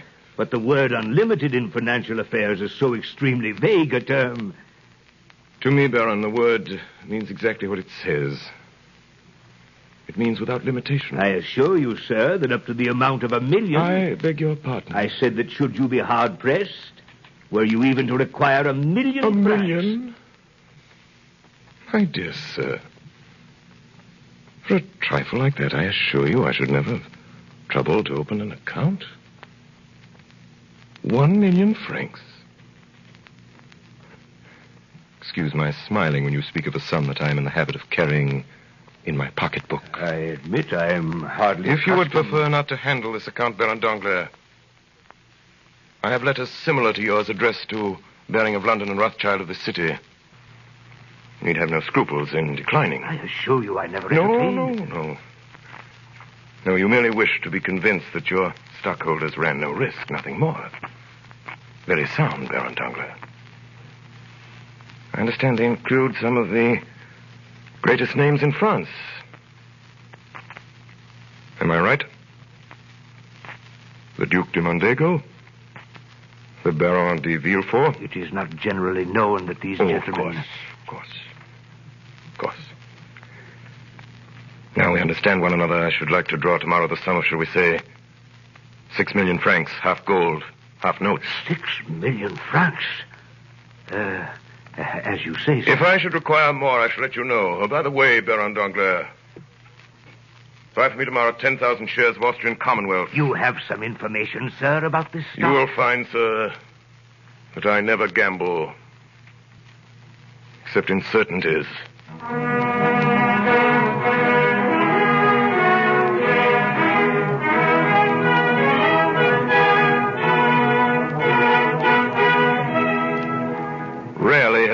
been more intrigued than it was that winter by the mysterious Count de Monte Cristo. Of his title, nothing was known, save that he derived it from a small, uninhabited island off the coast of Corsica. The source of his fortune was equally obscure, yet his wealth seemed inexhaustible. The paintings in his house in the Champs-Élysées were valued at 3 million francs, and it was known that for his carriage wheels alone he had paid 1 million francs, yet far from diminishing. By the middle of December, successful speculation had increased his deposit at Danglars' bank from 4 to nearly 6 million francs. At the end of December, a ball was given by the Count and Countess de Mondego.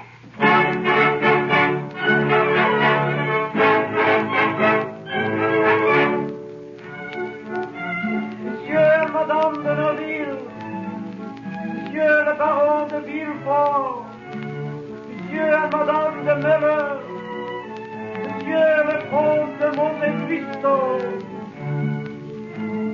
Mercedes, may I present the most talked of man in Paris, the Count of Monte Cristo, Countess de Mondego. I am deeply honored. What is it, Mercedes? What is it? Are you ill? It's nothing, Fernand. Perhaps the heat of this room. It was kind of you to come, sir. Will you give me your arm, Count de Monte Cristo? I am honored, madame.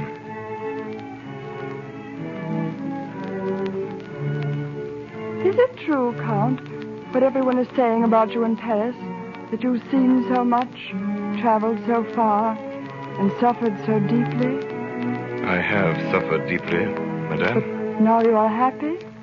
No doubt, since no one hears me complain. And your present happiness, has it softened your heart? My present happiness does not equal my past misery. Are you not married? I married. No, madame. You are alone, then? I am alone. You have no sister, no father? I have none. How can you exist thus, without anyone to hold you to life? Madame, long ago, I loved a girl. I was on the point of marrying her, madame, when we were separated. I thought she loved me well enough to wait for me, and even to remain faithful to my grave. When I returned, she was married. Perhaps my heart was weaker than that of most, and I suffered more than they would have in my place. That's all, madame. And you've still preserved this love in your heart. It is true, one can love only once. Did you ever see her again? Never. And you have forgiven her for all she has made you suffer? Yes, I have forgiven her. But only her? Do you still hate those who separated you? Do you still want to punish them? They will be punished, madame. But it is not I who will punish them. It is their own past.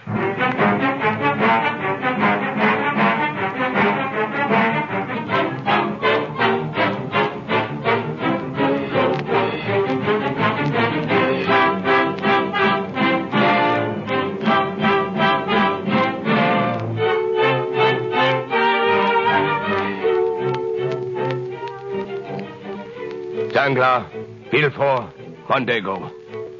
What have you found out about these men? Danglars. Danglars, native of Marseille. Banker, 3 times bankrupt. Convicted of using charity funds. Yes. Recently suspected of plunging heavily with borrowed funds. Villefort. Villefort, native of Marseille. Formerly king's agent in that city, where he acted as Bonaparte's spy under the name of Francois Noirtier. Noirtier. Known to accept bribes. At present, prosecutor general at King's Court. Said to speculate heavily with Danglars' bank. Mondego. Mondego, native of Marseille. Dismissed from naval service for theft. Tried for murder, 1816. Deserted French army, 1824. 1828, betrayed Ali Pasha to Turks for 2 million piastres. Believed involved heavy losses Danglars' bank.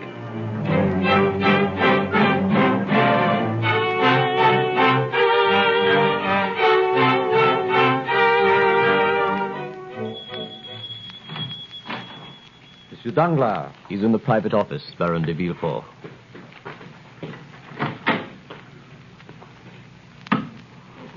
Good Morning, Villefort. Hello, Mondego. You're late, Villefort. What is it, Danglars? You sent for me in court. I hope it's something good this time. We need it. Just arrived. A private message to the Count of Monte Cristo from Thompson and French, Rome. They've never been wrong yet. Does he know you intercept his messages, Danglars? Who cares? What does it say? Read it. Secret treaty signed tonight. Anglo-Italian due sharp rise. Buy all available shares, Thompson and French. Well? We are going to buy. Danglars, I'm worried.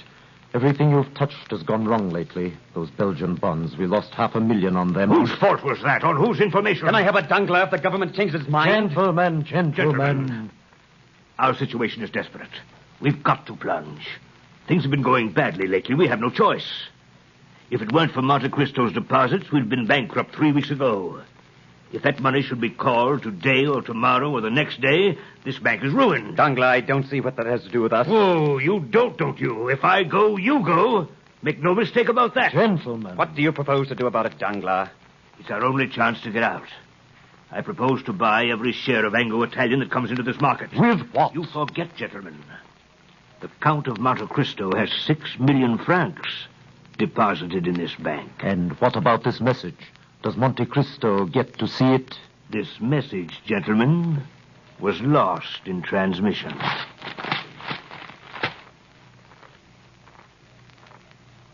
$300 of Anglo-Italian. 102. 104. Sold. 200 Anglo-Italian. 105. 107. 110. Sold. 500 Anglo-Italian. 110. 115. 117. 125. Sold. 300 shares of Anglo-Italian. 130. 135. 300 shares at 150. 100 shares of Anglo-Italian. 160. 175. Well, 62,000 shares. How much profit does that show? So far, $750,000. And it's only a beginning. Who was selling? I don't know. I couldn't find out. Come in. Well, what is it?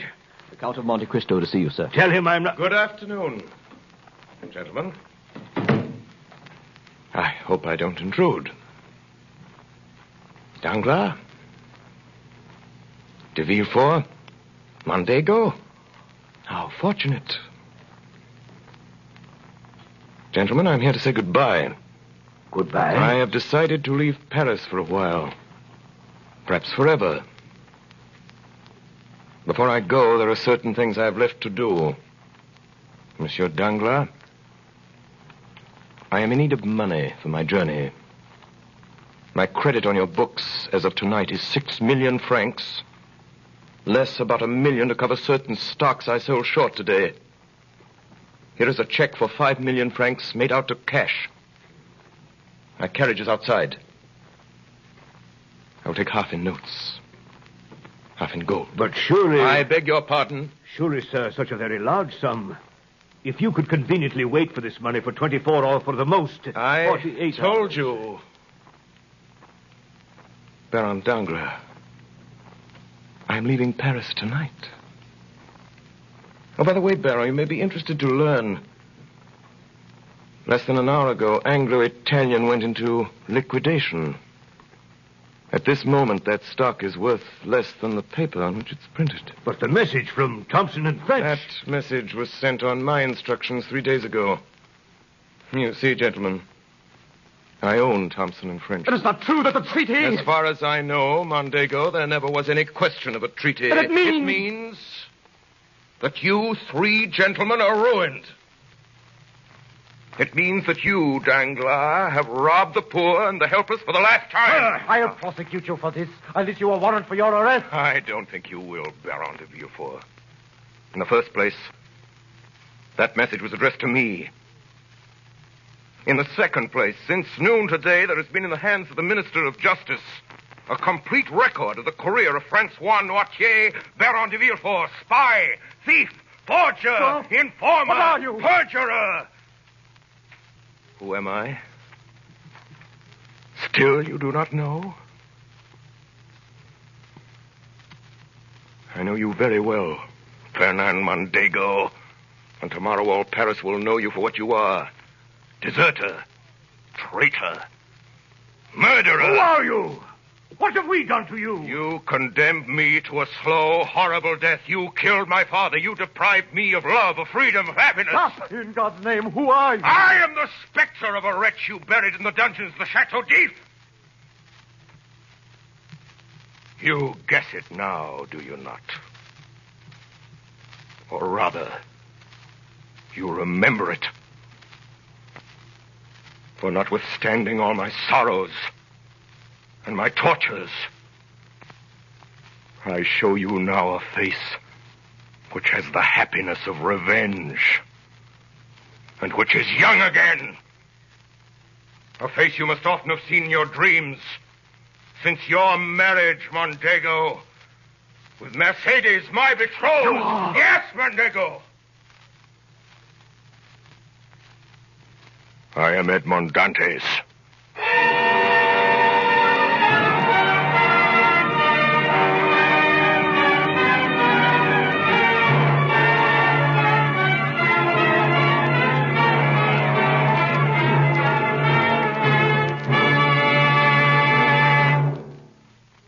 Tonight, the Columbia Broadcasting System, through its affiliated stations coast to coast and the network of the Canadian Broadcasting Corporation, has brought you a performance of Alexander Dumas' great adventure story, The Count of Monte Cristo, as dramatized in the first-person singular by Orson Welles and played by the Mercury Theater on the air.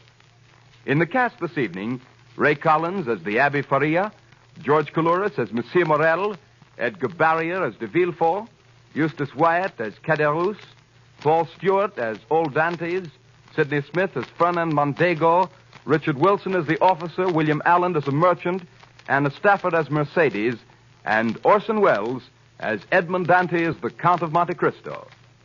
The orchestra was directed by Alexander Semmler, and Davidson Taylor supervised the production for CBS. Dan Seymour speaking.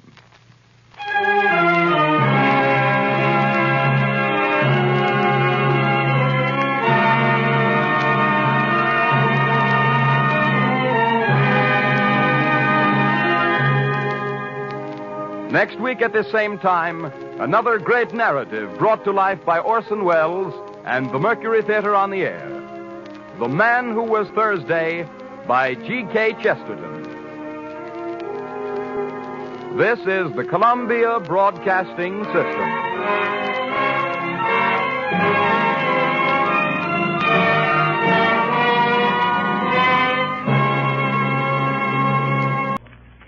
The Mercury Theater on the air.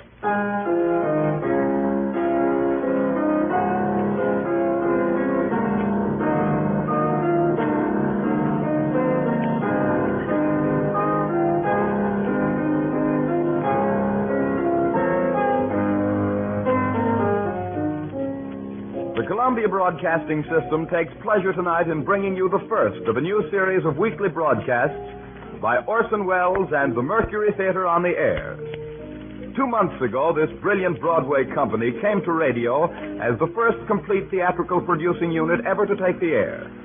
Hailed by stage critics as the brightest moon to rise during recent years over New York's legitimate theater, the name of Orson Welles has become a byword to the greater Broadway of the country as a whole. After 9 weeks, this is what the radio critics say. The radio dial declares everything was well-nigh perfect. A feather in the cap of the Columbia Broadcasting System. Bill Bird and the Pasadena, California independent units, the programs sparkle with originality, cleverness, and skilled acting.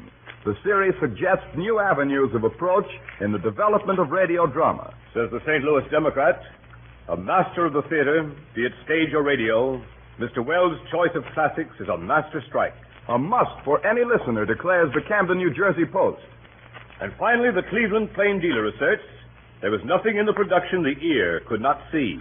It's now a habit for Orson Welles to produce his radio shows. And so tonight, by overwhelming popular demand, Orson Welles and the Mercury Theater on the air open a new cycle of broadcast dramas with a radio production of their greatest stage success to date, Shakespeare's Caesar.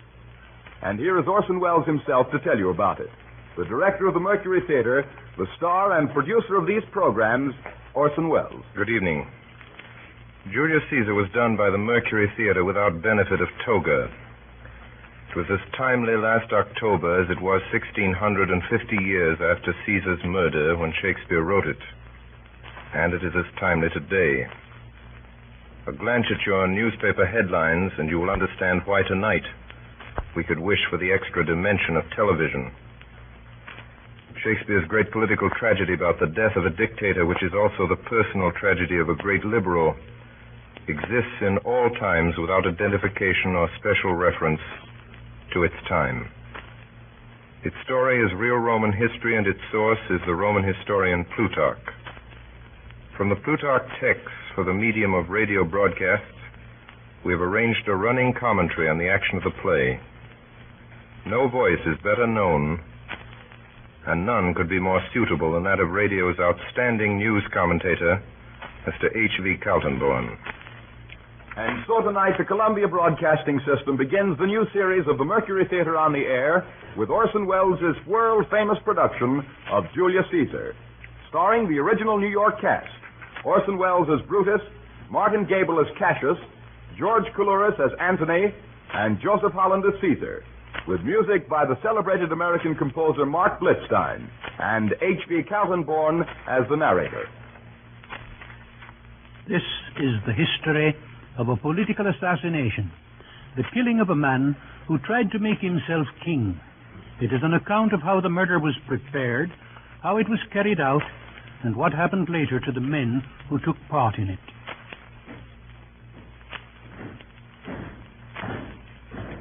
When the Civil War was ended, Caesar was 55. By Pompey's death, he had made himself the most powerful man in the empire. His countrymen, in the hope that the government of a single person would give them time to breathe after so many civil wars and calamities, now made him dictator for life. Honors were conferred upon him which seemed to exceed the limits of ordinary human ambition. This gave offense to those who looked with an evil eye on his position and felt oppressed by his power. A conspiracy was formed against him, headed by Cassius, one of Pompey's generals, whom Caesar had pardoned after the Civil War. But what gave the common people their first quarrel with him was their growing suspicion that he aspired to be king. The 15th of February was a national holiday, and there was a huge gathering of the people. As Caesar went through the streets, a strange voice was heard in the crowd, warning him to prepare for some great danger on the Ides of March. Beware the Ides of March! Did every noise be still? Oh, no. Caesar paused for a moment, and then, as the voice was still, marched on between the rows of soldiers who guarded him.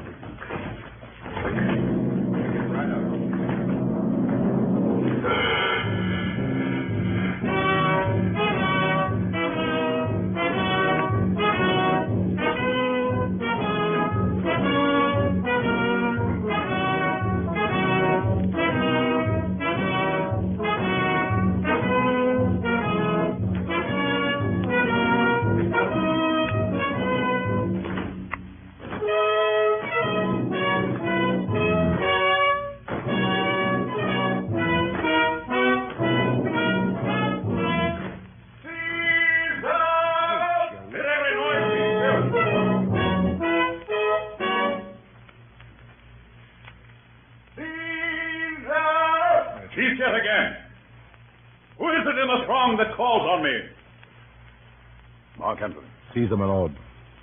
I hear a tongue shriller than all the music cry, Caesar. Caesar! Ah, who calls? Speak!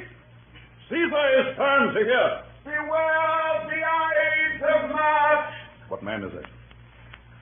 What sayest thou to me? Speak once again. A soothsayer bids you beware the Ides of March. Set him before me. Let me see his face. Come from the throng. Look upon Caesar. He is a dreamer. Let us leave him.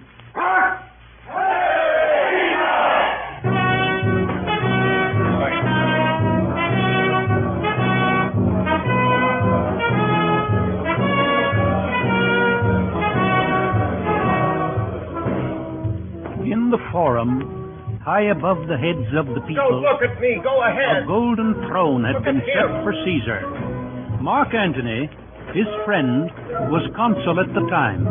When he came into the forum and the people made way for him, he went up and reached to Caesar a crown wreathed with laurel.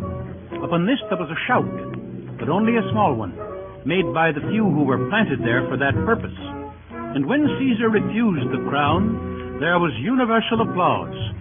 Later, Caesar's statues were found with royal diadems on their heads.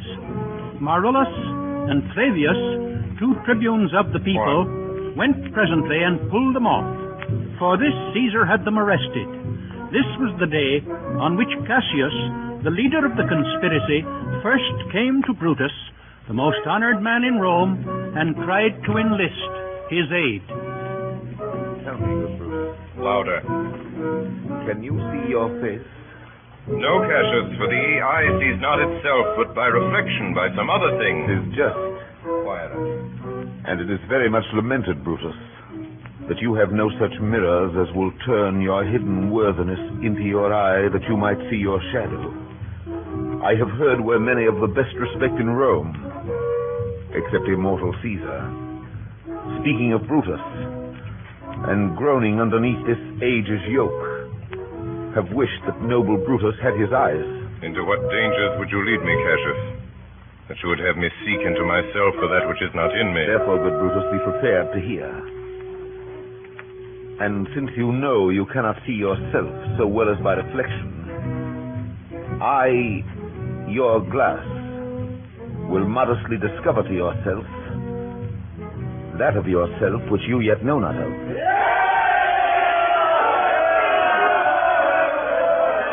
What means this shouting? I do fear the people choose Caesar for their king. Don't you people. Fear it? Then must I think you would not have it so. I would not, Cassius, yet I love him well. But wherefore do you hold me here so long? What is it you would impart to me? I cannot tell what you or other men may think of this life. But for my single self, I had as lief not be as live to be in awe of such a thing as I myself. I was born free as Caesar, so were you. We both have fed as well. We can both endure the winter's cold as well as he. For once, up in a raw and gusty day, the troubled Tiber chafing with her shores, Caesar said to me, darest thou, Cassius, now leap in with me into this angry flood and swim to yonder point? Upon the word, accoutred as I was, I plunged in and bade him follow. And so indeed he did. The torrent roared, and we did buffet it with lusty sinews, throwing it aside and stemming it with hearts of controversy. But ere we could arrive the point proposed, Caesar cried, help me, Cassius, or I sink. I, as Aeneas, our great ancestor, did from the flames of Troy upon his shoulder the old Anchises bear, so from the waves of Tiber did I, the tired Caesar. And this man has now become a god. And we, petty men, walk under his huge legs and peep about to find ourselves dishonorable graves. Men at some time are masters of their fates. The fault, dear Brutus, is not in our stars, but in ourselves that we are underlings.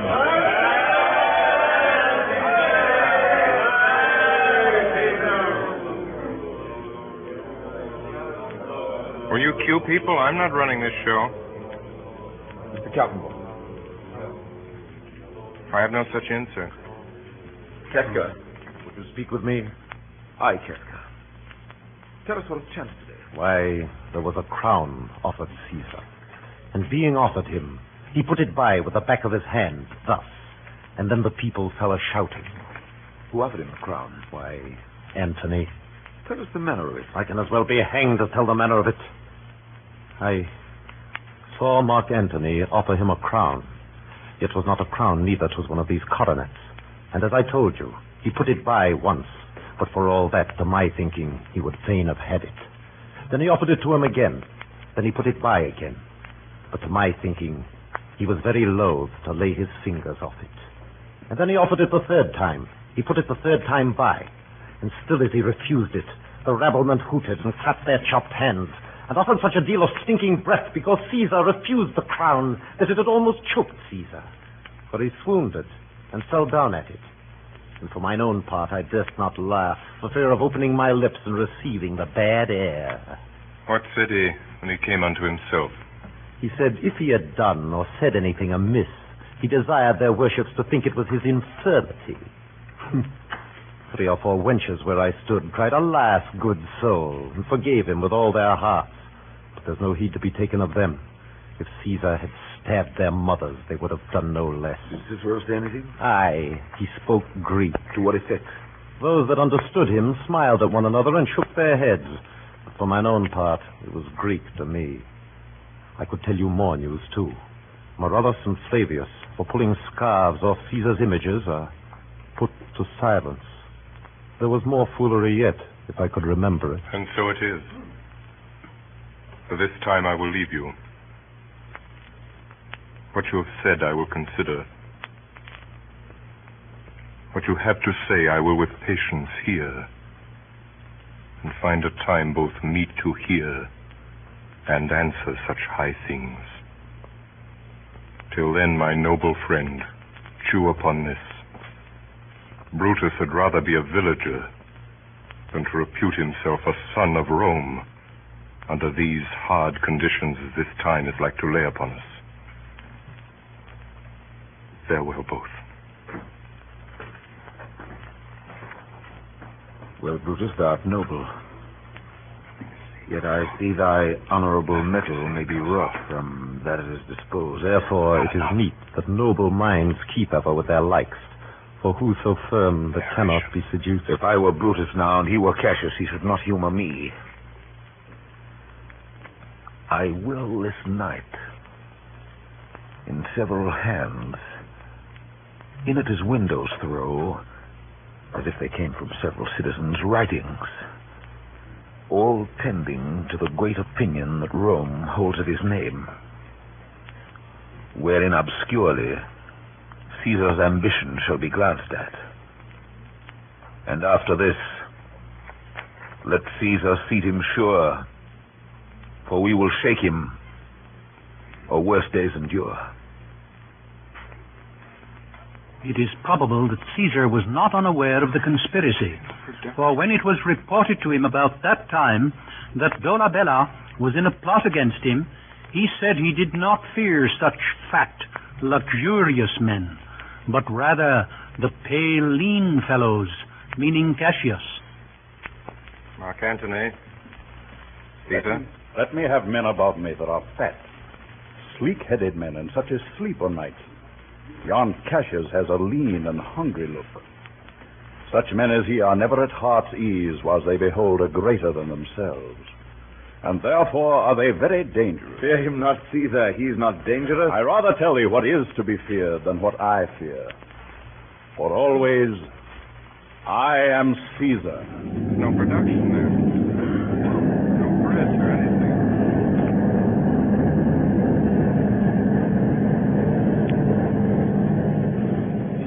Before the murder, many strange prodigies and apparitions were observed.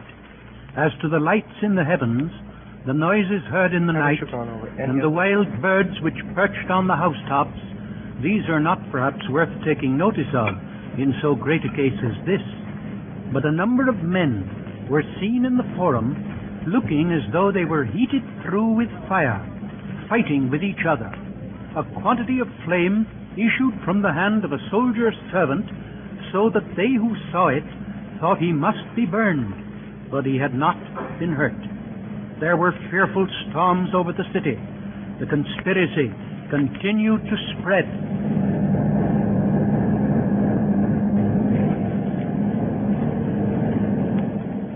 Who's there? A Roman.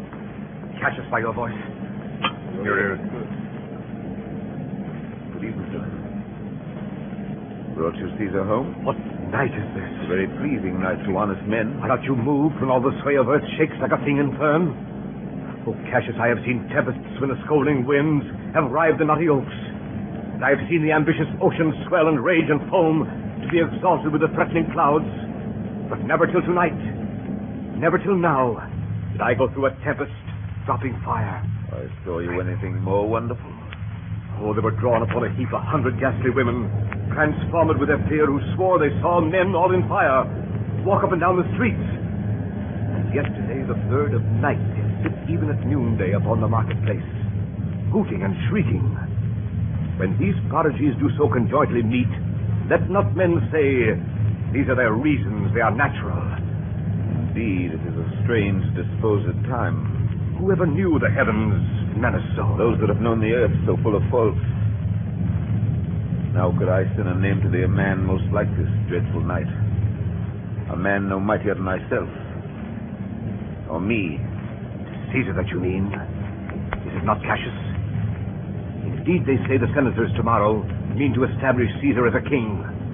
And he shall wear his crown by sea and land in every place, save here in Italy. I know what I will wear this dagger then. Hold my hand, and I will set this foot of mine as far as rule goes farthest. There's a bargain made. Come, sinner. You and I will yet ere day see Brutus at his house. 3 parts of him is ours already. And the man in Tyre up in the next encounter yields him ours.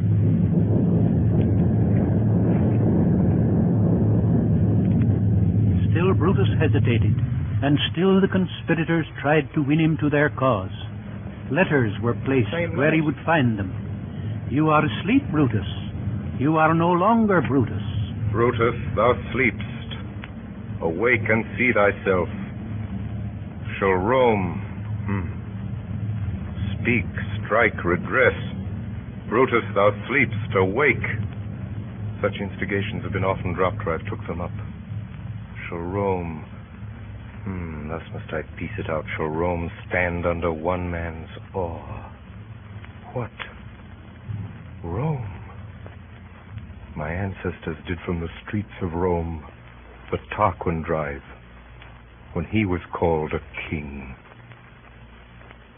It must be by his death. And for my part, I know no personal cause to spurn at him. But for the general, he would be crowned. How that might change his nature, there's the question. It is the bright day that brings forth the adder, and that craves wary walking. Crown him. That. And then I grant we put a sting in him that at his will he may do danger with. The abuse of greatness is when it disjoins remorse from power. And to speak truth of Caesar, I have not known when his affection swayed more than his reason. But 'tis a common proof that lowliness is young ambition's ladder, whereto the climber upward turns his face. But when he once attains the upmost round, he then unto the ladder turns his back, looks in the clouds, scorning the base degrees by which he did ascend. So Caesar may, then, lest he may prevent. In the end, Brutus agreed to meet the conspirators in the garden of his house. The men who came that night were Cassius, Casca, Cinna, Trebonius, and Decius Brutus. It was decided that Caesar should be killed in the Senate on the 15th of March, the day on which the crown would again be offered to him. Shall no man else be touched but only Caesar? Decius well urged. I think it is not meet Mark Antony, so well beloved of Caesar, should outlive Caesar. We shall find him a shrewd contriver. And you know his means, if he improve them, may well stretch so far as to annoy us all. Which to prevent, let Antony and Caesar fall together. Our course will seem too bloody, Caius Cassius, to cut the head off and then hack the limbs. For Antony is but a limb of Caesar. Let us be sacrificers, but not butchers, Caius. We all stand up against the spirit of Caesar, And in the spirit of men there is no blood. Oh, that we could come by Caesar's spirit and not dismember Caesar. But alas, Caesar must bleed for it. Quiet in the studio. And gentle friends, let's carve him. As a dish fit for the gods. Not hew him as a carcass fit for hounds. Count the clock. The morning comes upon us. We leave you, Brutus. Give me our hands all over one by one. Let us swear our resolutions. Jesus. No, not an oath. If not the face of men, the sufferance of our souls, the time's abuse. If these be motives weak, break off betimes, and every man hence to his idle bed. So let high-sighted tyranny range on, till each man drop by lottery. But if these, as I'm sure they do, bear fire enough to kindle cowards and to steal with valor the melting spirits of women, then, countrymen, what need we any spur but our own cause to prick us to redress? What other bond than secret Romans that have spoke the word and will not falter? And what other oath than honesty to honesty engaged, that this shall be, or we will fall for it? Music. On the 14th of March, the day before the assassination, Caesar supped with Marcus Lepidus, and as he was signing some letters, and according to his custom, as he sat at table, there arose a question of what sort of death was the best, at which he immediately, before anyone could speak, said, "A sudden one." After this, as he was in bed with his wife, all the doors and windows of the house flew open together. He was startled at the noise and the light which broke into the room, and sat up in his bed, where, by moonlight, he perceived his wife fast asleep, but heard her utter in her dream some indistinct words and inarticulate groans. She fancied at that time she was weeping over Caesar and holding him butchered in her arms. When it was day, she begged Caesar not to leave the house, but to adjourn the Senate to another time. Caesar laughed at her fears, and when the time was come, he started for the capital. On his way, he was handed a paper in which the whole plot was disclosed with the names of the conspirators. After his death, it was found still unopened.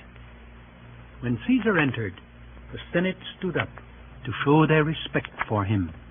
Of the conspirators, some came about his chair and stood behind it, and others stood in front of him and talked to him.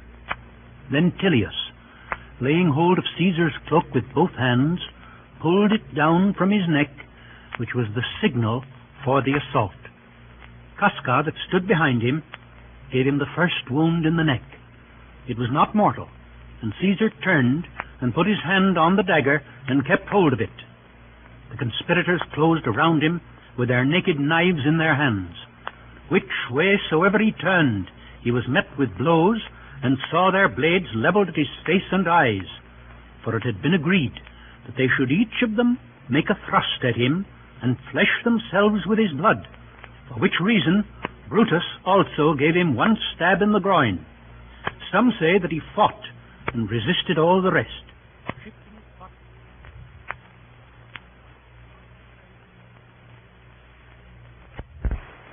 Pleasure.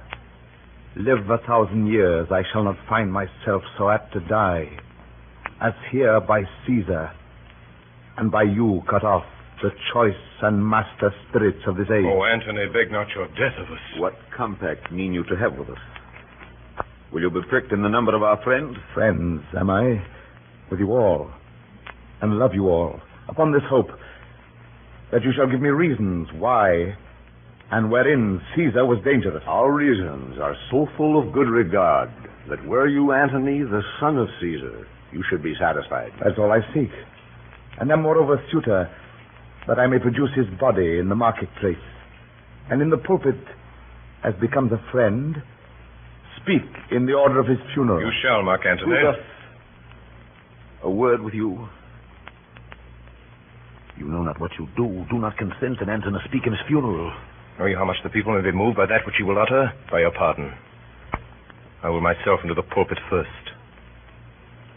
Mark Antony, here take you Caesar's body. You shall not in your funeral speech blame us, but speak all good you can devise of Caesar and say you do it by our permission. Else shall you not have any hand at all about his funeral. You shall speak in the same pulpit whereto I am going, after my speech is ended. Be it so. I do desire no more. Prepare the body, then. Follow us. Then Antony was left alone with the body of the man he loved best and admired most in the world. O mighty Caesar, dost thou lie so low? Are all thy conquests, glories, triumphs, spoils, front to this little measure? That I did love thee, Caesar, O 'tis true. If then thy spirit look upon us now, shall it not grieve thee dearer than thy death to see thy Antony making his peace, shaking the bloody fingers of thy foes? Most noble, in the presence of thy corse, had I as many eyes as thou hast wounds, weeping as fast as they stream forth thy blood, it would become me better than to close in terms of friendship with thine enemies. Oh, pardon me, thou bleeding piece of earth, that I am meek and gentle with these butchers. Thou art the ruins of the noblest man that ever lived in the tide of times. Woe to the hand that shed this costly blood. Over thy wounds now do I prophesy, which like dumb mouths droop their ruby lips to beg the voice and utterance of my tongue. A curse shall light upon the limbs of men. Domestic fury and fierce civil strife shall cumber all the parts of Italy. Blood and destruction shall be so in use, and dreadful objects so familiar, that mothers shall but smile when they behold their infants quartered with the hands of war, and Caesar's spirit ranging for revenge, with Ate by his side come hot from hell, shall in these confines with a monarch's voice cry havoc and let slip the dogs of war.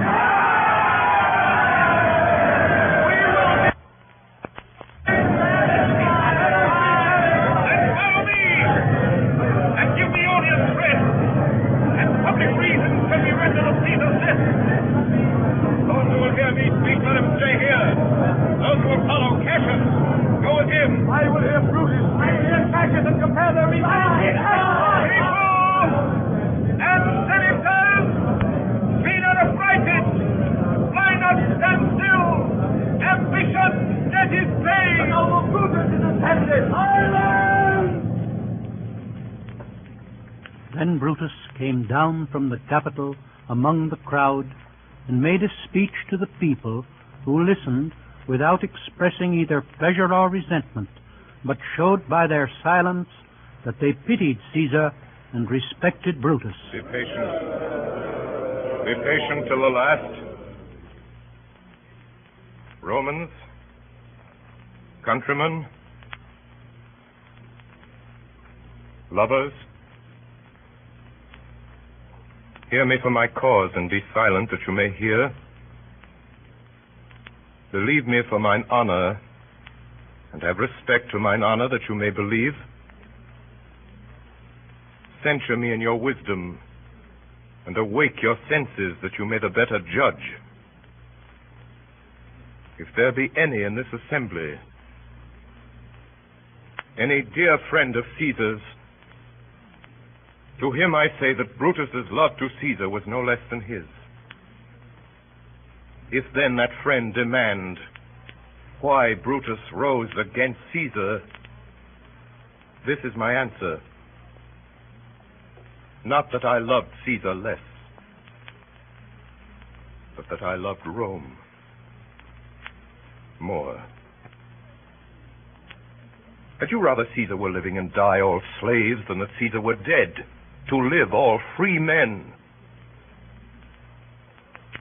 As Caesar loved me, I weep for him. As he was fortunate, I rejoice at it.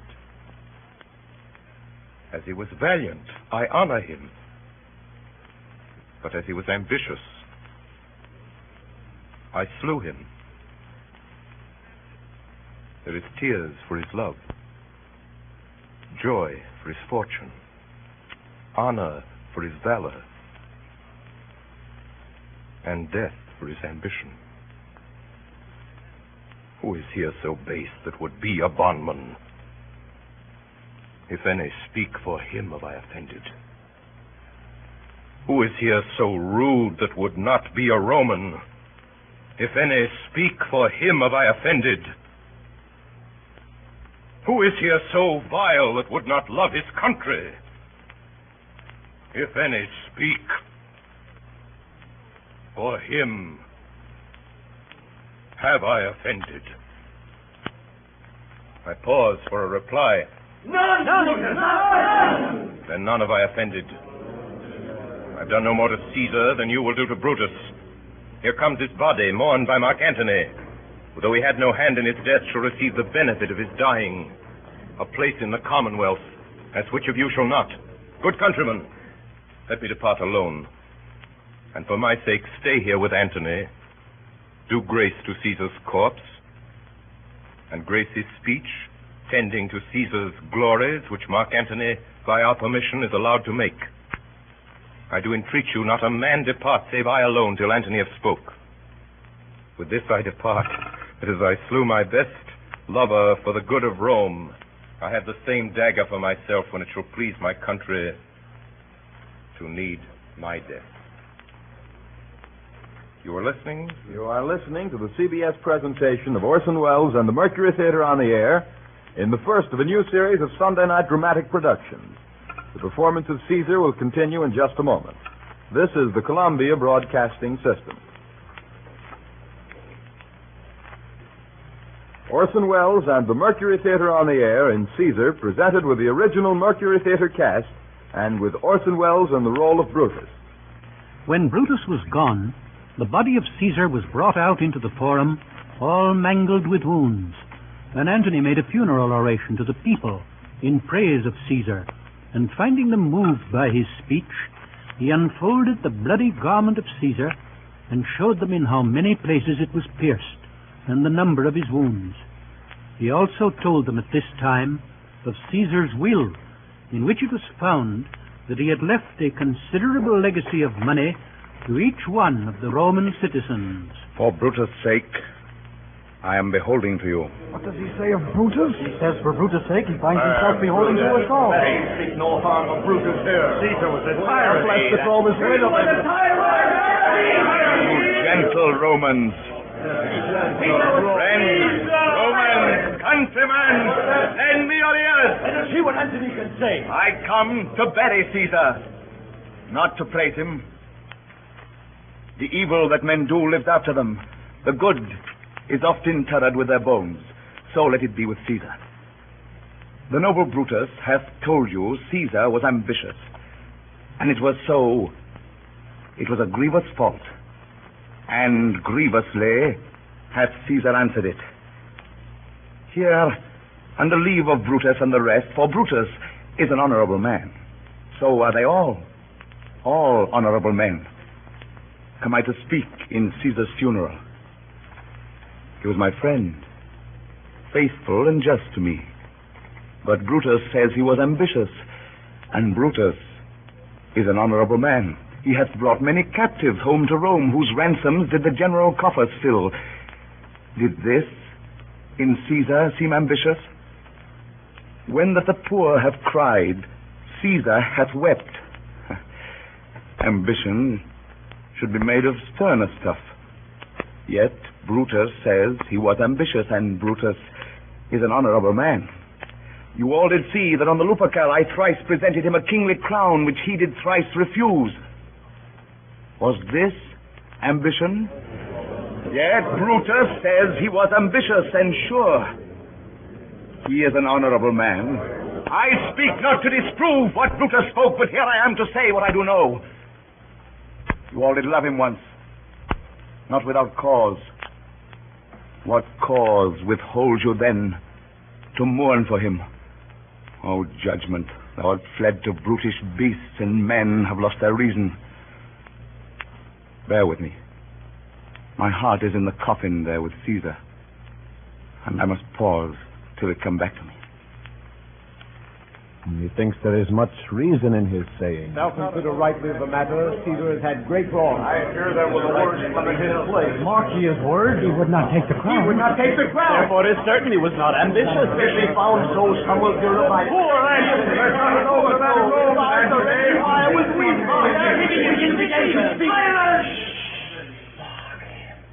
But yesterday, the word of Caesar might have stood against the world.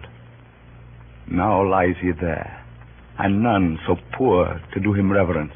O masters, if I were disposed to stir your hearts and minds to mutiny and rage, I should do Brutus wrong and Cassius wrong, who, you all know, are honorable men. I will not do them wrong. I rather choose to wrong the dead, to wrong myself and you, than I will wrong such honorable men. But here's a parchment with the seal of Caesar. I found it in his closet. 'Tis his will.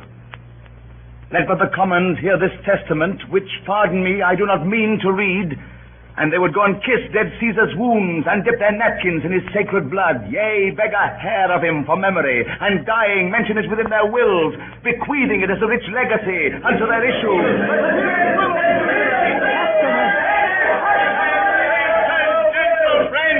I must not read it.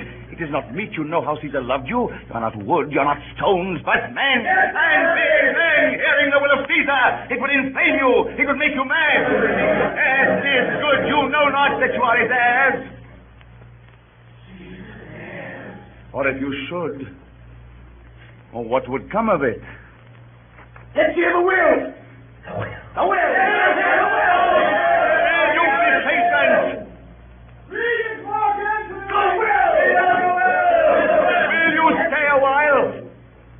I have o'ershot myself to tell you of it. Here I wrong the honorable men whose daggers have stabbed Caesar. I do fear it.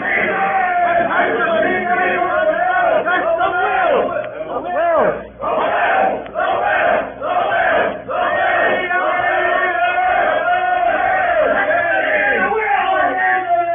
You will compel me then to read the will. Then make a ring about the corpse of Caesar, and let me show you him that made the will.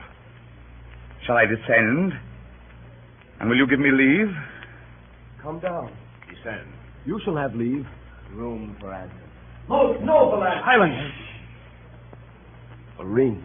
Stand round. Stand from the hearth. Stand back. Room for Antony. Stand back. If you have tears, prepare to shed them now. You all do know this mantle. I remember the first time ever Caesar put it on. It was on a summer's evening in his tent. That day he overcame the Nervii. Look, in this place ran Cassius' dagger through. See what a rent the envious Casca made. Through this the well-beloved Brutus stabbed, and as he plucked his cursed steel away, mark how the blood of Caesar followed it as rushing out of doors to be resolved if Brutus so unkindly knocked or no. For Brutus, as you know, was Caesar's angel. Judge, O ye gods, how dearly Caesar loved him. For when the noble Caesar saw him stab, ingratitude, more strong than traitor's arms, quite vanquished him. Then burst his mighty heart, and in his mantle muffling up his face, even at the base of Pompey's statue, which all the while ran blood, great Caesar fell. Oh, what a fall was there, my countrymen.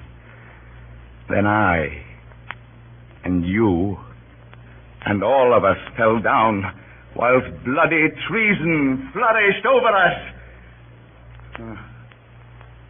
Now you weep, and I perceive you feel the dint of pity. These are gracious drops. Kind souls, what, weep you when you but behold our Caesar's vesture wounded? Look you here. Here is himself, marred as you see with traitors.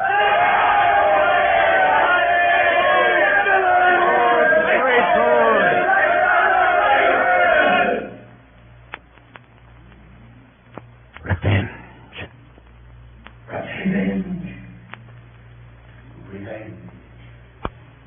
Will be revenge. Vengeance.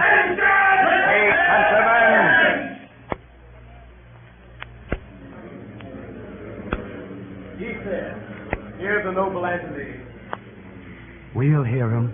We'll follow him.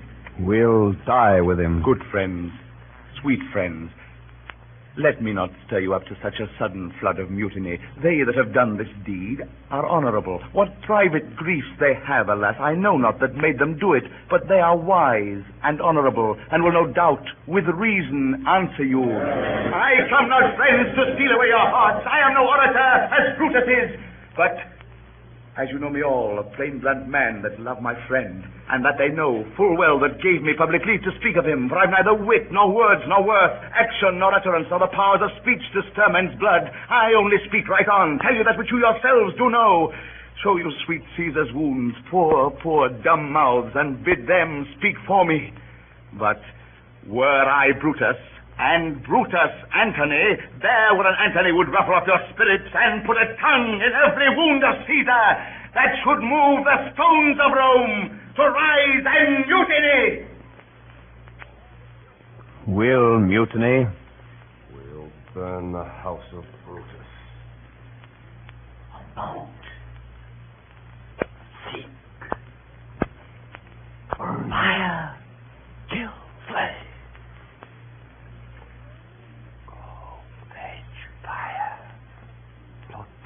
Plot down walls. Why, friends, you go to do you know not what. Wherein hath Caesar thus deserved your love? Alas, you know not. I must tell you then.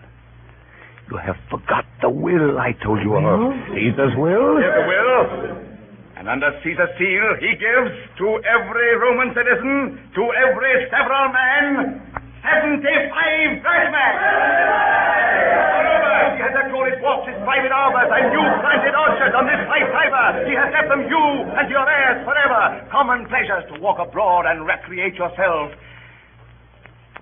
Here was a Caesar. When comes such another?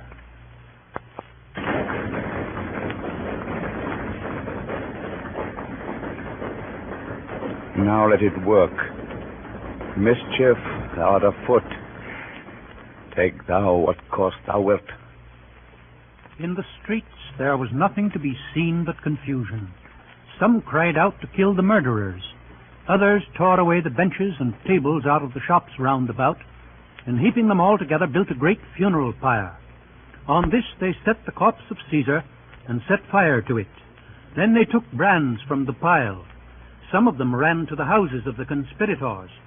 Others ran up and down the streets to find out the men who had killed Caesar and tear them to pieces. That night Brutus, having said farewell to Portia his wife, left the city with Cassius and their friends.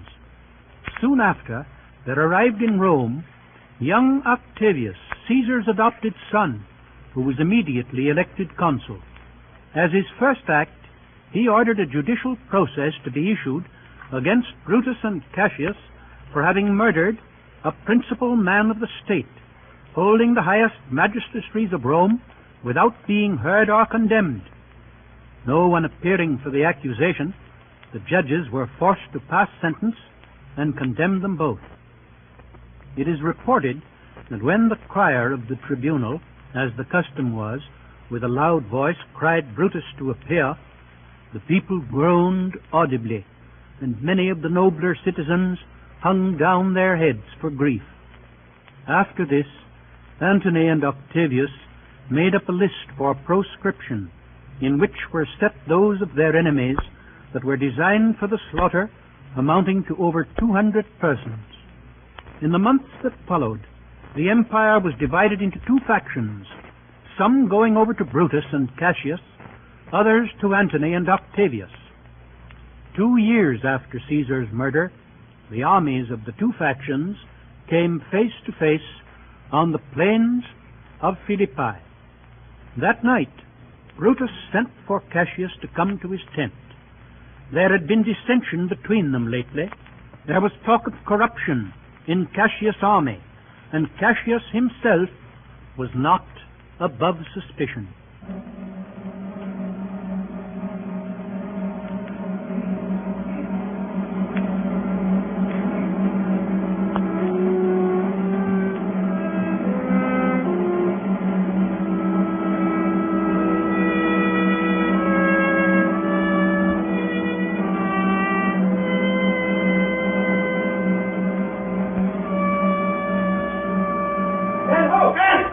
Most noble brother, you've done me wrong. Wrong I mine enemies, that if not so, how should I wrong a brother? That you've run me disappear in this.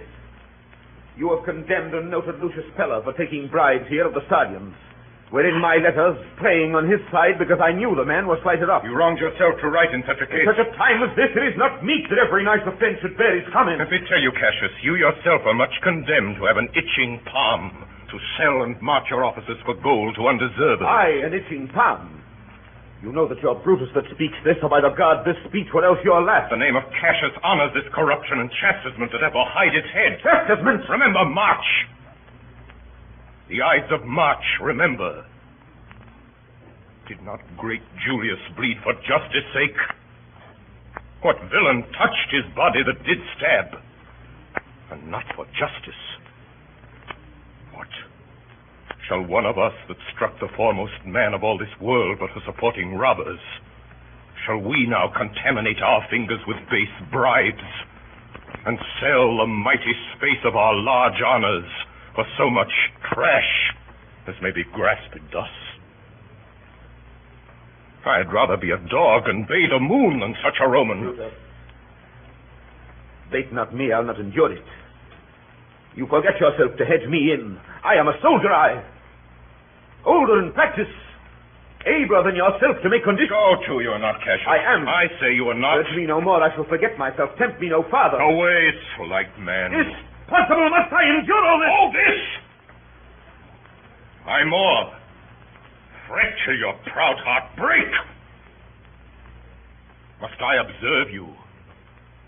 Must I stand and crouch under your testy humor?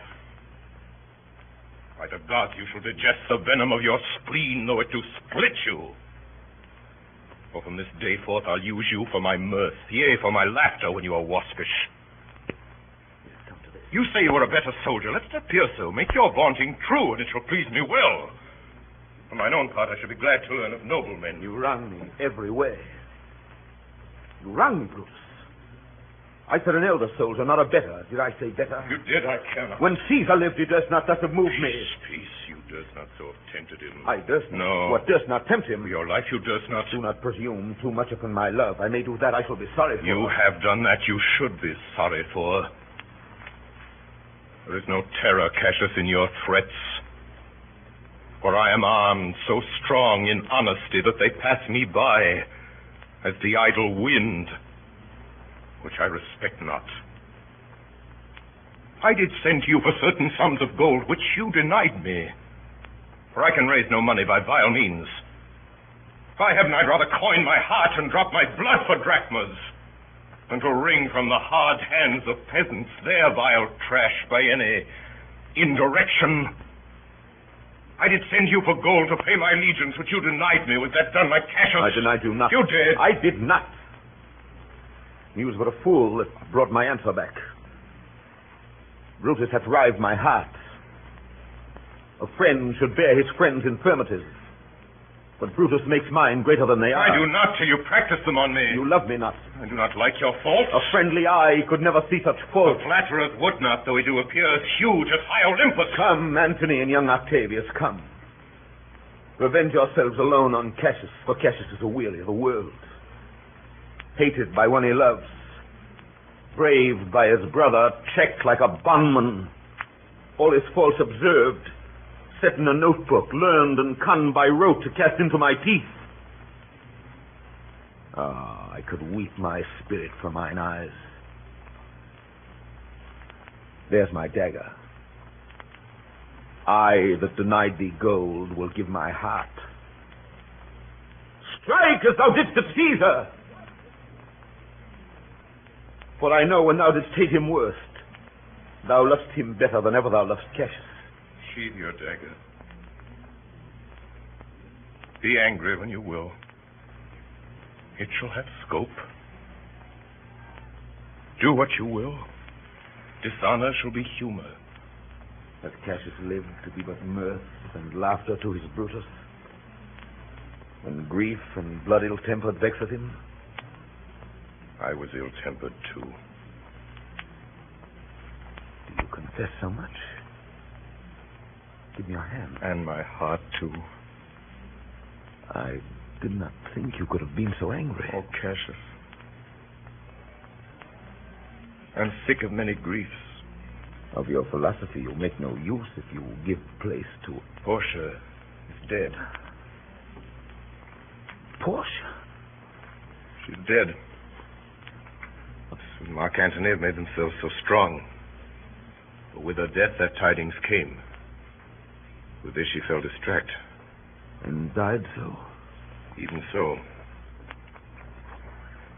The eve of night has crept upon our talk.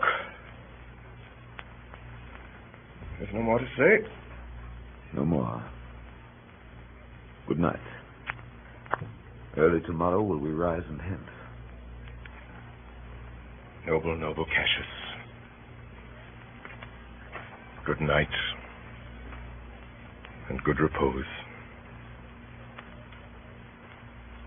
Lucius. Here, my good lord. What, thou speakst drowsily. Poor knave, I blame thee not. Thou art o'erwatched. Look, Lucius, here's the book I sought for so. I was sure your lordship did not give it me. Bear with me, good boy. I'm much forgetful. Canst thou hold up thy heavy eyes a while and touch thy instrument a strain or two? Aye, my lord. And please you. It does, my boy. Trouble thee too much, if thou art willing. It is my duty, sir. Should not urge thy duty past thy might. I know young bloods look for a time of rest. I have slept already. It was well done.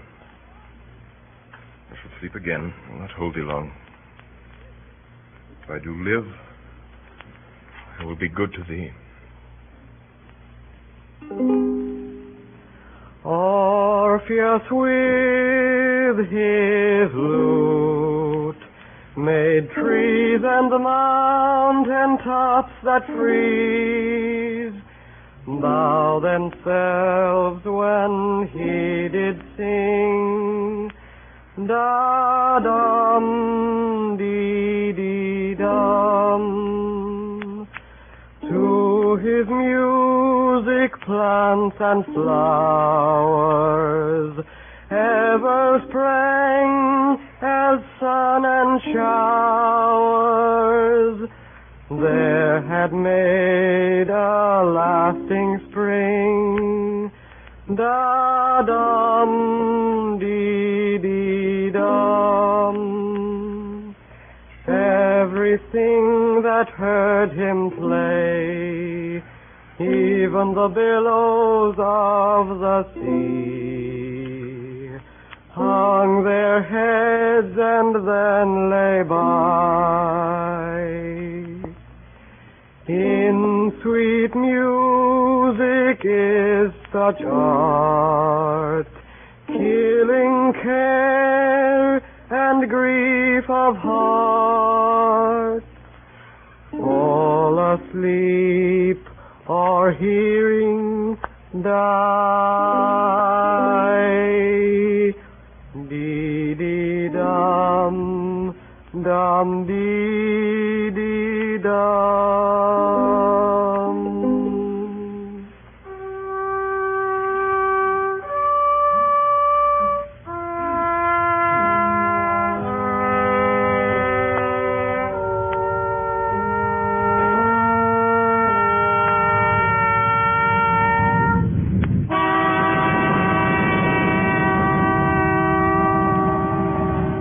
The advice of Cassius, Brutus resolved to meet the enemy on the plain of Philippi. Never had two such large Roman armies come together to engage each other. That of Brutus was somewhat less in number than that of Antony, but in the splendor of the men's arms and the richness of their equipage wonderfully exceeded, for most of their arms were of gold and silver, which Brutus had lavishly bestowed upon them. There is a story that immediately before the battle, two eagles falling upon each other fought in the space between the two armies, that the whole field kept incredible silence, and all were intent upon the spectacle, until at last that which was on Brutus' side yielded and fled. As soon as it was morning, the signal of battle, the scarlet coat, was sent out in Brutus and Cassius' camps, and the two friends met for the last time in the middle space between their two armies.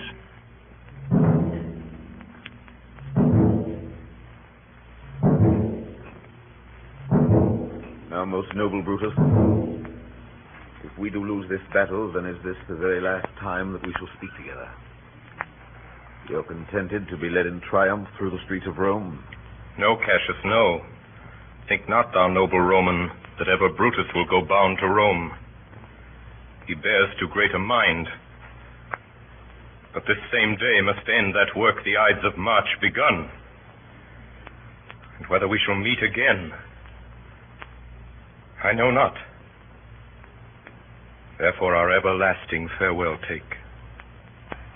Come ho! Away!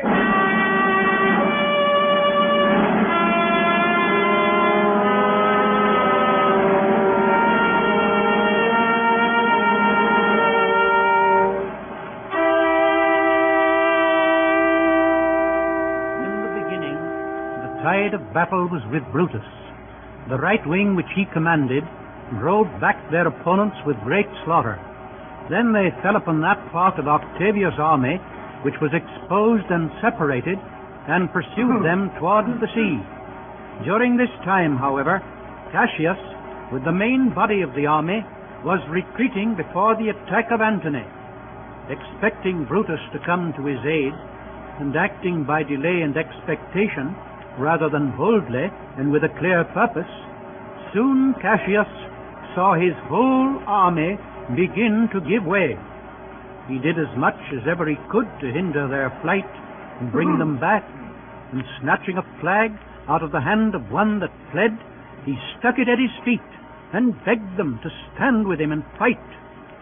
When he found that he could not even keep his own personal guard together, Cassius retired to an empty tent, taking along with him only Pindarus, one of his freemen, and pulling his cloak over his head, he made his neck bare and held it forth to Pindarus, commanding him to strike. Cassius' head was found severed from his body, and beside it was found the same knife with which he had stabbed Caesar in the Senate house.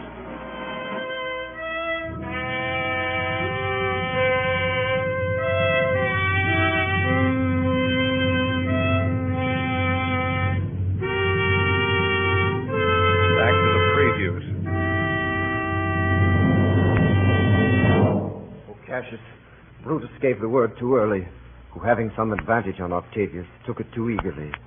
His soldiers fell to spoil, whilst we by Antony are all enclosed. This day I breathe it first. Time is come round, and where I did begin, there shall I end. My life is run its compass.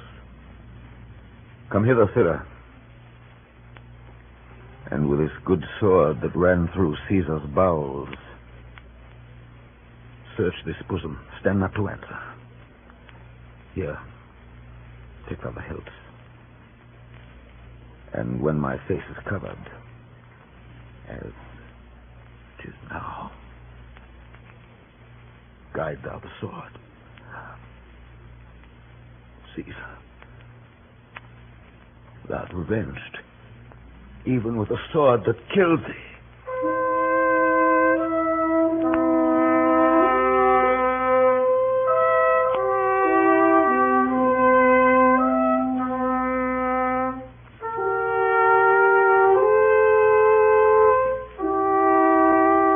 Some time later, Brutus, returning from the pursuit, wondered that he could not see Cassius' tent afar off, standing high as it was wont, and appearing above the rest of the camp.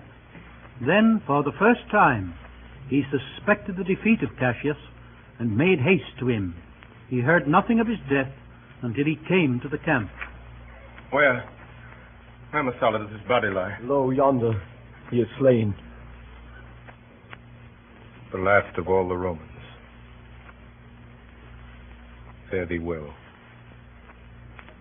It is impossible that ever Rome should breed thy fellow. Friends, I owe more tears to this dead man than you shall see me pay. I shall find time, Cassius. I shall find time. Oh, Julius Caesar, thou art mighty yet. Thy spirit walks abroad and turns our swords in our own proper entrails. Statilius showed the torchlight, but the Lord, he came not back. He's ordained or slain. Slaying is the word. It is a deed in fashion. Come hither, good Volumnius. List a word. What says, my lord? Why this, Volumnius? The ghost of Caesar had appeared to me 2 several times by night. At Sardis once, and this last night here in Philippi Fields. I know my hour has come. Oh, not so, my lord. Nay, I'm sure it is, Volumnius. Thou knowest that we two went to school together. Even for that our love of old, I pray thee, hold thou my sword hilts, whilst I run on it. That's not an office for a friend, my lord. Fly, my lord. There's no tarrying here. Farewell to you, and you, and you, Volumnius. Strato, thou hast been all this while asleep. Farewell to thee too, Strato. Countrymen, my heart doth joy that yet in all my life I found no man but he was true to me. I shall have glory by this losing day, more than Octavius and Mark Antony by this vile conquest shall attain unto. So fare you well at once, for Brutus' tongue hath almost ended his life's history. Night hangs upon mine eyes, my bones would rest that have but labored to attain this hour. Fly, my lord, fly.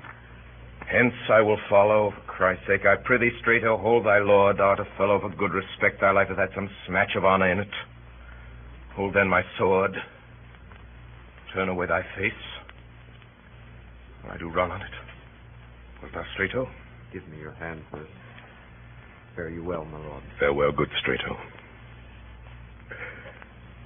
Caesar, now be still.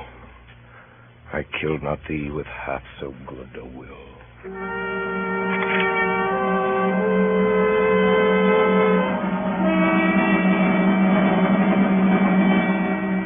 Brutus' dead body was found by Antony, who commanded the richest purple mantle that he had to be thrown over it.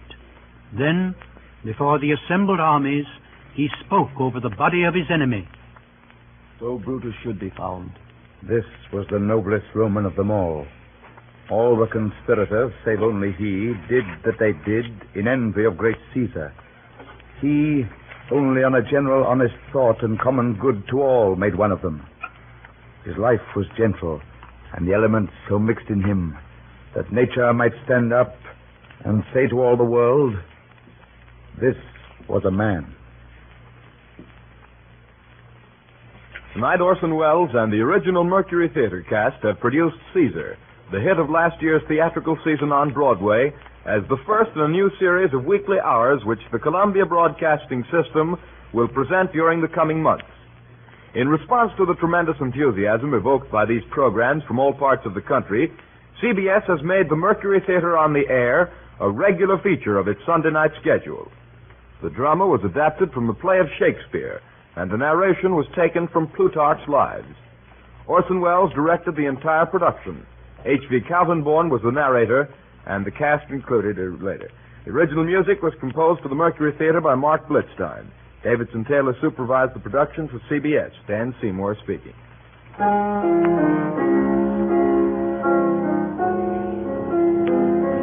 The Columbia Broadcasting System and its associated stations present Orson Welles and the Mercury Theater on the Air.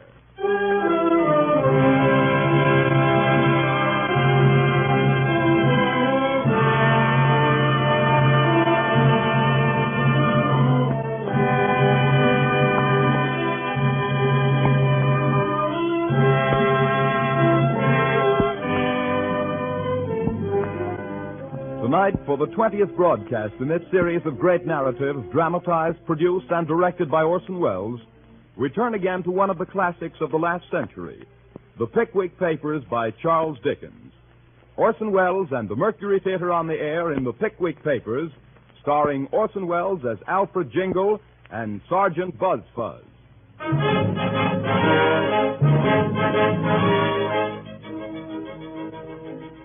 May the 12th, 1827. In special session of the Corresponding Society of the Pickwick Club, Samuel Pickwick, chairman, presiding.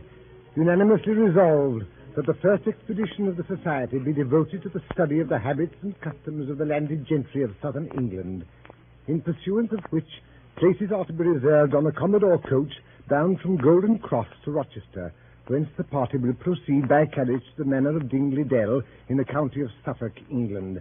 Signed, Samuel Pickwick, permanent chairman. Nathaniel Winkle, permanent vice chairman. Tracy Tupman, permanent honorary treasurer. Augustus Snodgrass, permanent secretary.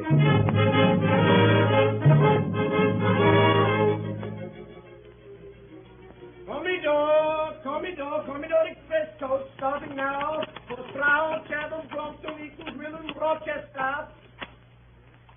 Bright and still was the day, balmy the air, and beautiful the appearance of every object as our illustrious chairman rose from his bed in Goswell Street and proceeded to put himself into his clothes and his clothes into his portmanteau. As he sat down to breakfast, a casual observer might possibly have remarked nothing extraordinary in the bald head and circular spectacles, which were intently turned towards the grilled kidney that lay on the plate before him.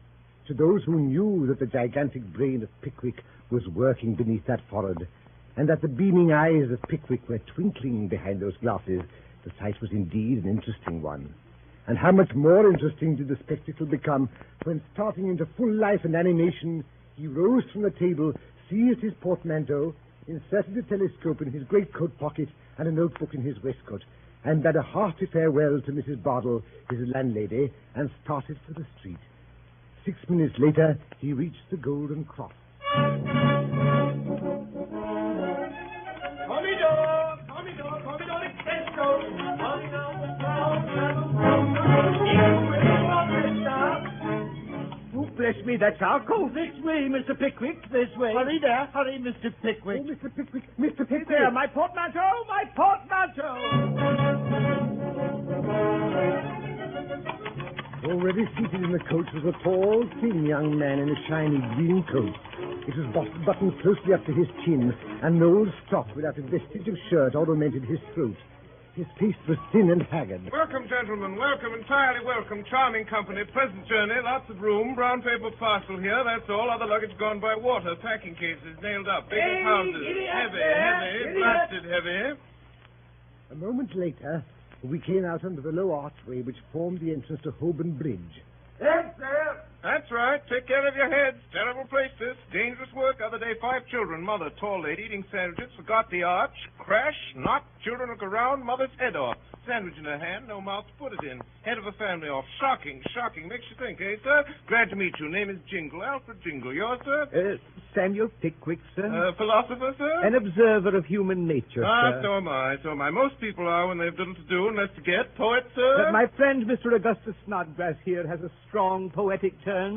So have I. Epic poem, 10,000 lines, Revolution of July, composed on the spot. Mars by day, Apollo by night, bang the field piece, twang the lyre. You were present at that glorious scene, sir. Present? Snodgrass? Think I was. Fired a musket, fired with an idea, rushed into wine shop, wrote it down, back again, whiz, bang, another idea, wine shop again, pen and ink, back again, cut and slash, noble time, sir. Sportsman, Mr. Pickwick? My friend, Mr. Nathaniel Winkle here, is a famous sportsman. Fine pursuit, sir, fine pursuit. Dog, sir? Not just now. You should keep dogs, Winkle. Fine animals, sagacious creatures. Dog of my own once. Pointer, surprising instinct. Out shooting one day. Entering enclosure. Whistle. Dog stopped. Whistled again. Ponto. No go. Stock still. Called it again. Ponto. Ponto. Wouldn't move. Dog transfixed. Staring at the board. Looked up. Saw an inscription. Gamekeeper has orders to shoot all dogs found in his enclosure. Wouldn't pass it. Wonderful dog. Valuable dog, that, sir. Very. Singular circumstance, that, Mr. Jingle. Will you allow me to make a note of it? Certainly, sir, certainly. 100 more anecdotes, the same animal. Fine girl in that carriage, sir. Do you, favor the sex, sir? Mr. Tracy Tupman here. Oh, Mr. Jingle. Irresistible creatures. English girls, Tupman, not so fine as Spanish. Noble creatures, Spanish girls. Jet hair, black eyes, lovely forms. Sweet creatures, beautiful. You've been in Spain, sir? Lived there. Ages. Many conquests, sir? Conquests, thousands. Don Bellaro Fisgig, grandee, only daughter, Don Donna Christina, splendid creature, love me to distraction, jealous father, high-souled daughter, handsome Englishman, Donna Christina in despair, prussic acid, stomach pump in my portmanteau, operation performed, old Bolaro in ecstasies, consent to our union, join hands and flood of tears. Romantic story, very. Is the lady in England now, sir? Dead, sir, dead. Never recovered the stomach pump, undermined constitution, fell a victim. And her father? Remorse and misery, sudden disappearance, talk of the whole city, search made everywhere without success, public fountain in the great square suddenly ceased playing, weeks elapsed, still a stoppage, workmen employed to clean it, water drawn off, father-in-law discovered sticking headfirst in the main pipe with full confession in his right boot. Took it out, and the fountain faded away again as well as ever. Will you allow me to note that little romance down, Certainly, sir, certainly. 50 more if you'd like to hear them. Strange life, sir, mine. Rather curious history. Not extraordinary, but singular. Very singular.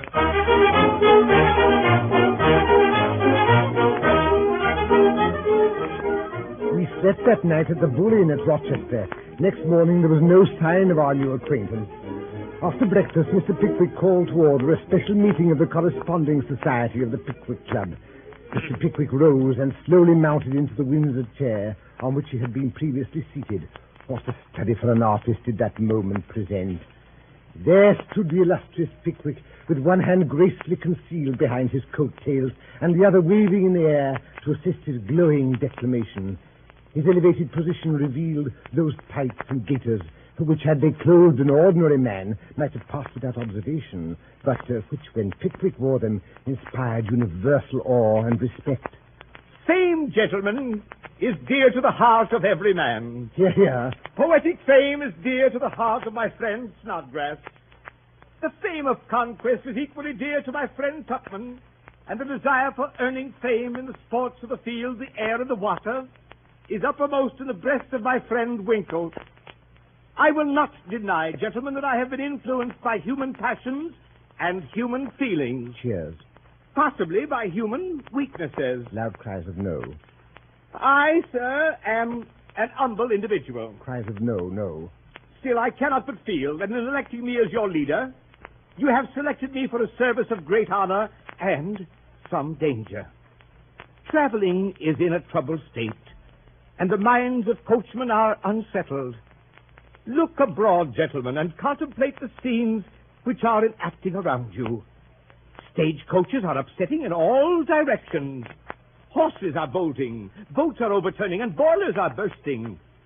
Will these things daunt us, gentlemen, members of the Pickwick Society? Cries of no. Will these perils deter us from prosecuting to their glorious consummation those researches in the cause of science and learning to which, as members of this club, we stand pledged? Cries of no, no, never.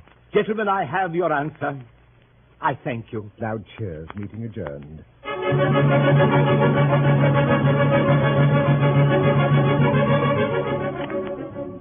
It was late in the afternoon when we reached Dingledale. On the doorstep stood our host, Mr. Wardle.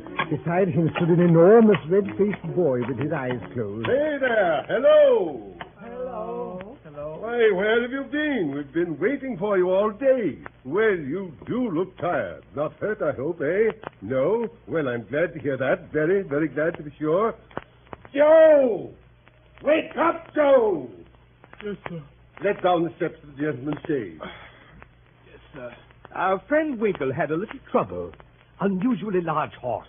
Spilt, eh, Mr. Winkle? Never mind. Common accident in these parts. Joe! Blast that boy. He's gone to sleep again. Hey, Joe! Joe! Oh, well, gentlemen, we'll soon have you put to rights.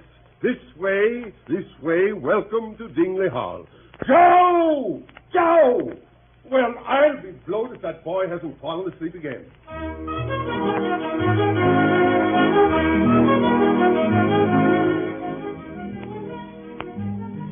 A number of persons who were assembled in the parlor rose to greet Mr. Pickwick and his friends upon our entrance. Two young ladies, still in their teens.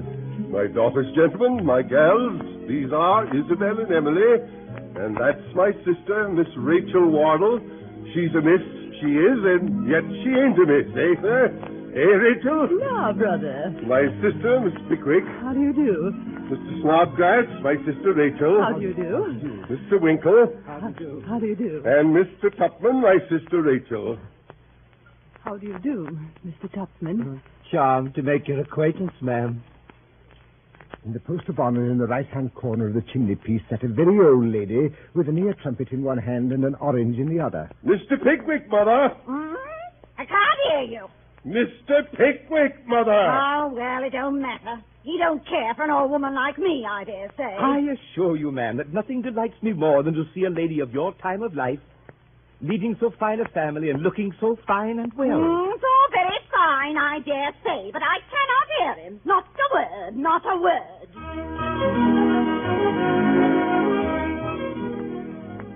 At the vast dinner table that night, Mrs. Wardle occupied one end of the table. At the other end sat Mr. Wardle and Mr. Winkle, myself between the two girls, and on the other side, Miss Rachel Wardle and Mr. Tupman.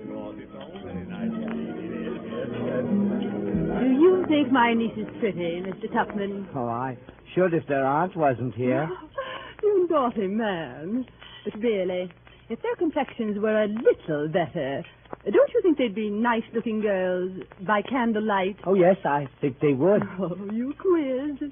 I know what you were going to say. What, ma'am? You were going to say that Isabel stoops. I know you were. You men are such observers. Well, so she does. It can't be denied. I often tell her that when she gets a little older, she'll be quite frightful. Well, you are a quiz. What a sarcastic smile you have, Mr. Tupman. I declare I'm quite afraid of you. Afraid of me, ma'am? Oh, you can't disguise anything from me. I know what that smile means very well. What, ma'am? You mean that you don't think Isabel's stooping is as bad as Emily's boldness. Well, she is bold. You cannot think how wretched it makes me sometimes. I'm sure I cry about it for hours together. Oh, Mr. Tupman, I know what you're thinking now. Oh, Joe, wake up, Joe. Oh, Mr. Snodgrass, you're closest to him. Be good enough to pinch him, sir. In the leg, if you please. Nothing else quite wakes him up. Oh, thank you. Joe, open another bottle of wine and pass it to the gentleman. Joe! Yes, sir. Are you awake? Yes, sir. Blast the boy. Very extraordinary boy, that. Does he always sleep in this way? Sleep, Pickwick? He's always asleep. Goes on errands asleep and snores as he cleans the silver. Oh, very odd. Odd indeed. I'm proud of that boy. Wouldn't part with him on any account. He's a natural curiosity. Dear Joe, wake up, Joe!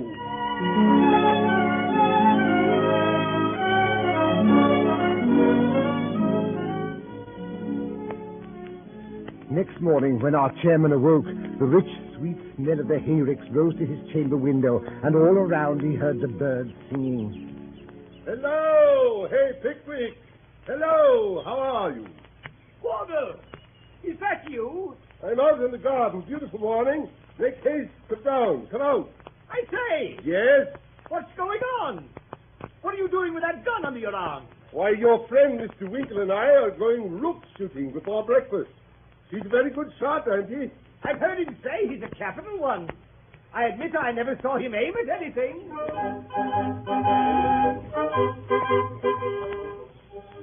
Now then, all ready, Winkle? I say, wait a minute. What are those boys doing climbing those trees?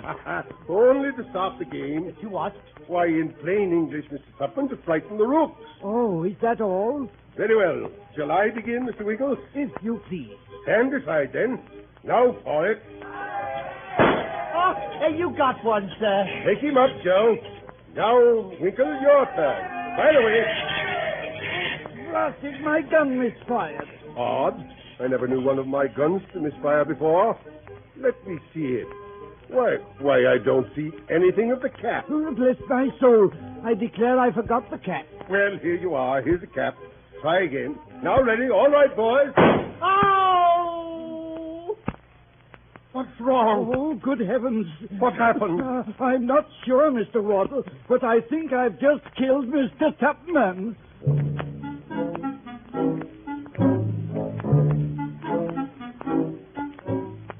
The surgeon came. Mr. Tupman's arm was examined, the wound dressed, and pronounced to be a very slight one. And now it is evening at Dingley Dell. Leaving Mr. Tupman to the care of the ladies, Mr. Wardle, Mr. Pickwick, and the rest of us had gone to the cricket match at Muggleton. Isabel and Emily had strolled out. This old lady had fallen asleep in her chair. From the distant kitchen penetrated the low and monotonous sound of the fat boy.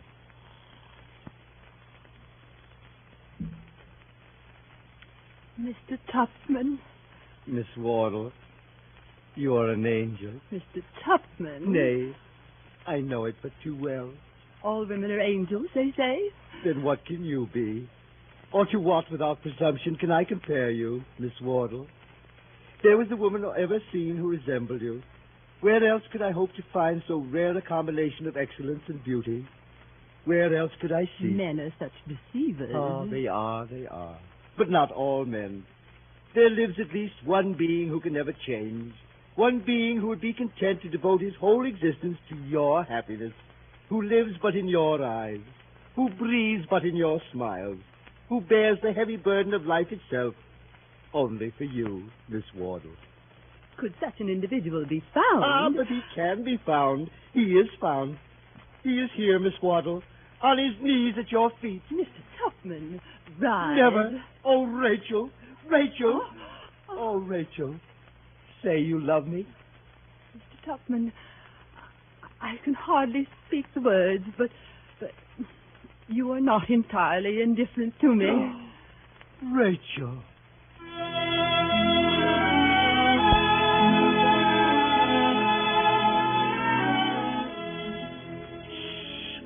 Mrs. Wardle! Mrs. Wardle! Oh, gracious. What is it, Joe? Oh, Mrs. Now, Joe, I'm sure I've always been a good mistress to you, Joe. You've invariably been treated very kindly. You've never had too much to do, and you've always had enough to eat. I know he has. But oh, Mrs. Then what can you want to do now? I wants to make your flesh creep. What do you think I see in the arbor just now? Bless us, what? The strange gentleman, him as had his armor, a kissing and a hugging. Oh, Joe. None of the servants, I hope. Worse than that. Not one of my granddaughters. Worse than that. Worse than that. Who was it, Joe? Miss Rachel. What? Speak louder. Miss Rachel. My daughter? And she suffered it? Yes, ma'am, and what's more, I see her a kissing of him again. Oh!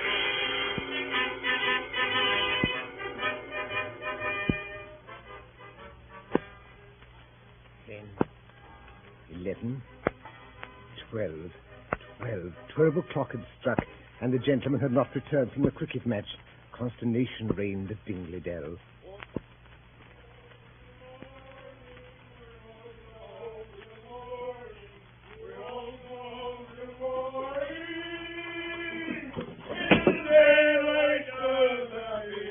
My goodness! Is anything the matter? Nothing the matter. We're all right. I say, Wardle, we're all right, aren't we? I should think so. Rachel, here's my friend, Miss Jingle. Miss Pickwick's friend. Miss Jingle has come on a little visit to Dingley Dell. Nothing the matter, man. No cause for alarm in feminine breasts, none whatsoever. Cricket dinner, glorious party, capital songs, old port, claret, good, very good wine, ma'am. Wine, wine. We won't go home till morning. We won't go home till morning. We won't go home till morning. Till daylight doth appear. Early next morning, Mr. Jingle arose. Since none else in the house was about at that hour, he had the honor of breakfasting alone with Mrs. Wardle. Of what transpired between them, nothing is known, but this much is known, that later that morning, finding the door to the parlor partially open, he peeped in. Miss Rachel, forgive intrusion, short acquaintance, no time for ceremony. All discovered. Sir? Hush. Large boy, dumpling face, round eyes, Joe, treacherous dog, overheard everything. Told the old lady furious, wild, raving, arbor, Tupman, kissing and hugging, all that sort of thing, eh, ma'am, eh? Mr. Jingle, if you have come here, sir, to Not at insult all, me... not at all, by no means. Old lady told me over scrambled eggs, came to warn you of your danger, tender services, prevent the hubbub. Never mind, think it an insult, leave the Oh, room. dear, what shall I do? My brother will be Of furious. course he will, outrageous. Oh, Mr. Jingle, what can I say? Thing dreamt it, nothing more easy. Blackguard boy, lovely woman, fat boy, horsewhipped, you believed, end of matter, all comfortable. Ah. You seem unhappy, Mr. Jingle. May I not inquire into the cause? Unhappy cause and your love bestowed upon a man who is insensible to the blessing who even now, but no, he is my friend. I will not expose his vices. Miss Wardle, farewell. Stay, Mr. Jingle. You have made an allusion to Mr. Tupman. Explain it. Never. Mr. Jingle, I entreat, I implore you, if there is anything dreadful mystery connected with Mr. Tupman, reveal it. Can I see lovely creatures sacrificed at the shrine, heartless avarice? Tupman, madam, only wants your money.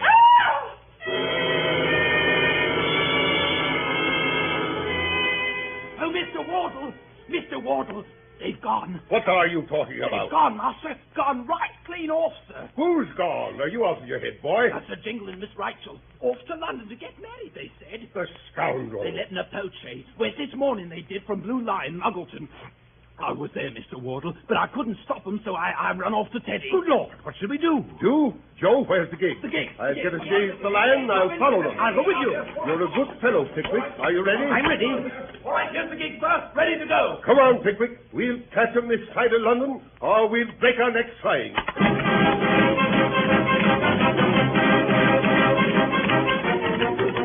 Hey, Blue Lion! Chaise and four directly. Out with them, hurry! Right, sure, Mr. Wardle. Now, boys, chaise and four out. Big height from the line there. How much are they ahead? Oh, about 2 hours. Which way did they go? London Road, sir. London Road. In you get, Pickwick. Off with you, coachman. The 7-mile stage is less than a half an hour, and the guinea's yours.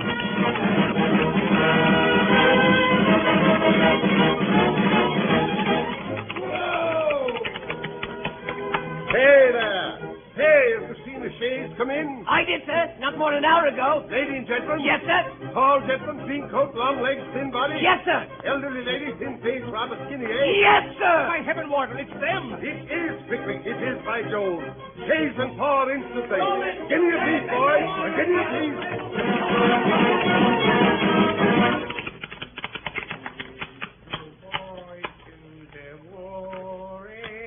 Hey there. Boots. Yes, sir. Boots. Yes, sir. Is this the White Hart Inn? It is, sir. This is a curious old place of yours, my friend. If you'd sent word you was a-coming, we'd had it repaired. The fact of the matter is that if you'll stop polishing those boots for a minute and answer our questions, you won't regret it. Won't regret it, eh? We want to know who you got stopping here at present. Who we got stopping here?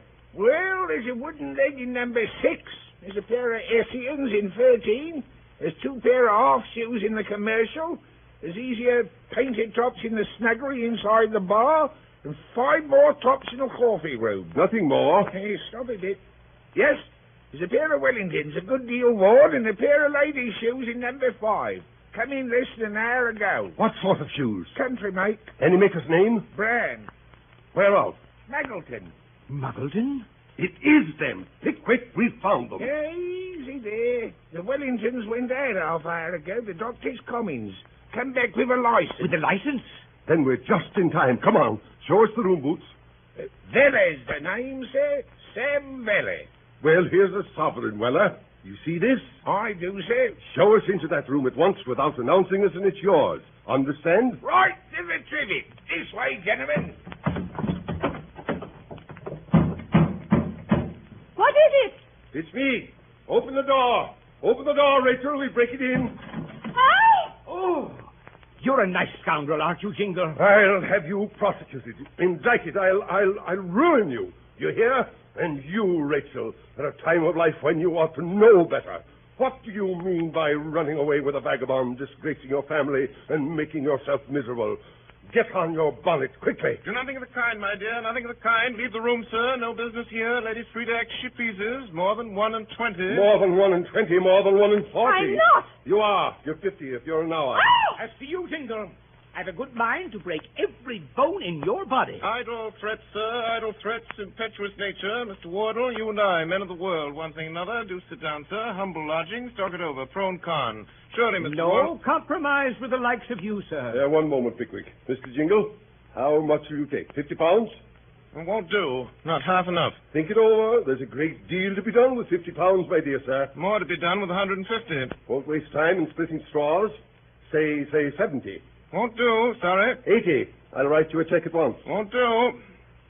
Will you tell me what will do? Expensive affair, this, sir. Expensive affair. Money out of pocket, posting £9, license 3, that's 12, compensation 112, breach of honor and loss of lady. Yes, never mind the law. Say 100. Come. And 20. Come, I'll write you a check. I'll make it payable the day after tomorrow, and we can get her away meanwhile. I'm writing you a check for £100. 120. Very well, then, 120. Here you are. And mind you, Pickwick, that nothing should have induced me to make this compromise, not even regard for my family. If I hadn't known that the moment this man gets any money in that pocket of his, he'll go to the devil faster, if possible, than he would without it. And now, sir, will you leave this house? Off directly. Bye-bye, Wardle. Bye-bye, Pickwick. Here's the license. Get the name altered. Take home the lady. Do for Tupman.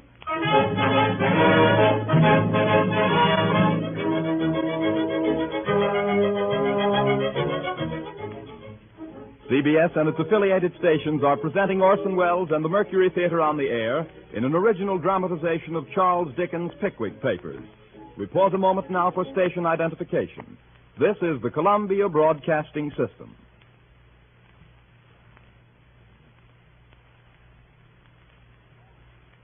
Charles Dickens' Pickwick Papers, brought to you by the Mercury Theatre on the air and starring Orson Welles as Alfred Jingle and Sergeant Buzzfuzz.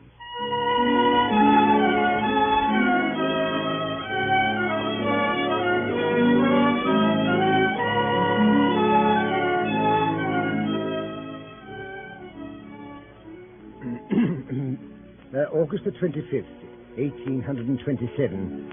Mr. Pickwick's apartments in Goswell Street, although on a limited scale, were particularly adapted for the residence of a man of our chairman's genius and observation. There were no children in the house, no servants, no fowls.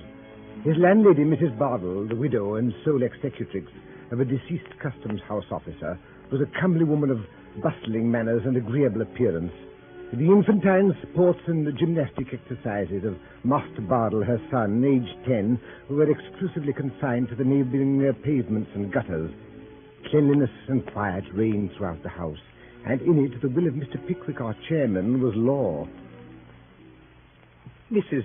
Bardell? Mrs. Bardell. Sir? Your little boy is a very long time going.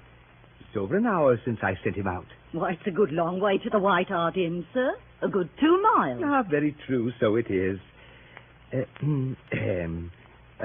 Mrs. Bardell. Sir? Mrs. Bardell, do you think it a much greater expense to keep 2 people than to keep 1? La, Mr. Pickwick, what a question. Well, but do you, Mrs. Bardell? That depends. That depends a good deal upon the person, you know, Mr. Pickwick, and whether it's a saving and careful person, sir. That's very true. But the person I have in my eye, Mrs. Bardell, I think possesses these qualities and has, moreover, a considerable knowledge of the world and a great deal of sharpness. Mrs. Bardell, which may be of material use to me. La, Mr. Pickwick. To tell you the truth, Mrs. Bardell, I have made up my mind. Dear me, sir. You will think it very strange now that I ever consulted you about the matter and never even mentioned it till I sent your little boy out this morning, eh? Well, what do you think, Mrs. Bardell? Oh, Mr. Pickwick, you're very kind, sir. It will save you a good deal of trouble, won't it? Oh, I never thought anything of the trouble, sir. And of course I should take more trouble to please you then than ever. But it is so kind of you, Mr. Pickwick, to have so much consideration for my loneliness. Oh, to be sure. I never thought of that. When I'm in town, you'll always have somebody to sit with you. To be sure, so you will. I'm sure I ought to be a very happy woman. And your little boy. Mrs. Hart. He, too, will have a companion, a lively one, who'll teach him, I'll be bound, more tricks in a week than he would ever learn in a year. Oh, you dear. Oh, you kind, good, playful dear. Mrs. Bardell. Oh, you darling. Mrs. Bardell, what are you doing? Oh, Mrs. Bottle, your arms. You're Oh, choking you me. dear, dear Bless my thing. soul, Mrs. Bottle. My good woman. Oh, dear me, what a situation. Pray consider. Please, Mrs. Bottle, don't if anybody should come. Oh, let them come. I'll never leave you. You dear, good, kind Oh, soul. Mr. Bottle, let me go, will you? I Oh, hear somebody coming dear up the Mr. stairs. Don't. Pickwick. There's a good creature. Don't. Great heavens! Well, for heaven's sake. Lord. Gentlemen. Why, what's the matter? I don't know. Stop staring, Snodgrass. Tupman Winkle, come here. Help me. Let's lead this woman downstairs. Oh, I'm better now, Mr. Pickwick. Let me lead you downstairs, ma'am. Thank you, sir. Thank you. I'll go by myself. I'd rather go by myself. Oh, Mr. Pickwick. Dear Mr. Pickwick. I cannot conceive, gentlemen. I cannot conceive what has been the matter with that woman. I was merely trying to announce to her my intention of hiring a manservant when she fell into the extraordinary paroxysm in which you found her. Very, very extraordinary thing. Very. Very. Placed me in such an extraordinarily awkward situation. Very. Very. Very. Gentlemen, fellow members, surely you don't suspect me. There's a man at the door now. It's the man I spoke to you about. A most remarkable fellow. I sent for him up at the White Hart Inn this morning. Come in. Good morning, gentlemen. Gentlemen, this is Mr. Weller, Sam Weller. You remember me, I suppose? From the White Hart? I should think so. Queer customer, that there Jingle. But he was one too many for you, wasn't he? Up to snuffing a pinch or two over, eh? Never mind that matter now. I want to speak to you about something else. Sit down. Thank you, sir. Business first and pleasure afterwards, as King Richard III said when he stabbed t'other king in the tower afore he smothered the babies. Now, with regard to the matter on which I sent for you, Mr. Weller... That's the point, sir. With it, as the father said to the child when he swallowed an ape name. We want to know in the first place whether you have any reason to be discontented with your present situation. Before I answers that there question, gentlemen, I should like to know, in the first place, whether you're going to provide me with a better. I have half a mind to engage you myself. Have you, though? Wages? £12 a year. Clothes? 2 suits. Work? To attend upon me and travel about with me and these gentlemen here. Do you accept the situation? The terms is agreed on. I'm let to a strange gentleman, and if the clothes fits me off as well as the place, they'll do. Take a bill, Dan.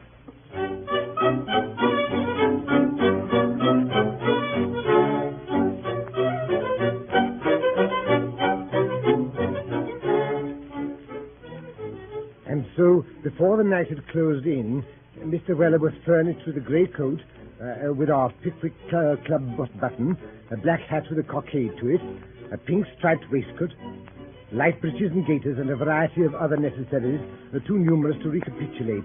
Mr. Weller regarded himself in the mirror. Well, if me father could see me there, I don't know whether I meant to be a footman or a groom or a gamekeeper or a seedsman. I looks like a sort of compo of every one on him. Never mind. There's change of air, plenty to see and little to do. And all this suits my complaint uncommon well. So long life to the picnics, says I.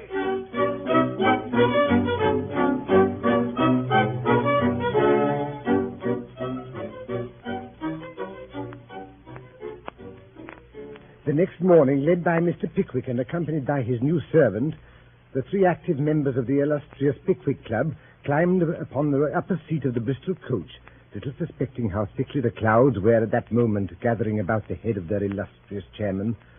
3 days later, whilst they sat at breakfast in the tap room of the George and Vulture, the storm broke. Who is it? I say, sir, this is a private room, sir, a private room. No room's private to His Majesty when the street door's once passed. That's the law. Some people maintain that an Englishman's house is his castle. That's gammon. Here, young fella. It's my opinion that you're coming in a great deal too strong. As a mail coachman said to the snowstorm when it overtook him. Quiet, you. Which one of you is Mr. Pickwick? My name's Pickwick. My name's Law. What? Law, civil power, and executive. Them's me titles. There's me authority. In the name of the peace of our suffering Lord the King, studied on that case, made and provided, and all regular, in pursuance of which I deliver to you, Pickwick, this communication. What do you mean by this insolence? Leave the room, sir. That I will, and gladly, sir. No offence taken, I hope, where none meant. Good day, gentlemen.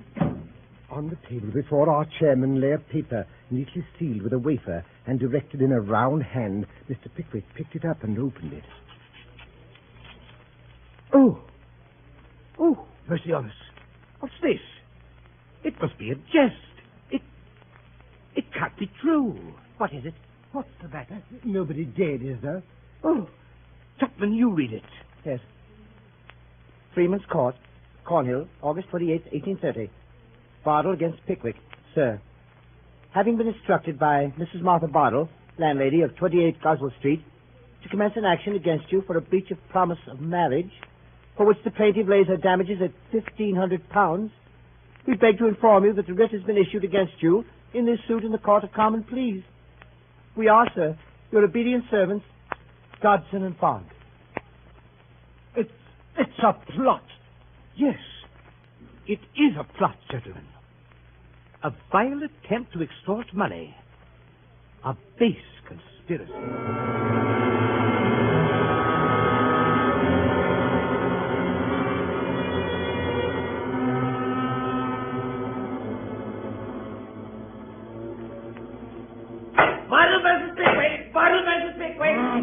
Sergeant Busford.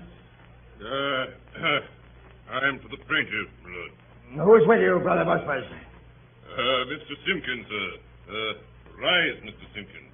Sergeant Snubbin. I appear for the defendant, my lord. Anybody with you, Brother Snubbin? Mr. Funky, my lord. Sergeant Busford and Mr. Skunkan for the plaintiff.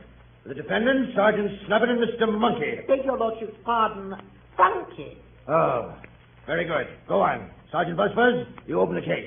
I do, my lord. My lord, gentlemen of the jury, never from the very first moment of my applying myself to the study and practice of the law have I approached a case with feelings of such deep emotion or with such a heavy sense of the responsibility imposed upon me, a responsibility which I could never have supported were it not buoyed up and sustained by a conviction so strong as to amount to a positive certainty that the case of truth and justice must prevail with a high-minded and intelligent dozen of men whom I now see in that box before me. This is an action, gentlemen, for a breach of promise of marriage in which the damages are laid at £1,500. The plaintiff, gentlemen, is a widow. Yes, gentlemen, a widow. Her name is Mrs. Bardell. The late Mr. Bardell, after enjoying for many years the esteem and confidence of his sovereign, as one of the guardians of his royal revenues, glided almost imperceptibly from the world to seek elsewhere for that repose and peace which a custom house can never afford. Some time before his death, he had stamped his likeness upon a little boy. With this little boy, the only pledge of her departed exciseman, Mrs. Bardell shrunk from the world and courted the retirement and tranquility of Goswell Street. And here she placed in her front parlor window a written placard bearing the inscription, "Apartments furnished for a single gentleman. Inquire within." I entreat the attention of the jury to the wording of this document. Apartments furnished for a single gentleman. Mrs. Bardell's opinions of the opposite sex, gentlemen, were derived from a long contemplation of the inestimable qualities of her lost husband. She had no fear, she had no distrust, she had no suspicion. All was confidence and reliance. Mr. Bardell, said the widow, Mr. Bardell was once a single gentleman himself. To single gentlemen, I look for protection, for assistance, for comfort, and for consolation. In single gentlemen, I shall perpetually see something to remind me of what Mr. Bartle was when he first won my young and untried affections. To a single gentleman, then, shall my lodgings be let. Actuated by this beautiful and touching impulse, the lonely and desolate widow dried her tears, furnished her first floor, caught the innocent boy to her maternal bosom, and put the bill up in her parlor window. Did it remain there long? No. No, the serpent was on the watch. The train was laid. The mine was preparing. The sapper and miner were at work. Before the bill had been in the parlor window, 3 days, gentlemen. A being, erect upon 2 legs, and bearing all the outward semblance of a man, and not a monster, knocked at the door of Mrs. Bardell's house. He inquired within. He took the lodgings, and on the very next day, he entered into possession of them. This man was Pickwick. Pickwick, the defendant. Of this man, Pickwick, I will say little. The subject presents but a few attractions. And I, gentlemen, am not the man, nor are you, gentlemen, the men, to delight in the contemplation of revolting heartlessness and of systematic villainy. I say systematic villainy, gentlemen. And when I say systematic villainy, let me tell the defendant, Pickwick, if he be in court, as I am informed he is, and that it would have been more decent in him, more becoming, in better judgment, and in better taste, if he had stopped away. Let me tell him, gentlemen, that any gestures of dissent in which he may indulge in this court will not go down with you. But will you know how to value and how to appreciate them? Be his name Pickwick or Noakes or Stokes or Stiles or Brown or Thompson. I shall show you, gentlemen, that for 2 years, Pickwick continued to reside constantly and without interruption or intermission at Mrs. Bardell's house. I shall show you that Mrs. Bardell, during the whole of that time, waited on him, attended to his comforts. I shall show you that. And I shall show you that on many occasions he gave halfpence and on some occasions even sixpence to a little boy. I shall prove to you, gentlemen, that on August 25th of last year he distinctly and in terms offered a marriage. And I am in a situation to prove to you on the testimony of 3 of his own friends, most unwilling witnesses, gentlemen, most unwilling witnesses, that on that morning he was discovered by them holding the plaintiff in his arms and soothing her agitation by his caresses and endearments. And now, gentlemen, but one word more. 2 letters have passed between these parties. Letters which are admitted to be in the handwriting of the defendant and which speak volumes indeed. They are not open, fervent, eloquent epistles, breathing nothing but the language of affectionate attachment. No, they are covert, sly, underhanded communications. Let me read the first. Garraway's, 12 o'clock. Dear Mrs. B., chops and tomato sauce, yours, Pickwick. Gentlemen, what does this mean?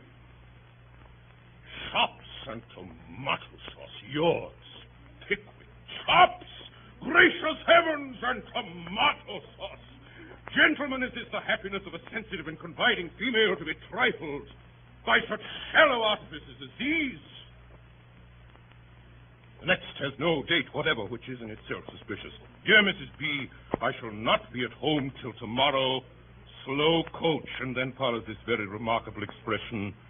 Don't trouble yourself about the warming pan. The warming pan. Why, gentlemen, who does trouble himself about a warming pan?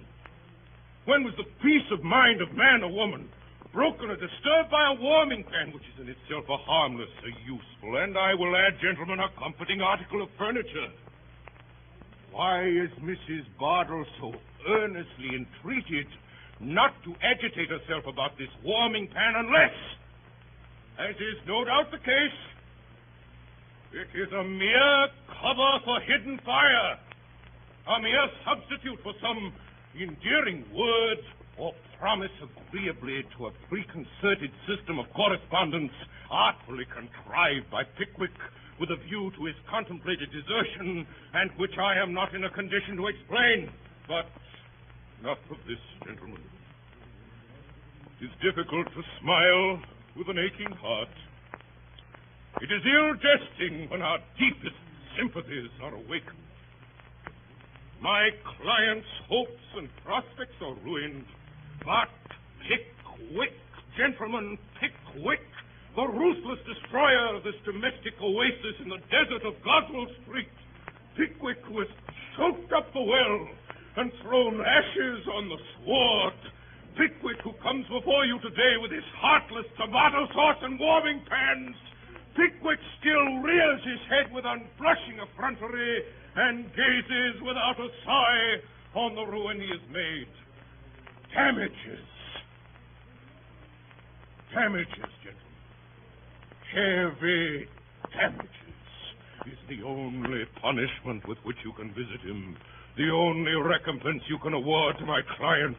And for those damages, she now appeals to an enlightened, a high-minded, a rightful feeling, a conscientious, a dispassionate, a sympathizing, a contemplative jury of her civilized countrymen. First witness. Tracy Tupman. Tracy Tupman. Nathaniel Winkle. Nathaniel Winkle. Nathaniel Winkle. Here, Your Honor. Now, don't look at me, sir. Look at the jury. Now, sir, have the goodness to let his lordship and the jury know what your name is, will you? Winkle. What's your Christian name, sir? Nathaniel, sir. Daniel? Any other name? Nathaniel, sir. My lord, I mean. Nathaniel Daniel or Daniel Nathaniel? No, my lord. Only Nathaniel, not Daniel at all. What did you tell me it was Daniel for, then, sir? I didn't, my lord. You did, sir.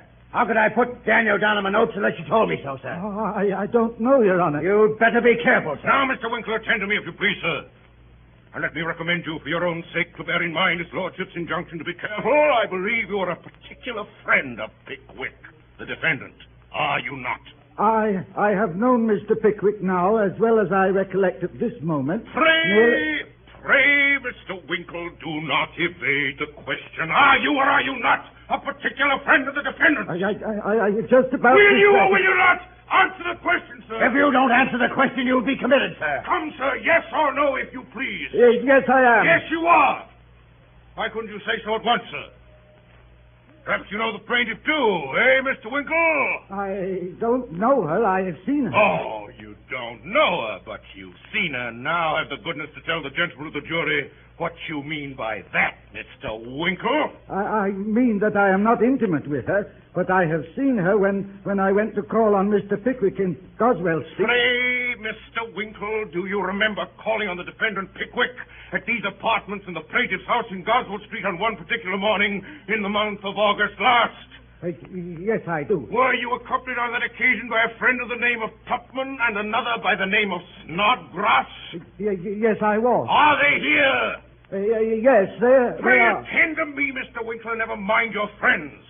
Now, sir, tell the gentlemen of the jury what you saw on entering the defendant's room on this particular morning. Come out with it, sir. We must have it sooner or later. The defendant, Mr. Pickwick, was holding the plaintiff in his arms with his hands clasping her waist, and the plaintiff appeared to have fainted away. Did you hear the defendant say anything? I heard him call Mrs. Bardell a good creature, and I heard him ask her to compose herself. for what a situation it was if anybody should come, or words to that effect. Now, Mr. Winkle, I have only one more question to ask you, and I beg you to bear in mind his lordship's caution. Will you undertake to swear that Pickwick, the defendant, did not say on the occasion in question, "My dear Mrs. Bardell, you're a good creature. Compose yourself to this situation, for to this situation you must come," or words to that effect? I didn't understand him so, certainly. I was on the staircase and couldn't hear distinctly. The impression on my mind... Gentlemen of the jury, what none of the impressions on your mind, Mr. Winkle, which I fear would be of little service to honest, straightforward men. You were on the staircase and didn't distinctly hear, but you will not swear that Pickwick did not make use of the expressions I've quoted. Do I understand that? No, I will not. That is all, Your Honor. Call Samuel Weller. Samuel Weller! Samuel Weller? Witness. Yes, me lord? What's your name, sir? Sam Weller, me lord. You spell it with a V or a W? It depends upon the taste and fancy of the speller, me lord. I never had occasion to spell it more than once or twice in my life. But I spells it with a V. Quite right, too, Sammy Bill, quite right. Put it down a V, me lord. Put it down a V. Who is that? Who dares to address the court? Usher! Usher! Yes, my lord. Bring that person here instantly. Yes, my lord. Witness, do you know who that was? I rather suspect it was the Alden. Who? Me father, me lord. Do you see him here now? No, I don't, me lord. If you could have pointed him out, I would have committed him instantly. Sergeant Busbuzz, your witness. Now, Mr. Weller. Now, sir. I believe you're in the service of Mr. Pickwick, the defendant in this case. Speak up, if you please, Mr. Weller. I means to speak up, sir. I am in the service of that there gentleman. And a very good service it is, too. Little to do and plenty to get, I suppose. Quite enough to get, sir. As the soldier said when they ordered him 350 less. You must not tell us what the soldier or any other man said, sir. It's not evidence. Very good, me lord. Do you recollect anything particular happening on the morning when you first engaged by the defendant? Eh, Mr. Weller? Yes, I does, sir. Have the goodness to tell the jury what it was. I had a regular new fit out of clothes that morning, gentlemen of the jury. And that was a very particular and uncommon circumstance with me in them days. You had better be careful, sir. So Mr. Pickwick said at the time, me lord. And I was very careful of that there suit of clothes. Very careful indeed, me lord. Do you mean to tell me, Mr. Weller, that you saw nothing of this fainting on the part of the plaintiff in the arms of the defendant, which you have heard described by the witnesses? Certainly not. I was in the passage till they called me up, and then the old lady wasn't there. Now attend, Mr. Weller. You were in the passage, and yet saw nothing of what was going forward. Have you a pair of eyes, Mr. Weller? Yes, I have a pair of eyes, and that's just it. If they was a pair of patent double-million magnifying gas microscopes of extra power, perhaps I might be able to see through a flight of stairs and a deal door. But being only eyes, you see, my vision's limited. Now, Mr. Weller, I'll ask you a question on another point, if you please. If you please, sir. Do you remember going up to Mrs. Bardell's house one night in August last? Oh, yes, very well. Oh, you do remember that, Mr. Weller.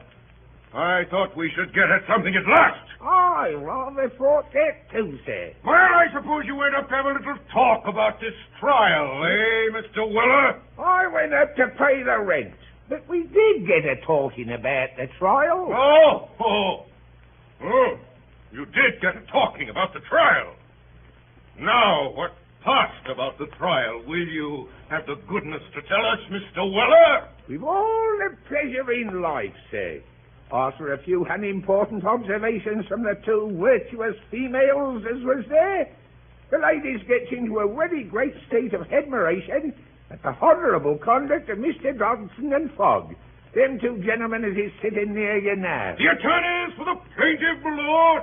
Well, they spoke in high praise of the honourable conduct of Messrs. Dodson and Fogg, the attorneys for the plaintiff, did they? Oh, yes. They said what a very generous thing it was of them to have taken up the case on spec and to charge nothing at all for costs. unless they got him out of Mr. Pickwick. My lord, it's perfectly useless attempting to get any evidence through the impenetrable stupidity of this witness. I will not trouble the court by asking him any more questions. Stand down, sir. Would any other gentleman like to ask me anything? You may go down, sir. Thank you, sir. Good work, Samuel. Good work. After this, Sergeant Stubbin addressed the jury on behalf of the defendant, and a very long and very emphatic address he delivered, in which he bestowed the highest possible eulogisms on the conduct and character of Mr. Pickwick. Then Mr. Justice Starley summed up in the old established and most approved form. If Mrs. Bardell, the plaintiff, were right, it was perfectly clear that Mr. Pickwick, the defendant, was wrong. And if they thought the evidence of Mrs. Bardell, the plaintiff, worthy of credence, they would believe it, and if they didn't, why they wouldn't. The jury then retired to their private room to talk the matter over, and the judge retired to his private room to refresh himself with a mutton chop and a glass of sherry. A quarter of an hour later, the jury came back. The judge was fetched in. Is that in the judge? Gentlemen of the jury, are you all agreed upon your verdict? We are. Do you find for the plaintiff or for the defendant? For the plaintiff. With what damages, gentlemen? £750. Defendant, have you anything to say? Mr. Pickwick took off his spectacles, carefully wiped the glasses, folded them into his case, and put them into his pocket. Then, having drawn on his gloves with great nicety, he rose to his feet. I wish to say, my lord, that not one farthing of costs or damages will you ever get from me. You may try and try and try again, Messrs. Dodson and Fogg, but not one penny will you get if I spend the rest of my existence in a debtor's prison.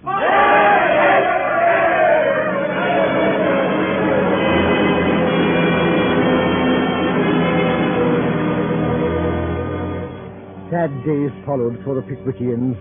With their leader in jail, the club suffered from internal dissensions. Our meetings were rare and melancholy. And then at last there dawned a glorious day. On November the 4th, 1828, Mr. Pickwick and his servant Weller emerged from the fleet. On November the 5th, the members of the Pickwick Club once more gathered together at the feet of their illustrious leader, heard him deliver upon that joyful occasion an oration which has been carefully preserved in the minutes of the society. Gentlemen, Cheers. fellow members, Loud cheers. I shall never regret having devoted the greater part of 2 years to mixing with different varieties and shades of human character. Frivolous as my pursuit of novelty may have appeared to many. Cries of no. Nearly the whole of my previous life having been devoted to business and the pursuit of wealth, numerous scenes of which I had no previous conception have dawned upon me. I hope to the enlargement of my mind and the improvement of my understanding. Cheers. If I have done but little good, I trust I have done less harm, and that none of my adventures will be other than a source of amusing and pleasant recollection to me in the decline of life. God bless all. Loud and prolonged cheering.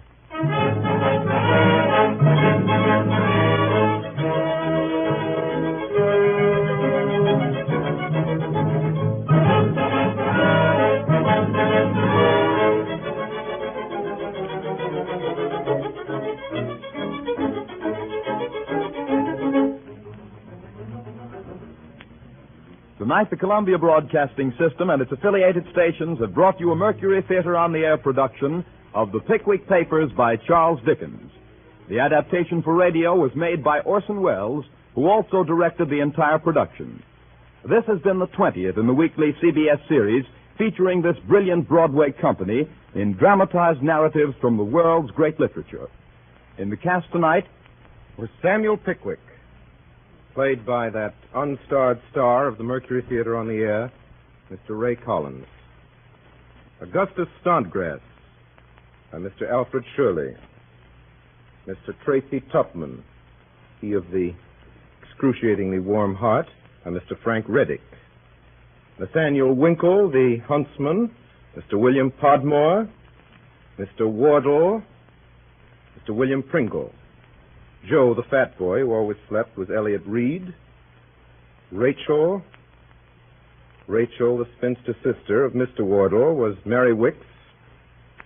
Sam Weller was Mr. Eustace Wyatt. Mrs. Bardell, Brenda Forbes. Mr. Fogg, McGregor Gibbs. Sergeant Snubbins, Edgar Berrier. And finally, Sergeant Buzzfuzz and Mr. Jingle, whom you probably recognize. The orchestra was directed by Bernard Herrmann, and Davidson Taylor supervised the production for CBS.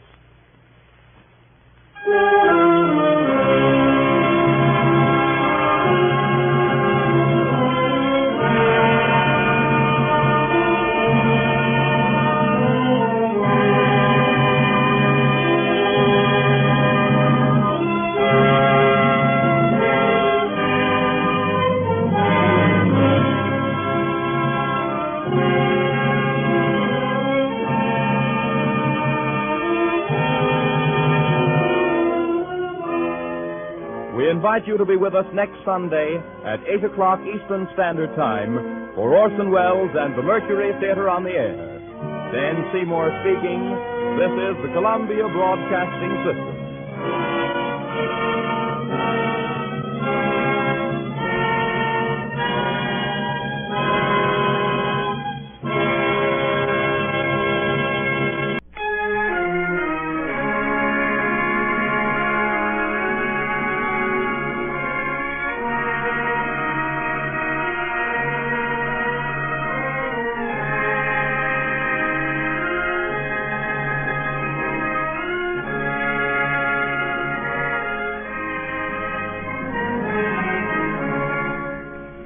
The Columbia Network takes pleasure in presenting Orson Welles and the Mercury Theater on the Air in the second of a unique new summer series of 9 dramatic productions. The first time in its history that radio has brought to the country an entire theatrical institution. Columbia is proud to welcome Orson Welles to its roster of stars and to give him the opportunity of bringing to the air those same qualities of vitality and imagination that have made him the most talked-of theatrical director in America today.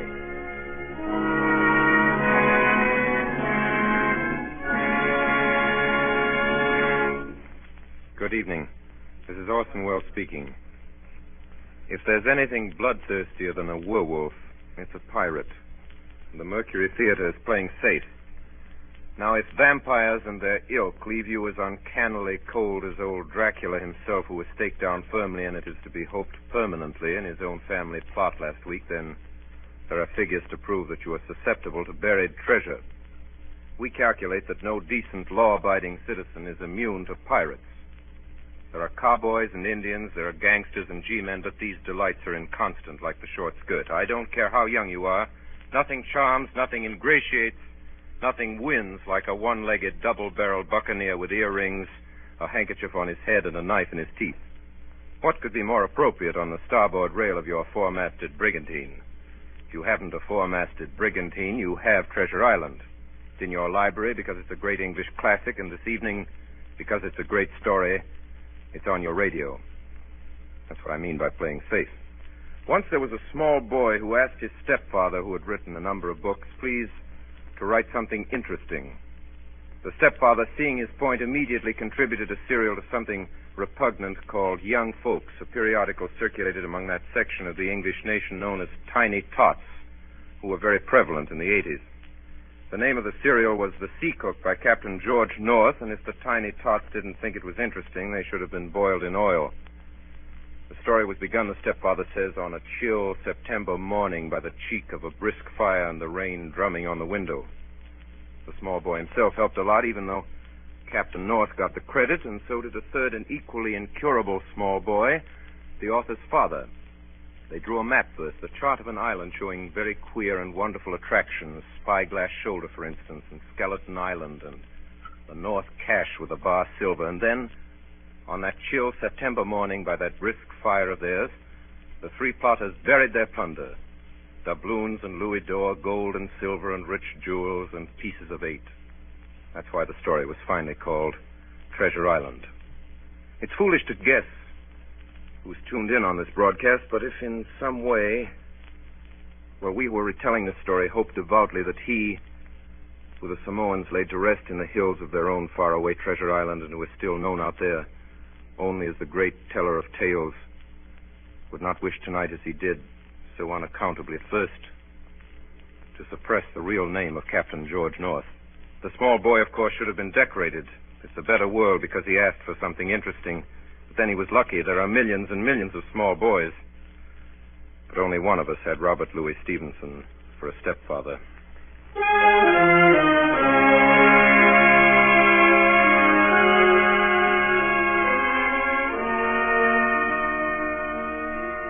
Treasure Island by Robert Louis Stevenson, with Orson Welles as Long John Silver and as Jim Hawkins, who tells the story. Treasure Island.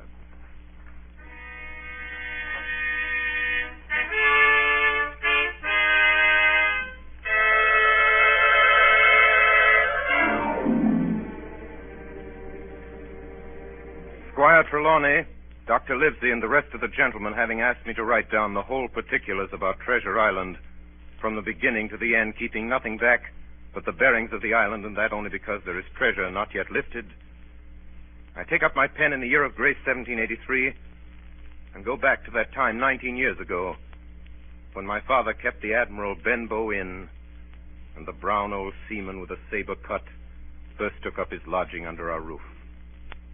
I was 14, but I remember him as if it were yesterday. 15 men on a dead man's chest. Mother called to me from upstairs. Yes, Mother?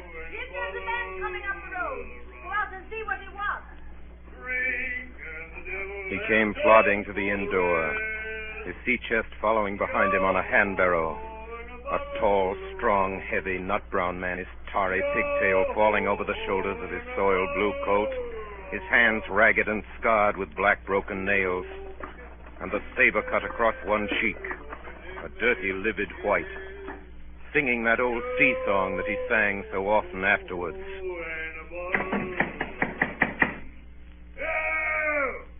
Open up in there. Now then, boy. Yes, sir? What do you call this place? The Admiral Benbow Inn, sir. Admiral Benbow, eh? Nice, lonely-looking, pleasant-situated grog shop. Folks don't come here much, do they, boy? Not much company? No, sir, more's pity. No? Well, then it's the berth for me. I'm a plain man, rum and bacon, eggs, all I want, and that head up there for to watch ships off. I have a mind to stay here a bit. Here, you matey. You with the wheelbarrow. Bring up alongside. Help up my chest. You two boys, heavy. Yes, sir. Call me Captain, boy. Captain. Yes, Captain. Just one thing more. Yes, Captain? You ain't seen him, have you? No, sir. Who do you mean? Along the road, maybe. You might have seen him somewheres you can't tell. Let me know if you do, boy. A seafaring man. Yes, sir. With one leg. Yes, sir. Captain! Yes, Captain. Bring me a noggin of rum, boy.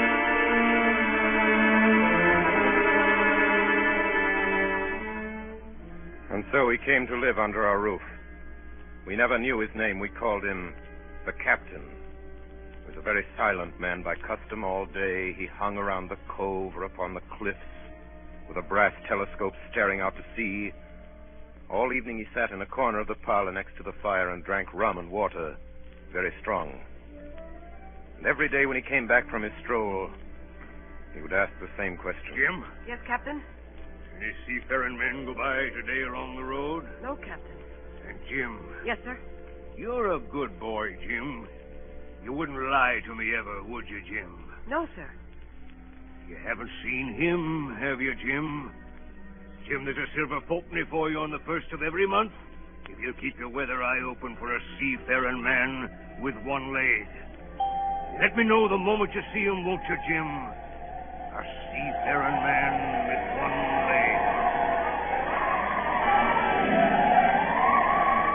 How that personage haunted my dreams. On stormy nights when the wind shook the four corners of the house and the surf roared along the cove and up the cliffs, I could see him in 1,000 forms. Now the leg would be cut off at the knee, now at the hip, Now he was a monstrous kind of a creature who had never had but one leg, and that in the middle of his body.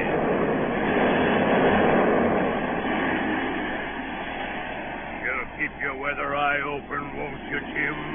For a seafaring man with one leg. A seafaring man with one leg. Months went by. The captain bade fair to ruin us. We kept on staying week after week, month after month. And never a penny of money, Jim. Not a penny as he paid us since the day he came here. And me, a poor widow woman. Mother, why don't you ask him for some? Well, I'll tell you the truth, Jim. I'm afraid to ask him. I'm afraid of the man. Now, if your father was... In all that time, none of us ever saw him open the great sea chest that was in his room. There were nights when he took a deal more rum and water than his head could carry. Often I heard the house shaking and all the neighbors joining in for dear life. Drink and the devil has done. Quiet, amidships! Quiet! He would force them all to listen to his stories. Dreadful stories they were, about hanging and walking the plank and storms at sea and the dry Tortugas and wild deeds and places on the Spanish Main. By his own account, he must have lived his life among some of the wickedest men that God ever allowed upon the sea.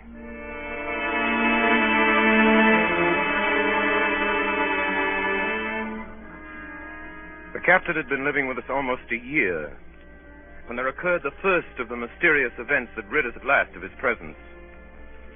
It was one January morning, very early, a pinching, frosty morning. The captain had risen earlier than usual and sat down the beach with his telescope under his arm.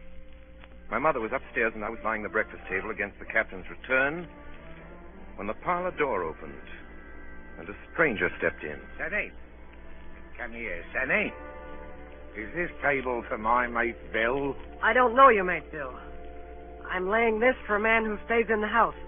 We call him the captain. Well, my mate Bill would be called the captain, like as not. Now, we'll put it for argument like that your captain's got a cut on one cheek. And we'll put it, if you like, that cheek's the right one, eh? Well, God save me, there he is now. There's my mate Bill. That's him with a spyglass under his arm. Bless his old heart, to be sure.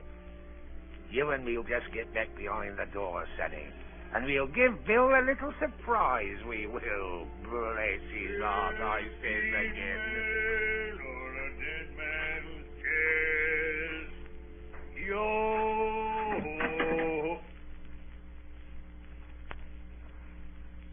Hello, Bill. Come, Bill. You knows me.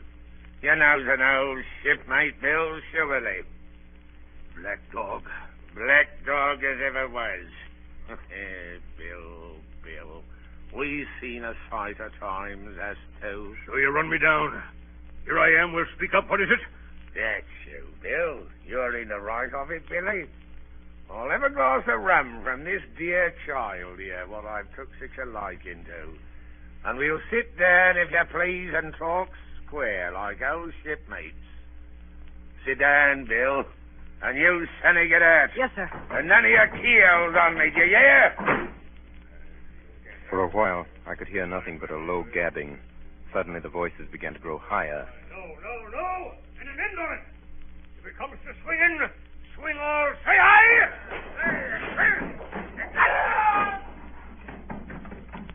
I saw Black Dog streaming blood run off down the road. Presently, the captain returned, alone.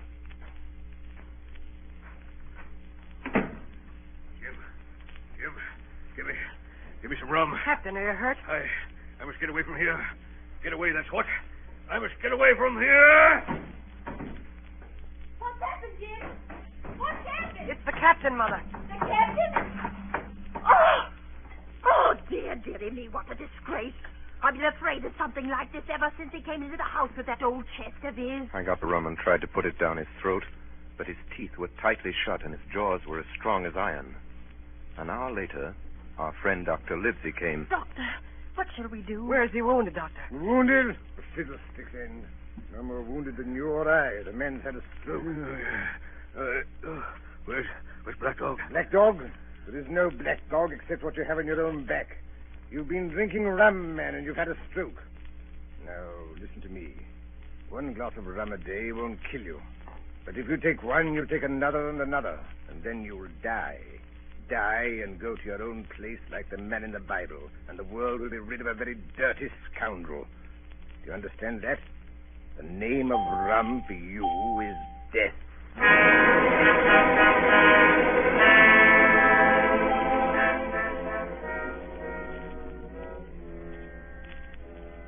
About noon the next day, I stopped at the captain's door with some medicine.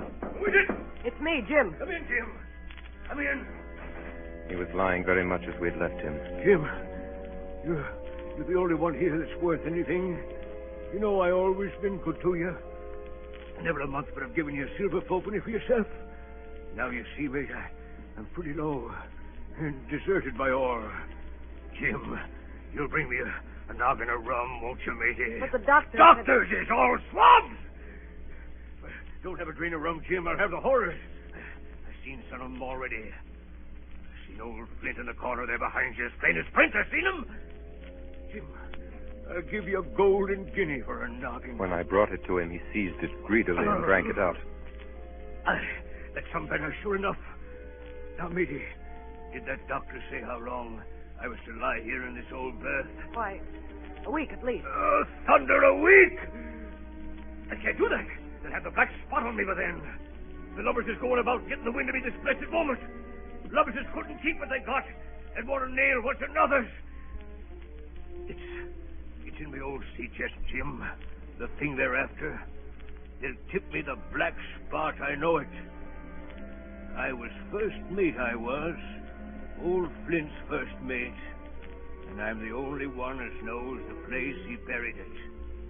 He gave it me at Savannah when he lay a-dying. What's the black spot, Captain?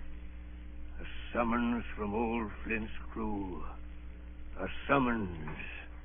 And them as gets it, Jim, is lucky when they're dead.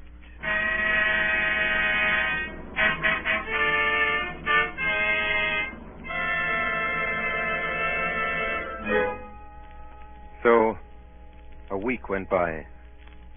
And then, about 3 o'clock of a bitter, foggy, frosty afternoon, I saw someone drawing slowly near along the road. He was plainly blind, for he tapped before him with a stick, and he wore a great green shade over his eyes and nose, and he was hunched as if with age or weakness, and wore a huge old tattered sea cloak with a hood.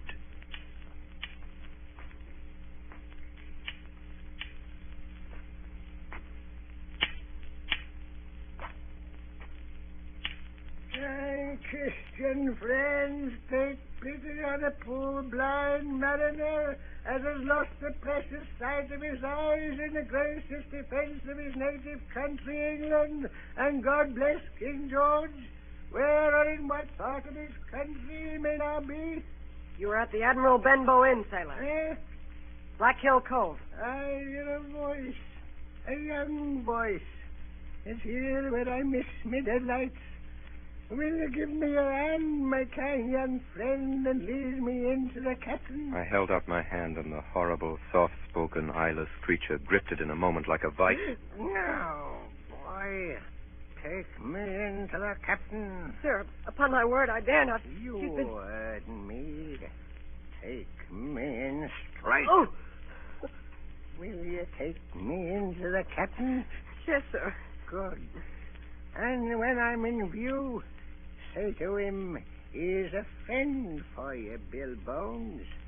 If you don't, I'll twist your arm right out of your body. Do you hear? Yes, sir. Stash, you passer, damn you. Now, forward march.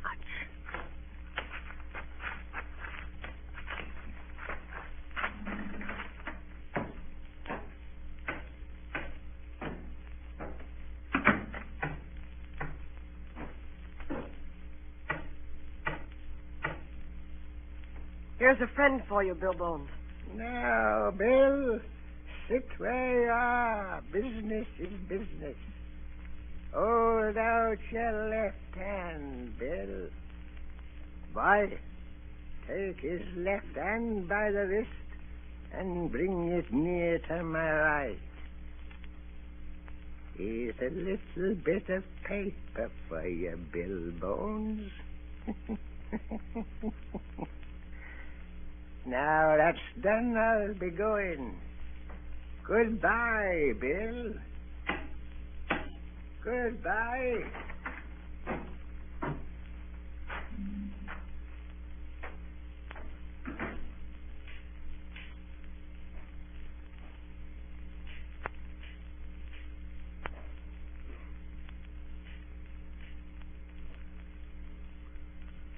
Jim? Yes, Captain? What time is it, Jim? 10 o'clock. 10 o'clock. 10 o'clock, 6 hours. We'll gather 'em yet, Pew and Black Dog and Long John Silver. The whole crew of 'em will... Captain. Captain. Captain! Captain! The captain was dead. And there we were, my mother and I, a woman and a boy of 14, alone at night in the house with the dead captain's body on the parlor floor. This money he does. A whole year, never a penny from him. And me, a poor widow. But, Mother, if Black Dog comes back or the blind man... Black Dog fiddlesticks. There's something in that old chest of his upstairs that's rightfully mine. And we'll have that chest open if we die for it. Mother. Close the blinds, Jim. We don't want anybody watching us from the outside. We have to get the key off him. Look, Mother. Look. On the floor, close to the dead man's hand, there was a little round of paper, blackened on one side. The black spot. I took it up and found... You have till 10 tonight. 4 hours. Now, Jim, find that key. I felt in his pockets one after another. Perhaps it's round his neck. Get open his shirt. There, sure enough, hanging on a bit of tarry string, we found the key. Then my mother got a candle in the bar, and holding each other's hands, we went upstairs to his room. Give me the key, Jim. Now then. Oh, nothing in here. Not a thing of value, not a penny. Mother, look. There, before us, lay the last things in the chest. A bundle tied up in oilcloth looking like papers, and a canvas bag that gave forth at a touch the jingle of gold. You see, Jim, I knew we'd find it. But I'll show these rogues that I'm an honest woman. I'll have me doing not a farthing over. Here, Jim, hold this bag. The coins were of all countries and sizes, doubloons and louis d'or, and guineas and pieces of 8. Mother. What is it, Jim? Mother, listen.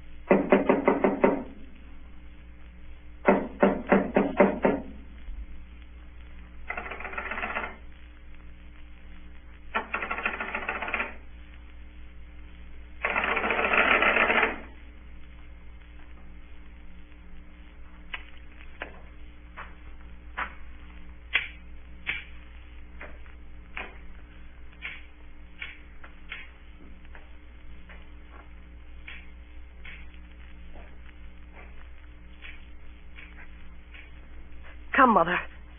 Mother, take the hold and let's be gone. No, I'll have me do, Jim, and no more. But, Mother, you heard him. That was the blind man. I know what I'm doing. I know the right. But, Mother, you don't know.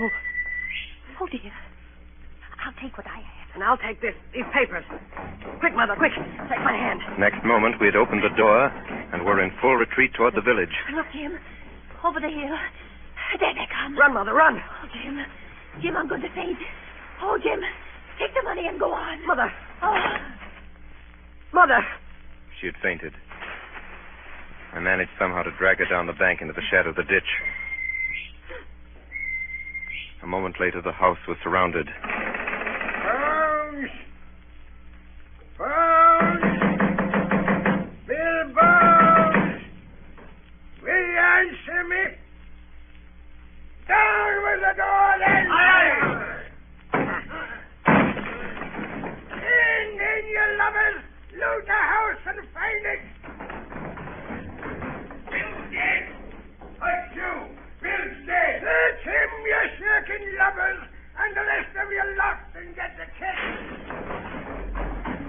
Good thing my mother had fainted, or she would have had to watch with me while our poor house was pulled apart and smashed.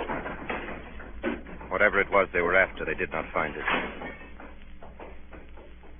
Well, is it there? The money's there. Jim, what is it, Jim? What are they after? The map, Mother. Flint's map. Hey, you! That's the signal! Tell him that! Hold on, you sneaks! It's in the house, you know it is! Shiver my soul if I had me eye! The signal, too! The signal! You dogs! You had your hand on hundreds, on thousands! Are you giving up now? You'd be as rich as kings if you could find it, and you know it's there, and you stand there skulking. There wasn't one of you there face Bill, and I did it. A blind man, and I had to lose my chance for you. I'm to be a poor crawling beggar spongy for rum when I might be rolled in a couch.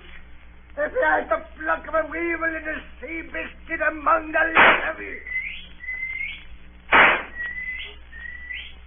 That's the last signal. Get out! Get him in! Doug! Black dog! Johnny! Dirk! You won't leave old Bill, mate. Not old Bill. Johnny! Black dog! Don't leave old Bill. Not old Bill, not old dog. You, mate. Let me take it.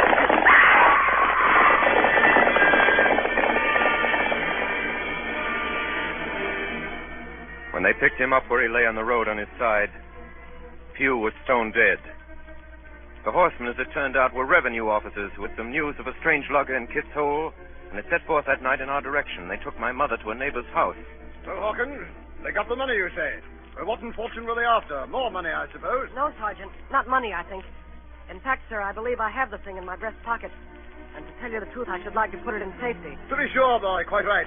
I'll take it. I thought perhaps Dr. Livesey... Yes, Dr. Livesey. Perfectly right, perfectly right. A gentleman and a magistrate. Doctor? Yes, sir. You have a good horse. Take this slide up behind you. Yes, sir.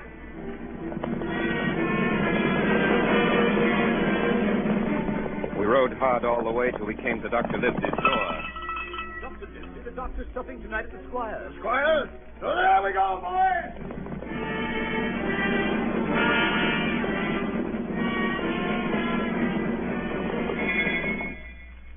We'd arrived at the Squire's. He rose to meet us very stately and condescending. Come in, gentlemen. Good evening, Squire. Good evening, Dr. Livesey. Good evening to you, friend Jim. What good wind brings you here? Then the officer stood up straight and stiff and told his story. Sergeant, you're a very noble fellow. This lad Hawkins is a trampiper thief. Hawkins, ring that bell. Sergeant must have the mail. And so, Jim, you have the thing that they were after, have you? Here it is, sir. You've heard of this Captain Flint, I suppose, Squire? Heard of him? Heard of him, you say? He was the bloodthirstiest buccaneer that sailed. Blackbeard was a child to Flint. The Spaniards were so prodigiously afraid of him that I tell you, sir, I was sometimes proud he was an Englishman. Important to me is, had he money? Money! One of those villains after but money. That we shall soon know. What I want to know is this. Suppose I have here in my pocket some clue to where Flint buried his treasure. Will that treasure amount to much? Amount, sir? It will amount to this. If we have the clue you talk about, I bid out a ship in Bristol Dock and take you and Hawkins here along, and I'll have that treasure if I search a year, sir. Very well. Now, if Jim is agreeable, we'll open the packet. A map of an island with latitude and longitude and writing. Tall tree, spyglass shoulder, bearing a point to the north of northeast. Skeleton Island, southeast by east, 10 feet. The bar silver is in the north cap. Dave, you'll give up this wicked practice at once. Tomorrow, I start for Bristol. In 3 weeks' time, 3 weeks, 2 weeks, 10 days, we'll have the best ship, sir, and the choicest crew in England. Hawkins shall come as cabin boy. You live as ship's doctor. I am admiral. I'll go with you, Squire. So will Jim. And be a credit to the undertaking. There is only one man I'm afraid of. Who's that? Name the dog, sir. You, sir. For you cannot hold your tongue.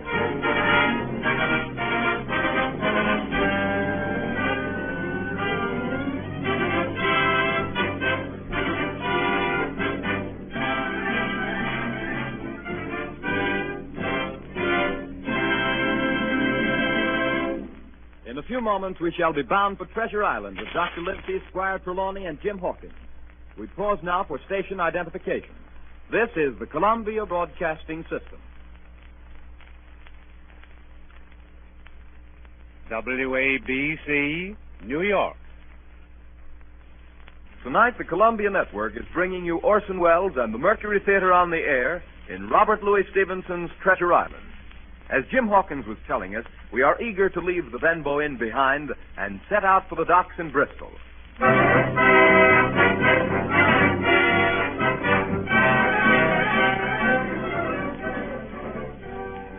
It was longer than the squire imagined ere we were ready for the sea.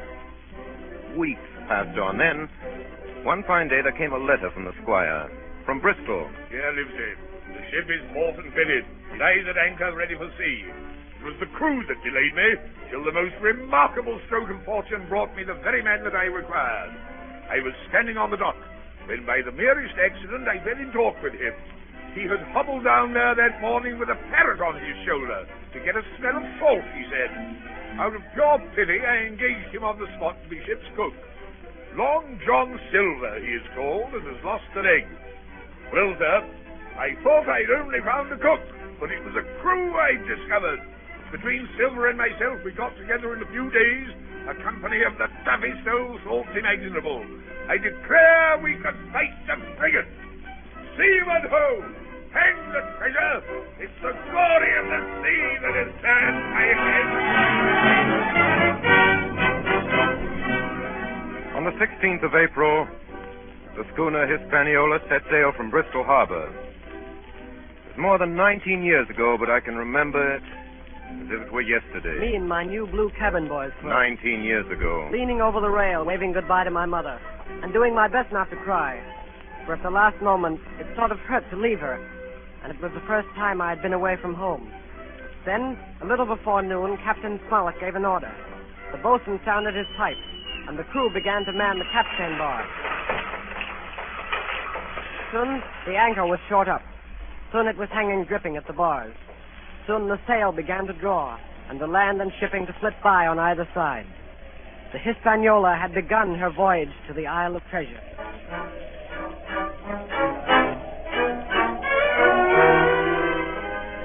On the second day out, I made the acquaintance of our one-legged ship's cook, Long John Silver. Hey there, boy. Come in. Come on into Long John's galley. To tell you the truth, at the very first mention of Long John Silver in the squire's letter, I had taken a fear in my mind that this might be the very one-legged sailor that I had watched for all those months at the Benbow Inn. But one look at him was enough. I had seen Captain Bones and Black Dog and Blind Pew, and I knew what a buccaneer looked like. Very different from this clean and pleasant-looking sea cook. His left leg was cut off close to the hip, and under the left shoulder he carried a crutch, which he managed wonderfully, hopping about on it like a bird. Pieces of eight. Pieces of eight. Pieces of eight. Are you Mr. Silver, sir? Yes, me lad, such is my name to be sure. And you're Hawkins, eh? Nobody more welcome than yourself, me lad, in old John's galley. Sit down, hear the news. Your first trip to sea, Hawkins? Yes, sir. Well. Well, there's a lot of things you're going to learn before this here voyage is over. What do you think, Hawkins? And if there's anything you want to know, Hawkins, you just come to old John Silver and ask him, see? He'll tell you. His galley was as clean as a new pin. The dishes hanging up burnished, and his parrot in a cage in one corner. Yes, Captain Flint. I call my parrot Captain Flint. Yeah, the parrot after the famous buccaneer. Yes, Captain Flint, predicting success to our voyage. Wasn't you, Captain? Yeah, she's a powerful old bird, is Captain Flint. 200 years old if she's a day, and if anybody's seen more wickedness, it must be the devil himself. She sailed with England, the great Captain England, the pirate, on the old Walrus. It's Flint's old ship. As I've seen her muck with the red blood and fit to sink with gold. She's been at Madagascar and at Malabar and Suriname and Providence and Portobello. To look at her, you'd think she was a baby, Hawkins, but you smell powder, haven't you, Captain? Stand by to go by. And blood, eh, Captain? Put her amidship. Animal hands. And pieces of eight, eh, Captain? Pieces of eight. Pieces of eight. Pieces of eight. Pieces of eight. Pieces of eight. At the end of the third week, we left Madeira behind us. The ship proved to be a good ship. The crew seemed to be capable seamen. There was only one man aboard who was not satisfied, and that was the ship's master, Captain Smollett. I'll speak plain. I don't like it. I don't like this cruise. I don't like the men. I don't like me officers. That's short and sweet. But nobody paid much attention to him. Every man on board seemed well content. Double grog was served on the least excuse. There was duff on odd days, and always a barrel of apples standing broached in the waist, for anyone to help himself that had a fancy. Never knew good come of it yet. Spoil folks' lands, make devils. That's my belief. We're not home again yet. But good did come of that apple barrel. It was about the last day of our outward voyage. Sometime that night, or at latest before noon of the morrow, we should sight the Treasure Island. Just after sundown, when all my work was over, I thought I should like an apple. I ran on deck. The watch was all forward, looking out for the island. I got into the apple barrel. Suddenly, I heard voices on deck. Look here, Barbecue. How long are we going to stand off and on like a blessed bumboat? Why, thunder, I want to go into that cabin, I do. I want their pickles and wine and that. How long? By the powers, the last moment I can manage, and that's how long. How many tall ships, think you, have I seen laid aboard? And how many brisk lads drying in the sun at Execution Dock? And all for this same hurry, and hurry, and hurry. He's a first-rate seaman, Captain Smollett. Sails the blessed ship for us. We're all seamen aboard here, I should All think. forecastle hands, you mean? I know the sort you are. You're never happy till you're drunk. It's your long, John. I don't know what his treasure is, do I? No more to use as you, and here's this squire and doctor with a map and such. Well, then I mean this squire and doctor shall find the treasure for us and help us to get it aboard by the powers. After that... After that, what do we do with them, John Silver, after that? Well, what would you think we does with them? Put 'em ashore like maroons? Or cut 'em down like that much pork? Duty is duty, mate. Wait. Wait is what I says. When the time comes, why, let her rip. Land ho! What's that? What's that?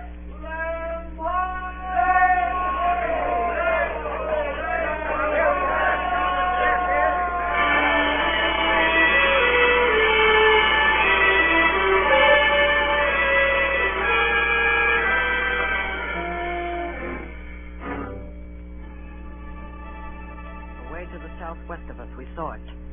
Treasure Island. 10 minutes later, we were gathered in the cabin. The squire, Dr. Livesey, the captain, and myself.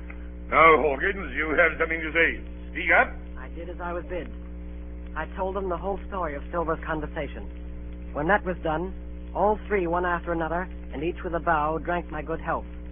Then the squire rose. Captain Smollett, you were right and I was wrong. I own myself an ass. I await your orders, sir. Silver is a remarkable man. Here's the way I see it. We must go on because we can't turn back. And what I propose is that we don't wait for them to surprise us, but that we come to blows at our own time and when they least expect it. There must be some faithful hands left. Well, we must find out who they are. Jim Sher can help us more than anyone. The men are not shy with him, and Jim is a noticing lad. Hawkins, I put prodigious faith in you.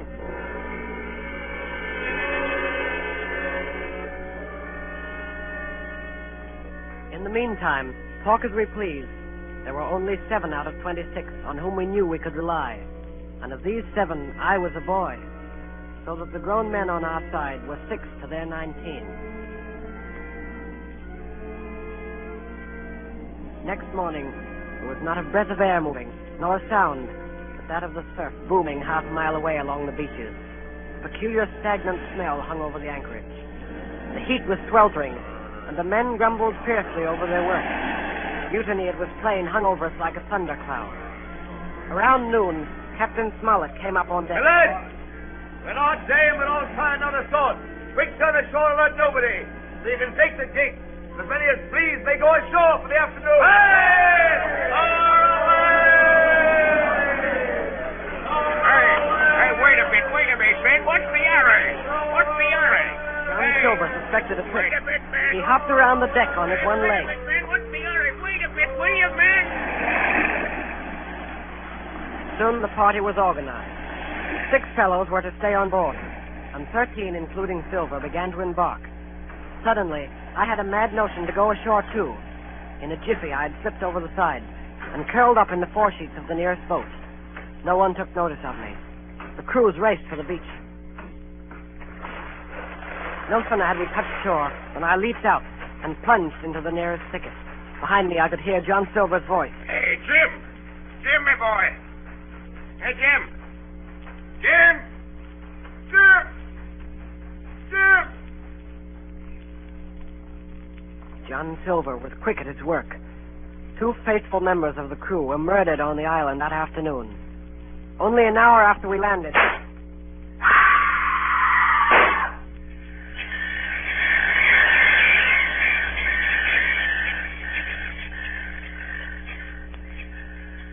The second killing I saw with my own eyes. From where I lay hidden among the trees. Will you tell me you let yourself be led away with that kind of a mess of swamps? As soon as God sees me, I'd sooner lose me hand than turn to give me duty. Mate, it's because I think's gold dust of you. Gold dust. John Silver, you're mate of mine no more. If I die like a dog, I'll die in me duty. You've killed Alan, have you? Kill me too if you can. But I defy you. He started to walk away. Try this, then. Long John whipped the crutch out of his armpit and sent it hurtling through the air. It struck him in the back and killed him. Then Silver brought out a whistle. I didn't wait. I ran. I ran as I never ran before.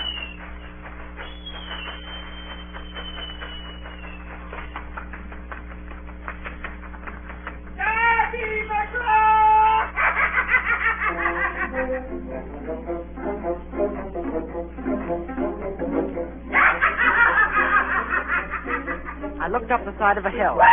Far above me, I saw something leap behind the trunk of a tree. It seemed dark and shaggy. I turned and began to run. Suddenly, the thing appeared in front of me, and running forward, threw itself on its knees before me, and held out its clasped hands in supplication. Who are you? I'm poor Ben Gunn, I am. I haven't spoke with Christian these 3 years. 3 years? Were you shipwrecked? No, mate, marooned. 3 years, lived on goats since then, and berries and oysters. Mate, my heart is sore for Christian diet. You mightn't happen to have a piece of cheese about you now? No? Well, many's a night I've dreamed of cheese, toasted mostly, and woke up again, and here I was. What'd you call yourself, mate? Jim. Jim? Jim. Yeah. Well, now, Jim, you wouldn't think I was rich to look at me, would you now? I know not in particular. Oh, well, but I am, Jim. I'm rich, powerful rich. Oh, Jim, you'll bless your stars, you will. You was the first that found me. Suddenly his eye fell on the Hispaniola lying far below us. Between it and the land was the jolly boat, with 5 men moving toward shore. But I could not tell if they were our men or the mutineers. Jim, tell me true. That ain't Flint's ship? It's not Flint's ship, and Flint is dead. There are some of Flint's hands aboard, worse luck for the rest of us. Not a man with one leg? Silver? Whoa! If you were sent for Long John... Oh! I'm as good as pork, I know it. I was in Flint's ship with John Silver when old Flint buried the treasure. He and 6 along, 6 strong seamen. They was ashore nigh on a week. And then one day here come Flint by himself in a little boat, and the 6 all dead. Dead and buried along with the treasure. How he done it, not a man of us could make out. I told him the purpose of our voyage and the predicament in which we now found ourselves. Oh, that Long John, he's a bad un. And you're all in a clove hitch, ain't you? Well, you just put your trust in Ben Gunn. Ben Gunn's the man to help you. You tell that to your squire, Jim. Ben Gunn's the man, that's what you say. And Ben Gunn says you has ideas of his own. Ah! Look at that.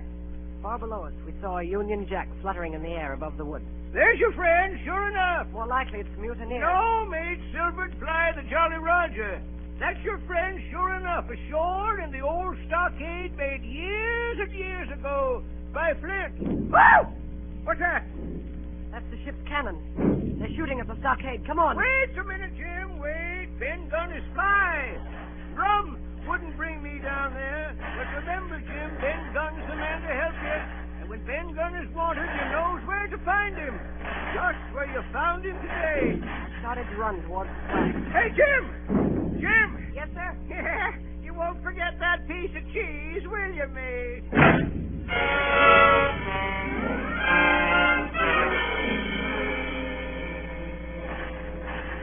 It was less than a mile to the stockade. It was heavy running through the woods. The shooting was getting louder. Suddenly before me, I saw a clearing. The smoke of muskets fired nearby. Hey there! Go, sir! Hey! Don't shoot, it's me! Who's this? Me! Jim Hawkins! It's Jim! A moment later, I was over the stockade among my friends. And soon afterwards, the firing ceased. The mutineers were saving their powder. The stockade was a good place, with a paling 6 feet high all around it. We could have held it against the regiment. And here Captain Smollett decided to stay and await our enemy's next move. I told Dr. Livesey and the squire about Ben Gunn. Hey! Flag a truce! Flag a truce! Who's that? It's Silver. Keep indoors, men. 10 to 1, this is a trick. Who goes? Stand or we fire. Flag a truce! Doctors, watch on the lookout. Dr. Livesey, take the north side, if you please. Yes. Jim, the east. Gray, west. The watch below, all hands to load muskets. Lively men, and careful. What do you want with your flag of truce? Captain Silver, sir! Come to my term! Captain Silver? Why, you black-hearted scoundrel! Silence, sir! Silence.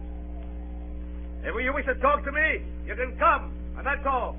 If there's any treachery, it'll be on your side, and the Lord help you. That's enough, Captain. A word from you's enough. I know a gentleman, and you may lay to that. You'd better sit down. You ain't gonna let me inside, Captain? It's a main cold morning, to be sure, sir, to sit outside upon the sand. Oh, there's Jim, the top of the morning to you, Jim.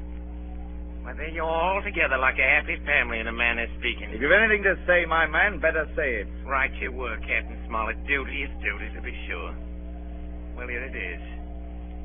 We want that treasure. We'll have it. That's our point. You just soon save your lives, I reckon, and that's yours. You have a chart, haven't you? That's as may be. Oh, well, you have. I know that. What I mean is, we want your chart. You give us the chart to get the treasure by, and I'll give you my affidavit upon my word of honor to clap you somewhere safe ashore. Is that all you have to say? Every last word, by thunder. Refuse that, and you've seen the last of me but musket balls. Very good. Now you lay a me. If you'll come up one by one, unarmed, I'll engage to clap you all in irons and take you home to a fair trial in England. If you won't, as my name's Alexander Smollett, I've flown Miss Sovereign's colours, and I'll see you all to Davy Jones. You can't find the treasure. You can't sail the ship. And you can't fight us. I stand here and tell you so. And at the last good word you'll get from me. Now, out, me lad. Laugh! Laugh, by thunder, laugh. For an hour's out, you'll laugh on the other side. And then the die'll be the lucky ones.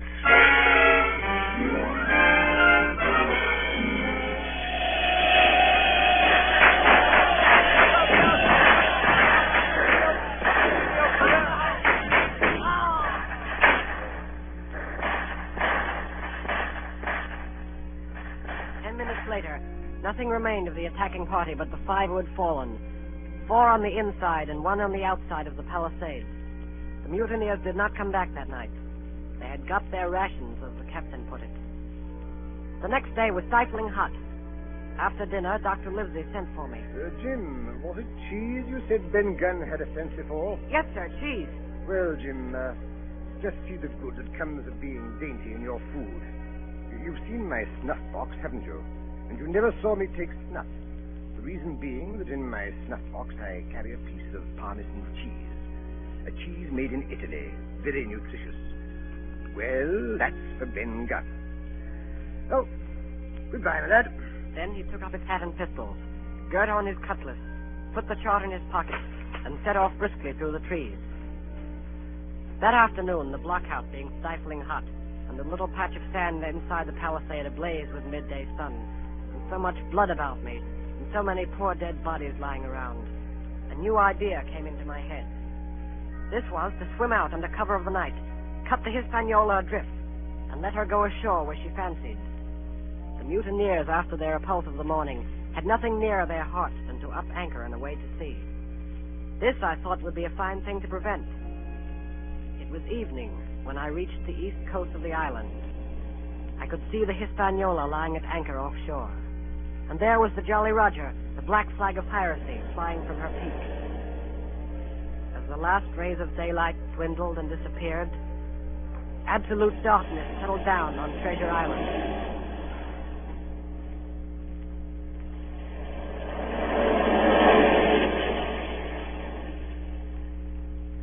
The next night I was back on land.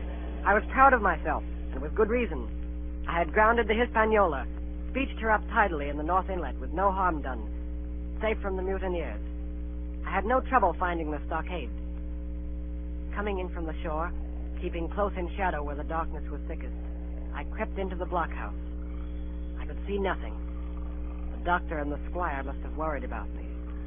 I should lie down in my own place, I thought, and enjoy their faces when they found me in the morning. I felt for a place to lie down. Pieces of eight! Pieces of eight! Out now! Pieces of eight! Out now! Bring a torch, Dick. Well, shiver my timbers. Jim Hawkins. Dropped in like, eh? Quite a pleasant surprise for poor old John. I've always liked your way, have, Jim, for a lad of spirit. I picked her my own self when I was young and handsome. Always wanted you to join my camp and take your share and die a gentleman, and now, my cock, you've got to. You can't go back to your own lot. Where are they? Now, where do you think, my son? Have you killed them? What do you think? Well, I'm not such a fool, but I know pretty well what I have to look for. But there's a thing or two I have to tell you. And the first is this. Here you are in a bad way. Ship lost, treasure lost, men lost. And if you want to know who did it, it was I. I was in the apple barrel the night we sighted land. And I heard you, John, and you, Dick Johnson, and Hans, who is now at the bottom of the sea, and told every word you said before the hour was out. And as for the schooner, it was I who cut her cable. And it was I who brought her where you'll never see her more, not one of you. I no more fear you than I fear a fly. I'll put one of that in your go, you sneaking son of a scum. Go it on! Come on, sir! Who are you, Tom Morgan? Maybe you thought you was captains here, perhaps. Only that I killed the boy. Did any of you gentlemen want to have it out with me? Him that wants it shall get it. You won't fight, then by thunder you'll obey. You may lay to it. I like that boy now. Never seen a better boy than that. He's more a man than any para-ratty in this here house. What I say is this: let me see him that'll lay a hand on him, that's what I say. And you may lay to it. Seem to have a lot to say. Pipe up and let me hear it, or lay to. John. What? We got something for you, Jordan. Step up, I won't bite you. Hand it over, lubber. The black spot. I thought so. What's on it? Deposed. Deposed, that's it, is it? Very pretty wrote, to be sure. Like print, I swear. But it ain't one bit prettier wrote than this. What's that? And what does it look like, lads? A chart, that's what it is. A chart! A chart of this island, old Flint's chart. Now, what do you say to that? Yes, that's Flint, sure enough. That's it. Say, and a clovage to it. So we done ever. Silver's the man. Silver. John Silver, no Captain Leg. Barbecue forever. Barbecue for Captain. John Silver, the Captain.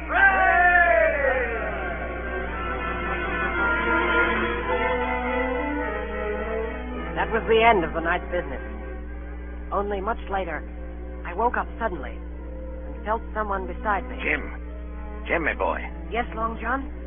I saved your life here tonight, Jim. Now, you and me stick close, Jim, back to back like, in case of trouble. And talking of trouble, Jim, why did those friends of yours leave that chart behind when they cleared out of here? They did, though. I came in here this morning and found the place empty and the chart lying there on the table where I couldn't miss it. And there's something under that. Something under that. Good or bad. The next morning we set out after the treasure. Tall tree, spyglass shoulder, bearing a point to the north and northeast. Skeleton Island, east, southeast, and by east, 10 east. Hey, over there! Come quick!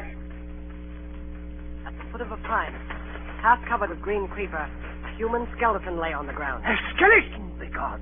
It lay perfectly straight, the feet pointing in one direction, the hands raised above its head like a diver's, pointing directly in the opposite.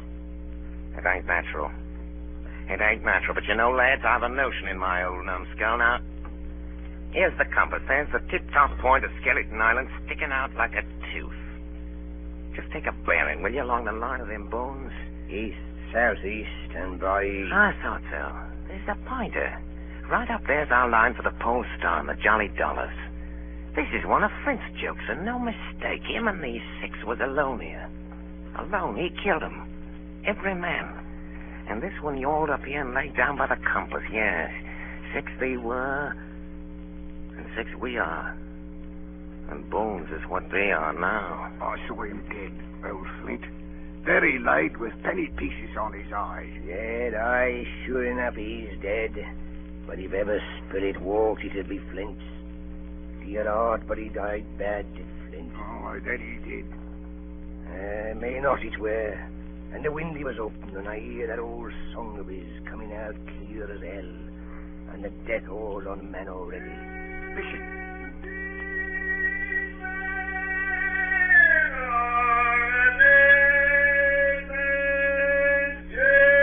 Can you hear what I hear?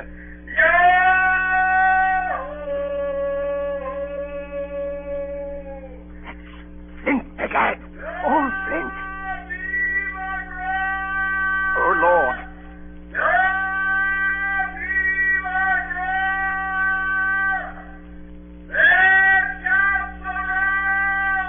It was his last words.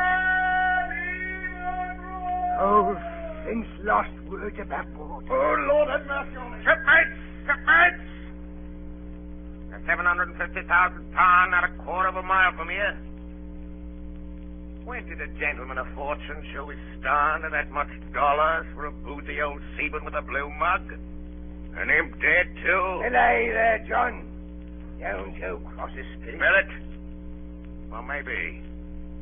You know whose voice that was? It was like a somebody else's. It was like a... By the powers! Ben Gunn! Aye? Aye. So it were. Ben Gunn it were. Why, nobody minds Ben Gunn. Dead or alive, nobody minds it.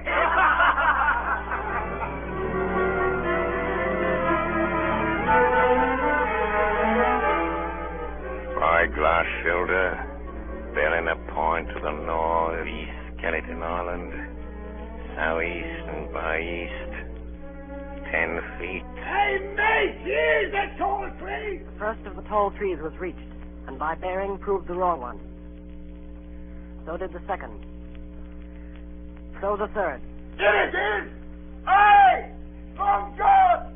Mary! Here it is! Before us was a great excavation. In this was the shaft of a pick broken in two, and the boards of several packing cases strewn around, all branded with the name Walrus, the name of Flint's ship. The treasure had been found and rifled. The 700,000 pounds were gone.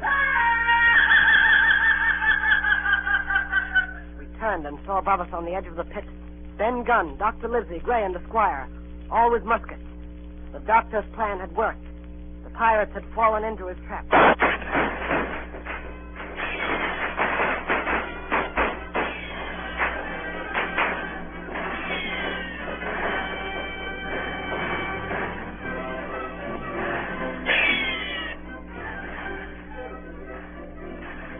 Silver, you're a prodigious villain and an impostor, sir. But you saved this boy's life, and I'll not prosecute you. But the dead men, sir, hang about your neck like millstones. Thank you kindly, sir. I dare you to thank me. It's a gross dereliction of my duty. Stand back! It took us 3 days to move the treasure from Ben Gunn's cave on board ship. On the 8th day of December, the Hispaniola reached Bristol. 5 men only of those who had sailed returned with her. Well, that was 19 years ago. All of us had an ample share of the treasure and used it, wisely or foolishly according to our natures.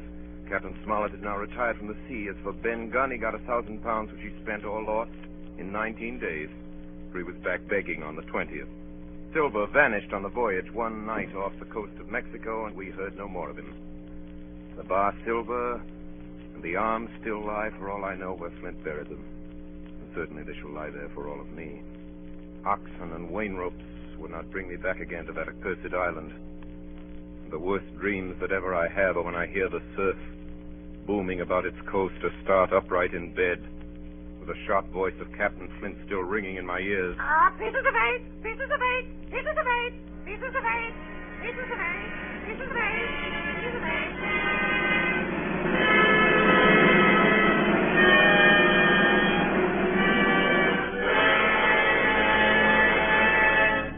You have been listening to Treasure Island, starring Orson Welles as Long John Silver in his own radio version of Stevenson's great adventure story. This is the second in a series of 9 special broadcasts presented by the Mercury Theater.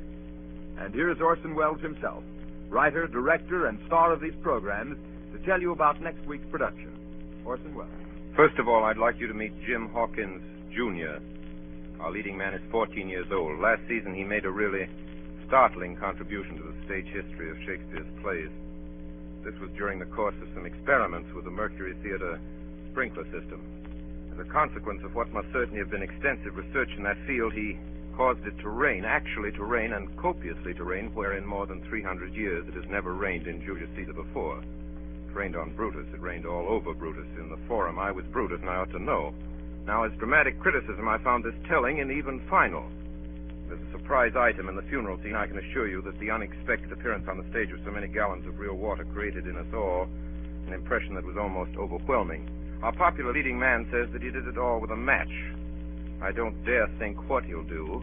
He's old enough to run for president. But meanwhile, no matter what happens to the plumbing, he can always work for the Mercury. As you've probably discovered, he's something more than a very gifted performer. And as I told you, he's something less than 15. His name shall not be withheld. I refer to that fine old actor Arthur Anderson. Mr. Anderson is not new to the microphone nor the Mercury. He was prominent in Shoemaker's Holiday and in Julius Caesar as Brutus's boy Jeeves, the sleepy-eyed, silver-throated Lucius in brass buttons. He was at least unforgettable.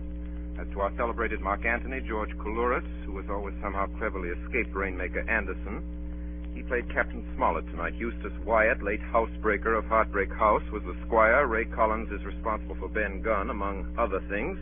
And that was Alfred Shirley as Blind Pew. Then you heard Stephen Fox and Agnes, guess what she played, Moorhead, and a Mercury roundup, William Allen and Richard Wilson inclusive. Jim Hawkins Sr. will bear no comment.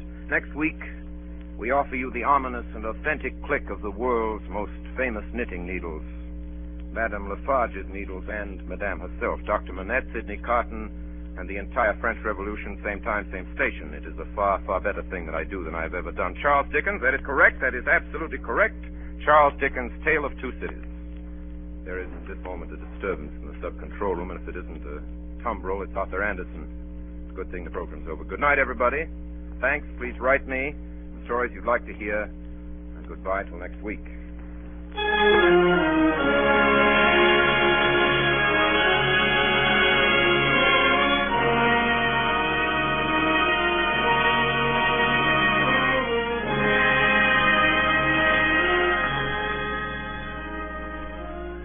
Remember, 9 o'clock Eastern Daylight Saving Time next Monday night for the Mercury Theater on the Air with A Tale of Two Cities by Charles Dickens.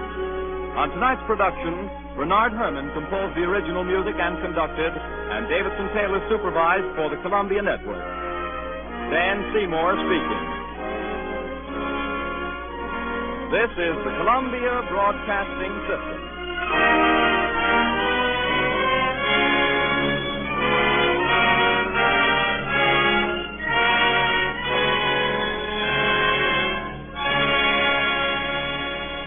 The Columbia Broadcasting System presents the Mercury Theater on the air.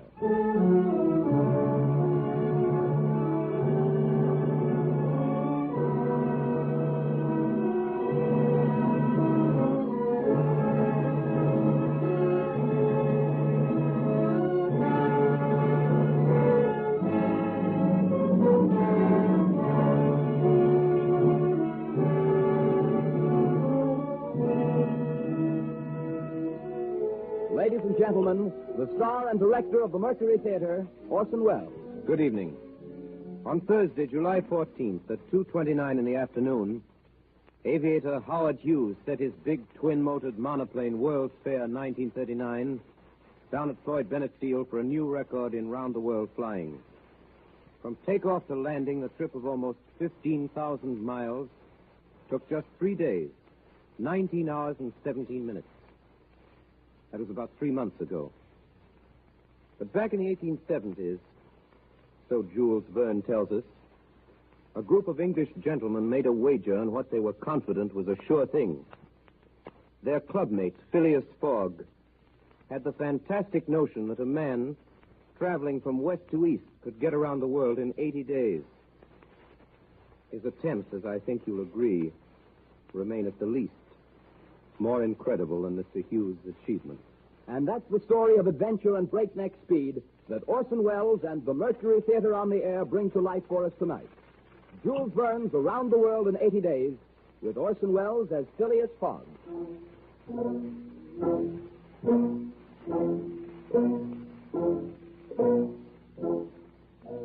My name is Phileas Fogg. Oui, monsieur. I will tell you of my personal habits and what I require of a servant. Oui, monsieur. I am a man of simple taste, without relatives or family. I have my tea and toast at 23 minutes after 8, my shaving water at 37 minutes after 9. I dress at 20 minutes after 10. At 12 o'clock you will serve me my lunch, consisting of a boiled fish with Reading sauce of the finest quality, a slice of roast beef garnished with mushrooms, a rhubarb and gooseberry tart, and a piece of Cheshire cheese. The whole washed down with 2 cups of tea. With my lunch, I read the London Times. At 3:45, you will bring me the Evening Standard. At 5 minutes to 6, you will bring me my hat and cane. I dine at the Reform Club. At midnight, you will serve me a glass of ale and a chicken sandwich. Really, you see that the duties of my servant are not arduous. My present servant has been with me for 4 years. I've been forced to dismiss him. He brought me my shaving water this morning at a temperature of 84 degrees Fahrenheit instead of 86. That is an unpardonable offense. You understand? Oui, monsieur. You are a Frenchman, and your name is John. Jean, if it does not displease, monsieur. Jean Passepartout. To be frank, I have had several trades. I have been a traveling singer, a circus rider, a vaulter like Léotard, a dancer on the rope like Blondin. I have been a professor of gymnastics, and I was sergeant fireman at Paris. I have among my papers notes of remarkable fires. Now, wishing to settle down, and having learned that Monsieur Phileas Fogg is the most exact and most settled gentleman in the United Kingdom, I have presented myself to Monsieur with the hope of living tranquilly with him. You are well recommended to me. You understand my conditions? Yes, sir. What time have you? 52 minutes after 5. That is a fine large silver watch you have, but it is slow. Pardon, monsieur, that is impossible. You are 4 minutes slow. Does not matter. It suffices to note the difference. Then, from this moment, 56 minutes after 5 o'clock p.m., Wednesday, October 2nd, 1872, you're in my service. And now bring me my hat and cane. It's time for me to get to my club.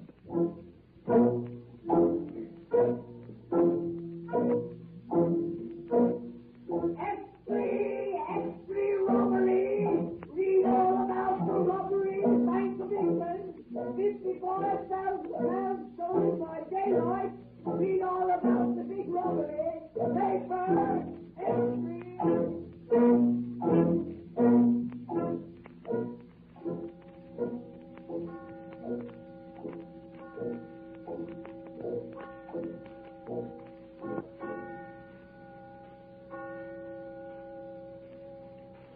Your deal, Mr. Fogg.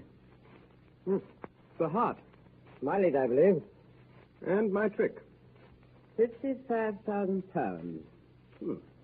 a lot of money. One of the directors of the Bank of England. What about it, Steward?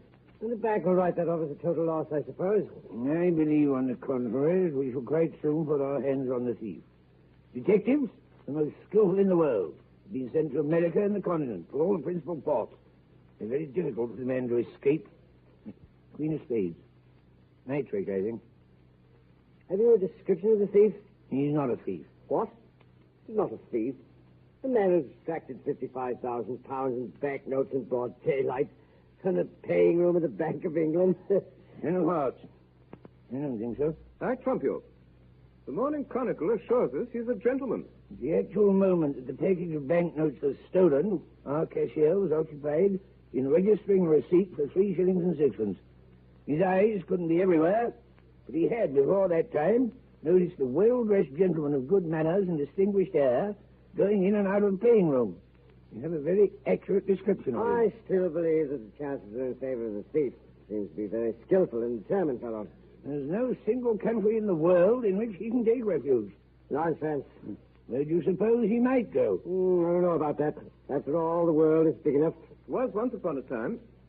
Your turn to cut, sir. How once upon a time? Has the world grown smaller by any chance? Without doubt. I agree with Mr. Fogg. The world has grown smaller, since we can go round it today in 10 times quicker than we could 100 years ago.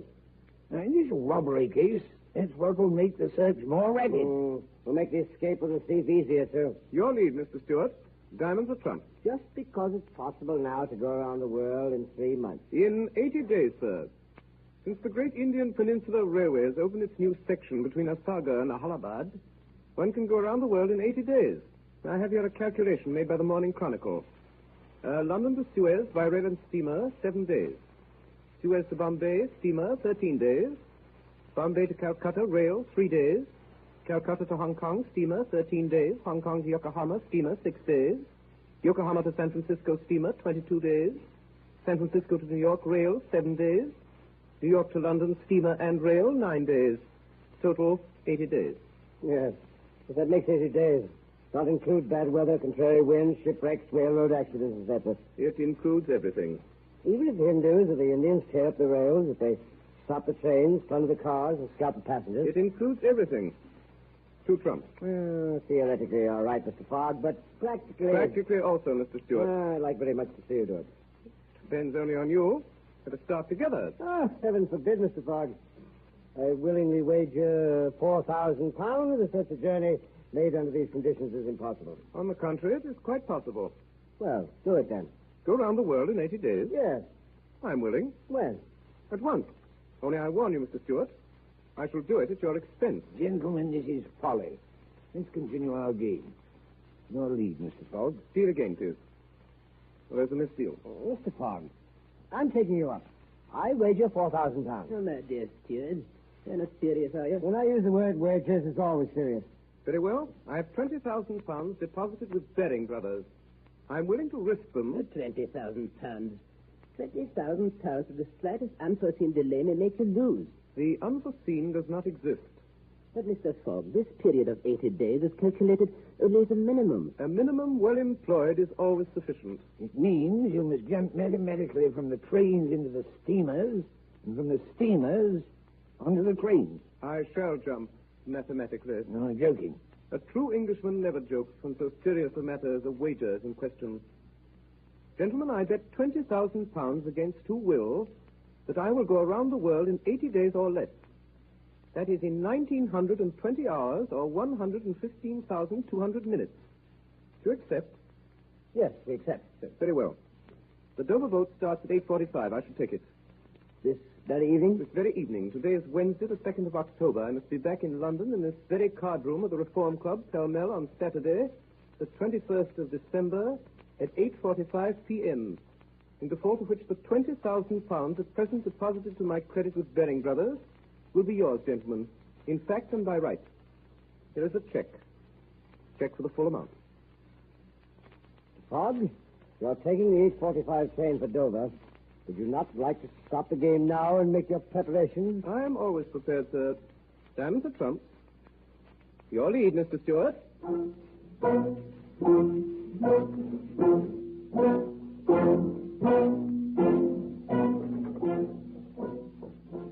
Passepartout!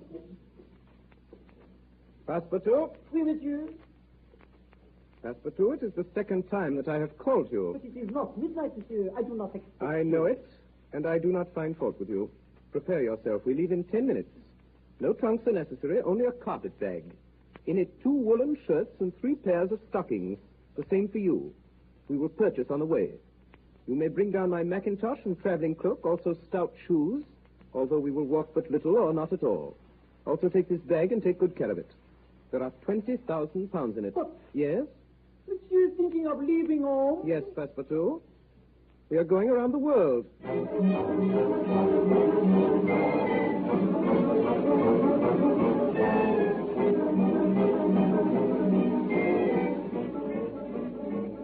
Dover.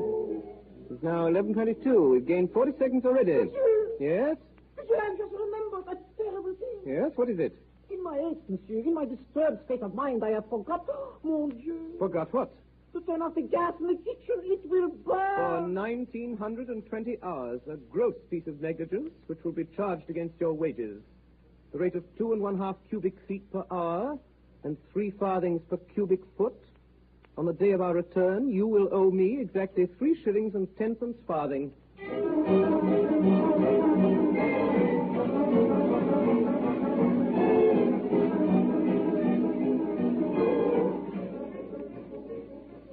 From the saloon of the Reform Club, our bet didn't take long to find its way into the press. It was widely discussed and criticized. Some took sides at Phileas Fogg. The majority declared him a visionary. The Times, the Standard, the Evening Star, the Morning Chronicle, and 8 other papers of large circulation declared against Mr. Fogg. The Daily Telegraph alone came out in his favor. Enormous bets were placed for and against him at Lloyd's and among private individuals. Bond was issued, which was immediately listed on the London Stock Exchange. For a few days, the market in Phileas Fogg was firm above par. Enormous transactions were made. 5 days after his departure, a long article appeared in the bulletin of the Royal Geographic Society. It treated the question from all points of view and demonstrated clearly the folly of the enterprise. The article made a great sensation. Phileas Fogg declined. Buyers were scarce. The odds against him rose from 5 and 10 to 1 to 20 to 1, 50, finally 100 to 1. At 9 o'clock on the 9th of October, a telegraphic dispatch arrived in London. Suez to London. Cowan, Commissioner of Police, Central Office, Scotland Yard. I have the bank robber, Phileas Fogg. Send without delay warrant of arrest to Bombay, British India. Detailed report follows by mail. And following him, signed 6, Detective.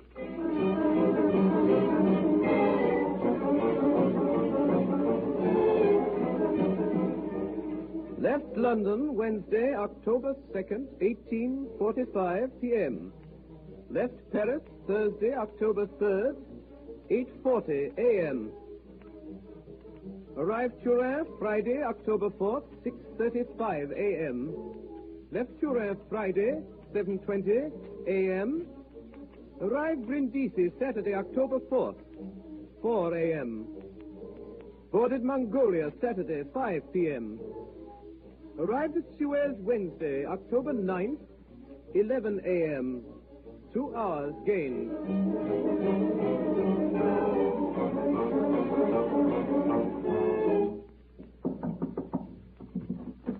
Majesty's Counsel. Are you His Majesty's Counsel? I am. My name is Six, Detective of Scotland Yard, covering the port of Suez. Well, Mr. Six? Mr. Counsel, I have strong reason for believing that the man who robbed the Bank of England of £55,000 has taken passage on board the Mongolia. Indeed, Mr. Six. A Frenchman came up to the other pier with a passport, which his master decided to have visaed. The description on this passport is identical with that which we received from the Commissioner of the Metropolitan Police.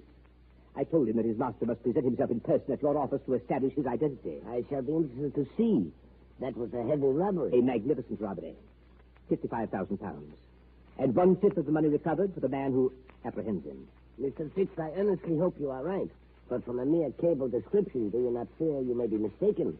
That this may be an honest man after all? Mr. Counsel, great robbers always resemble honest people.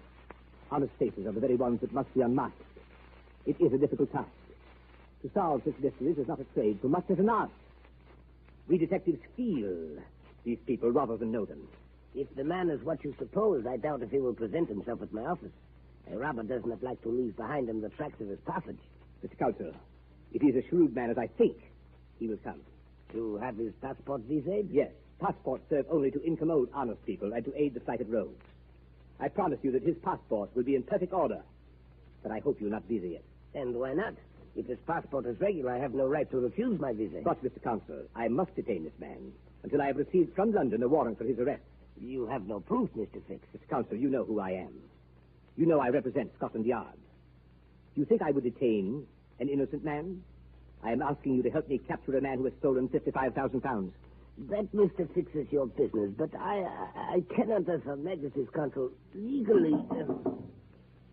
Come in. You're the consul, sir? I am. Here's my passport. May I ask you to visa it?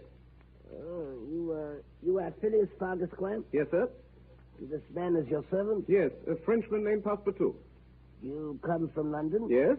And you are going? To Bombay. Well, sir, you know this formality of a visa is useless and that we no longer demand the presentation of a passport. I know it, sir, but I wish to prove by your visa my trip to Suez.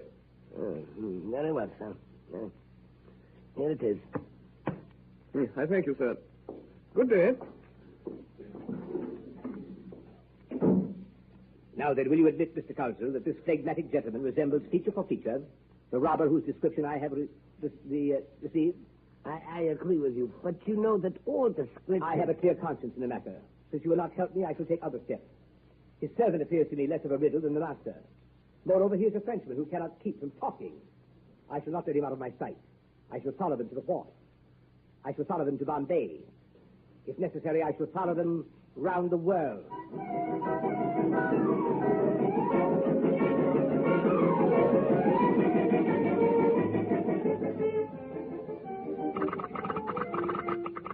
Arrest for London, Commissioner of Police, Scotland Yard. I have bank robber Phileas Fogg. Send without delay, warrant of arrest. Bombay. Fix, detective. From Suez to Bombay, voyage uneventful. Fogg leaves his cabin only to play whist, plays 30 rubbers a day.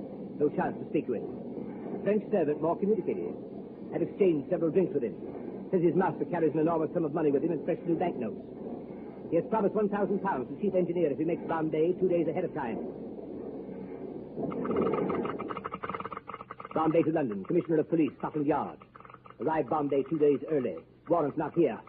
Following bank thief to Calcutta. Send warrant there. 6. Detective. That's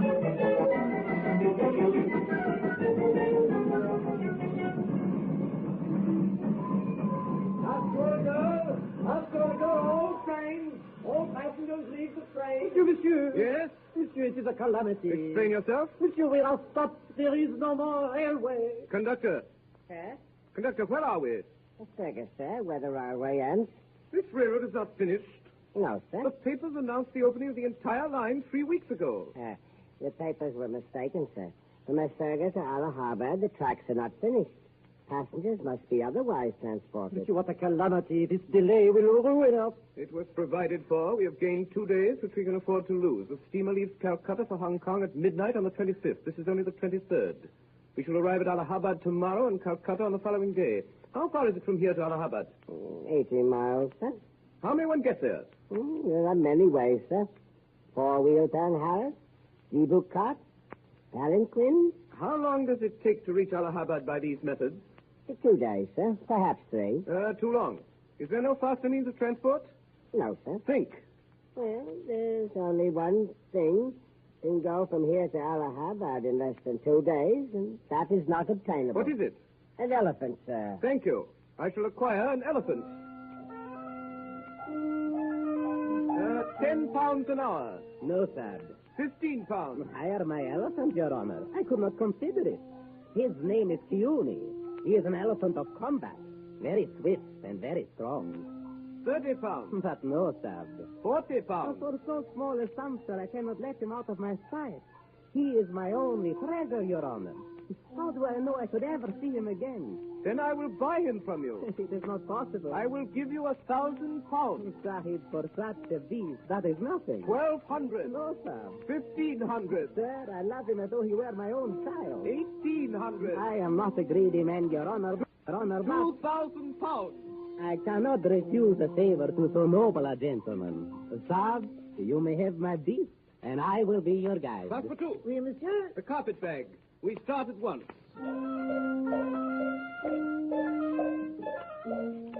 Mr. Fogg. Mr. Fogg. Sir? Mr. Fogg, allow me to introduce myself. My name is... Mr. Fix, I believe. It is indeed, sir. Though it surprises me that you know it. I always know the names of my fellow passengers. Can I be of service to you, sir? Mr. Fogg, you have acquired this elephant, the only one within 20 miles. That is correct, sir. And with it you hope to reach Allahabad tomorrow? I do, sir. Then I beg you, sir. I'm in as great a hurry to reach Calcutta as yourself.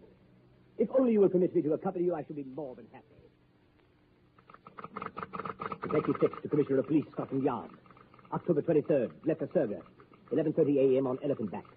Phileas Fogg in one of the houses, I in the other. The French server between us astride the animal. The Parsi guide perched on the elephant's neck. At nightfall, we entered the jungle, proceeding at a steady, rapid pace. As we proceeded, the forest grew denser. Fogg is untiring. The man is made of iron. Towards morning, we entered the territory of Bundelkund. Allahabad now only 12 miles to the northeast. At a little before 2, the elephant, showing signs of uneasiness, suddenly stopped. Yoni, stop that! Why did he stop? I do not know, sir. I will see. Salati Yoni. Ramin, sir. It's very dangerous. They come towards us. We must remain still. If the elephant is hidden behind these trees, they will not see us.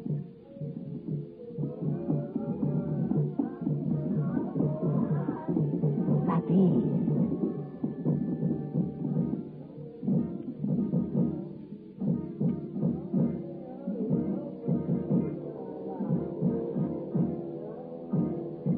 First came the priests with mitres on their heads. Behind them in a car with large wheels was a statue with 4 arms, its body colored dark red, its eyes haggard, its hair tangled, its tongue hanging out, its lips covered with henna and beetle. Around its neck was a collar of skulls, around its waist a girdle of human hands. What is that statue they're dragging? Kali, the Hindu goddess of love and death. Of death, perhaps. Of love, never, Sokobliovich. No, in my silence.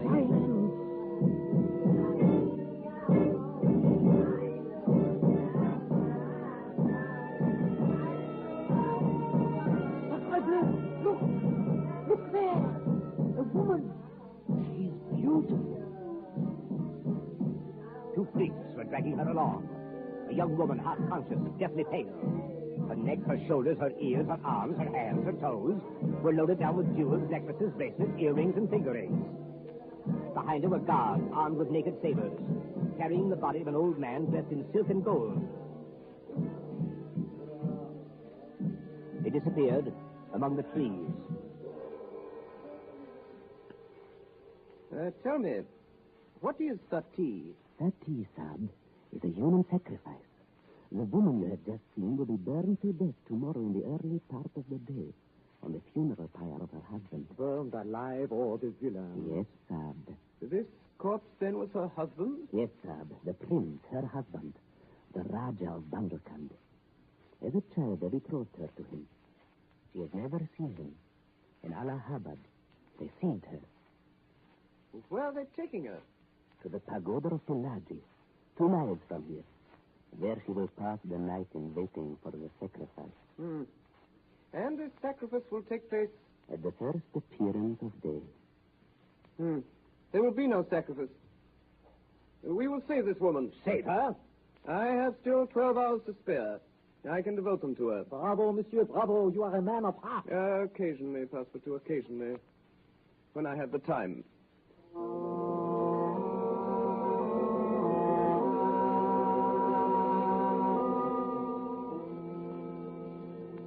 Waited for nightfall. 12:30, reached the pagoda of Pillaji. Found it heavily guarded. We can do nothing before dawn, Sab. We will wait. You know, Sab, that we not only risk our lives, but horrible punishment if we are taken. I know that. We will wait. What good gad, Mr. Fogg. Didn't you say you must reach... Mr. Fix, it will do if I reach Allahabad tomorrow before noon. We will wait.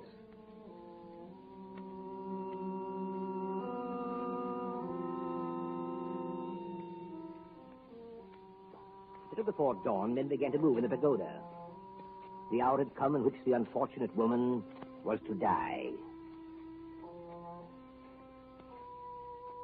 Beside me stood Phileas Fogg. His face was white and drawn.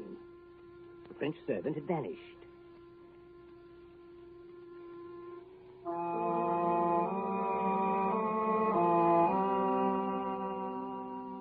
The doors of the pagoda were now open. An intense light came from the inside. We could see the victim all lighted up, being dragged by two priests to the outside. She seemed to be drugged. In Phileas Fogg's hand, I saw the glint of an open knife. The crowd began to move towards the river. There stood the funeral pyre with the Rajah's body. In the half-light, we could dimly see the victim motionless, stretched beside her husband's corpse. A torch was brought. Then there took place a most extraordinary occurrence. The dead Rajah moved. He was seen suddenly rising upright, like a phantom, raising the young woman in his arms, descending from the pyre amidst clouds of smoke. He advanced rapidly towards us, between the lines of Brahmins groveling on the earth with terror. Now he was only a few yards off. Quick, my master! Pass through! Quick, run before they see! Master! Aye! A few bullets flew around us, and an arrow pierced Phileas Fogg's hat. Soon we were out of range. At 11:45, we entered the streets of Allahabad. The young woman we had rescued from death lay still unconscious in the arms of Phileas Fogg.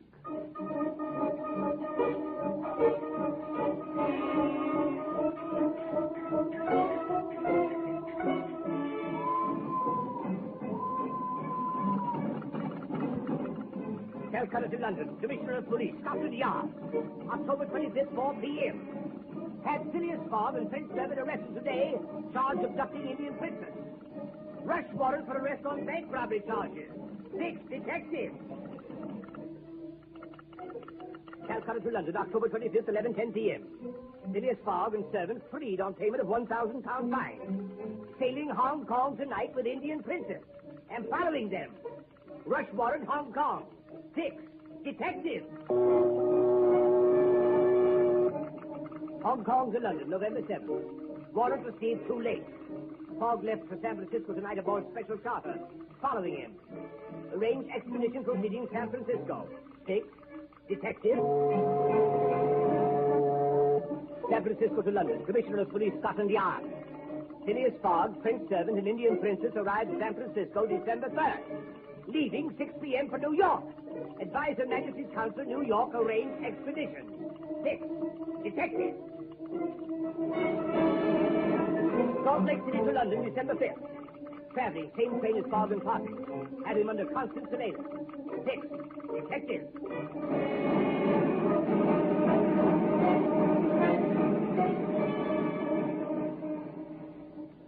You are listening to a CBS presentation of Orson Welles and the Mercury Theater on the Air in an original adaptation of Jules Verne's Around the World in 80 Days.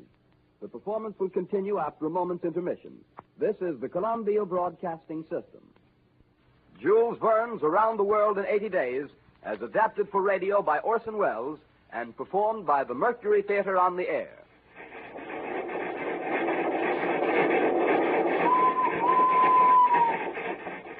Oh, mon Dieu, what a country is this America? December 3rd, we leave San Francisco. There are men fighting in the streets. They are electing a justice of the peace. December 5th, 12,000 buffaloes stand on the railroad. We cannot proceed for 3 hours. December 6th, at Great Salt Lake, 3,000 feet over the sea, mon Dieu. Tonight, we will be in Omaha. We are in the 65th day of our journey. By the calculations of my master, Phileas Fogg, we are not behind, and we are not before. Between Hong Kong and Yokohama, we have lost the day. But on the Pacific Ocean, we have got it up. This man, my master, is mad. Of that there is no doubt. It is not permitted to a man of sound mind to pass his life in jumping from a steamer into a railway car, from a railway car into a steamer. And already, from the carpetbag he has taken for ships, for trains, for fines, for bribes, for elephants, more than 7,000 pounds. If he loses bets, surely he is ruined. But he gives no sign. With us, always, was Monsieur Fix, This one I do not like. Surely he is spying upon my master. Always he is asking me questions. I tell him nothing. With us also goes the beautiful Princess Aouda. In India, she is in danger of death. My master takes her with him to England. I do not understand. With a woman so beautiful, he is always so cold, so formal. Mon Dieu, these English. He has taught her to play whist. All day they sit, all day they play. Madam, your turn to cut. Hard that trumps, Mr. Fogg. Your lead, Miss Fix. 7 o'clock. The train has stopped. Faster through, come with me. We will see what has happened. Excuse me, madam. Engineer, what is this? Why do we stop? Well, there's medicine boat, sir. Word just come through. The bridge is shaky. Can't pass. And what do you propose to do? Well, couldn't say, sir. Guess we're stuck. Bridge shaky, won't bear the weight of the train. We will not, I suppose, remain here and take roots in the snow. We've telegraphed Omaha for a train. It'll be 6 hours at least before it gets here. Cannot the river be crossed in a boat? No, can't be done. Creek swollen with the rains. You'd never make it. Make it? I fail to understand. I have contracted with the Central Pacific Railroad to convey me from San Francisco to Chicago. I demand that the Central Pacific Railroad fulfill its contract. In addition to that, here is £100. Well. The present rate of exchange, $483.22, if I am in Omaha tonight. Well, there might be a way of passing. On the bridge? Yeah, on the bridge. With our train? Yeah, with our train. But the bridge threatens to fall, Monsieur Fogg. Nonsense. Well, it's my idea that by rushing the train over at full speed, we have a chance of passing. Now, how much chance? 40%, maybe 50. What are we waiting for? Come, Passepartout. Let us return to our whist game and to the Princess Aouda. I left a very interesting hand. Then comes a terrible moment. The train stops. First, she goes back.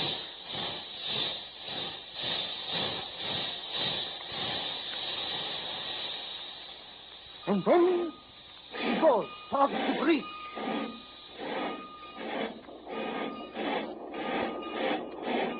It goes faster. Faster and faster. We are at the bridge.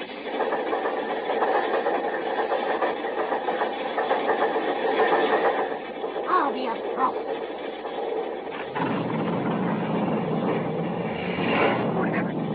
What was that? Sacre Dieu. That was the bridge falling behind us. I think we shall win this hand, Mr. Fix.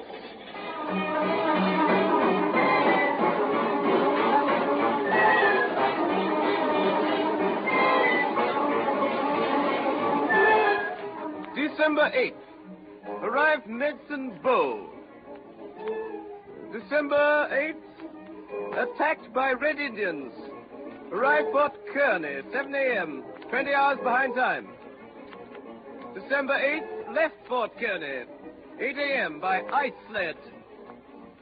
December 9th, arrived Omaha, 3 p.m., 14 hours behind time.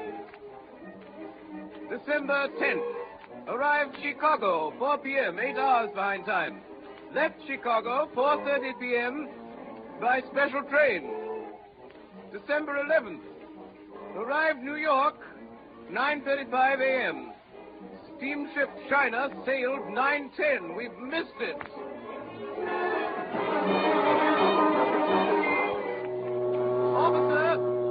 Officer, when does the next ship sail? Well, the Perrier leaves on December 14th, sir. And arrives in England when? It doesn't go to England. It lands in Havre December 24th, sir. Is there any vessel which arrives in England by December 21st? None, sir. Then I must arrange that one shall. Come, Passepartout, and bring the carpet bag.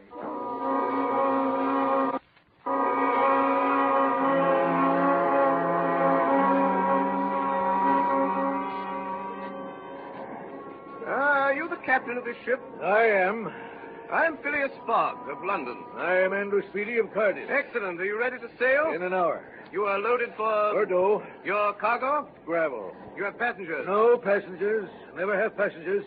A cargo that talks too much. Your vessel sails between 11 and 12 knots. The Henrietta, well known, sail and steam. Do you wish to convey me to Liverpool, myself and 3 persons? To Liverpool? Why not to China? I said Liverpool. No. No? No, I'm setting out for Bordeaux. It doesn't matter what price? It don't matter what price. But the owners of the Henrietta. The owners of the Henrietta are myself. The vessel belongs to me. I will charter it from you. No. No? I will buy it from you. No. No. Well, will you take me to Bordeaux? No, not even if you paid me $200. I offer you 2,000. For each person? For each person. And there are 4 of you? 4. I leave at 9 o'clock. It is 8:30. At 9 o'clock, we will be on board.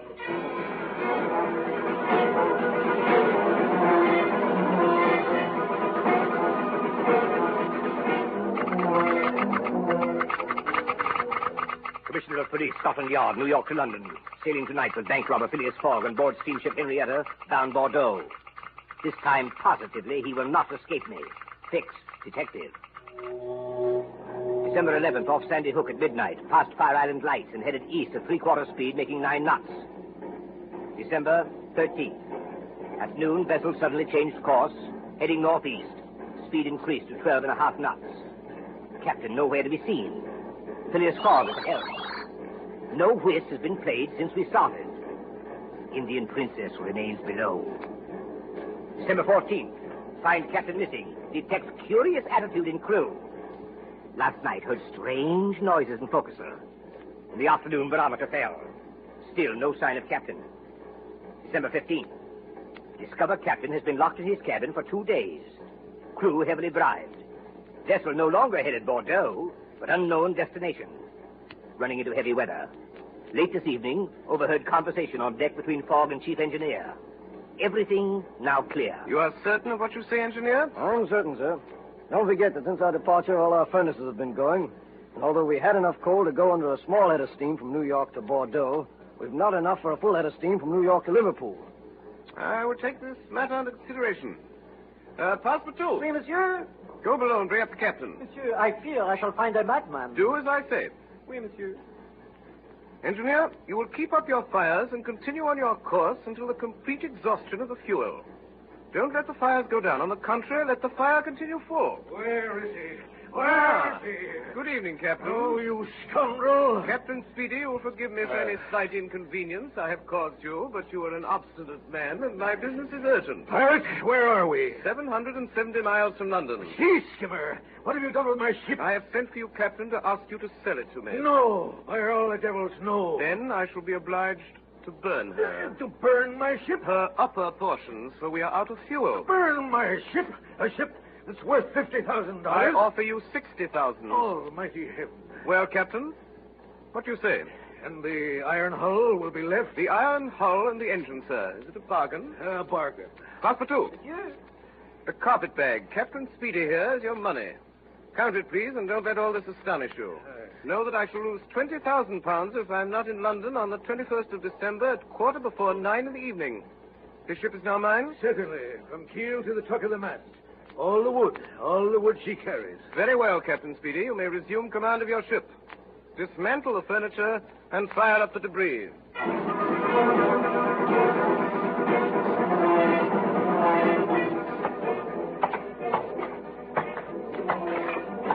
Poop deck, the cabins, the bunks, the spare deck were burned today. Reached speed of 13 knots. December 19th, drops, knots, and spars consumed. December 20th, the railings and remaining portions of the deck fed to the furnace. At 7 in the evening, sighted coast of Ireland, fastened at light. At 10 o'clock, arrived off Queenstown. Mr. Fogg. Yes, Captain? Mr. Fogg, you're a brave man. Thank you. From the bottom of my heart, I pity you. Everything is against you. You have 24 hours in which to reach London, and yet we are only off Queenstown, and there's no more wood. Is that Queenstown where I perceive the lights? Yes. Can we enter the harbor? Not for 3 hours, only at high tide. Very well. We will wait.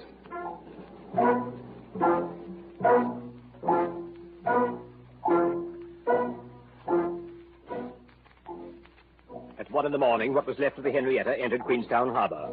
We landed immediately. At 1:30, we boarded a train, arrived at Dublin at dawn, embarked on the Liverpool packet. At 20 minutes before noon, the 21st of December, Phileas Fogg finally landed on the quay at Liverpool. He was now only 9 hours from London. At this moment, with what I must admit was a heavy heart, I approached him and put my hand on his shoulder. Sir? You are really Phileas Fogg? Yes, sir. Then with this warrant, in the name of the Queen, I arrest you.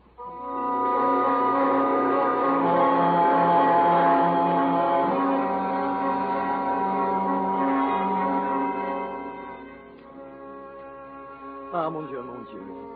So, on the 80th day of his tour around the world, only 9 hours from London, with 3 hours and 5 minutes to spare and 20,000 pounds at stake, my master is imprisoned here in the custom house at Liverpool.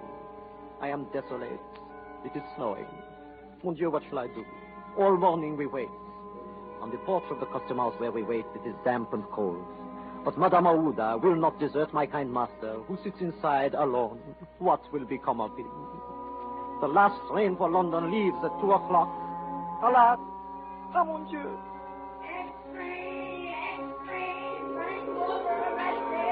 Read all about the rest of 55,000 pounds over.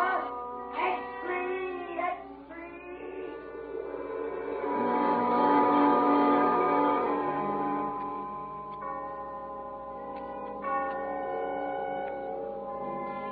The last train has left. Ah, yes, madame. This is truly the end. Mr. Fogg! Mr. Fogg, sit down. Pass for two. What is it, scoundrel? I have made a mistake, a terrible thing. Quickly, quickly, come with me. Hurry, or your master will be ruined. Oh, Fogg. Oh, Mr. Fogg, forgive me. Sir? Oh, pardon me, sir, pardon. I made a terrible mistake, a dreadful error, an unfortunate resemblance, sir. You are not the robber. You are not the robber. The robber was arrested in Edinburgh this morning. You may go, sir. You are free. Then my master does a wonderful thing. He wastes 5 seconds. He goes to the detective. He looks him well in the face. And then, with the only rapid movement he has ever made in his life, he draws both his arms back, and then, with the precision of an automaton, with both his fists, he strikes. Take that, sir.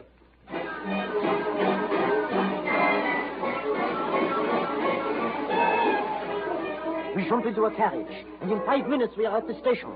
It is 40 minutes past 2. Phileas Fogg orders a special train.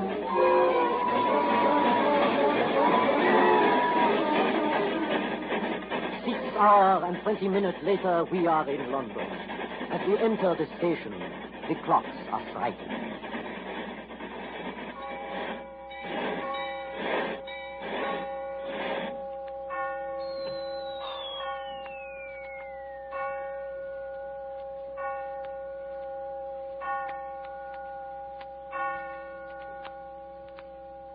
My friends, I've been around the world in 80 days and 15 minutes. I've lost.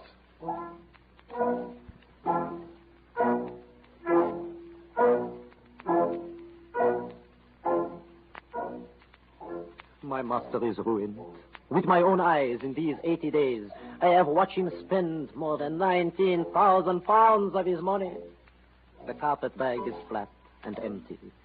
And tomorrow the gentlemen of the Reform Club will cash their check for 20,000 at Baring Brothers. Sadly, this evening, we return to the house in Savile Row. In the kitchen, the gas is still burning. Our neighbors do not know we have returned. The doors and the windows of the house are kept closed. Sadly, I cook the dinner. Sadly, I prepare an apartment for the Princess Aouda. Sadly, I tell her the truth, that for my master, as a man of honor, there is only one course open. Passepartout, we must do something to prevent it. Madame, I can do nothing by myself, nothing at all. I have no influence over my master's mind. But you, perhaps... What influence would I have? Mr. Fogg is subject to none. Has he ever understood that my gratitude for him was overflowing? Has he ever read my heart? My friend, you must not leave him for a single instant. The night passes. Monsieur Fogg has retired, but has he slept? I have watched like a dog at my master's feet all night till morning. I have heard him restlessly pacing the floor. You called, sir? I did. You will prepare the Princess Aouda's breakfast. For myself, I will be satisfied with a cup of tea and a piece of toast. You will beg her to be good enough to excuse me from luncheon and dinner. I have certain affairs to set in order. You will say that I would like to see her in the library at 8 o'clock. Then you will not go to the club today, monsieur? No. My master, I wish you to know that whatever happens, I shall always... Go.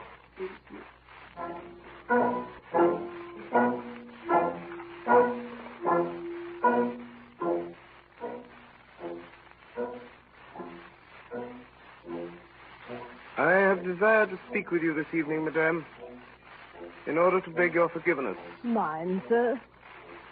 Can you ever forgive me, madam, for having brought you to England? I, Mr. Fogg? Be kind enough to allow me to finish. When I thought of taking you so far away from that country which had become so dangerous for you, I was rich, and I counted on placing a portion of my fortune at your disposal. Your life would have been happy and free. But now, madam, as you know, I'm ruined. I can no longer... I know it, Mr. Fogg. And I, in turn, ask you, will you pardon me for having followed you? And who knows, for having perhaps assisted in your ruin by delaying you? Madam, you could not remain in India, and your safety was only assured by removing you so far that those fanatics could not retake you. But, Mr. Fogg, was it not enough that you should rescue me from a horrible death without feeling that you were obliged to assure my position abroad? It would have been my pleasure, madam. Events have turned against me. However, I ask your permission to dispose of the little I have left in your favor. But you, Mr. Fogg, what will become of you?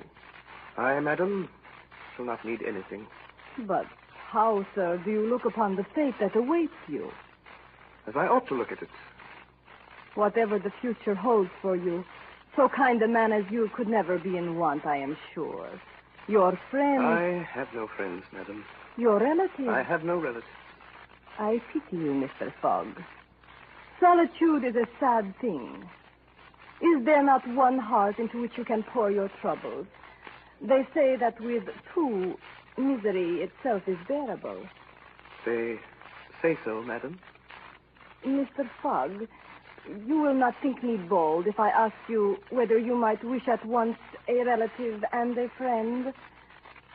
Will you have me for your wife? You close your eyes, Mr. Fogg. Will you not look at me and answer my question? I love you. Yes, in truth. By everything most sacred in the world, I love you. And I am yours.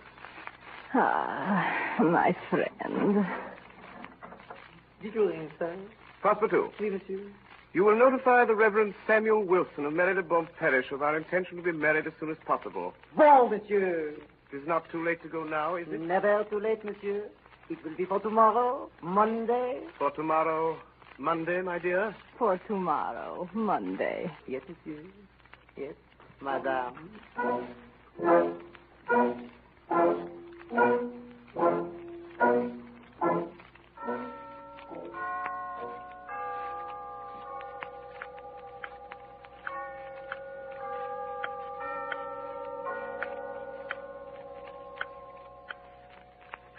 Gentlemen, in 15 minutes, the time agreed upon between Phileas Fogg and ourselves will have expired. At what hour did the last train arrive from Liverpool? 23 minutes after 7, and the next train doesn't arrive till after midnight. Gentlemen, if Phileas Fogg had arrived on the train at 23 minutes after 7, he would already be here. We can therefore consider we have won the bet. I wouldn't be too sure, gentlemen. Mr. Fogg is an eccentric of the first order. His punctuality is a byword. Never arrives too late or too soon. He'll appear here at the very last minute, or I shall be very much surprised. Let's continue our game, gentlemen. Your deal, Flanagan. This is the rubber game. He has 11 minutes.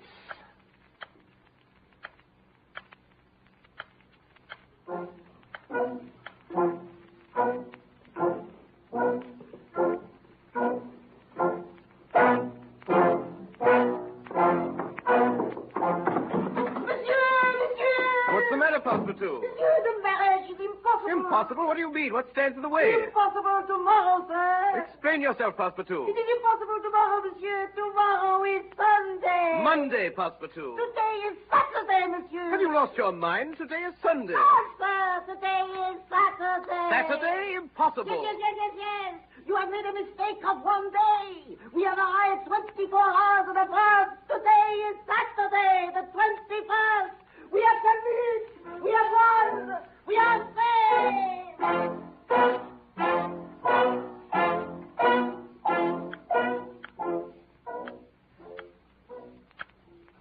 10 minutes. 9 of hearts. 9 of hearts. For my part, Mr.